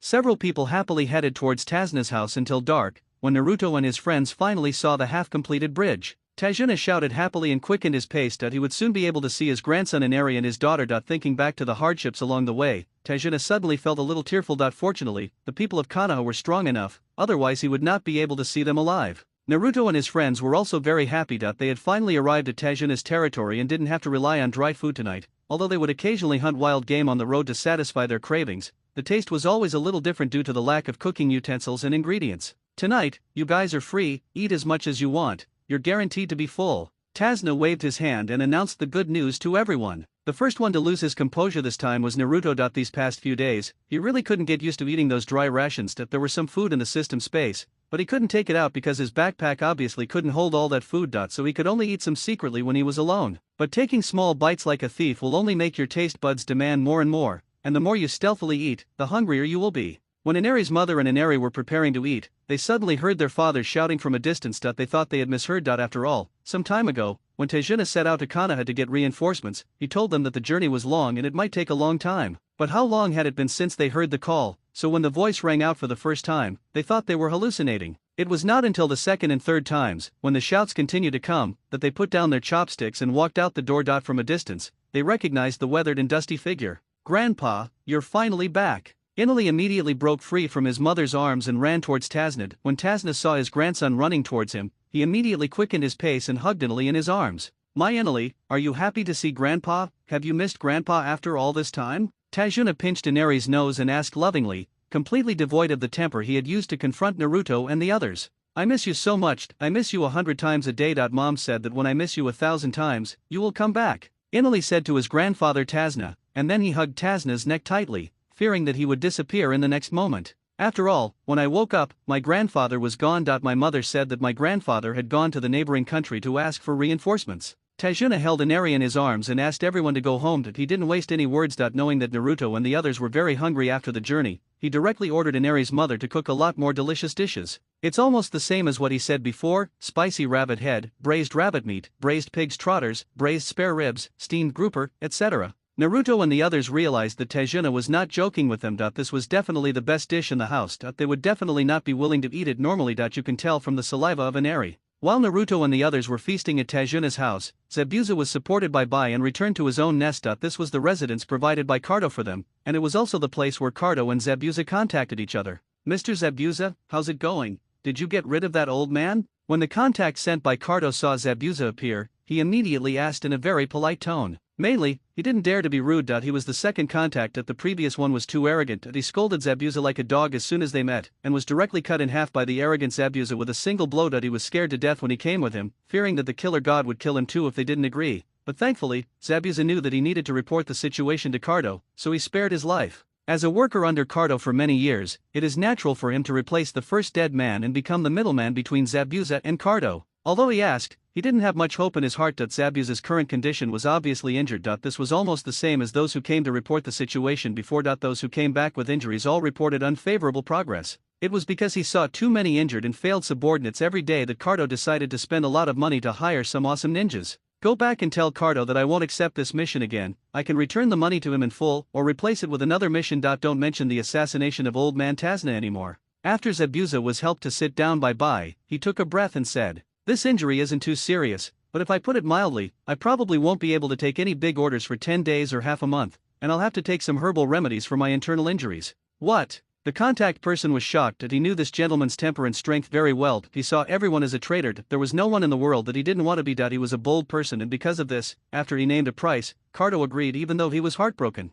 Just because he is in this line of work, he has a high completion rate for tasks and does things efficiently and effectively. But I didn't expect that this guy is the one who got in trouble today. No, who is the other side? Can't even defeat the demon Zabuza? His mind was already in turmoil and he was starting to have all sorts of wild thoughts, but he didn't dare show anything on his face. After all, no one knew if this god of death would pull out his sword and chop someone down if he got unhappy. Go back and tell Cardo that I advise him not to do this anymore and give up on this idea as soon as possible. After Zabuza finished speaking, he let Bai see the guest off. He now just wanted to have a good rest and recuperate. He didn't want to think about Cardo, the bridge, the money, or the mission anymore. This time, I didn't get any money, but I did get a lot of dirty stuff. The contact person didn't dare to say much and had to retreat from Zabuza's house first. He had to quickly find Cardo to report the situation. Zabuza had obviously failed. Judging from the situation, he was probably defeated severely. It feels like a mouse meeting a cat, the kind of fear that comes from being beaten. Is that what he said? What a loser. He boasted so much, thinking he was a master, but in the end, he still got beaten. In the headquarters of the Cardo organization, Cardo was sitting in the main seat, listening to the report from the person he sent to contact Zabuza. "Boss, what do we do now?" The contact person asked cautiously. "Cardo is very angry now, so you have to be careful." "What else can we do? Call for help and grab weapons." Cardo waved his hand and stood up directly. "It is better to rely on yourself than to rely on mountains and rivers. Instead of spending a lot of money to find a bunch of unreliable people to do things, it is better to rush up and kill those who are in the way with knives. Tell the brothers, if you kill one of these troublemakers, there will be a reward of 1,000 taels. Boss is awesome. Boss is so domineering. Kill them, no matter what. How dare you mess with us?" When the younger brothers heard about the price incentive, they started howling on the spot. The whole base was filled with ghosts crying and wolves howling. Everyone was rubbing their hands in excitement. This was a benefit. "Brothers, eat and drink your fill tonight, and recharge your batteries. Tomorrow morning, follow me to the bridge, drive those poor bastards away, and the bridge will be ours." Cardo declared arrogantly that he had originally thought ninjas were incredible, but now, seeing what happened with Zabuza, he was just that good. It seemed he had to personally take action, or else the bridge would be ruined. The people under him are still too useless. If there were one or two more people as wise and brave as him, it wouldn't be so difficult. While Cardo was mobilizing for the war with plenty of fish and meat, Naruto and his team had already stopped. Everyone was touching their round bellies to show their satisfaction. Even Sakura, who was a hypocrite, ate 3 bowls of rice for the first time. Not to mention Naruto and Suzuki, the 2 foodies, who almost ate up all the food on other people's plates. Everyone's exhausted after a long day. Let's get some rest. We'll take a day off tomorrow, and we'll return to Konoha the day after tomorrow. Kakashi poked under his mask with a toothpick for a long time before telling the next arrangements. "Teacher Kakashi, aren't we going to help Uncle Tajuna and the others solve their problems?" Sakura asked, raising her hand. She was the first to raise an objection to Kakashi's arrangement. "Our mission is to escort Tajuna back to Wave Country safely. For now, the mission has been completed. There is no reason to continue." Before Kakashi could explain, Suzuki gave the answer first. "But..." Sakura wanted to say something but stopped herself. The situation that Tazna had mentioned before was very serious. Besides, he had treated them to such a sumptuous dinner today. Wouldn't it be too unkind to just leave like that? "I think Sakura is right. We should stay and help Uncle Tajuna solve his problem before leaving."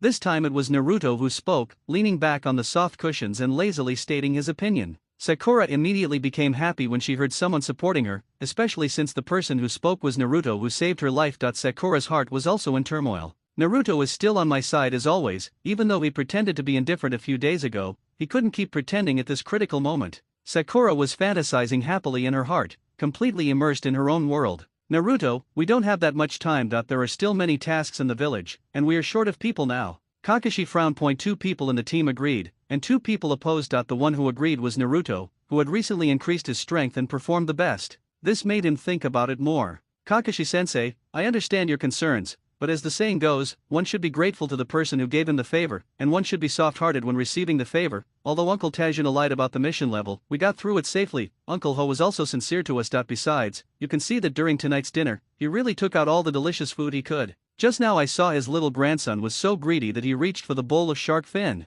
"That's right, Kakashi-sensei, we must repay our gratitude." Sakura quickly agreed. "Don't worry, Kakashi-sensei, it's just tomorrow. Tomorrow we will take the initiative to help them eliminate the Cardo organization and return a clean and beautiful world to the people of this area." Naruto patted his round belly and yawned, saying, I feel sleepy easily after eating. It's only this time, and I can't resist the sleepiness anymore. Naruto, your purpose isn't that high-minded. You clearly just don't want to leave. Are you interested in Uncle Tajuna's food? Sasuke glanced at Naruto unhappily. What kind of tricks are you playing? We're the same age. Do you think I can't see how greedy you are at the dinner table? Then you are wronging me. How could I possibly indulge in such a small appetite? Naruto quickly shook his head to deny it. Staying here just for such a little food would be such a dead end. We must maintain world peace and contribute to creating a beautiful and peaceful world. If we don't eradicate people like Cardo, he will definitely come back. Can Tazna ask us for help once or twice, or 3 or 4 times, instead of letting them worry every now and then? Why not help them and get rid of them once and for all? At most, we can just speed up on the way back. We walked slowly on the way here because we needed an escort, but on the way back, it's just the few of us. If we speed up, it won't delay our return to the village. What do you think? Naruto glanced at Kakashi and Sasuke, seeking their opinions. Okay, but we have to hurry up. There are many things to report when we go back this time, Kakashi said. After thinking about it carefully, he nodded unexpectedly, agreeing to Naruto's proposal. Alright, let's give them a hand, but isn't it too much for us to bully those bandits? Seeing that Kakashi agreed, Sasuke nodded helplessly. However, he then raised a question, wondering if it was too much for a ninja to take the lead in fighting against the thugs. What's too much? Kakashi-sensei doesn't have to do anything tomorrow, it's just the 3 of us. It's acceptable for adults to fight against children, right? Naruto waved his hand. He was very familiar with this kind of moral kidnapping. That's right, Mr. Kakashi, please don't take action tomorrow. It will be a good opportunity for us to gain some experience. After hearing this, Sasuke rubbed his hands together. If that's the case, he would have to fight 10 of them. No, give me 100. I had no intention of interfering. Just figure it out for yourselves. By the way, a tiger can't stand up to a pack of wolves. Don't cry for help. I might have to help an old lady cross the street. Kakashi spread his hands and gave up. Since you guys are going to take the lead, he can just be a hands-off boss. How easy. Fuck, teacher Kakashi, you are so shameless. That's right, that's what you said last time you were late. How shameless. The 3 of them had the same stance and immediately formed an alliance to criticize Kakashi. The whole room was filled with laughter. Where are those bastards from Konoha? Get out here right here. Early in the morning, when Naruto and the others were still asleep, a rough and extremely arrogant voice came from outside. Judging from the noise, it seemed that there were quite a few people coming. Naruto rubbed his eyes and struggled to sit up. Sasuke beside him had already jumped to the door and was observing the situation outside through the crack in the door. What's going on, Sasuke? Naruto asked sleepily while rubbing his eyes. Who is so blind so early in the morning? There's a bunch of people coming in from outside. Looks like there's quite a few of them, at least 300 or more. They're all carrying this thing, and quite a few of them are also wearing forehead protectors. They look a lot like the Cardo organization that Uncle Tazna and the others were talking about. Sasuke observed and reported the situation. There were indeed quite a lot of people outside, but people from their side kept coming in one after another, holding hoes, sickles and other things in their hands. They were obviously villagers from nearby. System, sign in. Ding, refused to sign in. The host is in the penalty for mission failure, 14 days left. Depend on. Naruto then remembered that because he let Zabuza go, his mission failed. Not only did he lose the mission reward, but the system also deprived him of his sign-in privileges for half a month. What a huge loss, I lost everything. Naruto's heart was bleeding. Although there were no good rewards for signing in every day, he would get lucky occasionally. His wind barrier and Kabuto Yakushi were all rewards for signing in. Naruto got up immediately, opened the door, and saw a group of guys dressed like bandits and hooligans, each holding a samurai sword in their hands. The gleaming blade scared the villagers who were confronting them so much that their legs were trembling. It seems that the situation is not good. Can you handle it? Kakashi appeared from nowhere, still wrapped in a blanket, looking like he hadn't woken up yet, but his expression was full of sarcasm. I think Sasuke is right. The ones on the other side should be the ones from the Cardo organization. What good guy would go out with a knife like them?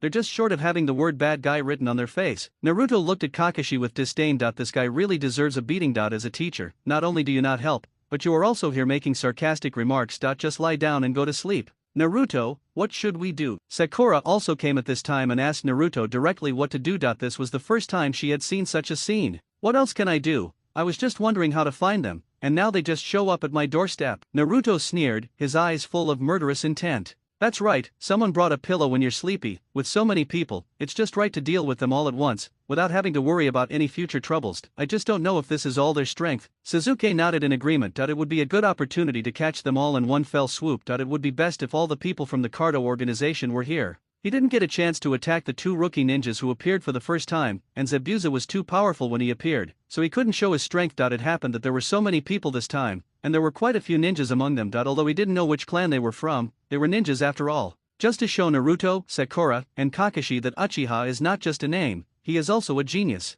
Hey, which one of you is Cardo? Stand up and let me see you. Sasuke jumped out without saying a word and stood directly in front of Cardo's group. Where did you come from, you little brat, to dare to talk to us like that? Go back and ask your parents to take you to the side to pee, and don't delay us from doing our business. That's right, a hairy kid, how dare you be so bold? Hey, kid, do you see this long knife? I'm going to chop you into pieces. Sasuke looked at these burly and brainless thugs, and the blue veins on his forehead were gradually appearing. Hey, this kid isn't happy even after a few words. Look at how clenched his little fists. Oh my, whose delicate little kid is this? If you don't come out and take him back, I'm going to take him home and raise him as a pet. Don't do that. What if you scare the kids? Come on, be good. Come to your brother, I'll treat you well. A pockmarked ninja, with a lewd grin on his face, stuck out his tongue and swished it around his lips, his mouth full of drool, making people nauseous. His eyes were fixed on Sasuke in front of him, and his meaning was self-evident. It was just dawn, but there were already so many people gathered in front of Tajina's door. Even when Naruto and the others were still asleep, Tajina's daughter, who had gotten up early to make breakfast, felt that something was wrong. A large group of people were walking towards their house, each holding a weapon. She hurried back to the house and woke up her father, Tazna. When Tazna heard what his daughter said, he knew 100% that it was that bastard Cardo who had brought his men. He immediately went to find Kakashi, who was still sleeping. Who would have thought that Kakashi, who was sleeping comfortably, didn't even open his eyes,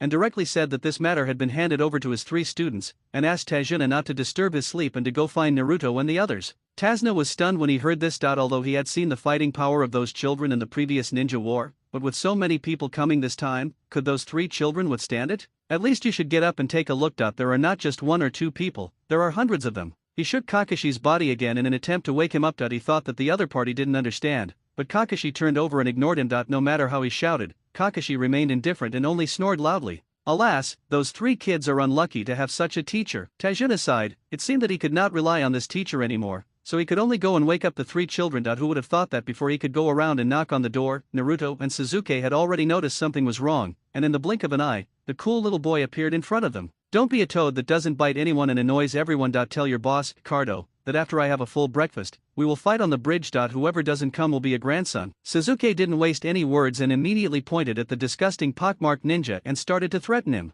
Oh, this kid has a really hot temper. Hee hee, what's the big deal? Aren't all new foals so fierce? Won't they be obedient after riding them twice? You didn't say that, did you? Hee hee ha ha ha, that's right, I really have to ride it twice. Naruto looked at the other person's suicidal behavior and shook his head with pity. If he said such words, even the king of heaven would be helpless, even the 6 paths couldn't protect his life. As expected, after hearing this, Sasuke dodged and rushed into the crowd. A kunai appeared in his right hand, and he stabbed at the gangster with the most foul mouth. Exactly the same moves, I bet Sasuke definitely copied and pasted Naruto's style. Urjuze flashed and twisted his wrist, and a kunai appeared between his fingers. After a few quick steps, he appeared behind the gangster who had just spoken ill of him. The kunai, which was also wrapped in an explosive talisman, was inserted into the ninja's anus at lightning speed. Ouch! The earth-shaking shout made the stray dogs nearby stunned. They didn't know why he suddenly let out such a shrill cry. Fuck! Get out of here! A ninja behind him looked down and saw sparks coming out of the tail of the anus. He immediately realized that something was wrong. After shouting, he immediately pulled several people around him to retreat quickly.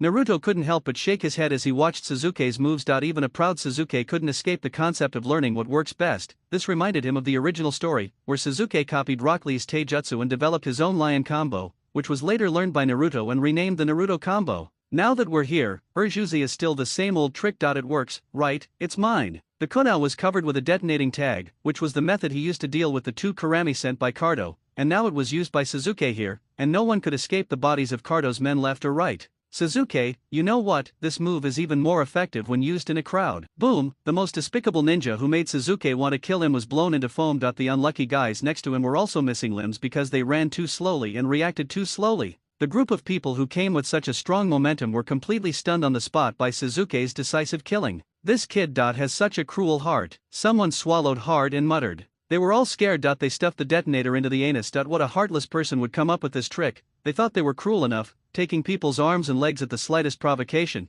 but they didn't expect this cool-looking kid to be so cruel. Very good, very good. Heroes emerge from youth. I guess you are the ninja from Konoha. Cardo clapped his hands and walked up from behind with a gloomy face, pushing through the crowd. Several of his younger brothers in front of him made way for him. Are you Cardo? Sasuke frowned as he looked at Cardo, who was walking towards him. This short, fat guy with sunglasses and a fat face was the leader of this organization? That's right, I didn't expect that the ninjas sent by Kana were actually a few children.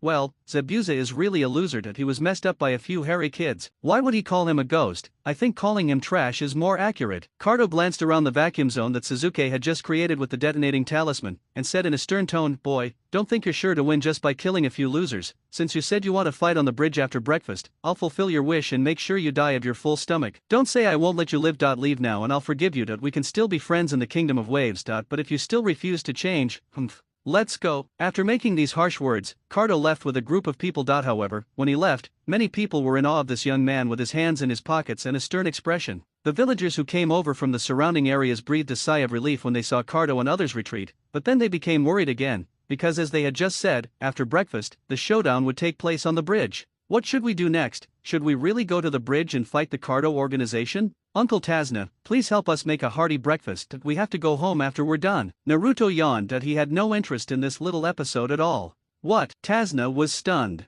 You were the ones who just declared war, and now you're saying you're going to run away after breakfast. What should we do then? No, you guys. Tazna hesitated to speak. Don't worry, Uncle Tazna, that we discussed this last night. That as the saying goes, good people should always do their best to get through to the end. We'll help you destroy the Cardo organization later. Once we ensure you're safe and sound and have no worries, we'll be on our way again. Suzuki is also a smart man that he knows what Tajuna is hesitating about and is worried about, so he just says it out loud so that no one has to beat around the bush. Okay, don't worry, we'll have steamed buns for breakfast. Hey, help me clean up here, I'll go in and cook. Tazna ran into the kitchen happily, and before leaving, he asked the nearby villagers to clean up the bloody scene that Suzuki had blown up. It was early in the morning, and fortunately Inari was still sleeping. If the children saw this, he might have to find a psychological counselor for counseling. Suzuki, next time you steal my skills, remember to pay me back. Naruto looked at Suzuki, who was walking back with his hands in his pockets, and said jokingly, this guy is really good at pretending. However, the thing about pretentiousness seems to be innate. He has tried, but no matter how hard he tries, he can't pretend to be like Suzuki. Tisk. It's not like you invented the kunai with the detonating talisman, so why are you talking about stealing my skills? Nibabuze glanced at Naruto with disdain and didn't want to say anything, but in Naruto's opinion, this was clearly a sign of escaping from his guilty conscience.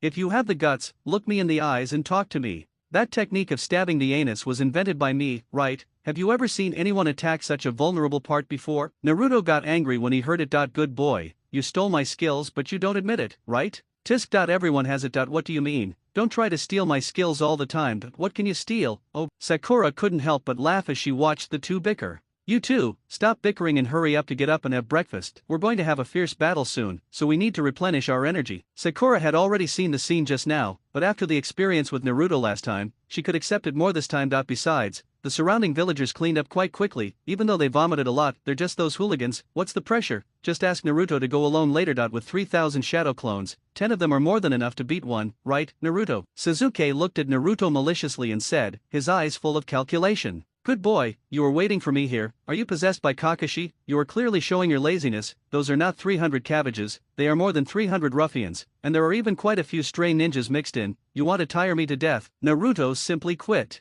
Where are you, you idiot? I've handed over all the people to you. What are you doing? Are you just following Kakashi and watching the fun? Then just stand aside and leave it to me. I'll show you the power of the Uchiha. Suzuki looked at Naruto's angry and unwilling expression and bared his fangs. What he wanted was Naruto's unwillingness. Naruto suddenly realized that this guy just wanted to show off his muscles. It turned out that he was trying to squeeze him. Naruto understood instantly that he had performed so well in recent days that Suzuki, who graduated with the same degree and was ranked first and was known as a genius, felt pressured and suppressed the halo of others, so Suzuki wanted to find an opportunity to show his strength. If you think about it carefully, it is true that Naruto seemed to have been arrogant from the beginning to the end, and he defected from Konoha after the Chunin exam because he was a genius in the hospital. But after fighting with Naruto's Rasengan, he found that the power of Chidori was not as strong as Naruto's Rasengan, so he could not suppress his desire to defect. Thinking of this, Naruto didn't care anymore. Since Suzuki was willing to do the hard labor, why not help him? Since you want to go alone, thank you for your hard work, but I have a request. What do you want? Suzuki asked doubtfully. Naruto had agreed so readily just now that he even began to doubt the boy's intentions.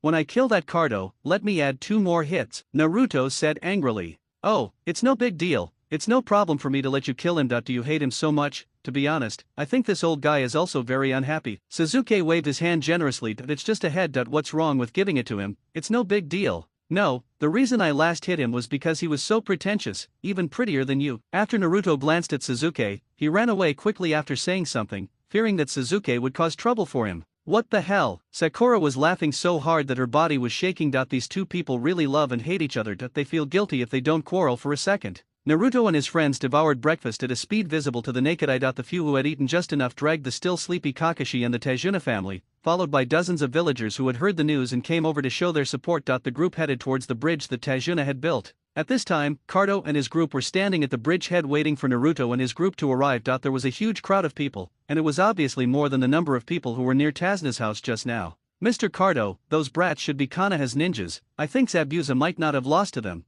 but they are in the same group. A man wearing a hat and with a scar on his face, a katana hanging from his waist, walked up to Cardo and whispered. The short, fat, middle-aged man standing in the middle, Cardo, was puffing away on a cigar that he sat on a chair brought to him and said in a very comfortable tone, no matter if they recognize him or not, and no matter if that loser Zabuza is truly defeated or just pretending, let's deal with these little brats first, then rest up and send that loser Zabuza to the afterlife. You brag about how great you are every day, but in the end you can't even handle a few kids. Cardo cursed and spat a mouthful of thick phlegm on the ground, his whole body exuding the air of a nouveau riche. Boss! They're coming. Someone saw Naruto and his group of farmers behind them, and immediately leaned over to report the situation to Cardo's ear. Alright, you little brats, you're so brave, you don't want to make enemies out of your friends, right? All of you have to stay here today. Oh, guys, that chick in the back is pretty good, keep her here. When I've had enough fun, I'll let you guys have some fun too. Seeing Naruto and the others approaching, Cardo burst into laughter angrily, and while laughing he looked Sakura up and down with a lewd look. Xiaoying was furious at the time. Blind your dog eyes, shut your dog mouth. Just because you are a stupid dog like you dare to have ideas about me. Sasuke couldn't help but frown. Although he didn't like Sakura, after all, Sakura had once blocked a knife for him and an illusion. In addition, she was always considerate of him.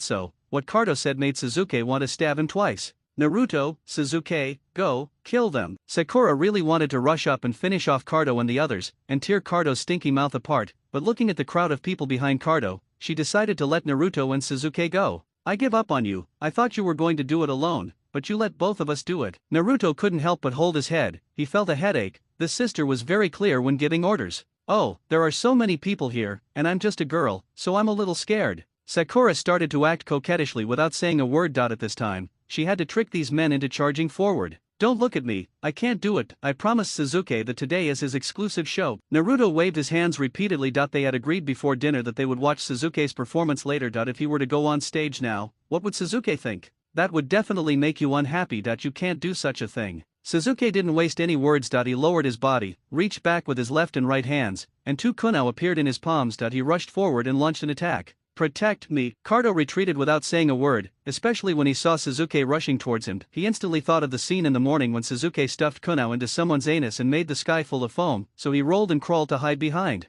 As soon as Cardo finished speaking, more than 20 people jumped out to block him. These people were thugs he hired with money, and he provided them with a lot of support on a daily basis. Now it was naturally time for them to work hard. Sasuke, who was charging forward, saw this situation and simply flipped his wrist. In an instant, the two kunai turned into more than 10, and he threw them forward. Those people did not dare to be careless. Those who had ninja tools took out theirs, and those who did not have ninja tools directly took out their samurai swords and started to attack. He began to swing, vowing to block the kunai thrown by Sasuke. The sound of metal clashing could be heard, and several kunai were knocked to the ground immediately, but a few others were inserted into the throats of the men holding the katana with incredible precision. A closer look revealed that they were already dead and fell straight down. Sasuke must have practiced a lot to show his accuracy. Kakashi nodded with satisfaction as he looked at Sasuke's kunai throwing technique. As expected of a kid who graduated first from the ninja school. Apart from anything else, his basic skills are absolutely perfect. Awesome, come on Sasuke. Sakura immediately started cheering for Sasuke on the spot.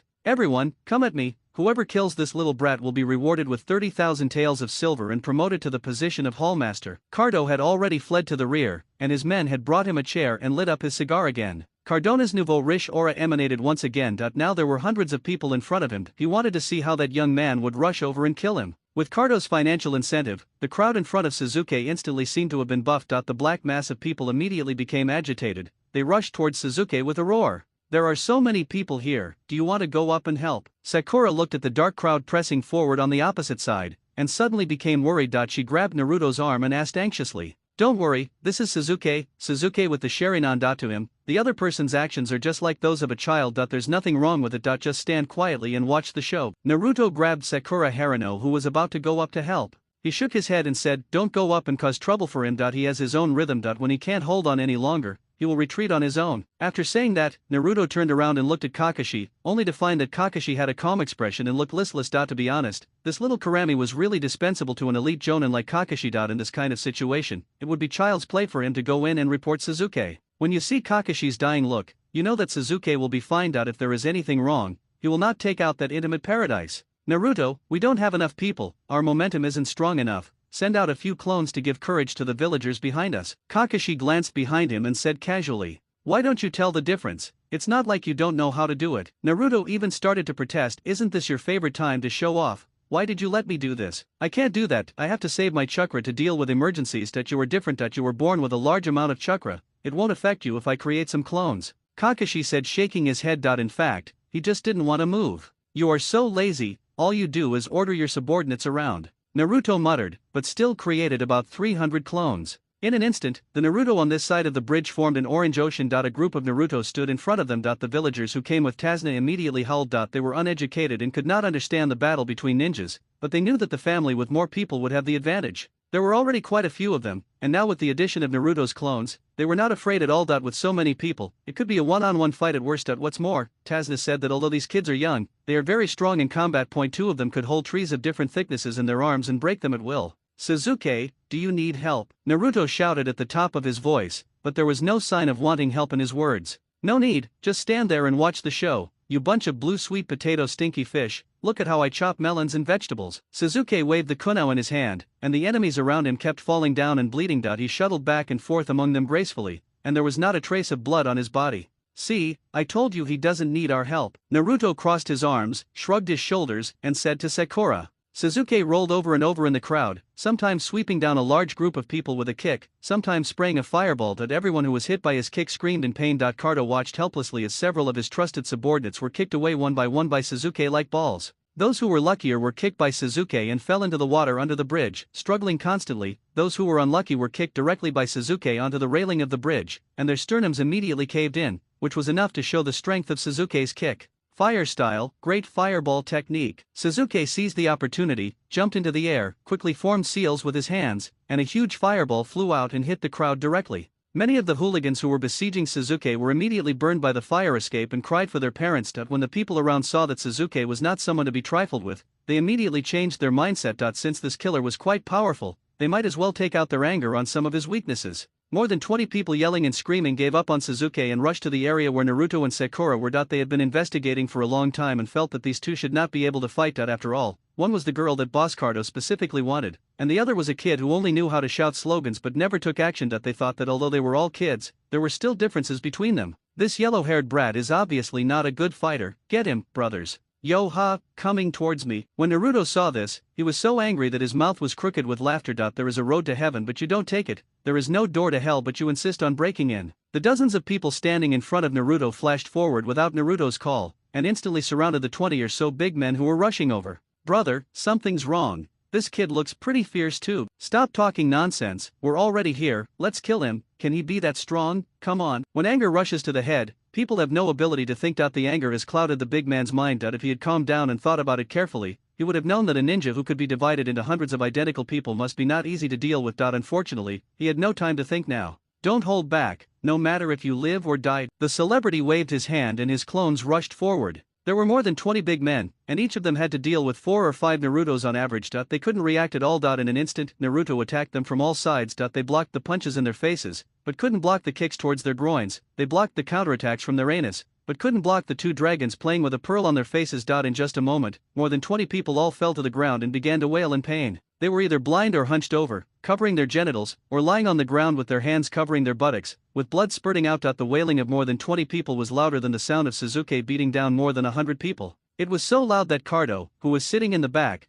felt his hand shaking when he heard it. Where should this be struck? Only then can you make this sound. I don't know. When Lao Liu's fingers were chopped off, he didn't scream so miserably. Could it be that he was turned into a eunuch? On the other side, Sasuke increased the strength in his hands and started to increase his speed after hearing the screams from Naruto. As he punched and kicked, more thugs flew out from beside Sasuke, vomiting blood in the air like crazy. To be honest, if there was a blood donation vehicle waiting with basins nearby, it would take just 10 minutes to complete the day's workload. After eliminating those who were close to him, Naruto returned to the original place again and stood with Sakura. They had agreed not to help Sasuke, so he must not help. Of course, it doesn't count if you come looking for a fight. They've already thrown their face into your fist, so it's not right not to use some strength. Kakashi watched Sasuke dealing with the group of hooligans as if they were cutting melons and vegetables. To be honest, he was also a little eager to do something. This was not just coming to help, it was simply finding a free punching bag haul to vent his emotions. If he hadn't said yesterday not to take action, he would have wanted to try his Chidori. That if he hit that group of people, they would at least do a tap dance to liven up the atmosphere, right? Kakashi touched his chin and unconsciously revealed an obscene smile. In about 10 minutes, the gang of brothers in front of Cardo were already lying on the ground wailing, and some were struggling in the water under the bridge. Hey, fatty, it's your turn. Sasuke walked up to the frightened Cardo, wiped the blood off his fist, and looked at Cardo, who was sitting in the chair in panic, with amusement. In just a short while, the bridge was littered with corpses and wailing sounds were heard everywhere. The blood of the missing limbs and the killed gangsters had dyed the bridge red. Kakashi, Tajuna, and other villagers were shocked by the fighting power of Sasuke and Naruto. This is a ninja, so awesome. I never thought a few kids could be so powerful. Ninjas really can do anything. If the kids are this strong, then this adult with one eye covered must be even stronger. Look, he didn't even make a move. If he did, he would probably kill them all in an instant. Brother, what you said makes sense. I give you a thumbs up. The villagers were discussing quietly with each other, their faces full of excitement. It seemed that the Cardo group, which had been entrenched here for so many years, was coming to an end today. Tell me, how do you want to die? Sasuke's cold voice scared Cardo out of his daze. The cigar in his hand fell to the ground because of the shiver, and he knelt down without saying a word. Ghost, you are a ghost. Let me go. I was wrong. Cardo knelt on the ground and cried bitterly, feeling that he had gone insane. Sasuke's killing spree in the crowd just now completely opened the eyes of this gangster boss. It turned out that it was not that the ninjas were not good, but that the ninjas he met were too weak. The frog's narrow-minded view of the world made him mistakenly believe that ninjas were just some warriors who were stronger and had more moves than ordinary people. Although his subordinates hired Zabuza, he had never seen Zabuza take action. If he had seen Zabuza attack twice, he would not have made such a stupid mistake. Even if he was just a kid, he was still a ninja. What's more, Naruto and Sasuke are not ordinary ninjas. Cardo only felt his trouser legs getting hot, and a trace of warm current came out from his trouser legs. Sasuke's Sharingan had not been cancelled yet, so he could immediately notice the slightest movement. The Sharingan clearly captured this accident. Sasuke felt like the sky was falling. Cardo actually peed. Oh my god. Naruto immediately covered his nose and jumped back, putting some distance between himself and Cardo, and at the same time called for help from Naruto, who was far behind.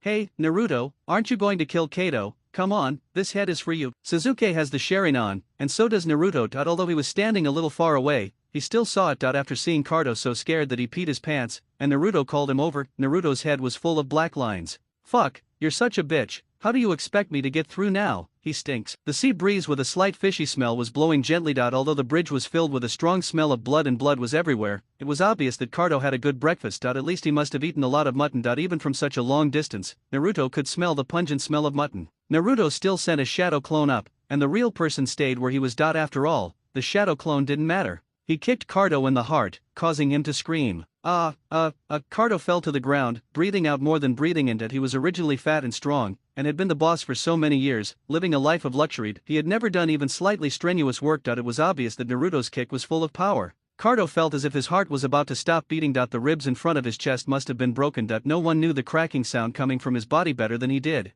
30 years in the east, 30 years in the west. Cardo, today is the day you pay back your debt. Naruto stepped directly on Cardo's chest. Cardo screamed in pain and kept trying to move Naruto's big foot away with his hands. Unfortunately, the pain in his chest and the luxurious life made his fat hands completely powerless. Sir, please let me go. I'll give you money, lots of money. Please spare my life. I promise, I won't do it again. Cardo was panting, holding Naruto's legs and begging for mercy. He just wanted a way to survive. You're begging for mercy now? What were you doing before? Weren't you going to kill me? You were showing off your might this morning. Naruto leaned over, stared at Cardo, and said word by word, do you know there is a kind of grumpiness called waking up grumpiness?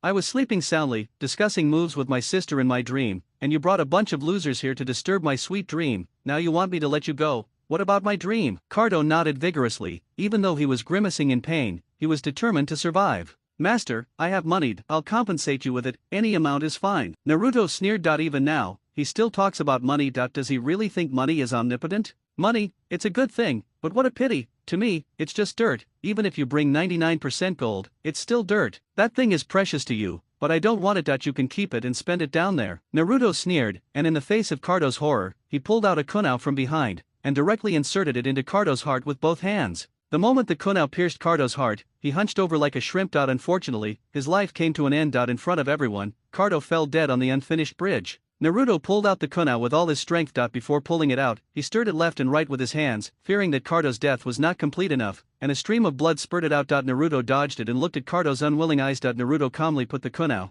which was still stained with foam and blood, back to his waist. Kakashi watched Naruto's actions expressionlessly. From a ninja's perspective, Naruto's actions were absolutely perfect, but in terms of age, Kakashi felt that the Naruto on this mission was different from the Naruto in the intelligence. Although Naruto was naughty in the past, he was not so cruel. The current Naruto seemed too decisive in killing people. At the same time, the look in his eyes when he killed people made him look like an emotionless butcher. It seemed that in his eyes, the person he attacked was not a human, but an animal to be slaughtered. Sasuke, thank you. To be honest, I was really angry when my sweet dream was interrupted, especially when this guy was so pretentious. Naruto's clone disappeared on the spot, and the real one walked forward and patted Sasuke on the shoulder. By the way, you're really awesome. You defeated so many people by yourself. You deserve to be the first one to graduate from school. Naruto gave a thumbs up and praised Sasuke without hesitation. It's okay. After all, with the Uchiha's strength, it's a piece of cake to deal with them. Tazuna and a group of villagers watched the 0.5 seconds after Naruto stabbed Cardo to death with a kunai. They all started shouting wildly as if it were a holiday, with excitement on their faces.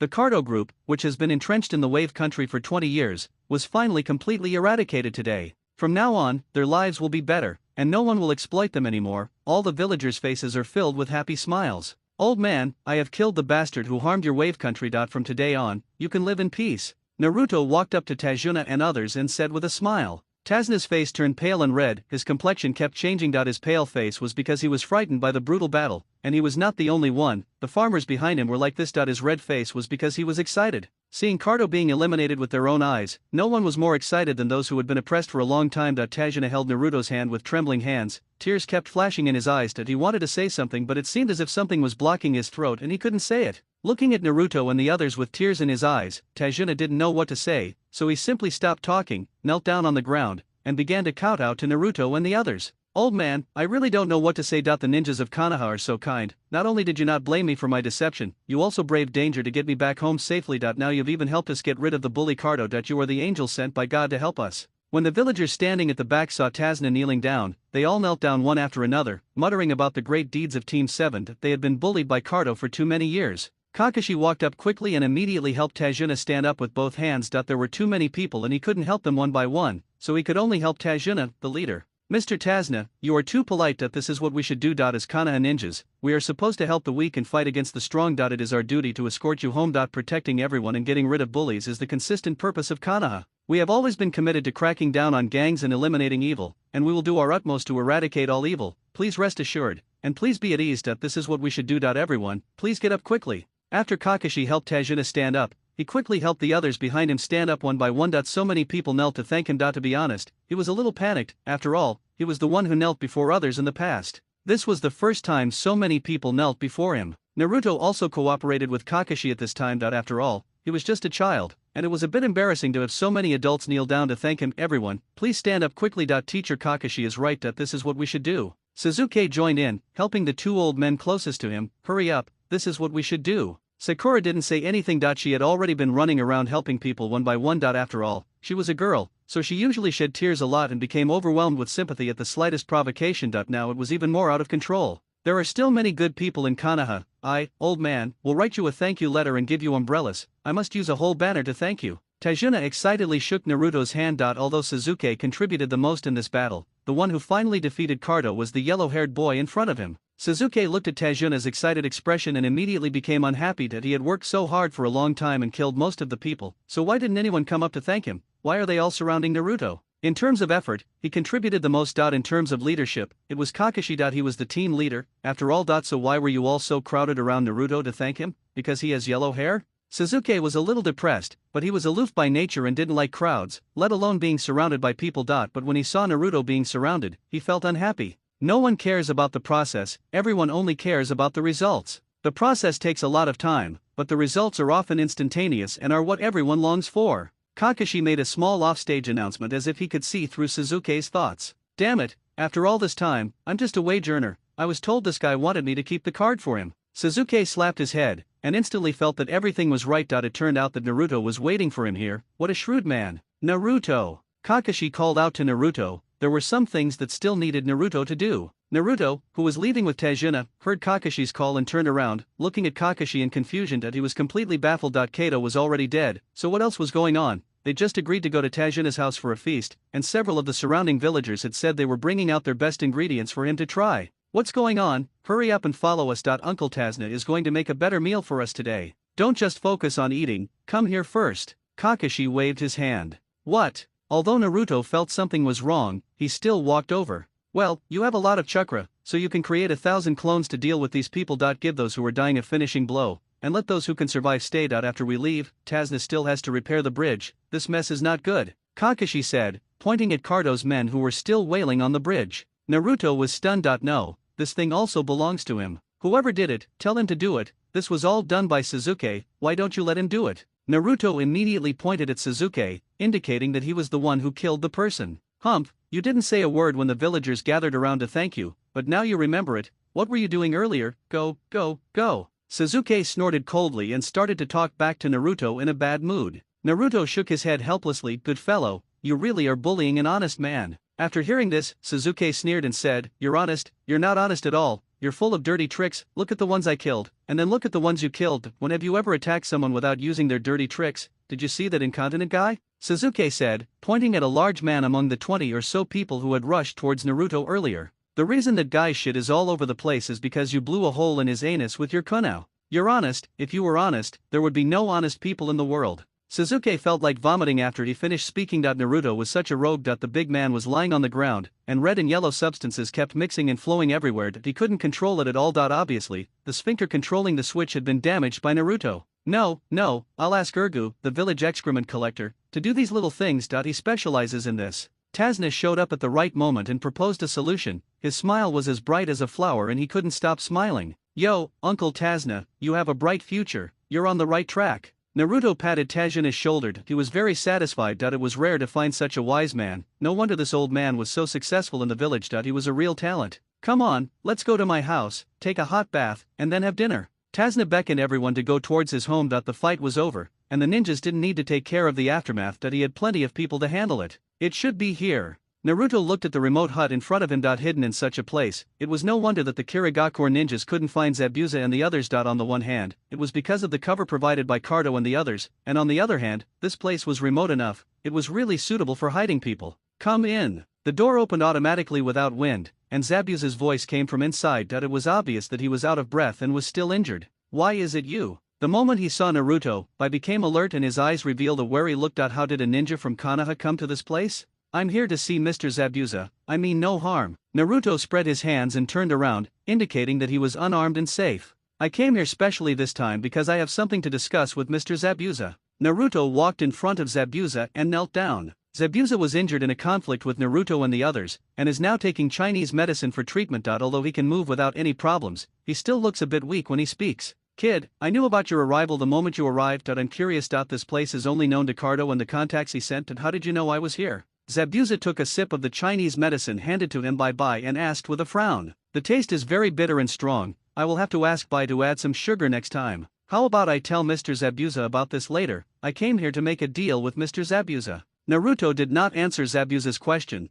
but instead stated his purpose first. Oh, a deal, tell me about it. Zabuza instantly became interested. Could it be that this brat also wanted to entrust him with the murder? That shouldn't be the case. He wanted to see what this brat wanted to trade with him. Mr. Zabuza, I've heard from Kakashi-sensei about what you did. Strictly speaking, I don't think the outsider's evaluation is correct. On the contrary, I think you're a good person, loyal and affectionate, and a real man. You've been undergoing brutal ninja training since childhood. When you grew up, you couldn't stand the tyrannical rule of the fourth Mizukage, so you stood up for him. Unexpectedly, the fourth Mizukage was so powerful, so you were forced to wander the world and survive by taking on missions. Everything you did in the Hidden Mist village wasn't for yourself, but for the villagers, to help them escape their dire straits. In this respect, you are a great man. Naruto gave Zabuza a thumbs up and expressed his approval of Zabuza's past actions. In fact, Kakashi never mentioned these things at all, this is his original work. What's past is past. Right and wrong are meaningless. Right and wrong are not decided by us, but by power. When you are in that position, if you say right, it is right, and if you say wrong, it is wrong. If you're here to tell me that what I did was right,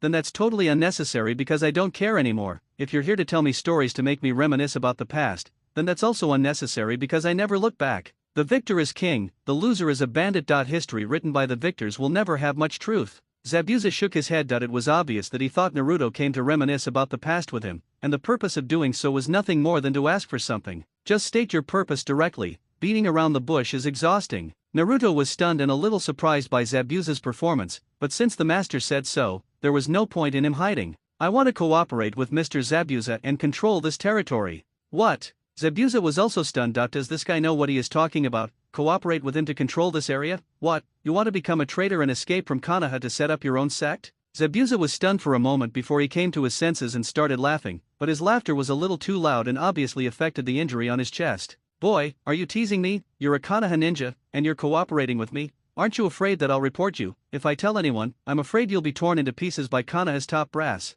Even if you don't die, you'll lose a layer of skin. Naruto shook his head and said, Mr. Zabuza, I'm not kidding you. Naruto sat up straight, readjusted his expression and language, and spoke. Mr. Zabuza, what you are about to hear is an absolute secret. I hope you can trust me. If nothing unexpected happens, I will definitely defect from Konoha village within 1 to 2 years. Don't ask me the specific reasons, you just need to know that I have no choice. Secondly, I'm not kidding. Cardo is the actual controller of this territory. If you and I work together to take it, I won't take an inch of it, and we'll split the profits 50-50. What do you think of these terms, Mr. Zabuza? Zabuza's eyes finally changed. Now that things had come to this, he could be sure that this kid was not joking with him. He really came to discuss something, and it was a big deal. But, defecting from Konoha, judging from the performance of this kid in the battle with me, the skills he showed at this age will definitely make him a powerful figure in Konoha village in the future. Giving up such a bright future and defecting from the village to become a traitor is unacceptable no matter how you look at it. Boy, this deal is tempting, but why don't you stay a good Konoha ninja and become a traitor? What are you thinking? Zabuza picked up the teapot, poured a cup of hot tea and placed it in front of Naruto. I have my own difficulties, precisely because I'm planning to defect from the village. I need a place to stay in case of emergency. Right now, I don't have any other options. The fact that you've been able to hide here for so many years is partly due to Cardo's cover-up, and partly because of the seclusion of this place. Judging from the current conditions and circumstances, I can't think of a more tempting place than this. Naruto picked up the teacup and took a sip. A warm feeling flowed into his stomach, and the faint fragrance of tea filled his mouth and tongue. Those guys in Cardo are hard to deal with. A tiger may be fierce, but it can't withstand the harassment of a pack of wolves. Taking down Cardo is no problem, but Cardo has been operating here for over 20 years, and his power is complex. If I rashly replace him, the Kirigakure pursuit team might discover my presence. You know, I'm still on the wanted list. If you act rashly, you'll probably end up in trouble. Killing Kato is easy, but controlling the territory is hard. Zabuza added more tea to Naruto's glass and pointed out the problem with the matter. The arrow is on the string and must be shot. Naruto tapped the table with his fingers and said something that surprised Zabuza. How do you say that? Zabuza's hand, which was pouring tea, stopped in midair. Could it be that this morning, Cardo and his gang were looking for death, shouting in front of Tazna's gate? Just now, I killed Cardo with a kunai myself. The men he brought with him are either dead or disabled, Naruto said calmly, but his words silenced Zabuza. So, the arrow is on the string and must be shot. What are you going to do now? Zabuza looked at Naruto in front of him and said that not everyone is qualified to be his partner. The most urgent task is to take over Cardo's territory. I also want to return to Konoha. You are the best choice. Naruto spread his hands and stated the only solution at the moment. I can control Cardo's men, so taking over the territory is no problem. The difficulty lies in how we know which are Cardo's territories, and I'm not very clear about the management of them. Also, Cardo only brought thugs with him. The core management personnel are all stationed elsewhere. Without their assistance, the territory is just empty talk. I wish you had spared Cardo's life. Zabuza frowned and said with regret. The current situation cannot be suppressed by force. Cardo has been entrenched here for more than 20 years. He has taken care of everything from top to bottom. The connections in this area are the most important resource. So are you going to do it? Naruto frowned and looked at Zabuza. If he didn't do it, then he would have to change the plan.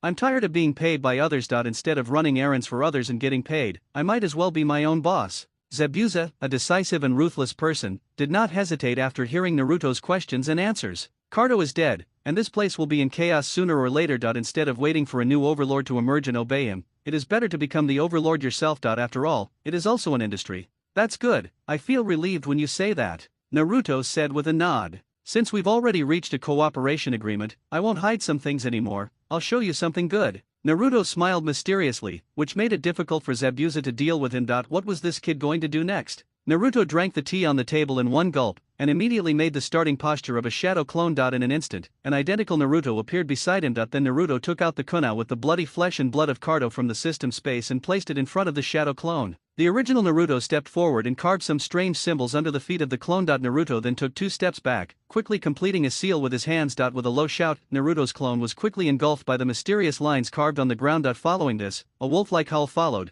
and the clone transformed into a short, fat, upstart in a suit. This is Kado. Zabuza's pupils kept shrinking and expanding, and he was completely shocked. He had just heard from this guy himself that Kado had been killed on the spot. So, what is this? Konoha has a forbidden technique, developed by the second-generation Hokage, called impure world reincarnation. It requires a living person with chakra as a sacrifice. The dead person's body tissue can be used as a communication medium to pull the dead soul back to the real world from the world they are in. Naruto looked at Zabuza's surprised expression, shrugged his shoulders, and explained helplessly, after all, he didn't know much about this ninjutsu. But you used a clone just now. Zabuza glanced at Naruto and said, "Don't treat me as a fool. Where are the living people? This is a special version." Naruto said with a smile, he was right, this is the only system version. Kado, meet Naruto-sama. After the summon Kado had been brainwashed systematically, he had forgotten his hatred for Naruto, and his mind was now filled with loyalty to Naruto. With him here, I'm sure you'll be able to take over the territory much faster, with much less resistance. How's that? Isn't this a good surprise? Naruto proudly pointed at the Kado he summoned and said that when he killed Kado, he deliberately used a kunai to take away some flesh and blood tissue and placed it in the system space. In fact, when he decided to get involved in this mess, he had already thought about how to maximize the benefits. Zabuza's body began to tremble. This was truly a surprise. This way, he would have no problem taking over this territory. At the same time, he had other thoughts in his mind. Are there any limitations to your technique? Zabuza asked in a low voice. Yes, those who emerge from the impure world resurrection of the spellcaster will be 100% unconditionally loyal to the spellcaster. Of course, this is my version. If it were the version set in Konoha, the strength of the impure world resurrection would be adjusted according to the strength of the spellcaster. In other words, the combat power of the ninja you summon will not exceed your own, otherwise you will lose control. So your improved technique has no such restrictions at all, right? Zabuza asked Naruto with a frown. Unconditional loyalty? Naruto nodded and admitted it, his version was a system version, much better than the crude version of the second generation. So, what will you do if I don't agree? Zabuza looked at Naruto in front of him with great interest. He felt more and more that the boy in front of him was outstanding. From scheming to strength, he was the best choice in every aspect. Konoha was lucky, but it was a pity that he was not caught. It seems this kid is determined to become a rebel ninja. If you don't agree, I can only change my plan and give up cooperation with you, let Kado continue to rule this territory, and then give him a group of powerful people in the filth. Ninja, make sure this territory is always under my control. Naruto did not hide anything. Since it was a collaboration, everyone had to be transparent about their secrets. Then why are you looking for me to cooperate? You can control this area by yourself. If you cooperate with me, the land will belong to me, but you will only get half of the money. No matter how you calculate it, it will be a loss. Zabuza picked up the teacup, took a sip, and expressed his truest thoughts. The people of this land have been bullied by Kado for over 20 years and have suffered terribly. I don't want them to go through this again. I chose to cooperate with you because you care about the people in the village. If you were in charge of this place, it wouldn't be as chaotic as Kado. What I want is for the people of this area to live a stable life, without exploitation, and to be able to live a happy and stable life. You were able to assassinate the Mizukage for the people in Kirigakure. I believe that with you in charge of the people's livelihood in this area, the people's lives will only be better. Don't you agree, Mr. Zabuza? Naruto picked up the teacup that Zabuza had filled with water for him, his eyes sharp. Zabuza was stared at by Naruto like this, and his tense expression finally could not be pretended anymore. He waved his hand and said, "Boy, stop flattering me. Don't I know you? You said it yourself. The people you summon will obey you 100%. If you ask him not to exploit the people's lives, I don't believe he dares to rebel. Besides, does he have the qualifications and strength to rebel against you? Zabuza is not a fool. It is impossible for someone like Kado, who only knows how to pay people, to turn against Naruto. Even if you let him practice for 20 years, it would be impossible. Some people are born to be good at fighting, just like the boy in front of him. His brain is no match for Kado. It's a pleasure to work with you. It's a pleasure to work with you." Naruto and Zabuza gently raised their teacups and clinked them together. This one sip meant that their alliance was established. "Congratulations, Mr. Zabuza, we finally have our own territory." Bai Sing said happily that he had been wandering around with Zabuza for so many years. Although there were countless landscapes to see, he always had no fixed place to live, and it was not a big deal to move at every turn. Moreover, the pursuit troops and bounty ninjas sent by Kirigakure never stopped for a moment. The group of Umbu who chased me in Kirigakure before were quite powerful. If I could have their help, I would have less trouble after I take control of this area. Zabuza poured himself another cup of tea and filled Naruto's as well. Just wait until I get there. As long as there's a corpse, there's no problem. Naruto nodded and said affirmatively that he understood what Zabuza meant. After all, he was still a celebrity on the list. Once he showed up, he would definitely be in a lot of trouble. The group of vagrants that Cardo found could bully ordinary people at ordinary times, but if they really had to face ninjas, this incident would be a lesson. Kato, you stay with Zabuza and help him take over your territories. Make all those hooligans under you leave and become good people. Either go home to farm or live somewhere else. You can't stay here any longer. Besides, you've been here for so many years, you must have some savings, right? Tell me the number. Naruto looked at Cardo and said that he came this time not only to cooperate with Zabuza to leave a way out for himself, but also to get the money that Cardo had plundered from the people. To do big things, money is necessary. Your Excellency, I have approximately 300 million silver taels, countless real estate deeds, and more. Enough, just tell me where you hid the money, and you can explain the rest to Mr. Zabuza later. Naruto hurriedly stopped Cardo from reporting. He just wanted to know that there was money. Wow, 300 million taels of silver, that's a lot of money. I can't believe that he could loot so much money from such a small place. Zabuza, I want to take this money away, and the rest of the real estate deeds and other things will all belong to you. We can split the subsequent profits in half. How about it? Naruto looked at Zabuza and said. To be honest, he felt a little embarrassed that it was too unreasonable not to leave a penny for such a large sum of money. How much can you leave me? How about 50 million taels? After all, we can't exploit the people to survive. There will definitely be a lot of money to spend. And managing this place and recruiting soldiers also requires money. If you take it all, it will be difficult for me to carry out my subsequent work. Zabuza's eyes turned black and his mind was full of black lines. What the hell is this guy thinking? You took all the money and left a bunch of property deeds. What can I do? At least leave me some cash. That's right, you're right. Naruto scratched his head a bit embarrassedly. It was indeed a bit too much. Let's decide it this way. Leave him 50 million.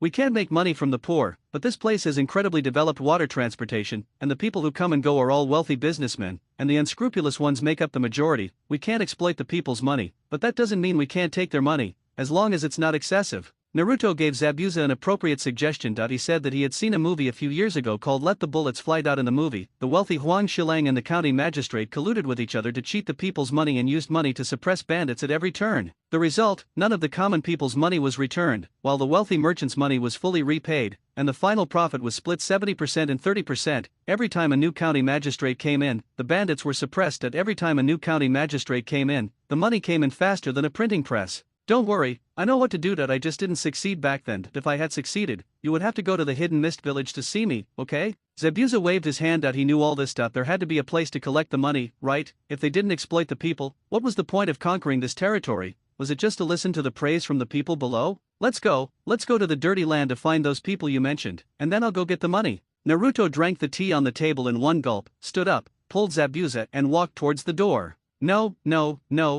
Zabuza is recovering from his injuries now and can't move around. I'll take you there. I saw Zabuza being dragged out of the house by Naruto, and immediately stopped Zabuza with heartache. He also knew where those people buried the bodies, so he just needed to take Naruto there. Naruto looked at Bai, then at Zabuza. He let go of his hand. What a good partner. Naruto followed Bai through the woods and soon arrived at the place. Looking at the hundreds of mounds below, Naruto took a breath of cold air. These two guys really killed a lot of people. Are these all the Umbu from Kirigakure? Naruto looked at Bai in disbelief and asked. Umbu, the Umbu of Kirigakure, the world's most famous pursuit unit. Over 100 people were killed, so in Kirigakure, being an Umbu is a high-risk profession. This is all accumulated over the years. They send a group of people here every year. To be honest, there are quite a few good ones. There were a few times when Master Zabuza and I almost died. If you can get them out of the world, the pressure on Master Zabuza and me will be much less. Not to mention controlling this area, even taking more places will be a piece of cake. It's no big deal, just wait and see. Naruto jumps directly after getting down from the tree trunk. Multiple shadow clones were activated, and hundreds of Naruto appeared around in an instant. They worked in groups of 3 to dig graves. The chicken cub dug up more than 100 graves buried by Zabuza and his men. Some of those who were killed by Zabuza in the early days were only left with white skeletons, and for some who had died not long ago, rotten flesh could still be seen.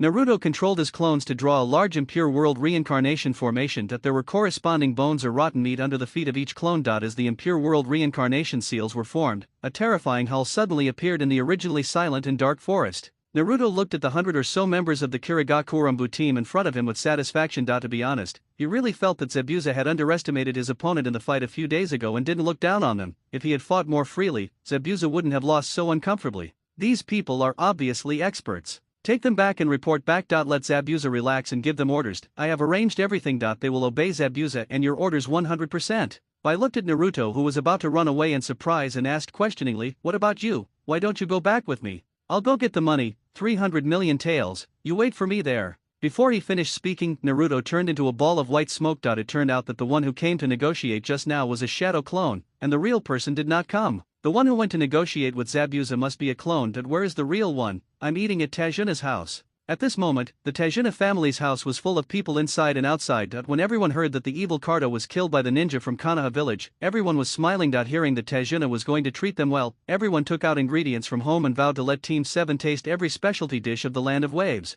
This resulted in Naruto, Sasuke, and Sakura not caring about the flattery from Tajuna and the villagers after the dishes were served on the table, and they just focused on eating. So delicious. This is the only thought in Naruto's mind. On the other side, after Naruto got the whereabouts of the silver hidden by Cardo, he helped Zabuza summon 100 or so good men from the Kirigakurambu, and then the clone returned to the original body. Naruto, who was eating frantically, paused and received feedback from the clone. He immediately put down the chicken leg in his hand and stood up. How come, Mingra? Quick. Sakura completely disregarded her ladylike image and stuffed her mouth full. When she saw Naruto stand up, she couldn't even speak clearly. You guys eat first, I'm going to the bathroom and we'll be right back. Naruto used the excuse of having to pee to squeeze through the bustling crowd and arrived at the toilet outside Tazuna's house. This trick of urinating and escaping by splitting oneself into two has always worked for him. When his clone was on his way to find Zabuza, he had left several Flying Thunder God marks along the way as a backup. Now it seemed that God was on his side. The place where Cardo hid the money was very close to the place where he had marked the Flying Thunder God. If he rushed there at full speed, half an hour would be enough. The clone flew directly to the marked spot and ran without stopping. Money, 300 million taels of silver. Driven by the power of money, Naruto's clone ran wildly without stopping for a moment. He ran directly to the place where Cardo hid the money. There were many guards patrolling here, and Naruto didn't intend to hide it. Edo Tensei Cardo had already given Naruto the code and key to enter. Naruto simply greeted the patrolling guards and walked into the house where Cardo hid the money. After putting all the audio of 300 million taels of silver into the system space, Naruto came out and told the guards that Cardo had new instructions. A man named Zabuza would take over here in the future, so they should not misunderstand. Otherwise, if he was killed by Zabuza, his death would be in vain. Naruto took out 50 million taels of silver notes and stuffed them directly into Zabuza's hands. Zabuza took the thick stack of silver notes with trembling hands. 50 million taels, how many missions would he have to take to earn enough money? Hey, this is not also a clone, right? Zabuza asked without turning his head while spitting and counting the money in his hand. Of course, my real body is having dinner at Tajuna's house. Although Naruto was surprised that Zabuza asked this, he still answered honestly. Okay, then I won't make you tea. Tea is pretty expensive. Damn it, you already have 50 million taels of silver, and you're still stingy with just a small amount of tea money. Naruto was speechless and gave Zabuza the middle finger. Don't worry, I will manage the territory well for you. If you really defect from Konoha, there will be no problem here. I will also step up the recruitment of wandering ninjas outside these days. Some of them are quite good. Zabuza put the counted banknotes into his arms, poured himself a cup of tea and began to sip it. I believe in your ability. As long as you manage this place well, it will definitely become your place to settle down. Here are my contact information and the Flying Thunder God Kunout. If you have any emergency, please contact me. I will be there soon. Naruto handed Zabuza a kunao, on which he had already marked it. With these thugs of yours from the Impure World Relic School here, what else can happen? Unless Kirigakure attacks with the strength of the entire village, it will be useless no matter how many Umbu you send. Don't forget, I was also from the Umbu, and I know their methods very well. Zabuza said confidently. Of course, he still accepted the Flying Thunder God Kunao and the communication scroll. After all, they had agreed on cooperation. If you really encounter an invincible opponent, calling for support is inevitable. For example, the 5th Mizukage. I heard that woman not only has a good figure and a beautiful face, but also has amazing strength. We will return to Konoha tomorrow. I won't come to say hello to you. Cardo will stay with you. After receiving it, if you think it is useful, you can stay. If you think it is useless, I will directly release the control when I come. Then I wish you a safe journey. Zabuza raised his cup, and Naruto also wanted to raise his cup to clink with his, but when he looked down, he found that Zabuza had not prepared any tea set for his clone at all. He immediately gave a helpless smile and his figure turned into a wisp of smoke and disappeared. What a courageous boy, Uzumaki Naruto, interesting. Zabuza looked at the place where Naruto disappeared and chuckled softly. When Naruto came to give the money just now, he also explained his situation clearly. Since it is a cooperation, some necessary information must be known. Although the inside story of the system task was not explained in detail, Zabuza could hear it. Naruto was living a miserable life just like him, but he lived a miserable life in the whole village, while Naruto lived a miserable life alone. So even Konoha, known for its high moral standards, can't escape such despicable behavior. After listening to Naruto's self-narration, Zabuza couldn't help but sigh that he thought that Naruto was the key training target of the village, but he didn't expect that with the title of Son of Hokage, he could only eat instant noodles every day. It seems that there is no escape from the struggle for power. When his father was around, Naruto would definitely not be able to live like this now. After all, he is the child of the Hokage. He is the son of a high-ranking official. No matter how many people try to curry favor with him, it would be inadequate. But my parents all died in the war, and my life story is kept secret. It's good enough that I'm still alive. In his heart, Zabuza already regarded Naruto as a fellow ninja. All his rebellions were forced upon him. If it were not for the coercion, who would be willing to live with the name of a traitor? The next morning, Naruto and his friends packed their luggage early. They had a party at Tazna's house the previous day and had eaten all kinds of delicious food. Until this morning, they all felt their stomachs were full, and they decisively refused the hearty breakfast because they really couldn't eat anymore. Teacher Kakashi, let's go! Sakura called to Kakashi. Set off. Kakashi also waved his hand and set off on the return journey with Naruto, Sasuke, and the others. The Tazna family and many villagers who came to see them off spontaneously looked at Naruto and his group's departing backs with reluctance in their eyes. These were their saviors, the angels who liberated them. Everyone, take care on your journey. Tazna waved and shouted from behind, and Naruto and the others also waved goodbye. The villagers behind them also gave various blessings, one after another. The enthusiasm was like the waves of the sea, continuous.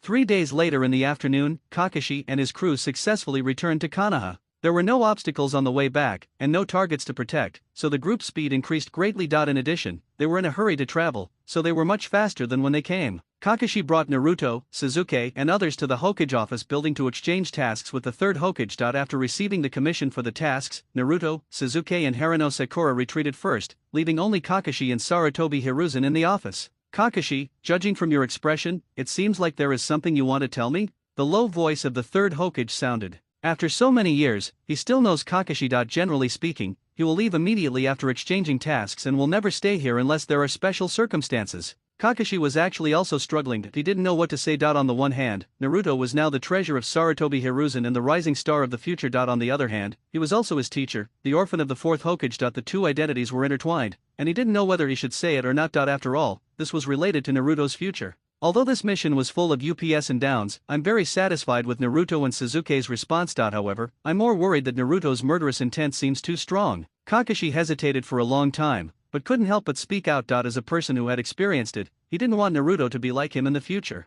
Sarutobi Hiruzen was silent. He knew what Kakashi meant. Indeed, they had already made a very detailed report on this mission. From the vanguard to Zabuza to Cardo, the results of every move made by Naruto seemed too bloody. Kakashi, when you started carrying out missions at the age of 5, it seemed that you were beyond the comprehension of ordinary people. I can quite understand this, kid. When dealing with the enemy, you must not be soft-hearted. You must end the battle quickly and with the safest method. Every time he strikes, although his moves are too ruthless, the results are always the most effective. This is in line with the saying, it doesn't matter the process, it's the result that matters. Kakashi stopped talking. He understood what the third generation meant. As long as it wasn't against his own people, anything was fine. Although you spared Zabuza this time, fortunately, we have nothing to do with him. Helping Sasuke open his eyes can be considered a blessing in disguise. Kakashi, I knew it was right to arrange for you to take care of Sasuke. You're the only one in this village who knows how to use the Sharingan. Well, you've worked hard these days. From now on, you can arrange their daily lives on your own. But one thing is for sure, improve their strength as soon as possible. The Chunin exams are coming soon. As you know, this time it's held by Konoha,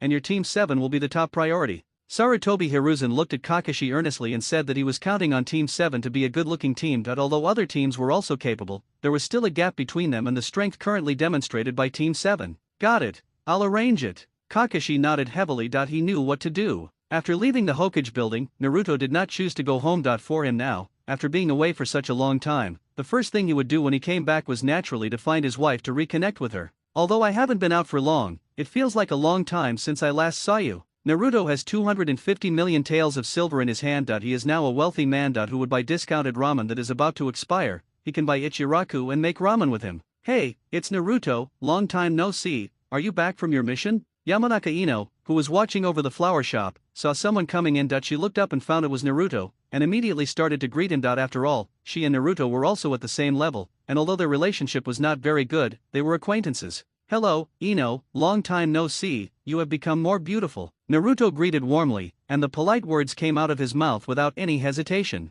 Oh, is there, thank you. Ino was stunned for a moment. Naruto's enthusiasm felt very unfamiliar to her. Although they knew each other before, they had never communicated like this. Are you here to buy flowers? What do you need? Ino quickly changed the topic, her ears feeling a little hot. Few people praised her beauty, and when she was a child, she was often ridiculed by Sakura because of her wide forehead. Yeah, I bought a bouquet of roses. By the way, what is this? Can you also get me a bouquet of this? Naruto originally only planned to buy a bouquet of flowers for Hinata, but when he thought about the fact that Hinata was working under Kurane Ui, he thought that he had to maintain a good relationship with her, so he simply bought another bouquet. After all, you can never go wrong when giving flowers. Oh, good. When Ino first heard that Naruto wanted to buy roses, she was relatively calm. After all, they were young and it was normal to give flowers to a couple. But what about this bouquet of flowers later? What's wrong? Is there a problem? Naruto asked as he looked at Ino's expression strangely, feeling that something was wrong with her. No, it's just that it seems strange that you bought 2 bouquets of flowers at once. After all, many people who come here only buy 1 bouquet.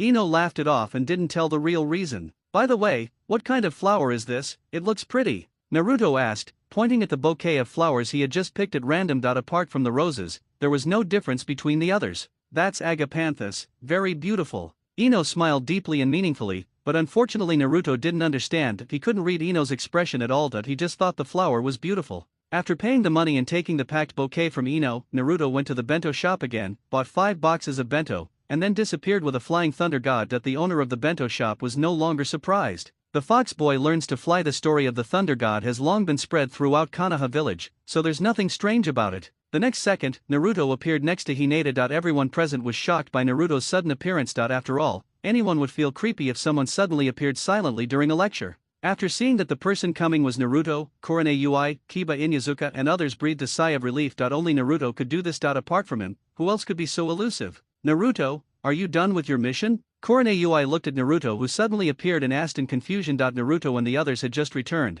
and many people didn't know about it yet, so Kurane Ui didn't know whether Naruto had returned after completing the mission or had deserted the mission. Yeah, I just got back today, so I came to look for. Naruto nodded at Hinata, indicating that Kurane knew what he was talking about. Sister Hong, this is for you, and there's also a lunchbox. Hey, yeah, and Shino, these 2 lunchboxes are yours. Don't say I'm not nice enough. Naruto took out the lily of the valley and the bento and handed them to Kurane, then took out 2 more and gave them to Kiba and Shino. If he didn't give them anything, these 2 might cause trouble again. Oh, I knew it. Thank you so much, Naruto. Kiba rushed up without saying a word and took the lunchbox from Naruto's hand. He didn't care whether Naruto bought him flowers or not, as long as he had food to eat. You little brat, why call me Sister Hong, call me Teacher Hong. Ui Kurane blushed as she scolded Naruto. She was still a little embarrassed about how he addressed her. Of course, it was hard to say whether she blushed because of the address or because of the flower. You have to ask the person involved. Oh, calling her Teacher Hong is so strange, just call her Sister Hong, it's more intimate. Naruto waved his hand. How could he miss such a good opportunity to get closer?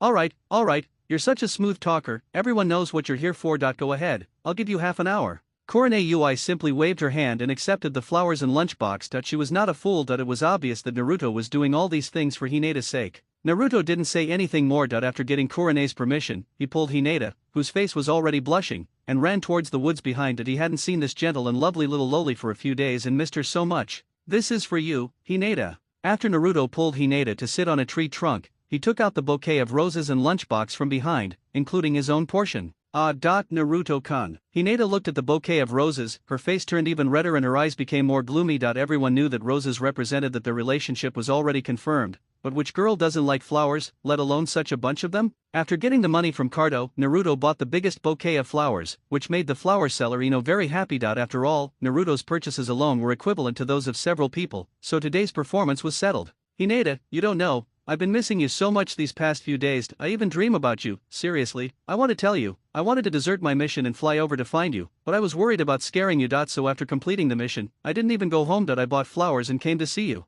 Naruto took Hinata's hand, buried his face in her palm, and began to talk to each other endlessly. Hinata was extremely shy. She was already very shy when Naruto appeared just now. Now, after hearing her lover's straightforward love words, she became even more uneasy and almost lost her mind. I missed you too, Naruto-kun. Hinata felt the warmth from Naruto's cheek in her palm, and touching her lover's face, Hinata also trembled and said from the bottom of her heart that she missed him too. Naruto was even happier when he heard that. He stood up and sat next to Hinata, resting his head on her shoulder. He stretched out his hands and hugged Hinata's soft and boneless waist. This made Hinata's whole body tense up and she dared not even breathe. Don't be so nervous, honey, relax, we're in a legal relationship. Naruto blew hot air into Hinata's ear, and Hinata blushed with embarrassment. Korone Ui looked at the lunchbox in her hand and the huge bouquet of flowers Naruto gave her. It was hard to tell whether the redness on her face was due to embarrassment or some other emotion. Looking at Kiba and Shino eating their meals, Korone Ui could only open the lunchbox and start eating it in small bites. However, no one knew what she was thinking. She didn't eavesdrop today because Ya and Shino were around and she couldn't leave, so she could only eat with them.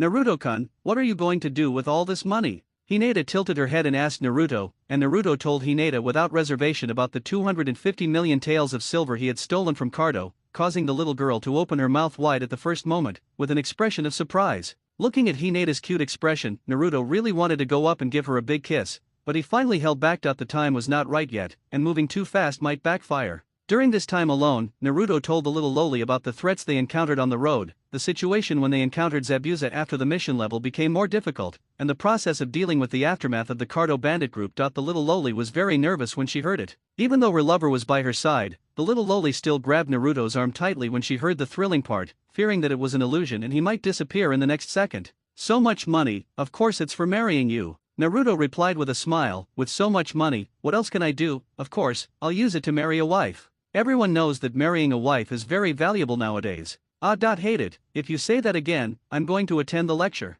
Hinata's face turned red, and the part above her neck was visibly red. Naruto's words really made her unable to resist. From the moment Naruto took the initiative to look for her, she had gradually become unable to tell whether what Naruto said was true or false, but one thing was certain, they were all love words. She would always blush and become shy when Naruto said that, and there was no way to avoid or stop it. Even though their relationship was clearly established, these words still made her shy. Oh, I'm not kidding you, I'm serious, baby. I made so much money, of course I spent it on my wife. Look at that big bouquet of roses, I bought it with this money. Otherwise, with this little commission from the mission, I would have no money for food after buying the roses. Naruto hugged Hinata's waist and said with a smile, the little loli smells so good. Will there be any impact if you don't tell me about this money? Hinata asked worriedly. She was afraid that if this money was exposed one day, it would affect her lover. No, don't worry, my dear wife, only a few people know about this matter. Those who did the mission with me don't know, and the others don't know. How could anyone possibly know? Don't worry, don't worry. Naruto patted his chest and said that he dared to guarantee this matter. As long as Zabuza and Hinata didn't say it, no one would tell anyone else. Hinata naturally didn't need to be told, because this little loli only had him in her mind. As for Zabuza, there was no need to tell anyone either. After finally building a foundation and becoming the boss, who would want to live a wandering life again? Naruto-kun, you must pay attention to safety when you go on missions next time. This time was really too dangerous. Hinata's little heart was beating fast. When Naruto said that Kakashi was trapped in a water prison by Zabuza, her heart almost jumped out. Even the team leader couldn't beat him. What should she do next? Fortunately, her lover was quick-wit and rescued Kakashi in time. Together with Suzuki, they fought back and turned defeat into victory. Don't worry, honey, I will be careful next time and never try to show off my prowess. Naruto patted his chest and made a promise, and his hands uncontrollably hugged Hinata's waist. He really loves this little loli, who is shy and innocent. This kind of soft and cute loli is so fascinating. After Naruto spent a long time with Hinata, he accompanied her to finish her lunchbox, then walked out of the grove holding the huge bouquet of roses. It was time for class, and he couldn't go too far. After all, there were other people around. Amid Kiba's instigation, Naruto said hello to the blushing Hinata and Korone and left. Before leaving, he asked Korone to take good care of Hinata. Hinata was supposed to be taken care of as Korone Ui's student. In addition, since Naruto had given her a gift, she naturally nodded and agreed to Naruto's request. At this time, an uninvited guest came to the Hokage office building. Old man, after all these years, you still can't change your peeping habit. Sarutobi Hiruzen was sitting at the table, concentrating on looking at the crystal ball. Inside the crystal ball was an open-air bathhouse in Konoha, filled with naked young women. The third generation was watching so hard that his nose was about to bleed. At this tense and exciting moment, a sudden voice interrupted Sarutobi Hiruzen's observation. If this gets out, the third Hokage, who is revered by everyone in Konoha village, is actually a peeping Tom. Do you still have any shame? Sarutobi Hiruzen immediately closed the lid of the crystal ball and looked up at the person who came. Except for an old fellow like you, not everyone dares to trespass in this place. The third Hokage looked at the person who came. Half of his body was wrapped in bandages. Apart from Danzo, who was in charge of the route, who else in Konoha village looked like this? You came to see me suddenly, is there something wrong? Sarutobi Hiruzen coughed twice, moved the box containing the crystal ball to a corner of the table without making a sound, and began to ask about Danzo. Team 7, led by Kakashi, has completed their mission and is back, right? I heard they did quite well this time, completing an escort mission that was supposed to be C rank but was upgraded to A rank quite well. Danzo did not answer Sarutobi Hiruzen's question, but instead asked his own question. Sarutobi Hiruzen frowned. Kakashi and the others had just returned, and already the root knew about it. Danzo's root intelligence was getting better and better. That's true, but it was also because Zabuza underestimated the enemy, and Naruto's flying thunder god caught them off guard, so the mission was finally a safe one. Sarutobi Hiruzen nodded and praised Team 7's performance this time. I've seen Naruto and the others' performance on this mission. Honestly, I think Naruto is very suitable for our route, so I hope you can put him in our route. Danzo used his ultimate move right from the start, and directly asked Naruto to enter the route, which made it impossible for the third Hokage to deal with him. What, Danzo, don't even think about it. How could a child as promising as Naruto enter your route? I tell you, don't set your sights on him, or I won't let you off easily. The third generation, who had a normal expression at the beginning, immediately slammed the table and stood up, his face full of anger. He thought that Danzo would come to snatch people away, but he didn't expect it to be so soon. Letting Naruto enter his route, wouldn't it be like sending firepower and ammunition to the enemy? What's more, there are already many masters in the route, but many of them are faceless. It has been a long time since a newcomer with potential appeared. Finally, one appeared, but this old guy Danzo came to pick peaches again. What does this old guy think of himself? You've heard Kakashi's report. Naruto, who is decisive and ruthless in killing, is the most suitable person to join the route. You know the purpose of the route. We will do whatever it takes and we don't care about the method. We only care about the result. Naruto, don't even think about it, Danzo. But I must have it? Then you can try it. Sarutobi Hiruzen and Danzo stared at each other, neither of them giving in, with their eyes wide open, and both sides made it clear that they were ready to fight at the worst possible moment. For so many years, I, the root, have never failed to get the person I wanted. Danzo smiled disdainfully. The root has never failed in this regard. Danzo, I know your methods, but listen carefully. I can turn a blind eye to other things, but if you dare to interfere in Naruto's affairs, I promise that you will lose everything. Sarutobi Hiruzen lit his pipe, took 2 deep puffs, and then uttered a harsh word. Sarutobi Hiruzen, I'm telling you this too, I'm determined to take Naruto. Let alone you. I don't even care about those 2 old bastards up there. Don't think I'm harming Naruto. The effect this kid can have on my roots is far greater than being an ordinary jonin under you. We are all doing this for the village. The difference is, I have no selfish motives, and you, humph. Danzo Shimura looked at Sarutobi Hiruzen with a sneer. He didn't dare to say anything else about the old guy in front of him, but as an acquaintance of several decades, he knew too well what kind of person he was. The third generation is perfect in the eyes of the world, but only he knows that the teacher who can teach these 3 disciples to engage in prostitution, gambling and drugs is not a clean person himself. What's more, they know each other very well over the years. He knows what he wants Naruto to do, and he also knows how despicable he is under that pretending appearance. I believe you have felt it yourself, right? Now that Naruto has become stronger, he's gradually become a little different. This is still under control. What if one day the seal in his body is broken and the Nine Tails fights for control? What will you do then? Do you have the ability to control a ninja who possesses the Nine Tails chakra and can use the 4th generation flying thunder god? Sarutobi Hiruzen, don't think I'm here to snatch people from you. To be honest, you should thank me. You know the methods of the root. If that day comes, I can guarantee that even if Naruto who has entered the root is robbed of his body by the Nine Tails, he will still have to listen to instructions from the roots. Would you rather have an obedient Kuwabai Jinchuriki, or an uncertain, high-risk jonin? Danzo Shimura said lightly. He glanced at Sarutobi Hiruzen, although half of his face was wrapped in bandages, but the pressure revealed in his only remaining eye was still visible. The third generation was smoking a pipe, and he was also thinking in his heart. To be honest, he understood what Danzo said, and he knew the risks behind Naruto, but thinking in the same way, after Naruto was given to Danzo, Danzo's strength was greatly enhanced, and it was hard to say whether there was a ninja on his side who could withstand Naruto. He also knew about Danzo that if this old guy really got Naruto and branded him with the root mark, he would definitely teach Naruto all kinds of appropriate and perverted ninjutsu, including some forbidden techniques that could not be shown. He can still suppress Danzo now, one because of his status as Hokage, and the other because although the root is very powerful, the ninjas under his command are not just for show, but if he really agrees to give Naruto to Danzo, then the consequences. Sarutobi Hiruzen pounded the pipe in his hand and fell into deep thought. I can consider giving you a chance to meet, but only once. If Naruto goes with you, I have nothing to say, but if he doesn't join, you can't pay attention to him again. After a long time, Sarutobi Hiruzen raised his head and exhaled a deep puff of smoke. After thinking for a long time, he still felt that he could not turn against Danzo at the moment, so he simply made such a relatively neutral suggestion. Can.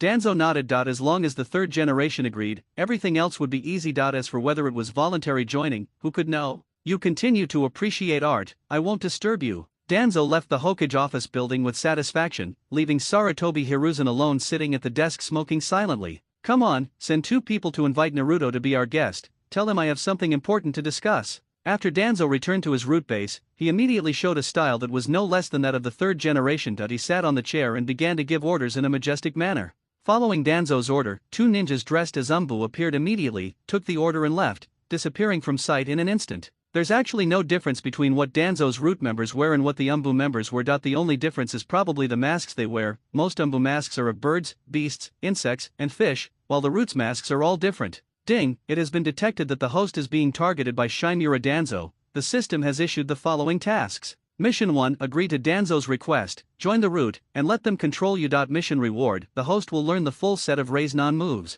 Mission 2, scold Danzo and turn against him. Reward, Sharinon 2 Megatama and the original Raise-Non. Naruto had just returned home and was about to take a hot bath when, before he had time to take off his clothes, the long-lost mechanical sound of the system came into his mind. He was so happy that he thought it was another benefit, but unfortunately the news was not very good. Damn it, I've just come back and that old guy Danzo has his eye on me. What bad luck. Naruto cursed inwardly and simply turned off the hot water valve. Since the system started to prompt, this person must have arrived while he was talking. Sure enough, after only 3 or 5 minutes, Naruto heard a knock on the door. When he opened it, he saw 2 ninjas who looked like Umbu appeared at his door, but he knew that they must be the root under Danzo. Naruto-kun, we are ninjas under Lord Danzo Chimera. Lord Danzo would like you to visit the root base. Is that convenient for you? If I say I don't want to, can you two agree? Naruto looked at the 2 root ninjas in front of him and said helplessly that since Danzo had sent people, he had no other choice but to agree to this option, because that guy was the person with the strongest military power in Konoha village except for the Hokage. Come on, lead the way. The 2 root ninjas stepped aside to make way for Naruto and made a gesture of invitation to him. Naruto did not hesitate and walked out directly,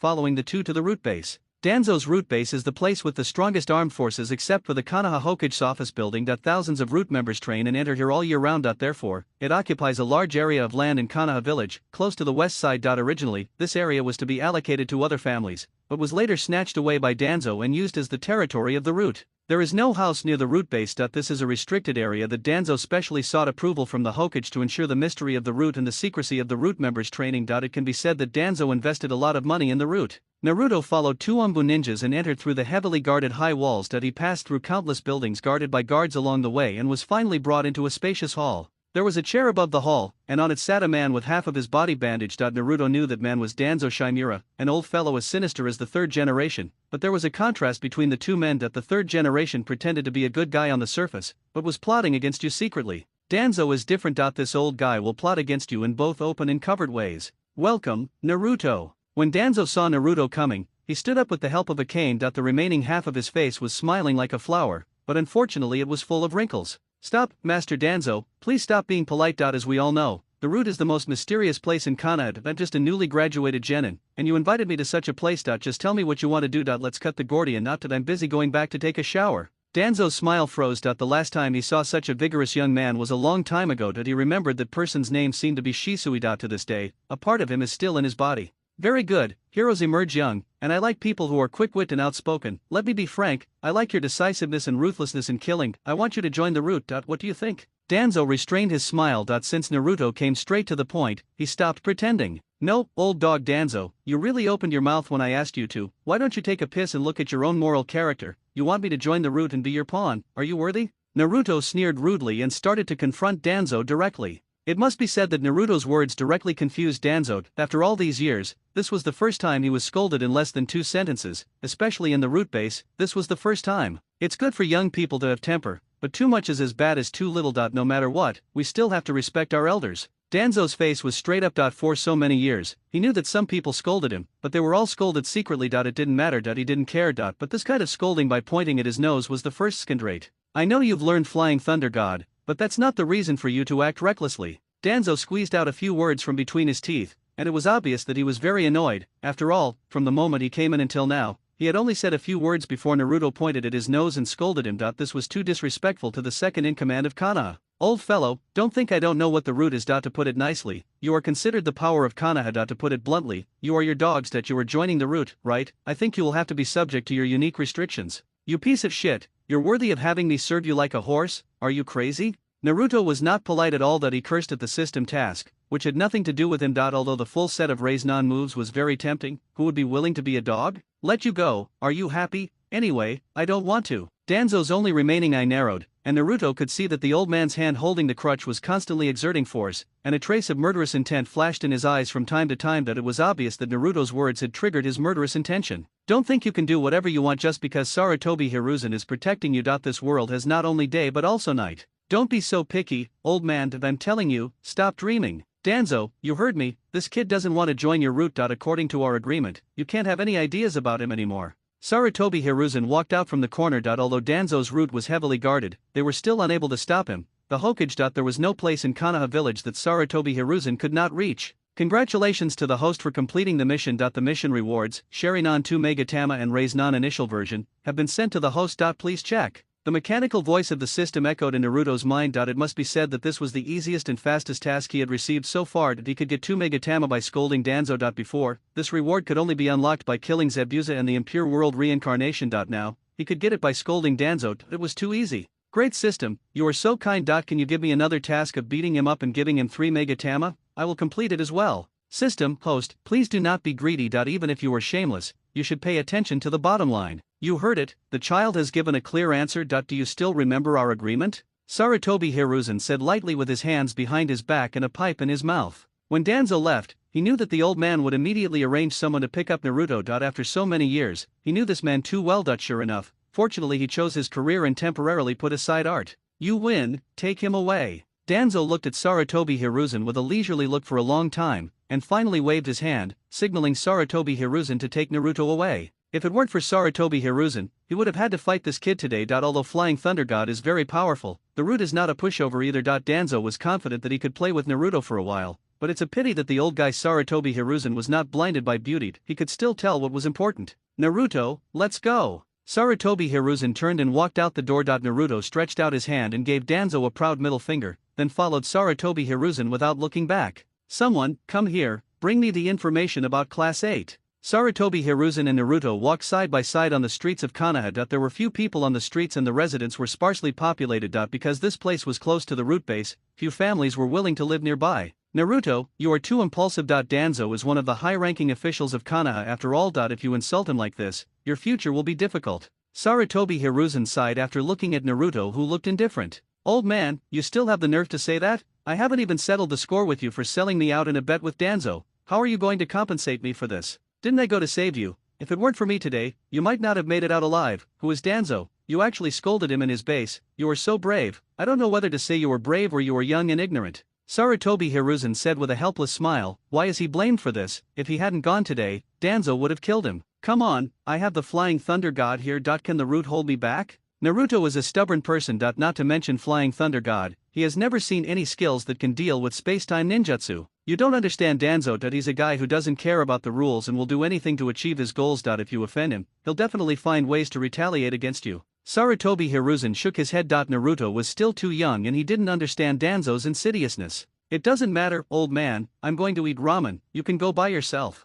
Naruto doesn't want to listen to Sarutobi Hiruzen nagging. After all, neither of you two is a good person. Instead of listening to you two throwing dirty water at each other, I might as well go eat a bowl of ramen. What, you won't treat me to a bowl? Forget it. I only earn a few words from a mission, and your subsidy is more than what I earn from working so hard. Not asking you for money is already a bargain for you, and you still want to cheat me out of money? Naruto immediately said angrily, this old man is still thinking about my money. The third Hokage was so angry that he laughed. This kid was still in such a miserable state that it was so hard to get a bowl of ramen from him. I'm leaving. Naruto walked straight in another direction, leaving only his back to Sarutobi Hiruzen. Assign this mission to teammates Korone UI. Also, tell the Abarame Tone who are out on the mission to leave no one behind except Hinata. Danzo took the task list and the information of the members of Team 8 handed to him by his subordinates. After thinking about it, he pointed to one of the task arrangements and said, clear. The subordinates went down after receiving the order. They had to coordinate the reporting process of the task in the Hokage's office and the selection of personnel for the attendance task,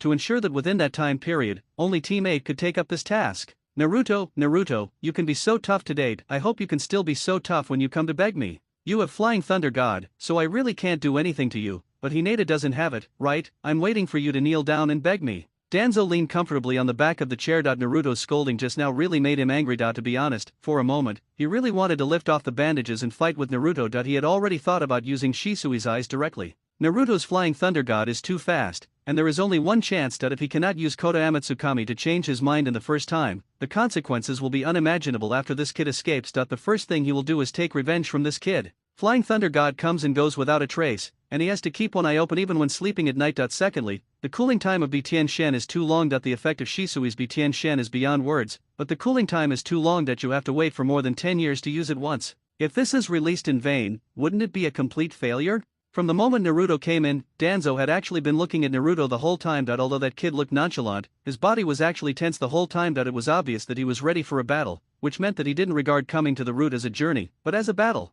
If the third generation had not been present just now, he would have guaranteed unless he uses Bitianshan at the first possible moment, he has no chance of winning at all. Moreover, Kota Amatsukami's CD is very suitable for people like Naruto. After all, he is a fighter with infinite growth potential. After leaving the third Hokage, Naruto did not go to Ichiraku Ramen. He had been traveling continuously for the past few days and his body was sticky. He wanted to go home and take a shower. When they met and hugged Hinata's waist, the girl was a little resistant, partly because she was shy, and partly because of the smell on his body, so he wanted to go back and take a shower in a hurry. After all, you can't let your wife think that you are not clean. When pursuing a girl, you still have to be decent. Secondly, he also has to try out the Sharingan second Megatama and Rasengan that he just obtained. Still in the toilet at home, Naruto looked at the Rasengan in his hand. This thing can be said to be the only ninjutsu that Naruto has used throughout the entire Naruto. No matter who he meets, he can just roll the ball and the job is done. If the Rasengan can't solve it, then use the Superdama Rasengan. If the Superdama Rasengan can't solve it, then use the Wind-style Rasengan. If that still can't solve it,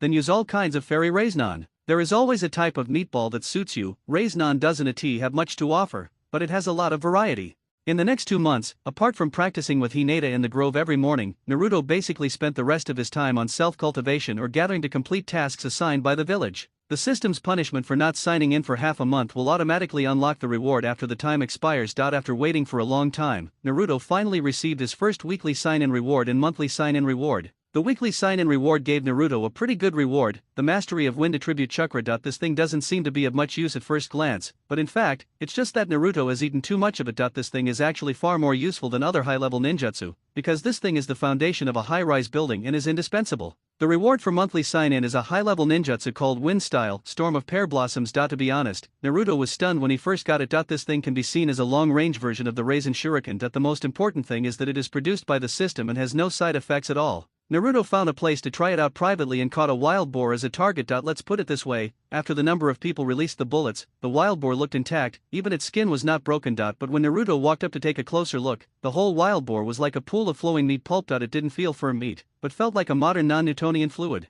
It turns out that the longer you wait, the better the stuff. Naruto said that the weekly and monthly sign-in rewards are much better than the daily sign-in rewards. The daily sign-in rewards are basically all kunao detonating tags and the like, and now you rarely get anything good. During the past few months, Naruto went to see Hinata every day regardless of the weather, and their relationship heated up rapidly. Their relationship with Team 8, where Hinata was, also became better and better. Kurone also gradually became accepting of Naruto calling her sister Kurone, and it became a habit now. Hinata also felt the sweetness of love during this long period of time together. At the same time, Hinata, who was often shy and blushing, gradually got used to Naruto's teasing. Now she remains completely calm when Naruto hugs her in person, even if people like Inyazuka Kiba and Abarame Shino are standing next to her. Of course, Naruto has been spending a lot these days, and a bouquet of flowers every day is essential. Of course, he also has to curry favor with the teacher, Ui Kurone. This makes Ino, who runs a flower shop, very happy, and Naruto has suddenly become a stable customer of hers. Not only did he become more and more handsome and sweet-mouthed, but his emotional intelligence seemed to have also become very high. He was completely different from the naughty and reckless Naruto in school. He would buy flowers from his own shop for her from time to time. Ino could only sigh that after leaving school, society really changed a lot on a person.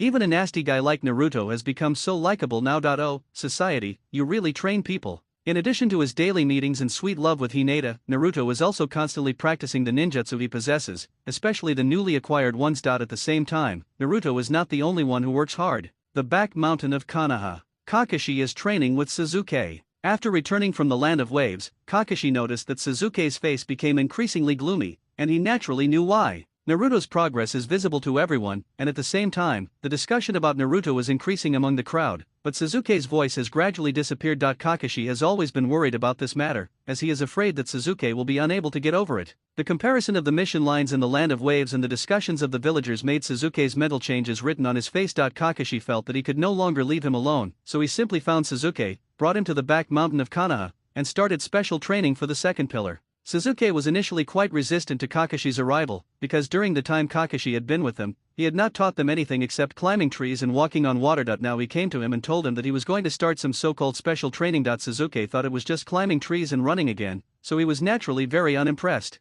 Kakashi didn't explain. Some things were useless to say, especially to Sasuke now, who obviously wouldn't listen. It would be better to take practical action directly. He took out a piece of white paper and handed it to Sasuke. What is this? Sasuke looked at Kakashi suspiciously. Why was he giving him a piece of paper for no reason? He wanted him to sign it? This is a chakra test paper for testing your chakra attributes. If you inject chakra into it, you can get your chakra attributes, Kakashi explained. Sasuke immediately understood that this was to test his chakra properties, and he immediately and obediently injected chakra into the test paper. Sasuke put his palms together and placed the test paper in his palms. He mobilized the chakra in his body and gathered it towards his palms. In an instant, half of the chakra test paper in his palms began to wrinkle, and the other half began to burn. Sasuke was so scared that he immediately threw away the test paper in his hand. Congratulations, you have the dual attributes of thunder and fire. Kakashi looked at Sasuke in surprise. He originally thought that Sasuke only had the Uchiha clan's fire style attribute, but he didn't expect that he also had lightning style attribute. Now he can learn his own unique skills. What do you mean? In other words, besides fire style, I can also practice lightning style? Sasuke asked tentatively. That's right, Kakashi nodded with a smile. Kakashi took a few steps back and began to form seals quickly with his hands. Then a dazzling ball of lightning was born from his hands. Sasuke had seen this ninjutsu before. Kakashi had missed it once when fighting Zabuza. This is my own ninjutsu, Reikari. The third generation gave it an S-level rating because I used it to cut through lightning that fell from the sky, hence the name. Now that things have come to this, if Sasuke still doesn't understand, it would be a disgrace to the Uchiha clan. He naturally knew why Kakashi showed this skill in front of him, obviously to teach him. If you learn this move, you will be able to walk around in Konoha with your head held high. Kakashi made the promise proudly, but he still added that one should not be too confident after all, and one should still be humble. Except Naruto, Flying Thunder God is a bug, he is not included in the calculation. Sasuke's eyes, which had just brightened, immediately dimmed, and he curled his lips in disdain. He knew Kakashi would say that. But, this move doesn't look very powerful. After all, when fighting Zabuza, Sasuke's throat rolled, but he still couldn't help but complain. That was an accident. Look, I stabbed his heart with Reikari, and he didn't even scream. But, it was a water clone, and you were trapped in a water prison. In the end, I had to use a fireball to rescue you. Shut up, are you going to learn or not? If not, I won't teach you. Kakashi's face turned black. Damn it, I see you thinking about nonsense and feeling dejected. I am kind enough to teach you my most advanced ninjutsu, but you start to expose my shortcomings here. You are really something. Learn, I was wrong, Kakashi-sensei, Reikari is the best in the world, he beats Zabuza like a dog. Damn it, I'm not going to teach you anymore. Go play on your own. Danzo-sama, everything has been arranged. It's their turn tomorrow. Inside the root base, a root ninja was kneeling on one knee, reporting the progress of the arrangements to Danzo, who was sitting on a chair. Nothing went wrong, did it? Danzo asked calmly, but everyone could clearly feel the majesty and the urgency to not fail revealed in his words. Everyone knew that Danzo wanted zero mistakes in the mission. Please rest assured, sir. We have already completed all the low-level tasks that can be completed in the village over the past few months. And according to the schedule, it is time for each class to leave the village to carry out their tasks. The tasks assigned to them are very reasonable and there are no loopholes. That's good. Tell Chu-Gen and the others that they don't want to take anyone alive except Hinata. Yes, Naruto, I will let you know what the power of the root is, and I will also let you know what will happen to those who offend me. Danzo muttered to himself, and at the same time closed the only eye that was exposed, leaned back in the chair and began to rest. No one knew what he was thinking at this moment. The next morning, Naruto finished his sparring with Hinata in the grove as usual. Then Naruto took Hinata's hand and they went to where Kurone was sweetly. These days, Naruto spent several times more time in Team 8 than in Team 7. This made Inyazuka Kiba joke that it would be better for him and Naruto to switch places, with him going to Team 7 and Naruto coming to Team 8. This would be a win-win situation and would not force the couple to be separated. Such outrageous remarks naturally brought about a mixed doubles fight between Naruto and Hinata. Kurone Ui did not stop them. After all, beating is a sign of love and scolding is a sign of care. Let them make trouble if they like. Naruto can basically be regarded as a non-staff member of Team 8. Whether Kurone Ui was giving lectures to Team 8 or taking Hinata on a mission, Naruto would appear by their side from time to time. After sending Hinata off, Naruto began to train alone as usual,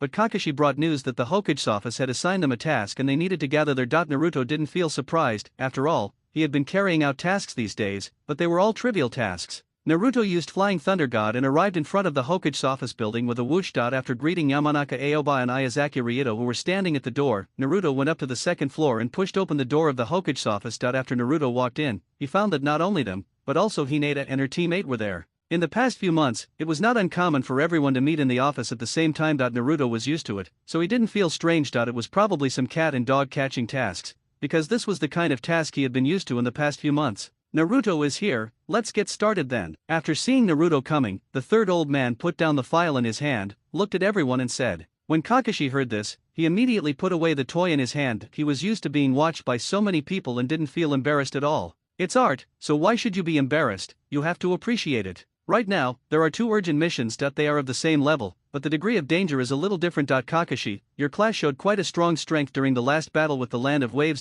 You guys should go and carry out this difficult mission. Sarutobi Hiruzen handed Kakashi a scroll that read, escort 4 pieces of confidential information to the Land of T, mission grade C+.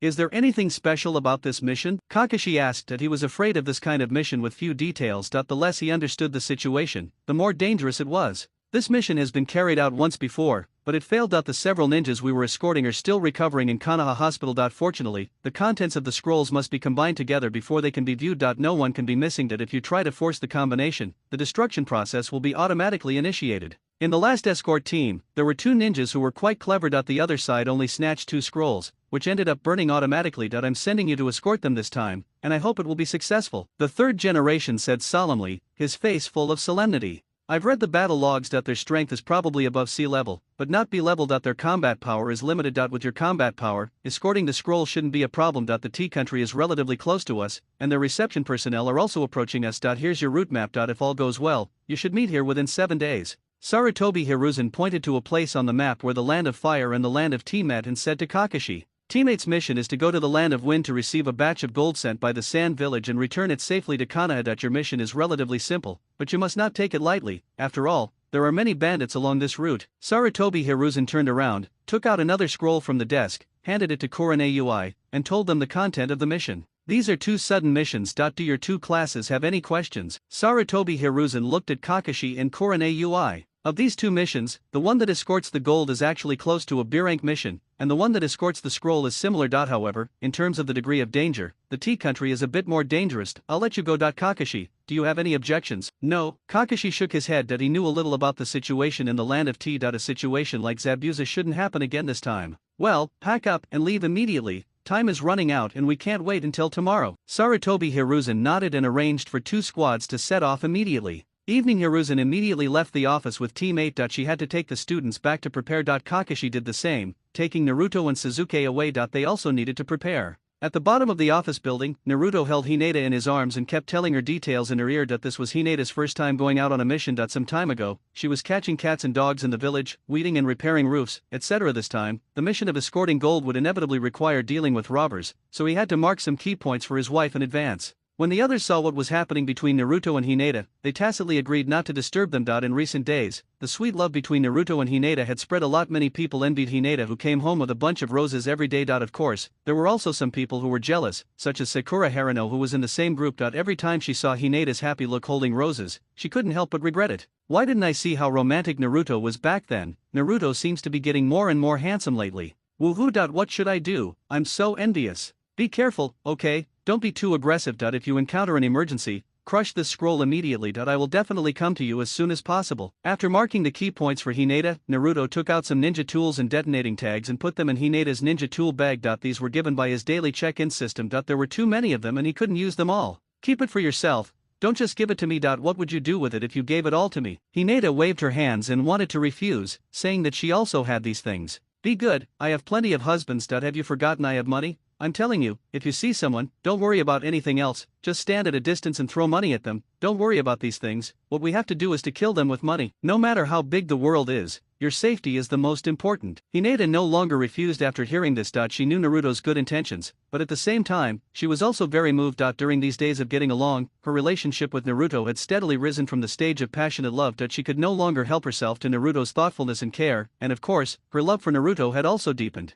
I know, thank you, husband, Mua. Hinata hugged Naruto and kissed him on the face. She was no longer the shy little girl. She had decided on Naruto, and after their relationship was made public, what was wrong with kissing her boyfriend? It was legal and reasonable, wasn't it? As for calling Naruto hubby, it was because Naruto had been teasing her constantly, and as their feelings kept heating up, the girl finally called him that willingly. So at this moment, Naruto and Hinata, after all, were only one wedding away from having their relationship unbreakable. What is more strange is that almost the entire Konoha knew about Naruto and Hinata's love affair, but the Hyuga clan, which has strict rules, did not express any opinions on Hinata's love affair. The imagined separation of the couple did not happen. Even when Naruto walked Hinata to the door, no one from the Hyuga family showed up to stop them. This made the entire Konoha, after seeing this situation, naturally think that the Hyuga family has recognized Naruto as a son-in-law. After all, the father-in-law didn't object, so what else could others say? Korone Ui and Kakashi each brought their men to gather at the village entrance. Both sides tacitly gave Naruto and Hinata, the young couple, time to say goodbye. Although they had already thought that Hinata would go on a mission and that this day would come sooner or later, for some reason, Naruto felt that he should say more and give them more instructions. Honey, I don't know what's going on, but I have a strange feeling that things might not be safe on the road, so you must remember to pay attention to your own safety. No matter what happens, contact me immediately, okay? Naruto said while holding Hinata's hand that he felt very uneasy, and the closer it got to departure, the more uneasy he felt. It has been a long time since he scolded Danzo last time, but Danzo has not reacted at all. That he has gone on a few missions since then, but they are all normal. Naruto feels that the current situation is still thanks to the third generation. He believed that it was precisely because of his suppression that Danzo, though somewhat unhappy, dared not go too far. After all, he was the Nine-Tails Jinchuriki and possessed the Flying Thunder God, that it would be extremely difficult to attack him. He also believed that Danzo was no fool and would not attack him unless he was sure of victory. Of course, to be honest, if it weren't for the mission, Naruto wouldn't really want to confront Danzo. After all, using the ultimate skill at close range would indeed be a taunt. However, nothing has happened for so long, and he still eats and drinks well in the village as usual. Naruto feels that he will be safe until the third generation dies. He is currently in a period of taking advantage of the situation. As long as the old man of the third generation who is determined to protect him is not dead, Danzo should not dare to do anything weird. As for the time of the third Hokage's death, it was naturally during the Chunin exam. Danzo joined forces with Orochimaru, the traitor of the third Hokage, and together they set up a plan to kill Sarutobi Hiruzen, and also wanted to drag the Sand Village into the water. Unfortunately, the people of the Sand Village later discovered the body of the fourth Kazekage, and a war between the two sides was almost imminent. Your group is more focused on reconnaissance, so any disturbance on the road should be discovered in advance. With the ninja tools I gave you, you can at least hold out for a few minutes. My Flying Thunder God will be here in no time. So, honey, remember, call me the first time you're attacked. Naruto shook his head vigorously, putting aside the random thoughts in his mind, and explained to Hinata solemnly. Hinata also understood Naruto's nervousness. She naturally knew that her lover was worried about her safety, so she did not dislike or blame her lover for his nagging. She listened quietly and attentively to her lover's arrangements. She carefully remembered every word Naruto said in her mind. Don't worry, husband, I will definitely listen to you. Hinata nodded her head repeatedly with a very serious expression. That's fine, go ahead, Sister Hong and the others are waiting for you. Yeah, you too, be careful. After Hinata finished speaking, she went towards Korone Ui. She knew Naruto's strength. No one knew better than her how much Naruto had grown every day during the sparring during this period and how strong he was. It was also a mission, and although the third Hokage made the mission sound a bit serious, she knew in her heart that it didn't matter to Naruto at all. The training over the past few months had transformed Naruto's strength. How much stronger it was could only be seen in battle, and it had to be a high-level battle. Naruto should be able to kill an ordinary little Kurami in seconds. She was extremely confident in her lover. Naruto had almost nothing to hide from her. Every time he mastered a new ninjutsu, he would be the first to tell her. She knew that Naruto had a super powerful ninjutsu, and at present, no one else in the village knew about it except her. Looks like the young couple has said their goodbyes. Let's get ready to go. Bon voyage, Kakashi. You too, Red, take care of them. Kakashi and Korone were from the same class and were classmates, but Kakashi had excellent grades since childhood and graduated not long after entering school. Later, he joined the Umbu and made a great name for himself in the ninja world. However, Korone was not weak either, and her illusion skills were ranked top in Konoha village. Many enemy ninjas fell at her hands. In terms of overall strength, Kakashi's class is definitely stronger among the classes led by these two people. After all, with the Nine-Tails Jinchuriki and Uchiha Sasuke, Kakashi's foundation is too strong. Although Korone Ui is not bad, there is still a gap between the Inyazuka clan, the Abarame clan and the Hinata clan and Naruto and Sasuke. After all, the King Bomb suppresses the whole field.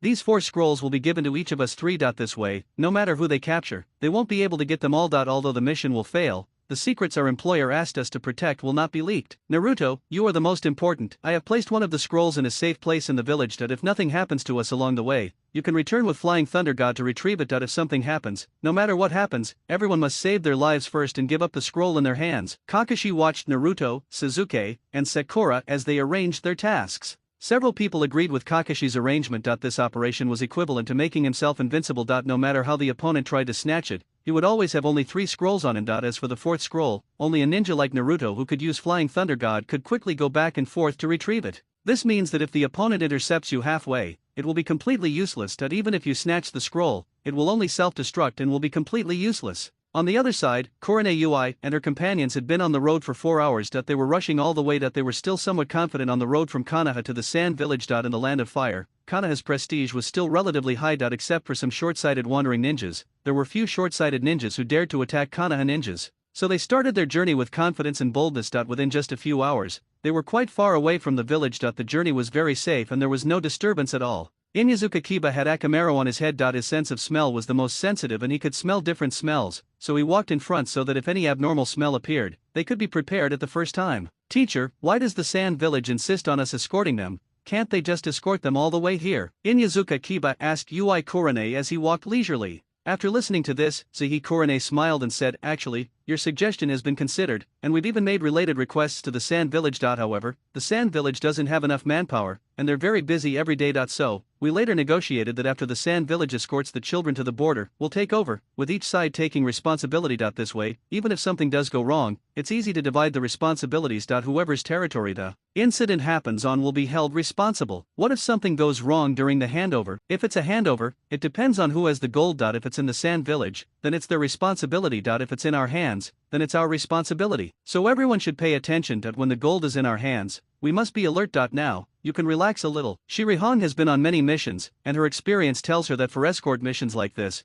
the most dangerous moment is when the mission items are received. The moment like now when they are heading to the destination is their only relaxing time. Ui Kurane led the team on a long journey. The distance was not too far, and due to their haste, they arrived in 2 days, which should have taken 3 days. Of course, after they arrived at the agreed location, the people who were escorting the gold from the Sand Village had not arrived yet. After all, they were carrying items in their hands, so it was understandable that they walked slowly. Shirihong asked everyone to set up camp on the spot to rest. They arrived here early just to get some rest time. Once they slowly arrived at the agreed location and handed over the goods, they would not have time to rest freely. It has long been no secret that the Sand Village sent gold to Konoha, and there have been many robberies along the way. However, with the intensification of the crackdown by Konoha and the Sand Village, such incidents have happened less and less. After all, money is good, but you have to have a life to spend it, right? Teacher, something's wrong. There's a strange smell coming from the front. Akamaru said there are at least 3 people ahead. Akamaru above Inyazuka Kiba's head suddenly barked a few times, and Kiba immediately became serious and told the information to several people.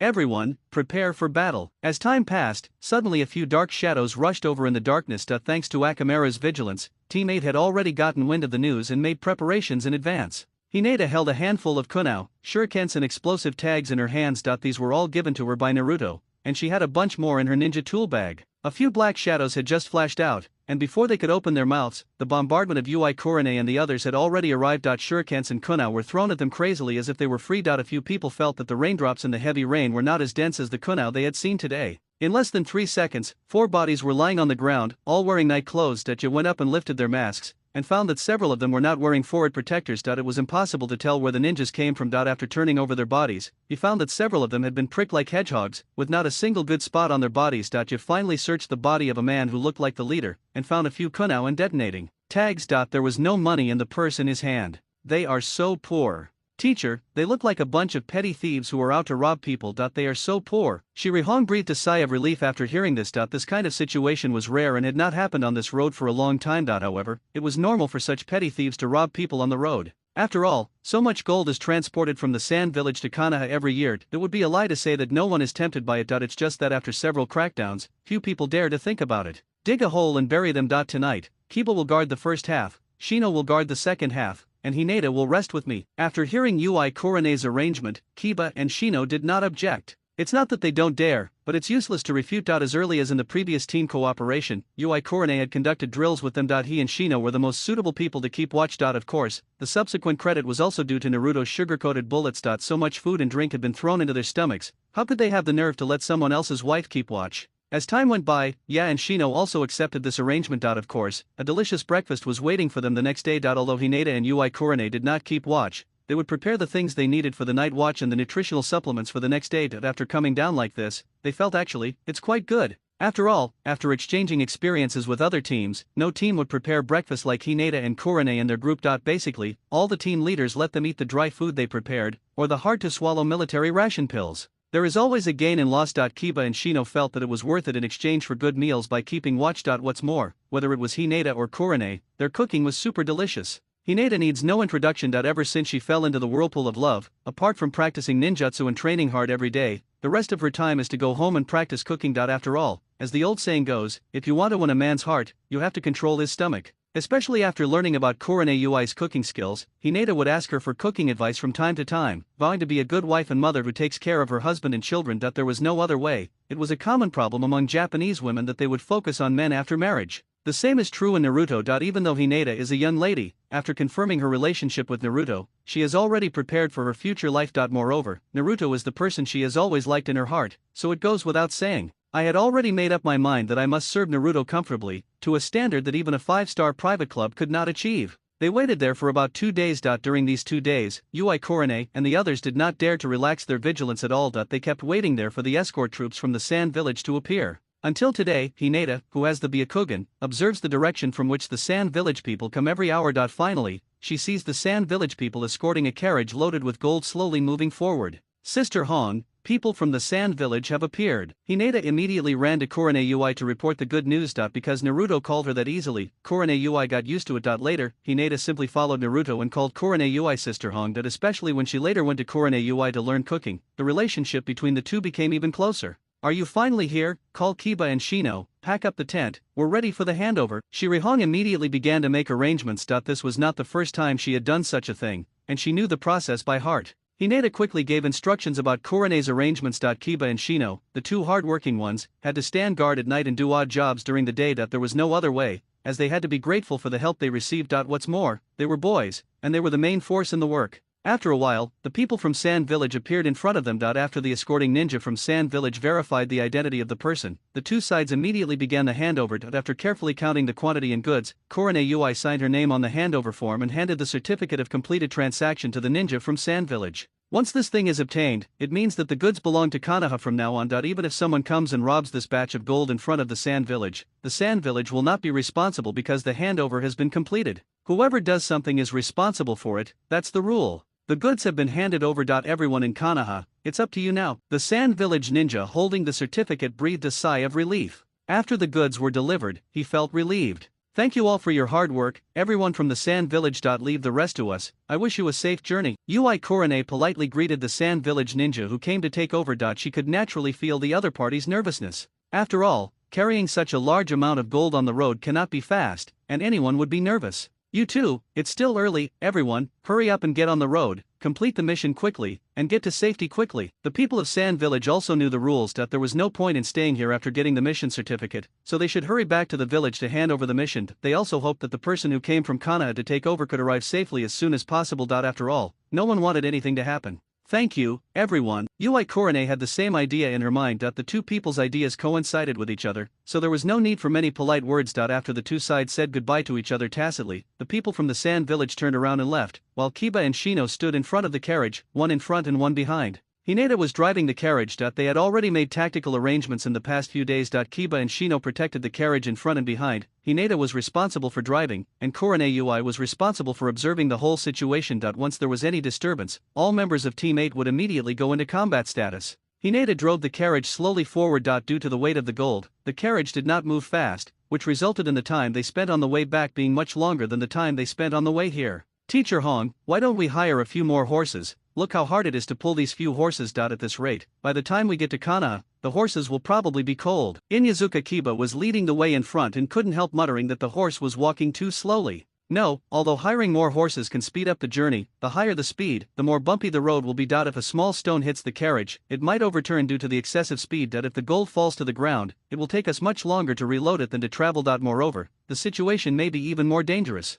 Ui Korone directly rejected Kiba's proposal. This had happened before. The gold fell off a cliff halfway because the ninja driving the carriage hired a few more horses and increased the speed without authorization. As a result, the carriage was driving too fast when passing the cliff, and overturned. The entire carriage of gold fell off the cliff. Later, all the ninjas in charge of this mission were severely punished. So later on, everyone would rather go slower than take this risk. After all, if you are slow, you might just encounter a robbery, and as a ninja, you may not be defeated. But if you have a car accident, you will definitely suffer. On the other hand, Kakashi and his team had a smooth journey. Although everyone was on high alert and did not miss any suspicious situation, they still did not find any suspicious situation. Until they were almost at the mission handover point in the Tea Kingdom, they still did not encounter any emergencies. This made everyone feel relieved, especially Kakashi. It would be best if nothing happened, as he was most afraid of trouble. As for Sasuke, since he learned Kakashi's Reikari, and with Kakashi's constant teaching day and night, his Sharingan has now opened to the second Megatama, and his Reikari ninjutsu has also made great progress. Whether it is hand seals, lethality or the timing of release, Kakashi has taught him everything he knows. Under such conditions, Sasuke's strength has improved by leaps and bounds.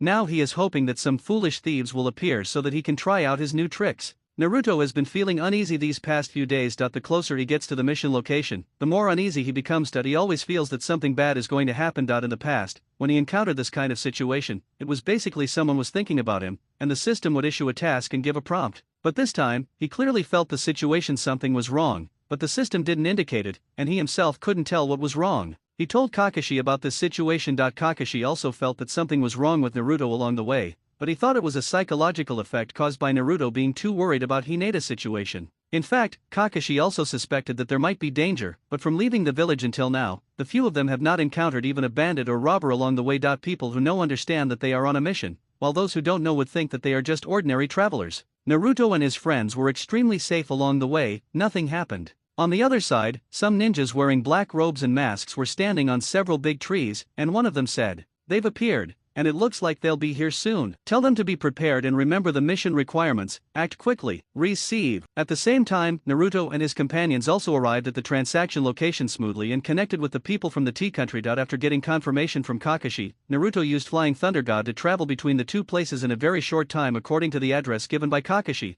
and got the fourth scroll that Kakashi had saved. After handing over all the scrolls to the other party, Kakashi said, "Let's check it out, everyone. If there are no problems, we will return." The four ninjas from the Land of Tea who came to the meeting took the scrolls handed over by Kakashi, looked at each other, and after confirming that there was no problem, they put the four scrolls together in order and used specific mantras and seals to combine them into one. Under the gaze of Kakashi and the others, one of the ninjas picked up the scroll and opened it. After realizing the contents on it, he was a little stunned for a moment, and then handed the scroll to the other three people. The other three people were also a little dazed after reading the scroll, but after the four of them exchanged glances, they reached a consensus. Kakashi looked at the Tea Country ninja in front of him who had not responded after the inspection and couldn't help but ask, "Hey everyone, have you finished watching? If you're done, we're going back. Thank you all for your escort, thank you." The four ninjas from the Land of Tea bowed their heads in gratitude. Seeing that the other party finally reacted, Kakashi took the opportunity to back off. After completing the mission, he just wanted to go back early. The updated Intimate Paradise was about to be released, and he had to go back to grab the first copy. Thank you, and thank you too, everyone, let's retreat." Kakashi called Naruto, Sasuke, and Sakura and was about to leave, but as soon as he turned around, he heard a sound of breaking air coming from the back of his head. Several of them immediately lowered their heads and bent over to avoid it. The four Tea Country ninjas who were friendly just now turned around and attacked them. "Kakashi-sensei, they're cheating." Sasuke was the first to jump out. Without saying a word, he quickly formed seals with his hands and a huge fireball spurted out. Naruto also stood in front of Sakura and cast a wind barrier. The subsequent attacks of the opponent's kunai, shuriken and other ninja tools hit it and all failed. At this moment, Kakashi opened his covered eyes, revealing his Sharingan. Sakura was also ready for battle, holding the kunai tightly in her hand. "I knew something was wrong. The closer I got, the more panicked I became. Sure enough, something was wrong," Naruto said with a frown. Although the situation was indeed not right, the strange thing was that the crisis was already apparent, but for some reason, he became even more panicked. On the other side, Hinata drove the carriage forward. They had entered the territory of Wave Country. During the past few days of traveling, they had been on high alert. When they needed supplies, they would send the fast Inyazuka Kiba to purchase them. Zairehong wrote down the necessary supplies on a list, and yet purchased them according to the needs. During this period, Zairehong replaced it. The three of them stood in a triangular shape, protecting the carriage firmly in the middle. In this way, they were safe for a few days. As they got closer to Konoha, they felt a little relieved. After all, the area around Konoha was famously safe, and they were not far away now. At this moment, the tooth in front suddenly discovered something was wrong and sent an abnormal signal. Seeing this, Ziggy Korone immediately became alert. "What's wrong, yeah? Teacher, something's wrong." Akamara senses a terrifying presence ahead, but he can't sense anyone in front of him. And no matter how we call him, he won't come out. Ya pointed at Akamara who was curled up and shivering in his clothes and said to Ui Korone, "I've never seen Akamara so scared. There must be someone powerful out there. I haven't found him yet." "I'll do it, white eyes." Hinata also heard what Kiba said, and immediately stood up and opened her Byakugan, but when she looked over, she found it was blank. Everything was normal, there was nothing. "Sister Hong, I didn't notice anything unusual either. Shino, how about you?" Several people looked at Abarame Shino, and now he was the only one left. "My parasite sensed an evil aura. It's certain that there must be a powerful being ahead of us. There's no doubt about that. Hearing Shino's affirmative words, several people gasped, and Ui Korone spoke directly. We are Kanaha's ninjas. What side of the world are you from? Why don't you come out and explain yourself? Hiding your true identity is not the way to be a hero. Shino, it's been a while since we last met. You've improved a lot, you can even sense my presence. As soon as Korone Ui finished speaking, a swarm of black insects flew out and gathered into a human figure in the blink of an eye. When he appeared, Abarame Shino, who was standing next to Korone Ui, couldn't help but widen her eyes and couldn't stop muttering to herself. How could it be you? Why are you here? Korone Ui also noticed that something was wrong with Shino, and she quickly asked Shino Abarame, Shino, what's going on? Who is he? The moment Sehai Hong saw the other person appear, she felt a sense of pressure. Years of experience told her that the person in front of her was invincible. He's a genius ninja in our clan. According to our rank, I have to call him brother. He's been different from ordinary people since he was young. The poison on his body will kill anyone who touches it. You must be careful and never come into contact with him. Unless he recovers the poison, no one can cure it. Shino reminded everyone as if facing a great enemy. He knew the most about Abarame, and he also knew where he was going. Every family in Kana had one person who wanted to enter the route, and Tijin was the one chosen to enter the route. Why are you here? You're not supposed to be here. Shino shouted loudly that he knew very well that Abarame could not appear here under normal circumstances. Even if he appeared, it was to help them. But in the current situation, the other party obviously had bad intentions. Shino, I'm sorry, I couldn't help it, don't blame me. Abarame looked at Abarame Shino standing below, and could not help but harden his heart and said silently, his face was full of reluctance. He looked at her with a frown on his face, but he had no choice. This time the order was given by Lord Danzo himself. Everyone here, except the one called Hinata, must die. Abarame Toraigain put his hands to his mouth, opened his mouth, and with a little force, he removed the 2 leather gloves on his hands. When Shino saw this scene, he immediately shouted in horror, everyone, get out of the way. Hinata felt something was wrong the moment Abarame appeared. From the performance of Kiba and Akamara to Shino's reaction, as well as the nervous physical performance of Sister Hong, all the situation showed how terrifying the person in front of her was. She did not try to be brave, but crushed the scroll left for her by Naruto at the first moment. She remembered her lover's countless warnings firmly in her heart. At this time, Team 7 was engaged in a 4-on-4 battle on the other side. Naruto had just kicked the enemy in front of him away and was about to make a finishing blow when he felt that the scroll he had left for Hinata had moved. Hinata's message for help came, and after considering the current situation, Naruto immediately realized that this was a trap. Something happened with Hinata. Kakashi-sensei, Suzuki, you guys take care of this. Something big happened over there with Hinata. I'll go help. Naruto's face changed drastically, and he roared wildly. Without waiting for Kakashi and Suzuki's response, he immediately disappeared from the field with a flying thunder god. Only Kakashi, Suzuki, and Sakura were left in the field. Seeing Naruto disappear from the field, several ninjas from the Tea Kingdom stopped their attack. After looking at each other, several of them threw a smoke bomb as cover and took the opportunity to disappear. When Kakashi and the others came to their senses, the ninjas from the Tea Country had disappeared. Looking at the situation in front of him and thinking about what Naruto had just shouted, he realized that this mission was probably a setup, and someone was specifically targeting someone. Combining the above and the other, Kakashi dared to conclude that the person being targeted was Naruto.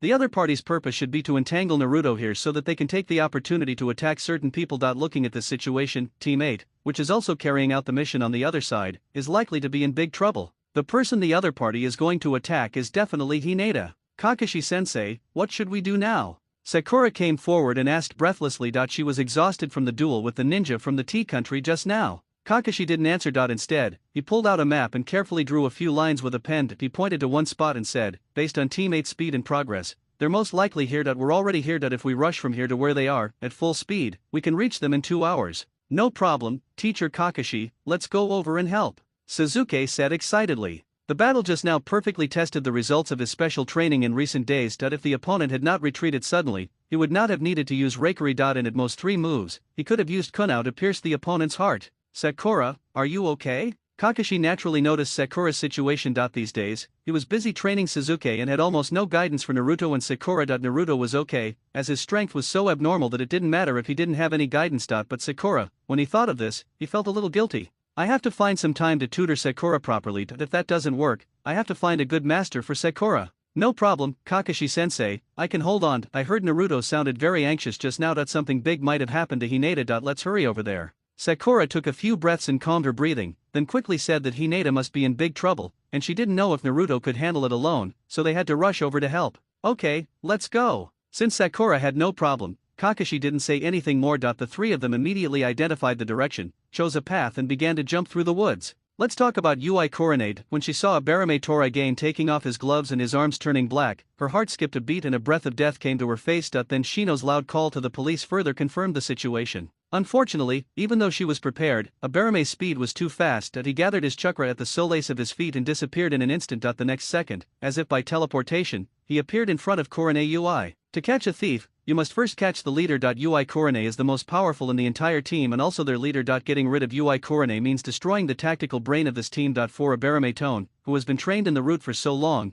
this is a routine judgment operation. UI Korone had already prepared for the battle, and the hairs on her body had already stood up. Seeing the black hand of Abarametagen appear in front of her at an unavoidable speed, she could only watch the other party's hand touch her chest, but the next second, bang! I saw a piece of tree trunk appear where Zihi Korone was originally standing. It turned out that in an emergency, Zihi Korone used the substitution technique to avoid the attack. Just as Abarame Tone turned around and prepared to continue attacking, a loud shout came from the air. "Fuck you, how dare you touch my woman!" Several kunao flew from the air at an extremely fast speed, aiming directly at Abarame Toragun. Seeing this, Abarame Toragun dodged the attack and jumped to the other side. Hinata only felt a warmth around her waist, and a big hand suddenly hugged her. Feeling the familiar touch and hearing the familiar voice coming from her ear, she knew without looking back that her lover had come. Fede-s right, at the critical moment, it was Uzumaki Naruto who arrived. That old fool Danzo, he really didn't learn his lesson after I scolded him the other day, Naruto said indignantly, turning around. He kept looking Hinata up and down, observing her everywhere while asking questions.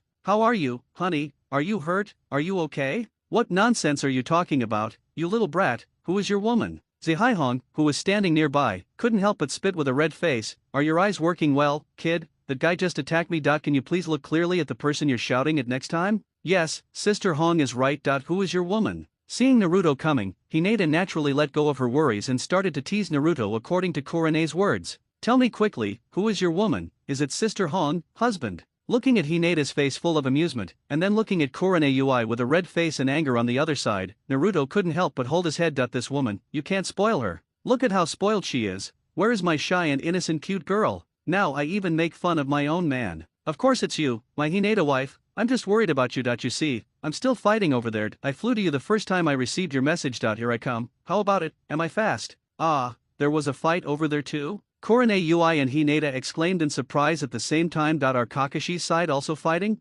"Yeah, but don't worry, this is a trap. Someone is trying to hold us back over there so they can take advantage of the opportunity to attack you." Naruto nodded, but didn't care at all. No matter the situation, as long as he was there would be absolutely no problem. "Someone told me that if I met you, retreating wouldn't count as a failure, but I don't believe it. I want to give it a try with you." Abarame Tone, who was standing aside, saw that several people seemed to treat him as air, and couldn't help but stand up and say a few words to show his presence. "Hey, man, I'm still here. How come you can't see me?" Abarame Tone, "Huh, if you knew, why didn't you just leave? Do you think you can outsmart that old dog Danzo?" "What, Danzo? Wait, Naruto, are you saying that this man is one of Danzo's subordinates?" "Shino, is this true? Is he really Danzo's subordinate? Is he also a ninja from Konoha?" After hearing what Naruto said, several people immediately exclaimed, especially Korone UI, Hinata and Inyazuka Kiba. Everyone had different expressions. The only one who did not react was Shino Abarame. He already knew the identity of Abarame Tone. Yes, he entered the route very early. Just in terms of talent, Brother Kogen is also very rare.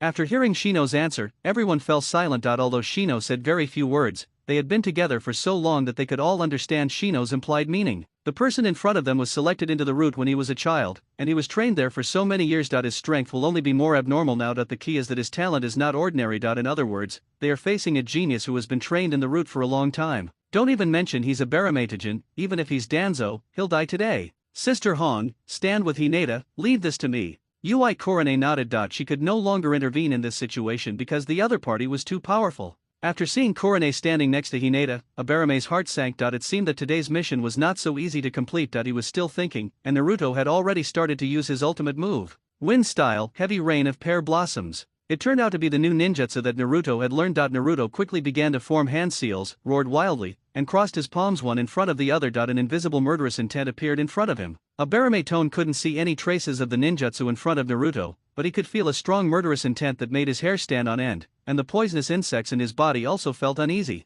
The moment he heard Naruto shout out the name of the ninjutsu, he immediately chose to change his position. In just a moment, he moved from south to north. The chakra under his feet enabled him to perfectly perform the instant body flying technique. Unfortunately, he still underestimated the power of Naruto's new technique. As soon as Abarametagen stood up, he felt weak all over and fell down uncontrollably. He tried desperately to stand up and steady himself, but he found that his limbs had no response at all. What kind of jutsu is this? Aberame Tone's eyes widened, her mind filled with disbelief. The people watching the fight nearby were also surprised to see the arrogant Aberame Turina fall down like a kite with a broken string. That they were all shocked by Naruto's fighting ability, but Hinata was the only one who looked calm. She knew exactly how fierce her lover was. The imagined scene of falling headfirst to the ground did not appear. The falling Aberame did not make a dull sound after hitting the ground. Naruto took a closer look and saw that there was only a pile of dead poisonous insects underneath. Bug clone? Good, good, good. Naruto understood instantly that the Aberame clan is best at playing with insects. It seems that Aberame Token is very cautious. He uses an insect clone to show up, so where is his real body? Not good. Naruto reacted and quickly turned around to look. As soon as he turned around, he was furious. Two Aberame roots crawled out from the bottom of the carriage and reached out to grab Hinata. Actually, this was not a big deal, but what scared Naruto the most was that these two Aberame roots were not wearing gloves. Once caught, with the toxicity of the Aberame roots, he would surely die unless he recovered the toxin. Hinata. Naruto used Flying Thunder God to teleport and kicked away an Aberame Tsuchiya on his left. Fortunately, he was wearing shoes and there was no direct skin contact, otherwise he would have either chopped off his feet or waited to die. But on the other side, Aberame Token was about to reach out to Hinata and was about to catch her. Naruto could only watch. He had no choice. The sluggishness of his body prevented him from quickly twisting his body 360 degrees at this critical moment. Korone Ui, who was standing next to Hinata, stood in front of Hinata and struck the attacking Aberame Tori with a palm. It was too late for Naruto, and she was the only one standing next to her who could take action. As Korone Ui struck out with a palm, Aberame Token had to defend himself, but the inertia made it impossible for him to turn around and retreat, so he could only take Korone Ui's palm head-on. At the same time, his own grab also fell on Korone Ui's body. The moment of contact, Ui Korone's body began to turn blue-black, and the hand that hit Aberame Tori again also began to turn black. Under the bite of the poisonous insect, the whole person fell to the ground and began to twitch wildly. The whole person was bent like a shrimp and looked extremely painful. Sister Hong. Hinata immediately squatted down and wanted to check on Korone's injuries, but Aberame Shino, who was standing beside her, immediately stopped her. Don't move, you will be poisoned if you move her, no one can cure this poison except the caster. Shino said anxiously. Ui Korone has been poisoned, and another person cannot be killed. Recover the poisonous insects from her. Naruto turned around, looked at Korone's painful appearance, and spoke coldly to Aberame Tone, who had just been beaten back by Korone. Sorry, I can't do that. The order I received is to kill everyone except Hinata. I'm sorry, Shino, and that includes you. Aberame Token shook her head. The orders of the root could not be resisted. In the root, orders were greater than the sky and greater than life. Does it include me, Brother Token? Aberame Shino muttered to herself after hearing what Aberame Token said. For the sake of the mission, have you disregarded the feelings of being from the same clan and growing up together? Brother Kujen, please save Teacher Hong, we promise not to tell anyone. Zihai Hong curled up on the ground in agony, sweat streaming down her face. It felt as if millions of tiny insects were constantly gnawing at her nervous system. She felt a mixture of pain and itchiness, and when she tried to scratch at the affected area, she found she could no longer control her limbs. Leave Hinata to me, maybe I can consider it. Aberame Token said lightly that the biggest mission goal of this trip was to take Hinata away. Now that Naruto has come under his protection, it is not likely to forcibly abduct Hinata. In fact, the instantaneous death of the insect clone just now made him realize the horror of Naruto's ninjutsu. This kid is much more powerful than the intelligence said. At least, the ninjutsu he just displayed was not mentioned in the intelligence. Naruto, hand me over, they want to use me to threaten you. As long as you're here, nothing will happen to me, but Sister Hong's situation can't wait. Hinata said while pulling Naruto's sleeve. Watching Korone rolling on the ground in pain, she had already burst into tears, and wanted to rush over to hug Korone to comfort her, but Shino said she couldn't touch her.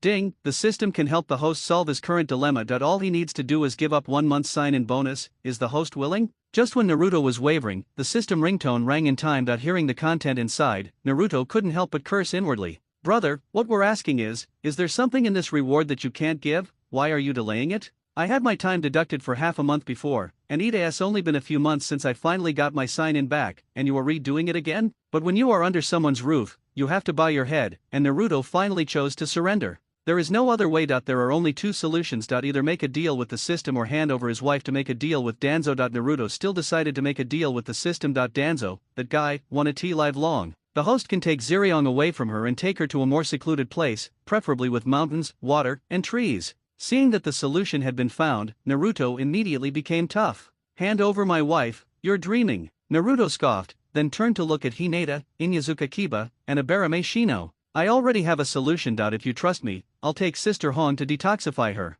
Really, husband, do you have a way to cure Sister Hong's poison? But didn't Shino say that this poison has no cure except by the caster? Really, Naruto-kun? Nanny, is there an antidote to this poison? Several people were stunned, especially Shino. He had been with Torin since childhood and they were both from the Aberame clan. He knew the other's poison too well. Many elders in the clan tried to save the clan members who were accidentally injured by Torin but failed. Naruto actually said that he could detoxify? Really? Believe me. Naruto nodded, then looked at Aberame Tone, his eyes flashing with strong murderous intent. Go back and tell Danzo to clean his neck that I'm coming to take his head myself. Someone come here. Naruto shouted, and instantly a ninja in a black robe emerged from the woods. His figure and face could not be seen clearly because he was wearing a mask on his head and his whole body was covered by a wide and bulky black robe. Aberame-Tajin, don't say I look down on you. If you have the guts, break through his defenses. When I come back, don't leave if you're brave enough. After Naruto finished speaking, he created more than 200 shadow clones to stand around the carriage, protecting Hinata, Inyazuka Kiba and Shino. Then he made a series of arrangements before leaving. Wife, you, Kiba, and Shino, just wait here for me. Don't go anywhere. I'll take Sister Hong to detoxify her. Don't worry, my clones are guarding here, and my friends are here too. As long as you don't take the initiative to leave, the other party won't be able to rush in. Who is that, Naruto? Inyazuka Kiba came closer and looked at Ui Korone's painful expression, and couldn't help but ask again, who is this person, is he reliable? Don't ask me about that. My friend doesn't like to talk, but his fighting ability is rare in the world. Don't worry, okay, let's not waste time. Sister Hong won't be able to hold on for much longer. Naruto shook his head without elaborating. Korone Ui's situation was critical and they couldn't delay any longer. Amidst everyone's stunned gazes, Naruto picked up the still struggling Korone Ui and disappeared from the scene with a flying thunder god move. Shino, didn't you say that if you touch it, you'll be infected? Why is Naruto okay? Aberame Shino also scratched his head in confusion that he felt like there were 10,000 bugs crawling in his head. This was not right. Whoever touched Gen's nanopoison bugs would die. What was going on? Facing the curious eyes of several people, Shino smiled bitterly, I don't know either, I didn't lie to you. Cut. In a valley at the border between the land of fire and the land of waves. There is a small hot spring here, surrounded by steep cliffs and lush trees in the valley. Ordinary people can't find this place at all. The reason why Naruto was able to find this place is thanks to Kabuto Yakushi, who was sent out by him to perform a mission. This is what the kid left behind. He left a special kunao here, so Naruto's flying thunder god could reach it. Although Korone Ui was almost losing consciousness due to the constant attacks of the nanoworms from Aberame, she still had a little bit of rationality left. She had heard their conversation just now, so when she saw Naruto trying to touch her, she refused. She had already been poisoned and couldn't let others be poisoned again. However, the poison was so strong that she couldn't even struggle, and even speaking was extremely difficult for her. Naruto. You shouldn't touch me. You are poisoned. But what can I do? Zaire Hong uttered a few words with difficulty. The poison was so painful and itchy. Sister Hong, look, I'm fine, aren't I? Sister Hong, don't worry, I found a way to remove the poison. How should I put it? It's just. Naruto was a little embarrassed, and his expression was full of embarrassment. When it really came to that point, some words and some things were hard to say. It's okay. No matter success or failure, I won't blame you. Zigi Korone's mind was no longer clear at the moment, but she still managed to say this. She was a jonin, she had been on the edge of a knife for so many years. What kind of storms had she not seen? Losing a limb to save her life was not a big deal. Sister Hong, I'm so sorry. When Naruto heard what Korone said, he thought that she understood his difficulties and intentions, so he stopped hesitating and stripped off all of Korone's clothes, then put her into the steaming hot spring water. After Naruto took off Korone Ui's clothes, he also quickly took off his own clothes and jumped into the pool, splashing the waves on their faces. Korone Ui was still somewhat rational. If she didn't feel anything when she took off her clothes just now, then she instantly became much more sober after the water splashed on her face after Naruto jumped in. Naruto.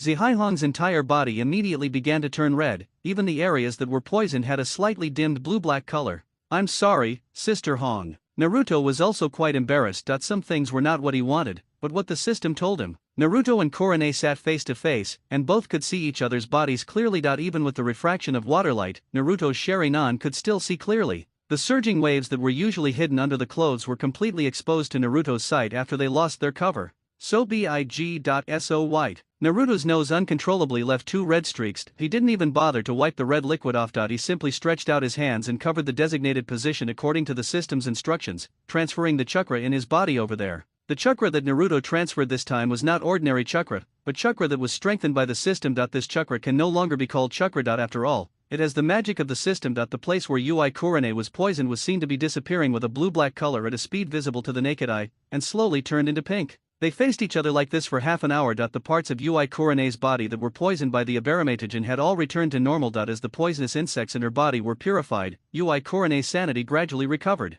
From the little bit of sanity left at the beginning to the complete clarity now, the two sides are in a tug-of-war. Every time the poisonous insects are reduced, a bit of sanity is restored. As the poisonous insects in his body were completely purified, Naruto also took back the system power in his body. This was the first time he used the power of the system to save someone. Of course, this was also obtained at a high price. After all, the system is not a person who will suffer losses. As the warm current in her body disappeared, Zihai also completely regained her sanity. Both sides knew very well what situation they were in. Both sides were silent, and no one knew how to start. No one knew who should speak first. Naruto was embarrassed. It was okay just now because it was a detoxification. But now, the poison has been completely detoxified. His hand. What are you doing? Why don't you put it down? Kurone Yui's voice rang out in frustration, Naruto's hand still resting on her. The discomfort in her body had subsided, and she knew that the poison had been removed. After hearing this, Naruto immediately withdrew his hand and covered his body tightly. He didn't know how to explain it now. Just now, he was only focused on saving people, and the speed was so fast that he didn't look carefully. Now that the important work was done, Naruto was free. Of course, he didn't let go of his hands, but his eyes couldn't help but look, especially the Sharingan, which opened inexplicably. Looking at Yui Kurene's upper body, which was only half immersed in the hot spring, revealing her proud breasts and cleavage, Naruto couldn't help but swallow hard. Kurone also noticed Naruto's pig-like appearance, looked down, and immediately blushed. She also understood what he was looking at. Now the two of them were naked facing each other. To be honest, they had seen almost everything they should and shouldn't have seen. Don't tell anyone about this after you get out, especially Hinata. Kurone Yui glared at Naruto fiercely, and the warning on her face was very obvious. Sister Hong, I'm sorry, there's really nothing I can do. Naruto replied with a wry smile. He swears this is the first time he has ever been in such a situation. Just as Zihai was about to say something, suddenly, a hot current began to surge from the place where she was poisoned. In a very short time, Zihai's entire body was covered with pink. Naruto was also shocked when he saw this sudden abnormality. What happened? Was the poison not completely removed? Suddenly, Kurone Yui's eyes became seductive, and it was obvious that she had lost her mind. She pounced on him in an instant. Naruto looked at the two suddenly appearing jumping peaks, and his nose immediately bleeds and he can't stop it at all. Feeling the softness on his chest, Naruto felt like he was about to lose his mind. Sister Hong, what's wrong with you? Without saying a word, Kurone Yui hugged Naruto's head, pouted her red lips and kissed him, blocking Naruto from saying anything. Naruto only felt a warm touch, and then a slippery thing began to move around in his mouth. As a modern time traveler, he knew very well what it was. Naruto's brain exploded, and his rationality completely disappeared at this moment. He hugged Yui Kurene's delicate body without saying a word, and began to respond powerfully in accordance with the other party's rhythm. I know you guys don't want to see what happens next, so I have already seen it for you. Naruto, you bastard. Naruto was too tired and fell asleep in a daze. He was not awakened by Kurone Yui's roar, but by the pain on his cheek. Naruto felt as if his cheek was hit by a high-speed iron plate. The only difference was that this iron plate smelled quite good. Sister Hong, don't blame me, really don't blame me. Naruto sat aside with a grin on his face, staring at Kurone Yui, who was already dressed and looking at him angrily. What did you do to me, you bastard? Naruto burst into tears. Good fellow, you're not admitting it even after you pulled up your pants, right, big sister? I'm the one who's at a disadvantage. Sister Hong, I'm the victim, do you remember? I was helping you get rid of the poison, but in the blink of an eye, you pounced on me. I was the one who was raped. Naruto covered his face and said aggrievedly, I should be the one asking this question, why did you treat me like this? Yui Kurene's face immediately turned red. After thinking about it carefully, it seemed that this was the case. Naruto had healed her wounds, and the poison seemed to have been removed. But then, Zihai face turned even redder. She remembered that she seemed to have rushed over first. Then why don't you dodge it? Don't you know how to fly away with your flying thunder god? You did it on purpose. Yui Kurene was so angry that she waved her little fist at Naruto. Naruto dodged and said aggrievedly, Sister Hong, I'm naked. Where are you asking me to fly, running naked? Seeing that Kurone Yui was getting more and more aggressive, Naruto knew that he couldn't go on like this. Years of experience had shown that he had to be tougher at this time. Naruto spotted an opening, blocked the kick launched by Kurone Yui, then took the opportunity to pounce on her, holding Kurone Yui's wrists tightly with both hands, and forced her into the corner.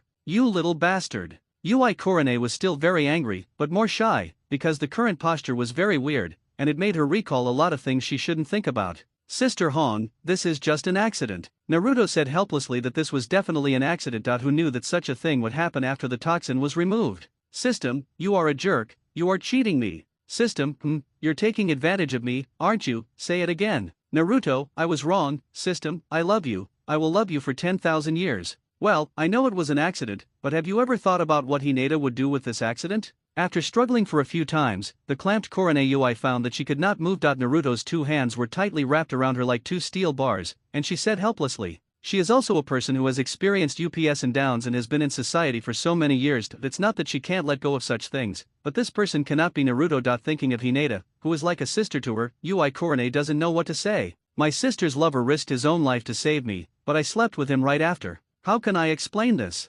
Sister Han, since things have already happened, there is no point in running away. Why don't we face it bravely? Naruto said cautiously. It wasn't a big deal. Compared to the plan in his mind, it was a small case. How to face it? Will you marry me?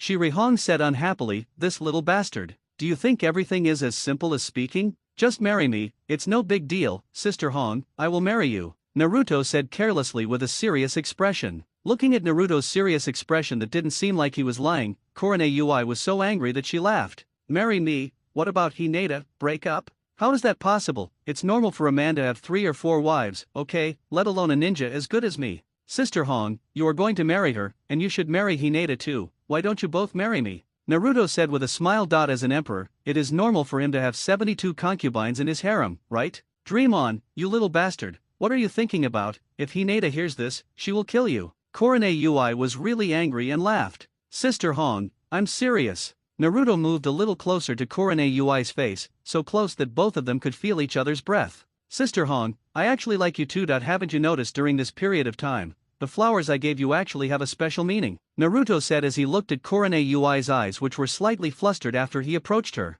What does it mean? Agapanthus, in some countries, represents romance and love. I gave you Agapanthus because I like you. Naruto's sincere confession directly broke through Ui Korone's psychological defenses. Indeed, in recent days, whenever Hinata received flowers, she also received them, and they were always the same flowers. She always thought that they were specially sent by Naruto to improve their relationship with her, but she didn't expect. So, the accident just now was also, Zihai Hong immediately thought of her own abnormality. Could it be that this kid? Sister Hong, I swear, this was definitely an accident, I definitely didn't do it. Naruto immediately understood what Korone Ui was talking about, and he quickly made a promise. What a joke, if he took the blame, he would be seriously injured if not killed. Sister Hong, I've always liked you, and now things have become natural for us, so don't be so angry. Naruto said ingratiatingly. Hinata sighed. I'll handle Hinata's ideological work, don't worry, Sister Hong. Seeing Korone say this, Naruto understood. This was considered a concession. The flowers he had given these days were not in vain. Actually, Korone Ui couldn't say she disliked Naruto. On the contrary, as they continued to get along, she liked this guy more. He was smart, sweet-talking, and efficient. His little mouth was like honey, coaxing Hinata into wanting more. Sometimes, she would blush when she heard some of his sweet words.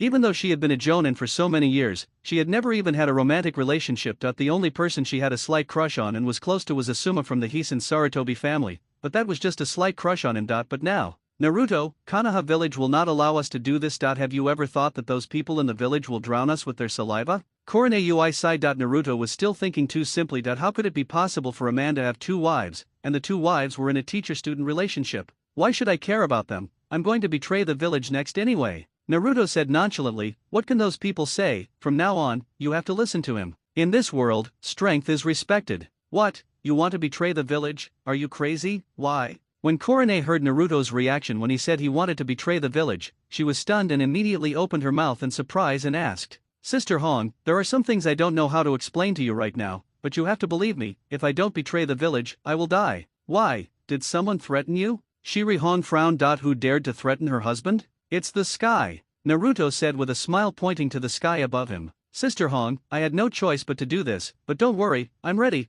I have territory and money out there. Even if I defect, I can still make sure you live a happy life. Naruto let go of his hands that were restraining Korone, and put his arms around her soft and boneless waist. The situation now was different from before, so the approach naturally had to change. I was thinking of defecting after a while, but now it seems I have to go back and settle the score with them. You can touch me, but my woman, no. When Korone Ui was hugged by Naruto around the waist, her face suddenly turned red, but she did not push away Naruto's hand around her waist. She was the kind of person who, once she decided on someone, she would not care about anything, no matter where in the world she was. Are you going to challenge Danzo? Since Naruto could say that he was betraying the village and then talked about settling scores, she knew without a doubt that he would go find Danzo. After all, Hinata was Naruto's Achilles heel. It's not because of Hinata, it's because of you, Hongja. Danzo actually dared to touch you and let the disgusting bug-playing guy Abarametagen hurt you. Just for this one thing, if I don't overturn his roots, he thinks I, Naruto, am easy to bully. Naruto is very smart and he naturally knows what Korone is thinking, so he wants to correct her. In life, everyone must be treated equally, otherwise jealousy will easily arise and the harem will be in turmoil. If everyone is treated the same, there will be peace and stability.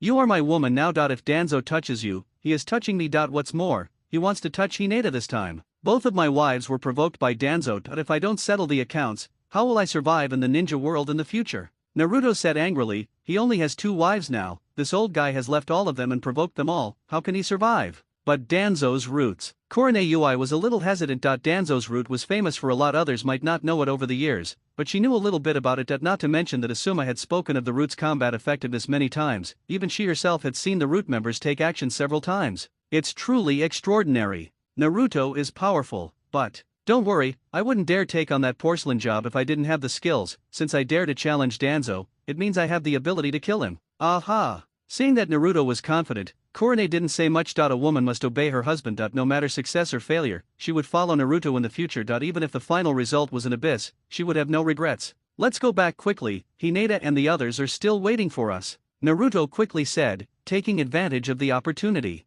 By the way, don't tell Hinata about our affairs yet. Find a suitable time to tell her. If you go back now, I'm afraid Hinata. Korone Ui pulled Naruto and reminded him that she was also a woman and understood what women were thinking best. If he said anything now, Naruto and Hinata might break up. Don't worry, Sister Hong, I know what to do, trust me, Naruto said with a smile, just leave this kind of thing to him, it's no big deal. The two of them sorted out their clothes and watched Naruto put on his clothes. Her face turned red again, and she thought of some indescribable scenes. After everything was cleaned up, Naruto pulled Korone's arm and planted a Flying Thunder God mark in her arm. Sister Hong, this is the Flying Thunder God mark, and this is the communication scroll. No matter where you are, as long as you crush this, I will be able to sense it. Then you will appear in front of me instantly, right, just like you appeared next to Hinata in an instant today. Ui Korone said with a smile, and her heart was naturally sweet. She planted the Flying Thunder God mark and gave the communication scroll. She didn't care what others said or thought, because she was in love. I was wondering how you knew we were in trouble. Turns out it was Hinata who asked for help. You too, if you're ever in danger, just ask for help. I'll be there in minutes, but I don't think you'll need it, Naruto said after scratching his head. Why? Zihaihong asked in confusion. Why couldn't she use it? We'll always be together from now on, I'll always be by your side. Whoever dares to come, I'll kill them no matter who they are. Okay, stop blowing, let's go back. Ui Korone hit Naruto's arm in annoyance and started again. This brat, Flying Thunder God activated, the two of them disappeared with a whoosh. When Naruto returned with Korone Ui, Abaramedon had already left. The only people left were Naruto's clone, the helper he summoned, and the 3 members of Team 8. After seeing Korone appear in front of everyone in high spirits, several people gathered around to ask about her well-being, especially Hinata. After all, Korone blocked the attack to save her. Sister Hong, you're okay, that's great. Hinata threw herself into Korone Ui's arms, tears streaming down her face. Why are you crying? Isn't everything okay now? Stop crying, dear. Korone Ui touched Hinata's head and comforted her softly. Kiba Inyazuka and Shino Abarame surrounded Naruto, and they curiously asked who the helper Naruto called was. From Naruto's tone at the time, it was obvious that the other party was under Naruto's command, and felt like a subordinate. This is a friend of mine, he doesn't like to talk much, he's not my subordinate, we're just friends, haha. After Naruto finished speaking, he waved to the man in black robe. The man in black robe left tactfully, turned and walked towards the jungle, then disappeared. Your friend is amazing, he's like an immortal. My brother's poisonous insects have no reaction on him at all. He keeps getting closer to my brother's body, and he wields the knife with great vigor. He's simply amazing. This was the first time Shino spoke so many words. He was simply astonished by the fight just now. He couldn't believe that someone could play with a knife to such an extent that he was really enlightened. Okay, everyone come over and discuss this. Naruto clapped his hands and called together Korone Ui and Hinata, who were hugging each other and crying, as well as Shino and Inyazuka Kiba, who were stunned by their beauty. They planned to discuss how to ask Danzo for an explanation after returning. What Naruto meant was that he would go straight into the root alone and overturn Danzo's lair to let him know that not everyone can touch Naruto's woman. When Naruto said this, Korone Ui and Hinata both raised their heads and secretly glanced at Naruto. Inyazuka Kiba agreed with Naruto's opinion, either don't make a fuss, or if you do make a fuss, then make a huge fuss. Shino didn't say anything. For him, the person who caused Korone Ui to be injured, Hinata to be almost kidnapped, and Team 8 to be almost wiped out was from the Abarame clan and was also his brother who grew up with him. Shino, don't feel any pressure. The root people won't recognize anyone after they accept the mission. You can't change their minds. Naruto patted Shino's arm and comforted him warmly. He knew what Shino was thinking, but there was no need to, as it had nothing to do with him. Thank you, Naruto-kun. After hearing Naruto's comfort, Shino finally felt relieved, and others also hurried over to comfort Shino. Naruto, I think it's okay to go and ask for an explanation, but forget about making a scene, there are only a few days left. The person who spoke was Hinata. Since he and Hinata confirmed their relationship, Naruto still told Hinata some things, including the conspiracy between Danzo and Orochimaru to kill the third Hokage in the Chunin exam, and his plan to defect. When Hinata found out, she was surprised and asked him how he knew it. Naruto didn't want to tell him about the system, so he made an excuse and said that when he was practicing Flying Thunder God, he accidentally saw Danzo and Orochimaru meeting privately. After listening to this, Hinata's suggestion was to defect from the village while they were fighting. This would have the least pressure, the highest success rate, and the smallest impact. After all, Orochimaru would be in front to take the lead and attract firepower. Naruto thought about it carefully and felt that Hinata was right. After the two of them had discussed it, Hinata naturally prepared to defect. For her, no matter what her lover's reason was, she felt that what he did was right. What's more, he should be given an explanation for the unfair treatment he had received since childhood. Hinata was naturally very happy that her lover was going to stand up for her after what happened today, but she felt it was unnecessary as it might disrupt some of their previous arrangements. What do you think, Sister Hong? Naruto looked at Korone Ui. She was also his woman, and she was also his wife who had actually suffered from poisonous insects. Listen to Hinata, we shouldn't turn against Konoha right now. Korone Ui also took into consideration the current situation of Konoha. If the situation really got out of hand, she could only defect immediately. However, the result of doing so would be to attract a large amount of firepower from Konoha, and she might be taken advantage of by others. Then I'll listen to you. Naruto did not insist. Since Hinata and Korone had spoken, he had to listen. Moreover, after spending so many days together, he found that Hinata often considered things more comprehensively than himself. She was truly a good wife. Now that the answer has been found, everything is fine. Naruto's clones did not dissipate. He kept sending clones to patrol along the way to ensure the safety of Team 8, while he himself guarded the left and right sides of the carriage. Korone Ui, who originally had an overall view of the situation, was forced by him and Hinata to rest on the carriage. Just as they were marching, they suddenly heard the sounds of several figures moving around. Except for Naruto, the rest of the people tensed up and immediately clenched their kunao in their hands. They thought Danzo had sent someone again. Yo, looks like you're done, do you need any help? Kakashi said frivolously as he stood on a big tree with Sasuke and Sakura. Teacher Kakashi, you are too slow. You came after we finished fighting. Naruto shook his hands and said speechlessly. Kakashi was also speechless. Brother, you used the Flying Thunder God again and came here in a flash. Of course it was fast, but we didn't have that. We ran here on our own two legs. Next time, don't use Flying Thunder God. If you run over here like this, you'll know how fast it is. Sasuke said angrily, they came all the way here to help, and this last place guy actually complained that they were slow, they should not have come earlier. That's right. Sakura also agreed proudly. She wanted to rush up and punch Naruto. Couldn't she see that she was almost exhausted? Who did you meet? What was the outcome? Kakashi jumped down and walked in front of Korone Ui and asked. The opponent is the Roots of Barame Tori, and he's retreating. Zihaihong said with a little fear. Thinking back to how powerful the other party was, she was still frightened. The Root, Danzo's men? What are they going to do? Kakashi frowned. This wasn't the first time Danzo had done this, but what did he mean by targeting Team 8? Could it be that? Kakashi turned to look at Naruto. Naruto saw Kakashi looking at him and shrugged helplessly, which was considered as his agreement. It seems that Naruto arrived just in time. Kakashi glanced at Naruto with admiration in his eyes. It's just in time. If it weren't for Naruto, I'm afraid you would only be left with our corpses. The other side didn't leave anyone alive except Hinata. With the addition of Kakashi and others, the escort force became stronger, escorting gold all the way to Konoha until the mission was completed. Naruto did not go looking for trouble with Danzo. His two wives were right that he should be patient and wait for the time to deal with the old guys. In this way, Naruto started to train with Hinata every morning and train alone or slack off at other times. The only difference from the past was that he was not in the house much more often every night. Time flew by, and soon a month had passed. The sign-in function was restored again. In fact, it made no difference whether it was there or not. Naruto still went to the flower shop to buy flowers every day. He gave Korone a bouquet for each of Hinata and Ui. When he gave flowers to Korone, he would secretly hook his fingers on her palm, which made Korone feel a little shy. Time came again to the morning when Naruto was practicing with Hinata. After they finished training this time, Naruto planned to tell Hinata about Korone Ui. After all, the old man of the third generation had talked to him yesterday about the Chunin exam. This meant that the rebel ninja mode was about to begin, which was almost a good time. Wife, come here, I want to tell you something. After Naruto waved his hand, Hinata ran over obediently and sat next to Naruto. She was recalling the moves she had just performed. Honey, there's something I want to tell you, but I'm afraid you'll be angry. Naruto said cautiously. He decided to test Hinata's attitude first. What's the matter? Just tell me. I promise I won't be angry. Hinata said with a smile. Her little face was pink after exercising, making people want to kiss her. What do you think of Sister Hong? Hinata glanced at Naruto. After so long, she knew her lover a little bit, and she would definitely not do anything without a purpose, but Are you trying to say that Sister Hong has a great figure, a good temper, and cooks delicious food, making her particularly suitable to be a wife? Hinata asked deliberately after giving Naruto a blank look. That. Tell me, how far have you and Sister Hong gotten, tell the truth. Hinata immediately stood up with her hands on her hips and asked sternly. Seeing Hinata like this, Naruto immediately knew that the girl was angry, but now that the words were on the tip of his tongue, he had to say it and could not hide it anymore. And judging from the girl's attitude, she had already known some things for a long time.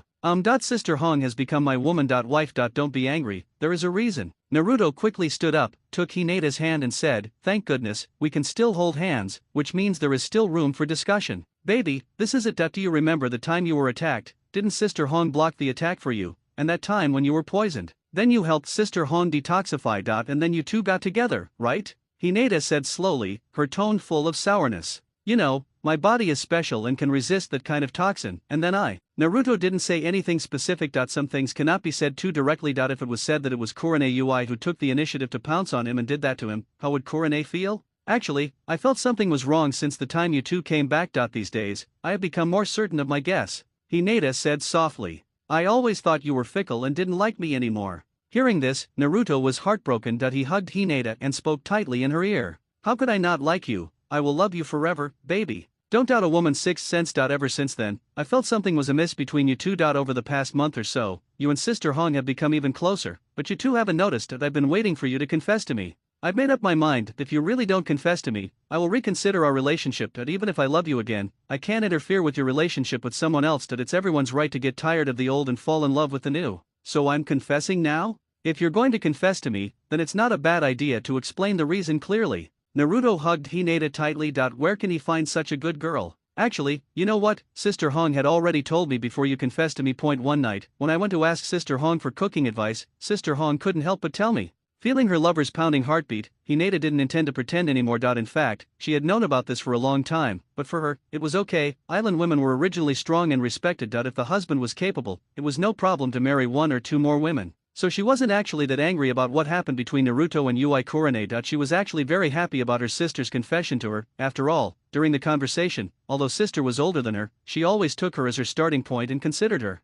After knowing the whole story, she wasn't really that angry. She was angry because Naruto hadn't confessed to her until now. After all, they had agreed that he would tell her everything, but now, humped. Men are really all pigs. I don't blame you for what happened to Sister Hong. None of you have ever encountered that kind of situation. Of course, I understand why you said you like Sister Hong. After all, if you took her body, you have to be responsible for her. Wife, you are so nice. Naruto held Hinata tighter in his arms. Where else could he find such a considerate and good wife? Okay, now that the biggest worry was solved, the next thing was the Chunin exam. We don't have to worry about it, Sister Hong must have signed us up, and you don't have to worry about it either. After all, you are the main force this year, you must participate. The next question is, how do we get there then? When it came to business, Naruto naturally straightened his attitude. This kind of timeline was very clear to him. For the next exam, if you can win, then win. If you can't, just admit defeat. The important thing is to participate, the result doesn't matter. Danzo should be meeting Orochimaru in the next few days. During the Chunin exam, Sasuke will be cursed by Orochimaru, and he will defect because of this. Our goal is to take advantage of the decisive battle between the third Hokage and Orochimaru before we leave. I will become Danzo,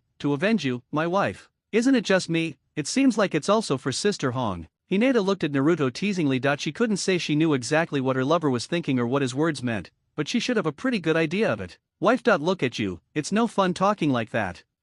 You don't want to avenge Sister Hong, fine, I'll tell Sister Hong later that she won't let you in her bed tonight. Oh, wife. I was wrong. I didn't. Just as Naruto expected, Kakashi did not slack off for the first time and directly filled out the form for the three of them. To be honest, if their group was not strong enough, no one from the other groups would be able to take part in the Chunin exam. The Chunin exams have begun. I've registered for all of you. Remember, you must unite during the exams. If you miss this opportunity, you'll have to wait another 3 years. Everyone, do your best. When Sakura learned that she was selected, she was a little worried. Her ability. But Naruto and Sasuke were different. Naruto looked calm. He had known the news from the third old man a long time ago. Now that Kakashi told it, he didn't even want to react because there was no need. Urjuzu was very excited and couldn't wait to start the exam. For him, this opportunity must not be missed. It was a good time for Uchiha to show up in front of everyone. The rules of the Chunin exam are the same as before. You participate in groups. No matter who is eliminated among the three, the remaining two will also be eliminated. Therefore, you have no choice but to unite. You must remember this at all times, especially Naruto and Sasuke. The two of you are too overpowered. Sakura's strength seems a little weak in front of you, but this does not mean that she is weak. You must take good care of her.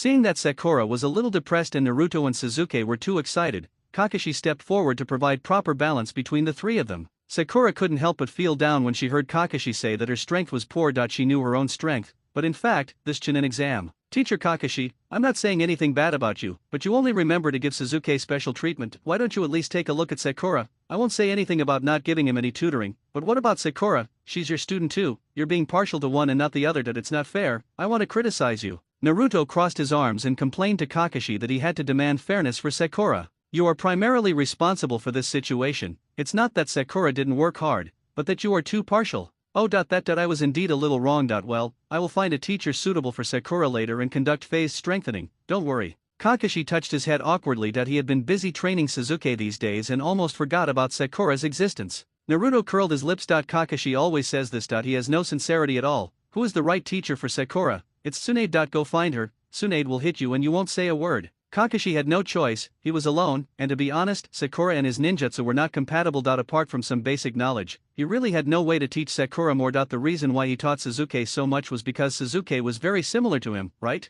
Moreover, Jishuin was born with the attribute of lightning release, so he can teach everyone whether it is the practice of Reikari or the use of Sharingan. In the following days, the gates of Konoha were opened, and ninjas from all over the country came to take the exam one after another. This made the already bustling Konoha even more prosperous. There was an endless stream of hawkers selling their wares, and the streets were crowded with people. Soon the time for the exam arrived. Just like in the original book, the first exam was given by Ibiki. For this kind of exam, Naruto just handed in a blank paper. He was too lazy to write. Naruto even opened his Sharingan and imitated other people's handwriting. How stupid. Just hand in a blank paper, you can pass even if you hand in a blank paper. Less than 5 minutes after the test papers were distributed, Naruto handed in his paper. The examination room was full of surprised looks. They did not expect that this yellow-haired boy could answer the questions so quickly. Everyone cast admiring glances at him. Only Ibiki, the examiner, looked stunned. At this time, there are still many people on the field who are constantly using their abilities to cheat in answering questions. Point 6 Paths Toss of Sound Village is using sound to identify other people's answers. Gara, that idiot, is still using eyes formed by sand to peek everywhere.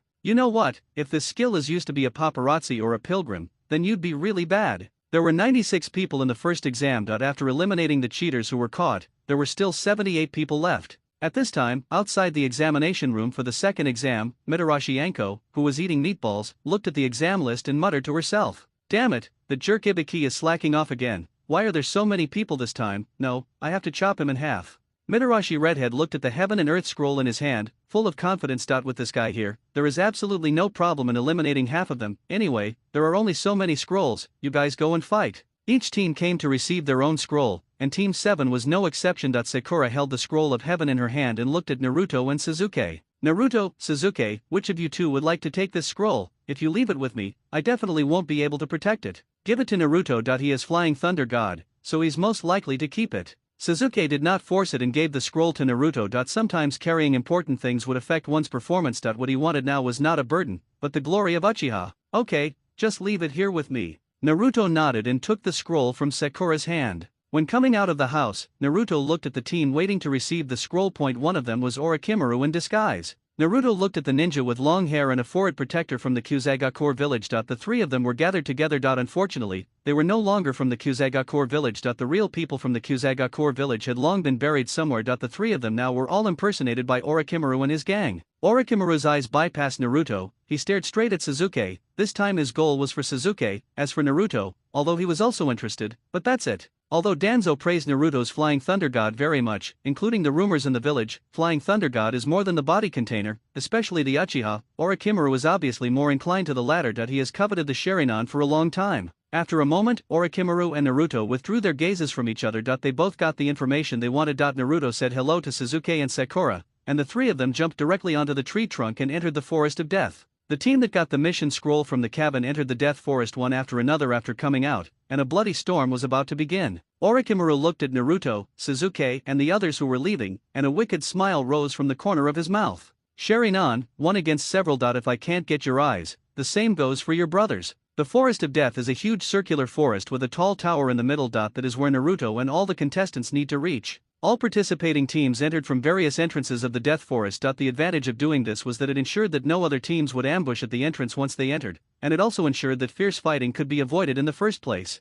Sakura, pay attention. Killing is not illegal here, so if you meet the enemy, don't show mercy. Sasuke said to Sakura, who was still looking around. What, killing is not against the law? Sakura said in horror. Yes, remember the death agreement we signed when we came in, that was actually the instruction manual. After entering the death forest, life and death are all in the hands of God. The village will not bear any responsibility. If we do this, won't many people die? Why else do you think this place is called the Forest of Death? Sakura didn't know what to say, so she looked at Naruto. Naruto, do you know that too? Naruto nodded, indicating that he knew it too. I thought you hadn't noticed, and was about to warn you, but Sasuke spoke first. He's right. We'd better be ruthless here, otherwise we'll be the ones in trouble. When it comes to ruthlessness, no one here can compare to you. Sasuke thought to himself. Naruto had attacked several times and few of his enemies were left intact. How could he be so ruthless? How ruthless? To grind their bones to dust. The three of them walked without hesitation on the road in the woods, taking the widest path without worrying about anyone ambushing on either side, which made Sakura, who was traveling with them, feel terrified.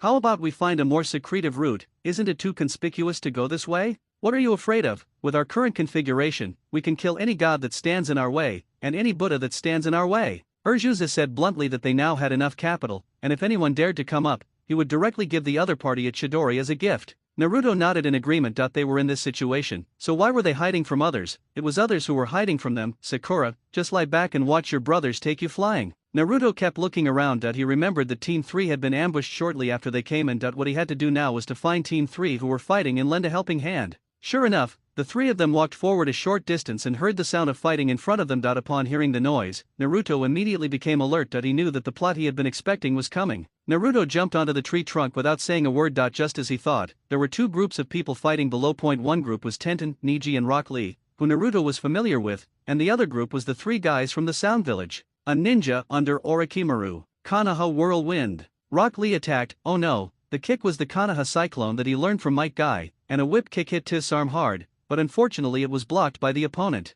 If you look closely at Rock Lee's situation, you will find that Team 3 is not in a good situation. Be it Rock Lee, Tenten, or Ninji, who is also known as a genius, they are all at a disadvantage at the moment. The opponent's attacks make them defenseless. Rock Lee's ears are bleeding, and it is obvious that he has been hit by the sonic attack. Among the three, Neji is probably the only one in a good situation. Although he is at a disadvantage, he has been suppressing others. However, Naruto and Sasuke can see that this suppression is meaningless. It won't be long before the other two opponents will be waiting for your support. The one in the worst situation should be Tian. She is good at space ninjutsu and weapon combat. She is not familiar with the situation of the ninjas from Sound Village who use sonic attacks. As soon as they met and fought, they suffered a great loss. Now Tian was even more defeated under the opponent's attack. It seemed that he was about to collapse and defeat was a matter of minutes. Rock Lee and Neji also noticed the situation on Tenten's side, but there was nothing they could do as the situation on their side was also very bad. In this short period of time, Tian suffered more than a dozen injuries on his body. Although some parts of his body were not injured, his clothes were torn, revealing a lot of his private parts. Neji tried several times to bypass his opponent and go to support the endangered Tenten, but his opponent was also very cunning. He took advantage of the special characteristics of the Sound Village's ninjutsu and used sound wave attacks to constantly harass him. Although Neji relied on his Byakugan to constantly dodge and counterattack, he had no way to deal with the opponent, and his chakra was also rapidly depleted.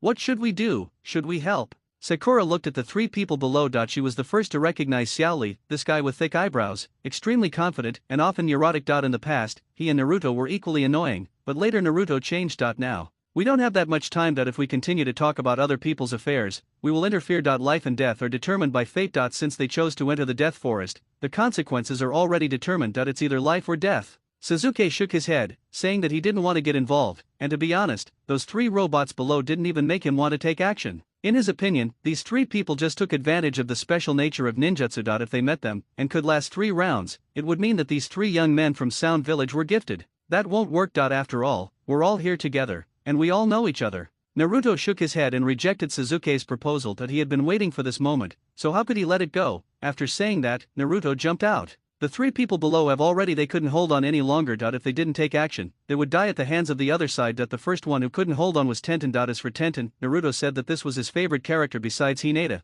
because this girl had such a Chinese style, and actually Tenten was very beautiful too. I'm talking about before the Korone incident. Don't make random accusations. Korone and Hinata are equally important. They're both wives. We have the same status. How can we miss this moment of a hero saving a beauty? Naruto kicked out with lightning speed, and kicked the female ninja who was fighting with Tenten away. He hugged Tenten's slender waist with his right hand, and held a kunao in his left hand. Naruto's appearance was just in time. Damn it, he's tricked me again. Sasuke on the tree cursed inwardly. Naruto's cool appearance must be very handsome in Tenten's eyes, a super plus. Ah, ha, it's Naruto. Tien had already prepared himself to die, but suddenly he found that the enemy in front of him flew away, and then someone hugged his waist and he seemed to fall into a warm embrace, and he opened his eyes and saw. I actually found out it was Naruto.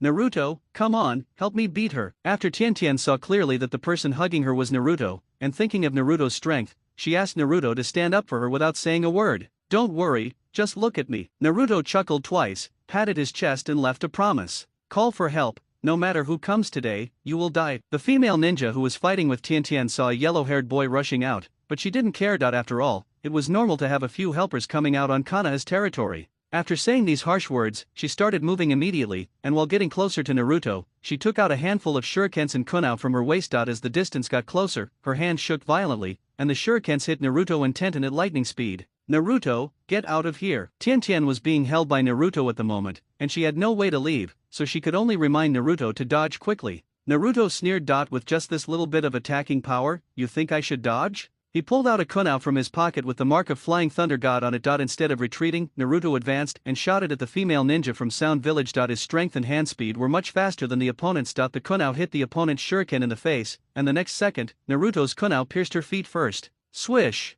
Flying Thunder God activates. The next second, Naruto appeared in front of the female ninja from Sound Village with Tenten in his arms. With a whip kick, Naruto kicked the female ninja hard in the face, and the opponent flew backwards, which was enough to show how powerful the whip kick was. The high-speed flying shuriken pierced the spot where Naruto had just stood holding Tenten, and all the opponent's attacks were in vain. This is Flying Thunder God, strike first after being struck last. Tien, who was held in his arms, opened her mouth wide. She looked at Naruto, who was holding her in surprise. At this moment, she thought Naruto was so handsome. Looking up at Naruto's face from bottom to top, Tien felt that Naruto at this moment was so handsome that she couldn't breathe. At this moment, Naruto, who was being stared at by Tien, seemed to have sensed something. He lowered his head and looked at Tien in his arms with a smile. I say, Tien, beautiful lady, it's time to lose some weight. You're a little overweight. You're going to kill me. My standard weight is just under 100 pounds, okay? Tien gave Naruto a cold look. The atmosphere just now was so good, but it was ruined by this mouth. It would have been better if he hadn't said anything. Luckily you came quickly, otherwise I would have died here today. Tien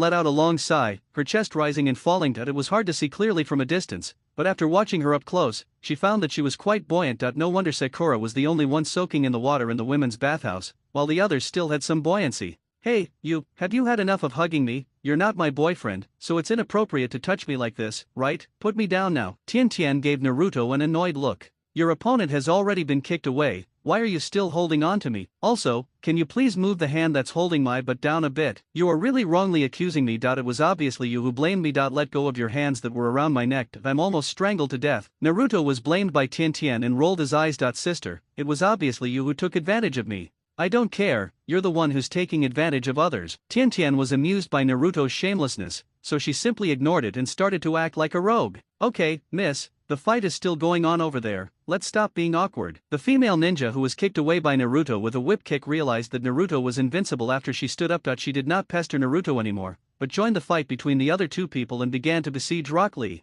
Instead of being abused here, it's better to concentrate on taking care of the other one. Xiao Li, who was in a one-on-one real man battle, instantly felt like Alexander. He really couldn't withstand the siege of two people. He only knew physical skills, and now with the attack of one more person, he immediately seemed stretched and was about to collapse. Fortunately, after seeing Naruto join the battle, Sasuke and Sakura standing on the tree also knew that this battle was inevitable, so they jumped off the tree trunk and joined the battle. With the addition of these two people, the situation of the battle immediately turned around. Now the three people from Sound Village are under great pressure. Be a good person to the end, and watch me avenge you. After Naruto put Tenten down, he tidied up her scattered hair, which made Tenten look straight. Tien watched Naruto rush to the front and join the battle. Hearts welled up in his eyes as he murmured to himself, so handsome, so manly, why did I only see Naruto's mischief back then? Is this how a man grows, so handsome? Seeing Naruto rushing into the battle and beating up the three Otagakure ninjas in no time, Tenten applauded once again. His yellow hair matched with the handsome cloak, and the lightning-fast flying thunder god. Naruto is the most handsome guy in the field right now, no objection accepted. The three people from Sound Village stood back to back. After being kicked away just now, they knew that they were invincible. What should we do? Retreat. The female ninja among the three spoke first. Looking at the situation, it would be impossible to snatch the scroll from the other party. Come as you please, leave as you please. what do you think of this place? Sasuke was playing with the kunao in his hand arrogantly that he hadn't had enough fun yet, but after just a few blows, Naruto kicked his opponent away, which made him very unhappy. Why are you saying so much? Kill them. Naruto was too lazy to waste his breath. Why waste so much words, just do it and it's done. Sasuke heard this and took it back. With the kunao in his hand, he began to quickly form seals with his hands. When the three people from the Sound Village who were standing back to back saw this, they immediately took out the scrolls they had received. They planned to use the scrolls to exchange for their lives. After all, for the second level of the assessment, getting the scrolls was enough. Unfortunately, just as they took out the scroll, before they could say anything, they heard a sharp sound of electricity in their ears. Before he could come to his senses, a hand filled with electric light pierced through his chest, blocking his words in his throat. We can get the scroll ourselves, no need for you to worry. Sasuke calmly pulled out his bloody right hand from his chest. Chidori had disappeared. After Sasuke pulled out his right hand, the corpse opposite him fell to the ground completely, without any breath or heartbeat. Too weak. Sasuke laughed sinisterly that he had never thought that Chidori was so powerful. An evil smile appeared on his lips. I wonder what he was thinking about. This kid, it seems he's also following the plot line. Naruto knew that Sasuke had been suppressed by him recently, so his attacks were all killing moves, without any mercy. Sakura, Rock Lee and Neji looked at Sasuke's ruthless attack, and they all frowned at the same time. They also felt that Sasuke's murderous intent was a bit too strong. Of course, they didn't see Naruto's previous attack, otherwise they would only think that the current Sasuke is just average compared to Naruto back then. Sasuke seems to have changed. He wasn't like this before. There are only two of you left. Sasuke looked at the two people standing there shaking, and once again formed seals with his hands. The chirping of Chidori filled the entire forest. He planned to kill them all without letting any of them go. The remaining two people from the Sound Village were terrified when they saw Sasuke use the terrifying ninjutsu again, and they immediately began to flee separately. However, Naruto had been keeping an eye on them for a long time, and as soon as he saw that the two showed signs of escaping, he immediately activated Flying Thunder God. Naruto turned into a shadow, and the surroundings were marked with his Flying Thunder God kunao. No matter which direction the enemy broke through from, he could appear in front of the enemy at the first moment. Naruto used a whip kick to force one of the men who had just jumped up and was about to jump onto the tree trunk back. At this time, Sasuke Chidori was ready. After seeing that one of the men had his escape route blocked by Naruto, he also used his speed and appeared behind him in a flash. Phew! The sound of bodies tearing apart filled the air. Sasuke's right hand, brimming with lightning, pierced the heart of the person before him once again. The person, before they could even retaliate, died with their head tilted to the side. Blood splattered everywhere, and the area where Sasuke stood was a shambles. Sasuke's Sharingan spun wildly, and without saying a word, he rushed towards the last person again. The same experience happened. In the blink of an eye, the three people from Sound Village who had just defeated the third person turned into corpses and fell in front of Sasuke. Urgezi wiped the blood off his hands very casually, left the word waste, and walked to a big tree nearby, leaned against it and closed his eyes to rest. He needed to digest the insights gained from this battle. At this time, Rock Lee, Neji and Tenten, who were stunned, came to Naruto. They limped over to thank Naruto and the others. Naruto-kun, Sasuke-kun, Sakura, thank you for your help. Without you, we would be finished. Naruto waved his hands. He was not interested in these things. The reason he took action was entirely because of the Chinese style Tian. You're welcome, we're all family, we're all ninjas of Konoha, we should help each other. What a shame, my beloved saw me like this, I'm so embarrassed today. Lee looked at Sakura with a little regret. He had liked Sakura for a long time. At that time, he and Naruto were rivals in pursuing Sakura. Hey, thick eyebrows, I saved you out of kindness, don't repay me with evil, don't look at me like that. Sakura suddenly realized that someone was staring at her, and her hair stood on end. She looked up and found that it was the persistent Rock Lee. She immediately felt unwell, as if a needle was pricking her, but she jumped up and spoke anxiously. Naruto and Sasuke are right beside her now, she doesn't want these two to misunderstand her, especially Naruto. After seeing what Sasuke did, he felt that Naruto, who looked like a sunny boy when he smiled, was better. Sasuke seemed a little scary. Come on, brother, only the brave are qualified to pursue love. Naruto patted Rock Lee's shoulder. He knew that this guy was an idiot. Sure enough, under Naruto's encouragement, Rock Lee got carried away and didn't care about his body that had just been injured by the three people from Sound Village. He started to confess his love to Sakura passionately. Sakura,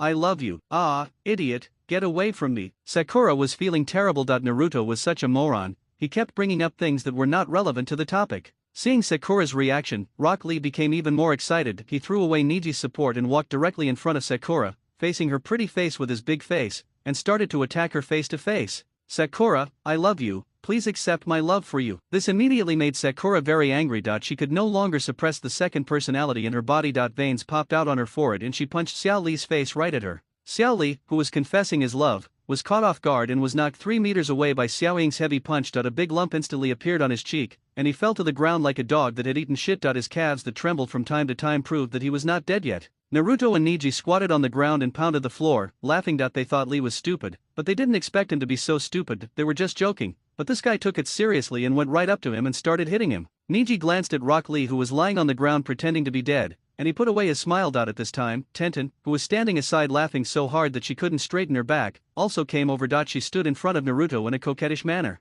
"Naruto, thank you. Oh, don't be so polite. If you really want to repay me, try losing some weight next time." Naruto quickly waved his hands to signal the two of them to be polite, and at the same time teased Tenten, making the latter blush and stamp her feet in anger. Among the 3 people in Team 3, Rock Lee was probably the most seriously injured. However, the most serious injuries were probably caused by Sakura. After all, Sakura was out of control and her super strength was really strong. Unfortunately, although Rock Lee was slightly injured in the battle, the most serious injuries were caused by Sakura. In order to protect the safety of Team 3, Naruto and his team stayed with Team 3 for half a day. During this period, Sakura and Tenten were helping Rock Lee recover from his injuries, and Neji was also taking the time to recover his strength. Everyone knew that the most important thing at the moment was to recover. Otherwise, in this death forest, if you encounter other teams and are not in good condition, you will be at a disadvantage in the fight. The physical fitness of a ninja is beyond reproach, not to mention Lee, who specializes in physical training. He may be weak in other places, but his body is the only thing he can do. Under the treatment of Sakura and Tenten, Lee soon became full of energy, and Neji also adjusted in time, and Tenten became even better. Needless to say, everything will be fine after being rescued by Naruto.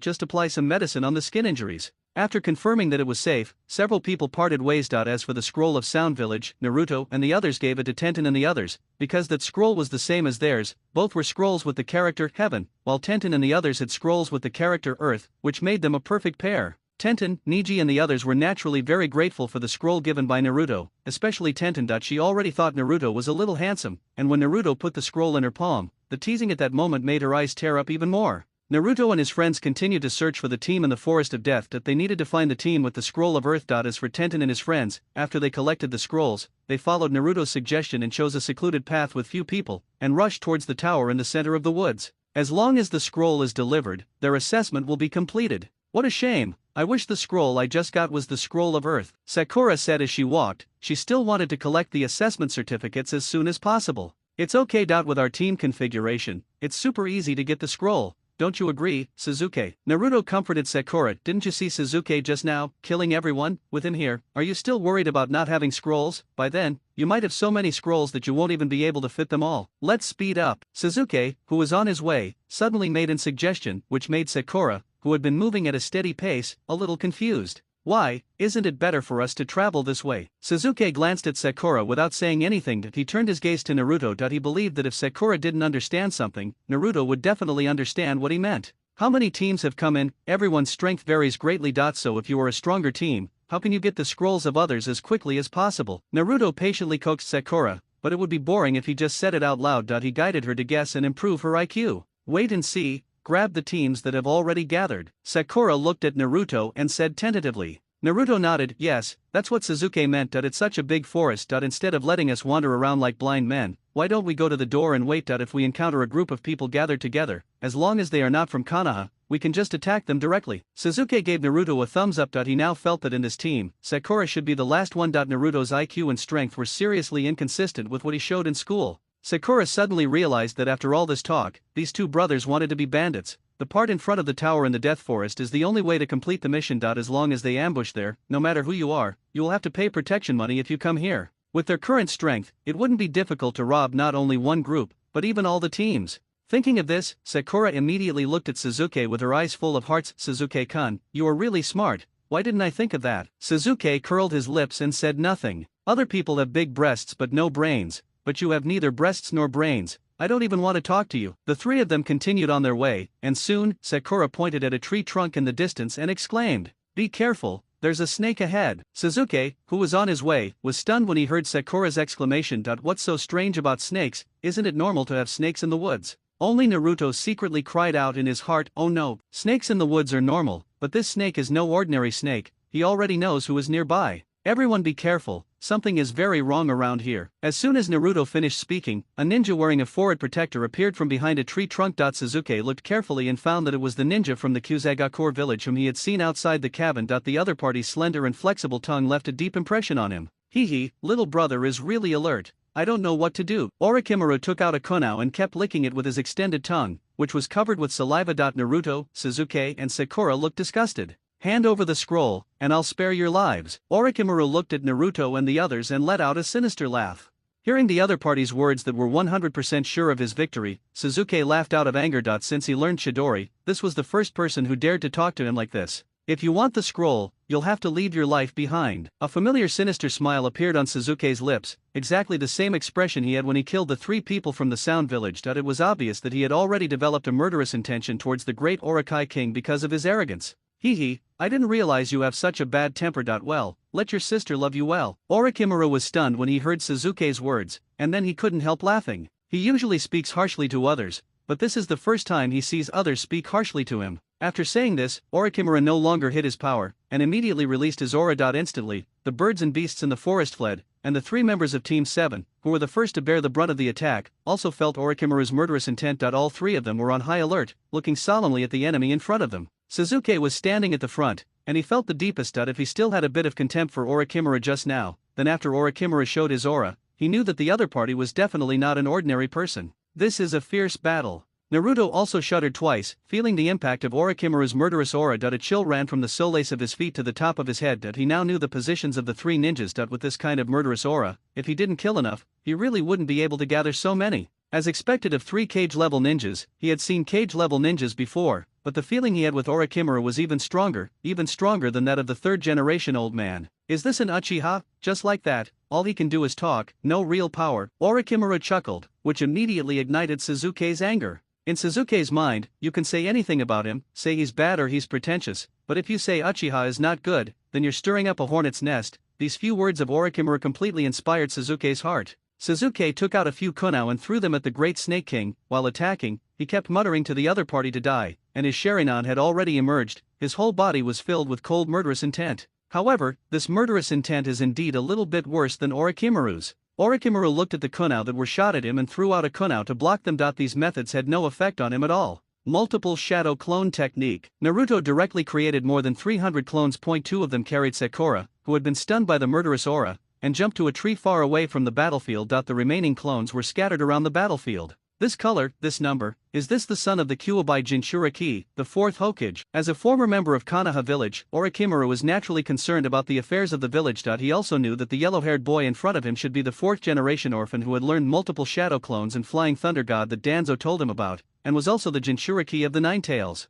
Orochimaru licked his lips and looked at Naruto with eyes full of admiration. If it weren't for his physical condition, Naruto would actually be a good choice. Unfortunately. Shadow Snake Hand. Orochimaru swung his hand, and his arm turned into several pythons with bloody mouths, rushing towards Naruto, super fast. Naruto was no pushover either. His shadow clones rushed forward, each holding a kunao in their hands, vowing to chop off any snake heads Orochimaru extended. If he lost his arms, he wondered how Orochimaru could still be so arrogant. Unfortunately, although Naruto has many shadow clones, their strength is a bit weak. When Orochimaru attacked, the clones not only failed to cut off the snake's head, but many of them turned into white smoke and returned to their original bodies. Orochimaru's strength is really not to be underestimated. When Naruto saw that this trick didn't work, his clones immediately scattered, and more kunao appeared in their hands. They shot out from all angles. Since close combat doesn't work, they will pierce you into a hedgehog. The idea is good, but it's a pity that it can't be done. Orochimaru sneered and erected a wall of earth out of thin air. Naruto's kunao hit it, and it fell to the ground with sparks.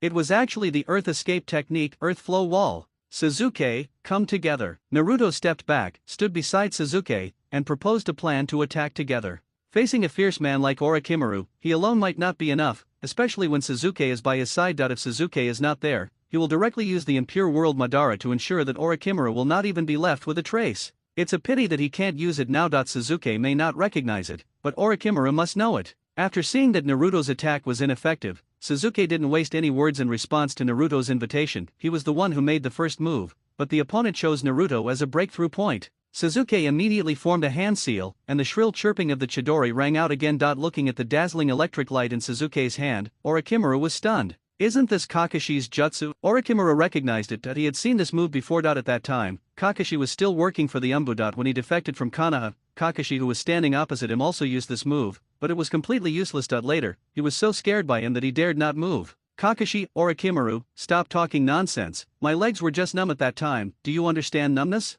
At this time, Sasuke, who had accumulated enough strength, nodded to Naruto. Naruto understood and one of his clones walked in front of Sasuke. The remaining clones once again launched a sky full of kunai attacks at Orochimaru. Orochimaru used the earth flow wall to block them. These attacks were child's play for him. But at this moment, Orochimaru, who was hiding behind the earth flow wall, let out a scream. It turned out that when Naruto launched the kunai just now, his clone took Sasuke and used Flying Thunder God teleport to attack Orochimaru from behind the branches. A Chidori hit Orochimaru solidly. A bloody hole suddenly appeared on his body. The area where the Chidori pierced was charred black. Just as Sasuke showed a smile of success, he saw that the body that was originally pierced by Sasuke's Chidori turned into a pool of black mud and scattered all over the tree trunk where they were standing. At this time, Naruto and Sasuke both understood that they had just hit a clone. Naruto immediately activated Flying Thunder God and teleported Sasuke back to the original place again. Just when they had just teleported away, several pythons with bloody mouths bit where they were standing. The sizzling sound of the venom reminded them that if they were bitten, they would have to lie down and wait for death.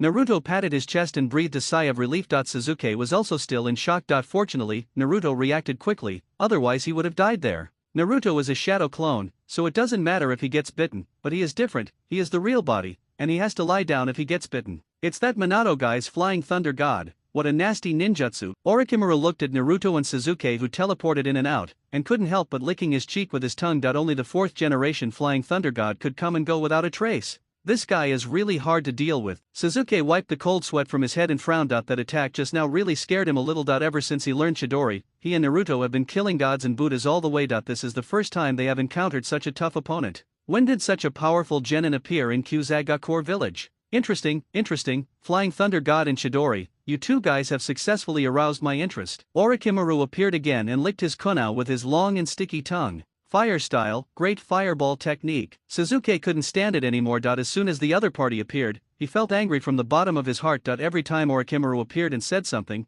he felt that he was mocking their Uchiha clan. Sasuke directly used the family ninjutsu, pinched his mouth with one hand, and a line of fire containing chakra spurted out of his mouth, forming a huge fireball in front of him, rushing straight towards Orochimaru. Naruto took a look at this huge fireball and found it was much bigger than the one in the Land of Waves. This should be the result of Kakashi's special training for Sasuke. Naruto and Sasuke thought that Orochimaru would have to avoid such a ferocious fireball, but they didn't expect that Orochimaru was even more ferocious and passed through the fireball directly. The scorching temperature of the fireball burned the trees along the way, but Orochimaru didn't care and rushed forward. Orochimaru's speed was faster than expected. Even with Naruto and Sasuke using their Sharingan, they could only see Orochimaru's afterimage. With a flash, Orochimaru rushed in front of them. Naruto didn't care about anything else and just used Flying Thunder God to teleport away. Looking at the disappearing Naruto, Sasuke cursed inwardly, but he had no other choice at the moment. He took out a kunai and started fighting Orochimaru in close combat. With the help of the Sharingan, he could barely keep up with the speed of Orochimaru's attacks, but could only barely resist. Naruto, who teleported out, was just about to release ninjutsu. He planned to attack Orochimaru from behind and give him a Rasengan. Unfortunately, before he could do anything, he felt a pair of eyes staring at him. Turning around, he saw a huge snake. He remembered this scene. Sasuke was scared at the time, but it was Naruto who used two kunai to hold the snake's head down. Fire style, Phoenix fire technique. Sasuke and Orochimaru kept fighting, and were defeated step by step. During one of the exchanges, Sasuke distanced himself from Orochimaru and quickly formed seals with his hands. By the time his feet stood on the tree trunk, Sasuke had completed the release of ninjutsu. Huge fireballs shot out of his mouth and hit Orochimaru in the face. The time and opportunity are both good, but unfortunately it is just ninjutsu. The power is a little bit lacking, he. Orochimaru laughed strangely and kept approaching Sasuke. He dodged all the fireballs. Hey, seeing Orochimaru being so careless, Sasuke smiled. If you naively think that this is all the Fengxian fire is, then you're in big trouble. Sasuke grabbed the air with both hands and pulled hard. Several thin lines appeared in the air. They were thin lines formed by Shakura. These lines were connected to the shurikens that were on fire. After he pulled like this, several fireballs that Orochimaru had avoided flew back again. Now, let's see how you can hide, prepare to die. Sasuke roared wildly, venting his dissatisfaction. He seemed to have seen the scene of Orochimaru being burned to smoke by his ninjutsu. The power of the Phoenix fire technique lies not only in the controllable shuriken fireballs, but also in the thin chakra threads. These threads are like fishing lines, tightly wrapping Orochimaru who is inside. As long as Sasuke exerts force, Orochimaru's body will be torn in half in an instant. Don't worry, there's another way. Fire style, dragon fire technique. Sasuke quickly formed hand seals, and a wisp of flame shot out from his mouth again. following the silk thread transformed by chakra, and directly swept Orochimaru, who was wrapped and entangled. In an instant, Orochimaru, who was tied up like a dumpling by Sasuke, was swallowed by the flames. The whole person let out a shrill howl in the flames, which made Sasuke, the culprit, feel extremely jealous. After fighting for such a long time, the ninja from the hidden grass village on the opposite side is too abnormal that both he and Naruto have failed to defeat the opponent. Now Naruto is still struggling with a big snake, while he has already killed it alone. It seems that Naruto is still a little behind me in actual combat. Sasuke was very proud. Nothing could make him feel more happy than this. I'm just teasing you. You're so happy with just this little trick, he he he. Orochimaru's strange laughter sounded again. The flames surrounding Orochimaru suddenly died down, and Orochimaru emerged unharmed, leaving Sasuke completely bewildered. His body was unharmed, not even his clothes were stained. Orochimaru looked at Sasuke with a playful gaze, his eyes full of mockery. The Uchiha Sharingan. What a wonderful thing. Orochimaru licked his lips with his tongue. He came here for two reasons. Firstly, he was invited by Danzo to fight with the third Hokage and help Danzo seize power. Secondly, he wanted to trick Sasuke into leaving with him so as to train him to be the vessel for the next reincarnation. This way, he can fill the gap left by not having the Sharingan. Orochimaru was not without the Sharingan. That you should know that before, he had installed an armful of Sharingan on Danzo, and taught Danzo how to suppress the power of the Sharingan. However, this transplanted Sharingan is not the Uchiha's own after all, and it will have strong side effects when used. Just look at Kakashi to know. He had set his eyes on Uchiha Itachi before, but Itachi was too fierce and was beaten up by Orochimaru. Then the whole world knew that there was only one person left in the Uchiha clan, and that was Itachi's younger brother, Uchiha Sasuke. And this time he came for Sasuke. Sasuke looked at the intact Orochimaru and took a few steps back. He couldn't understand how someone could be unharmed after so many fire ninjutsu. Could it be that the other person was not human? Sasuke watched the other man look him up and down, and suddenly felt disgusted again. He shook his head hard. During the fight, he was afraid of losing his mind. He wanted to remind himself that the other man was also human, and he was an Uchiha. Without saying a word, Sasuke controlled the chakra in his hands again, and the chirping of the Chidori sounded again. Dazzling arcs of lightning flashed in his palms. Then Sasuke adjusted his state, exerted force on his feet, and rushed towards Orochimaru quickly. I just don't believe it. Even lightning can cut through your body, so how can it not destroy your mortal body? He he he. Seeing Sasuke rushing towards him again, Orochimaru, who had already received the news from Sasuke, decided not to play anymore. He stretched out his neck, and his head flew out like a spring in an instant, aiming directly at Sasuke. Naruto, who was spinning around holding the snake's tail, saw this scene and immediately understood what Orochimaru was going to do. Sasuke, get out of the way. Sasuke looked at Orochimaru's flying head. Although he felt a little disgusted after the opponent's neck became longer, he believed in the power of Chidori. He dared to guarantee that as long as Chidori hit the opponent, Orochimaru would definitely be disabled if not killed. Your attack method is indeed incredible, but my Chidori is no pushover. Unfortunately, ideals are beautiful, but reality is cruel. Sasuke, who was rushing towards Orochimaru with Chidori, felt a chill in his arms and a few cold things crawling on his legs. When he looked down, he saw several snakes spitting out their cores. Before he could react, Sasuke found that he was suddenly unable to move and was tied to the spot. Immediately afterwards, he saw Orochimaru's terrifying head reach his neck at lightning speed and bite it. Sasuke let out a cry of pain. As Orochimaru bit down, a black heavenly curse seal instantly formed on the part of Sasuke that was bitten. While Sasuke felt the pain, he also sensed a force that was constantly flowing through his limbs and bones along the wound. When Orochimaru withdrew his head, Sasuke's body fell uncontrollably onto the huge tree trunk. He curled up into a ball and kept howling in pain. The power has been given to you. Whether you can bear it or not depends on you, he he he. Orochimaru let out a strange laugh. Not just anyone could be his choice. First of all, they had to be able to withstand his heaven's curse seal. This was like a seed that could help him eliminate all unqualified options. Naruto was also fighting against the giant snake. During the time when Sasuke was controlled by Orochimaru and injected with the Heaven's Curse seal, Naruto successfully grabbed the giant snake's tail, swung it in circles several times, and then suddenly let go, turning into a star and disappearing in the sky. As for where he lost the piece, he didn't know. Naruto was so dizzy from those few turns that he couldn't remember the direction. Orochimaru was just about to go towards Sasuke. He wanted to see the reincarnation container he had chosen, but he didn't expect that the next second, a kunao appeared in his path, and along with the kunao, Naruto also came.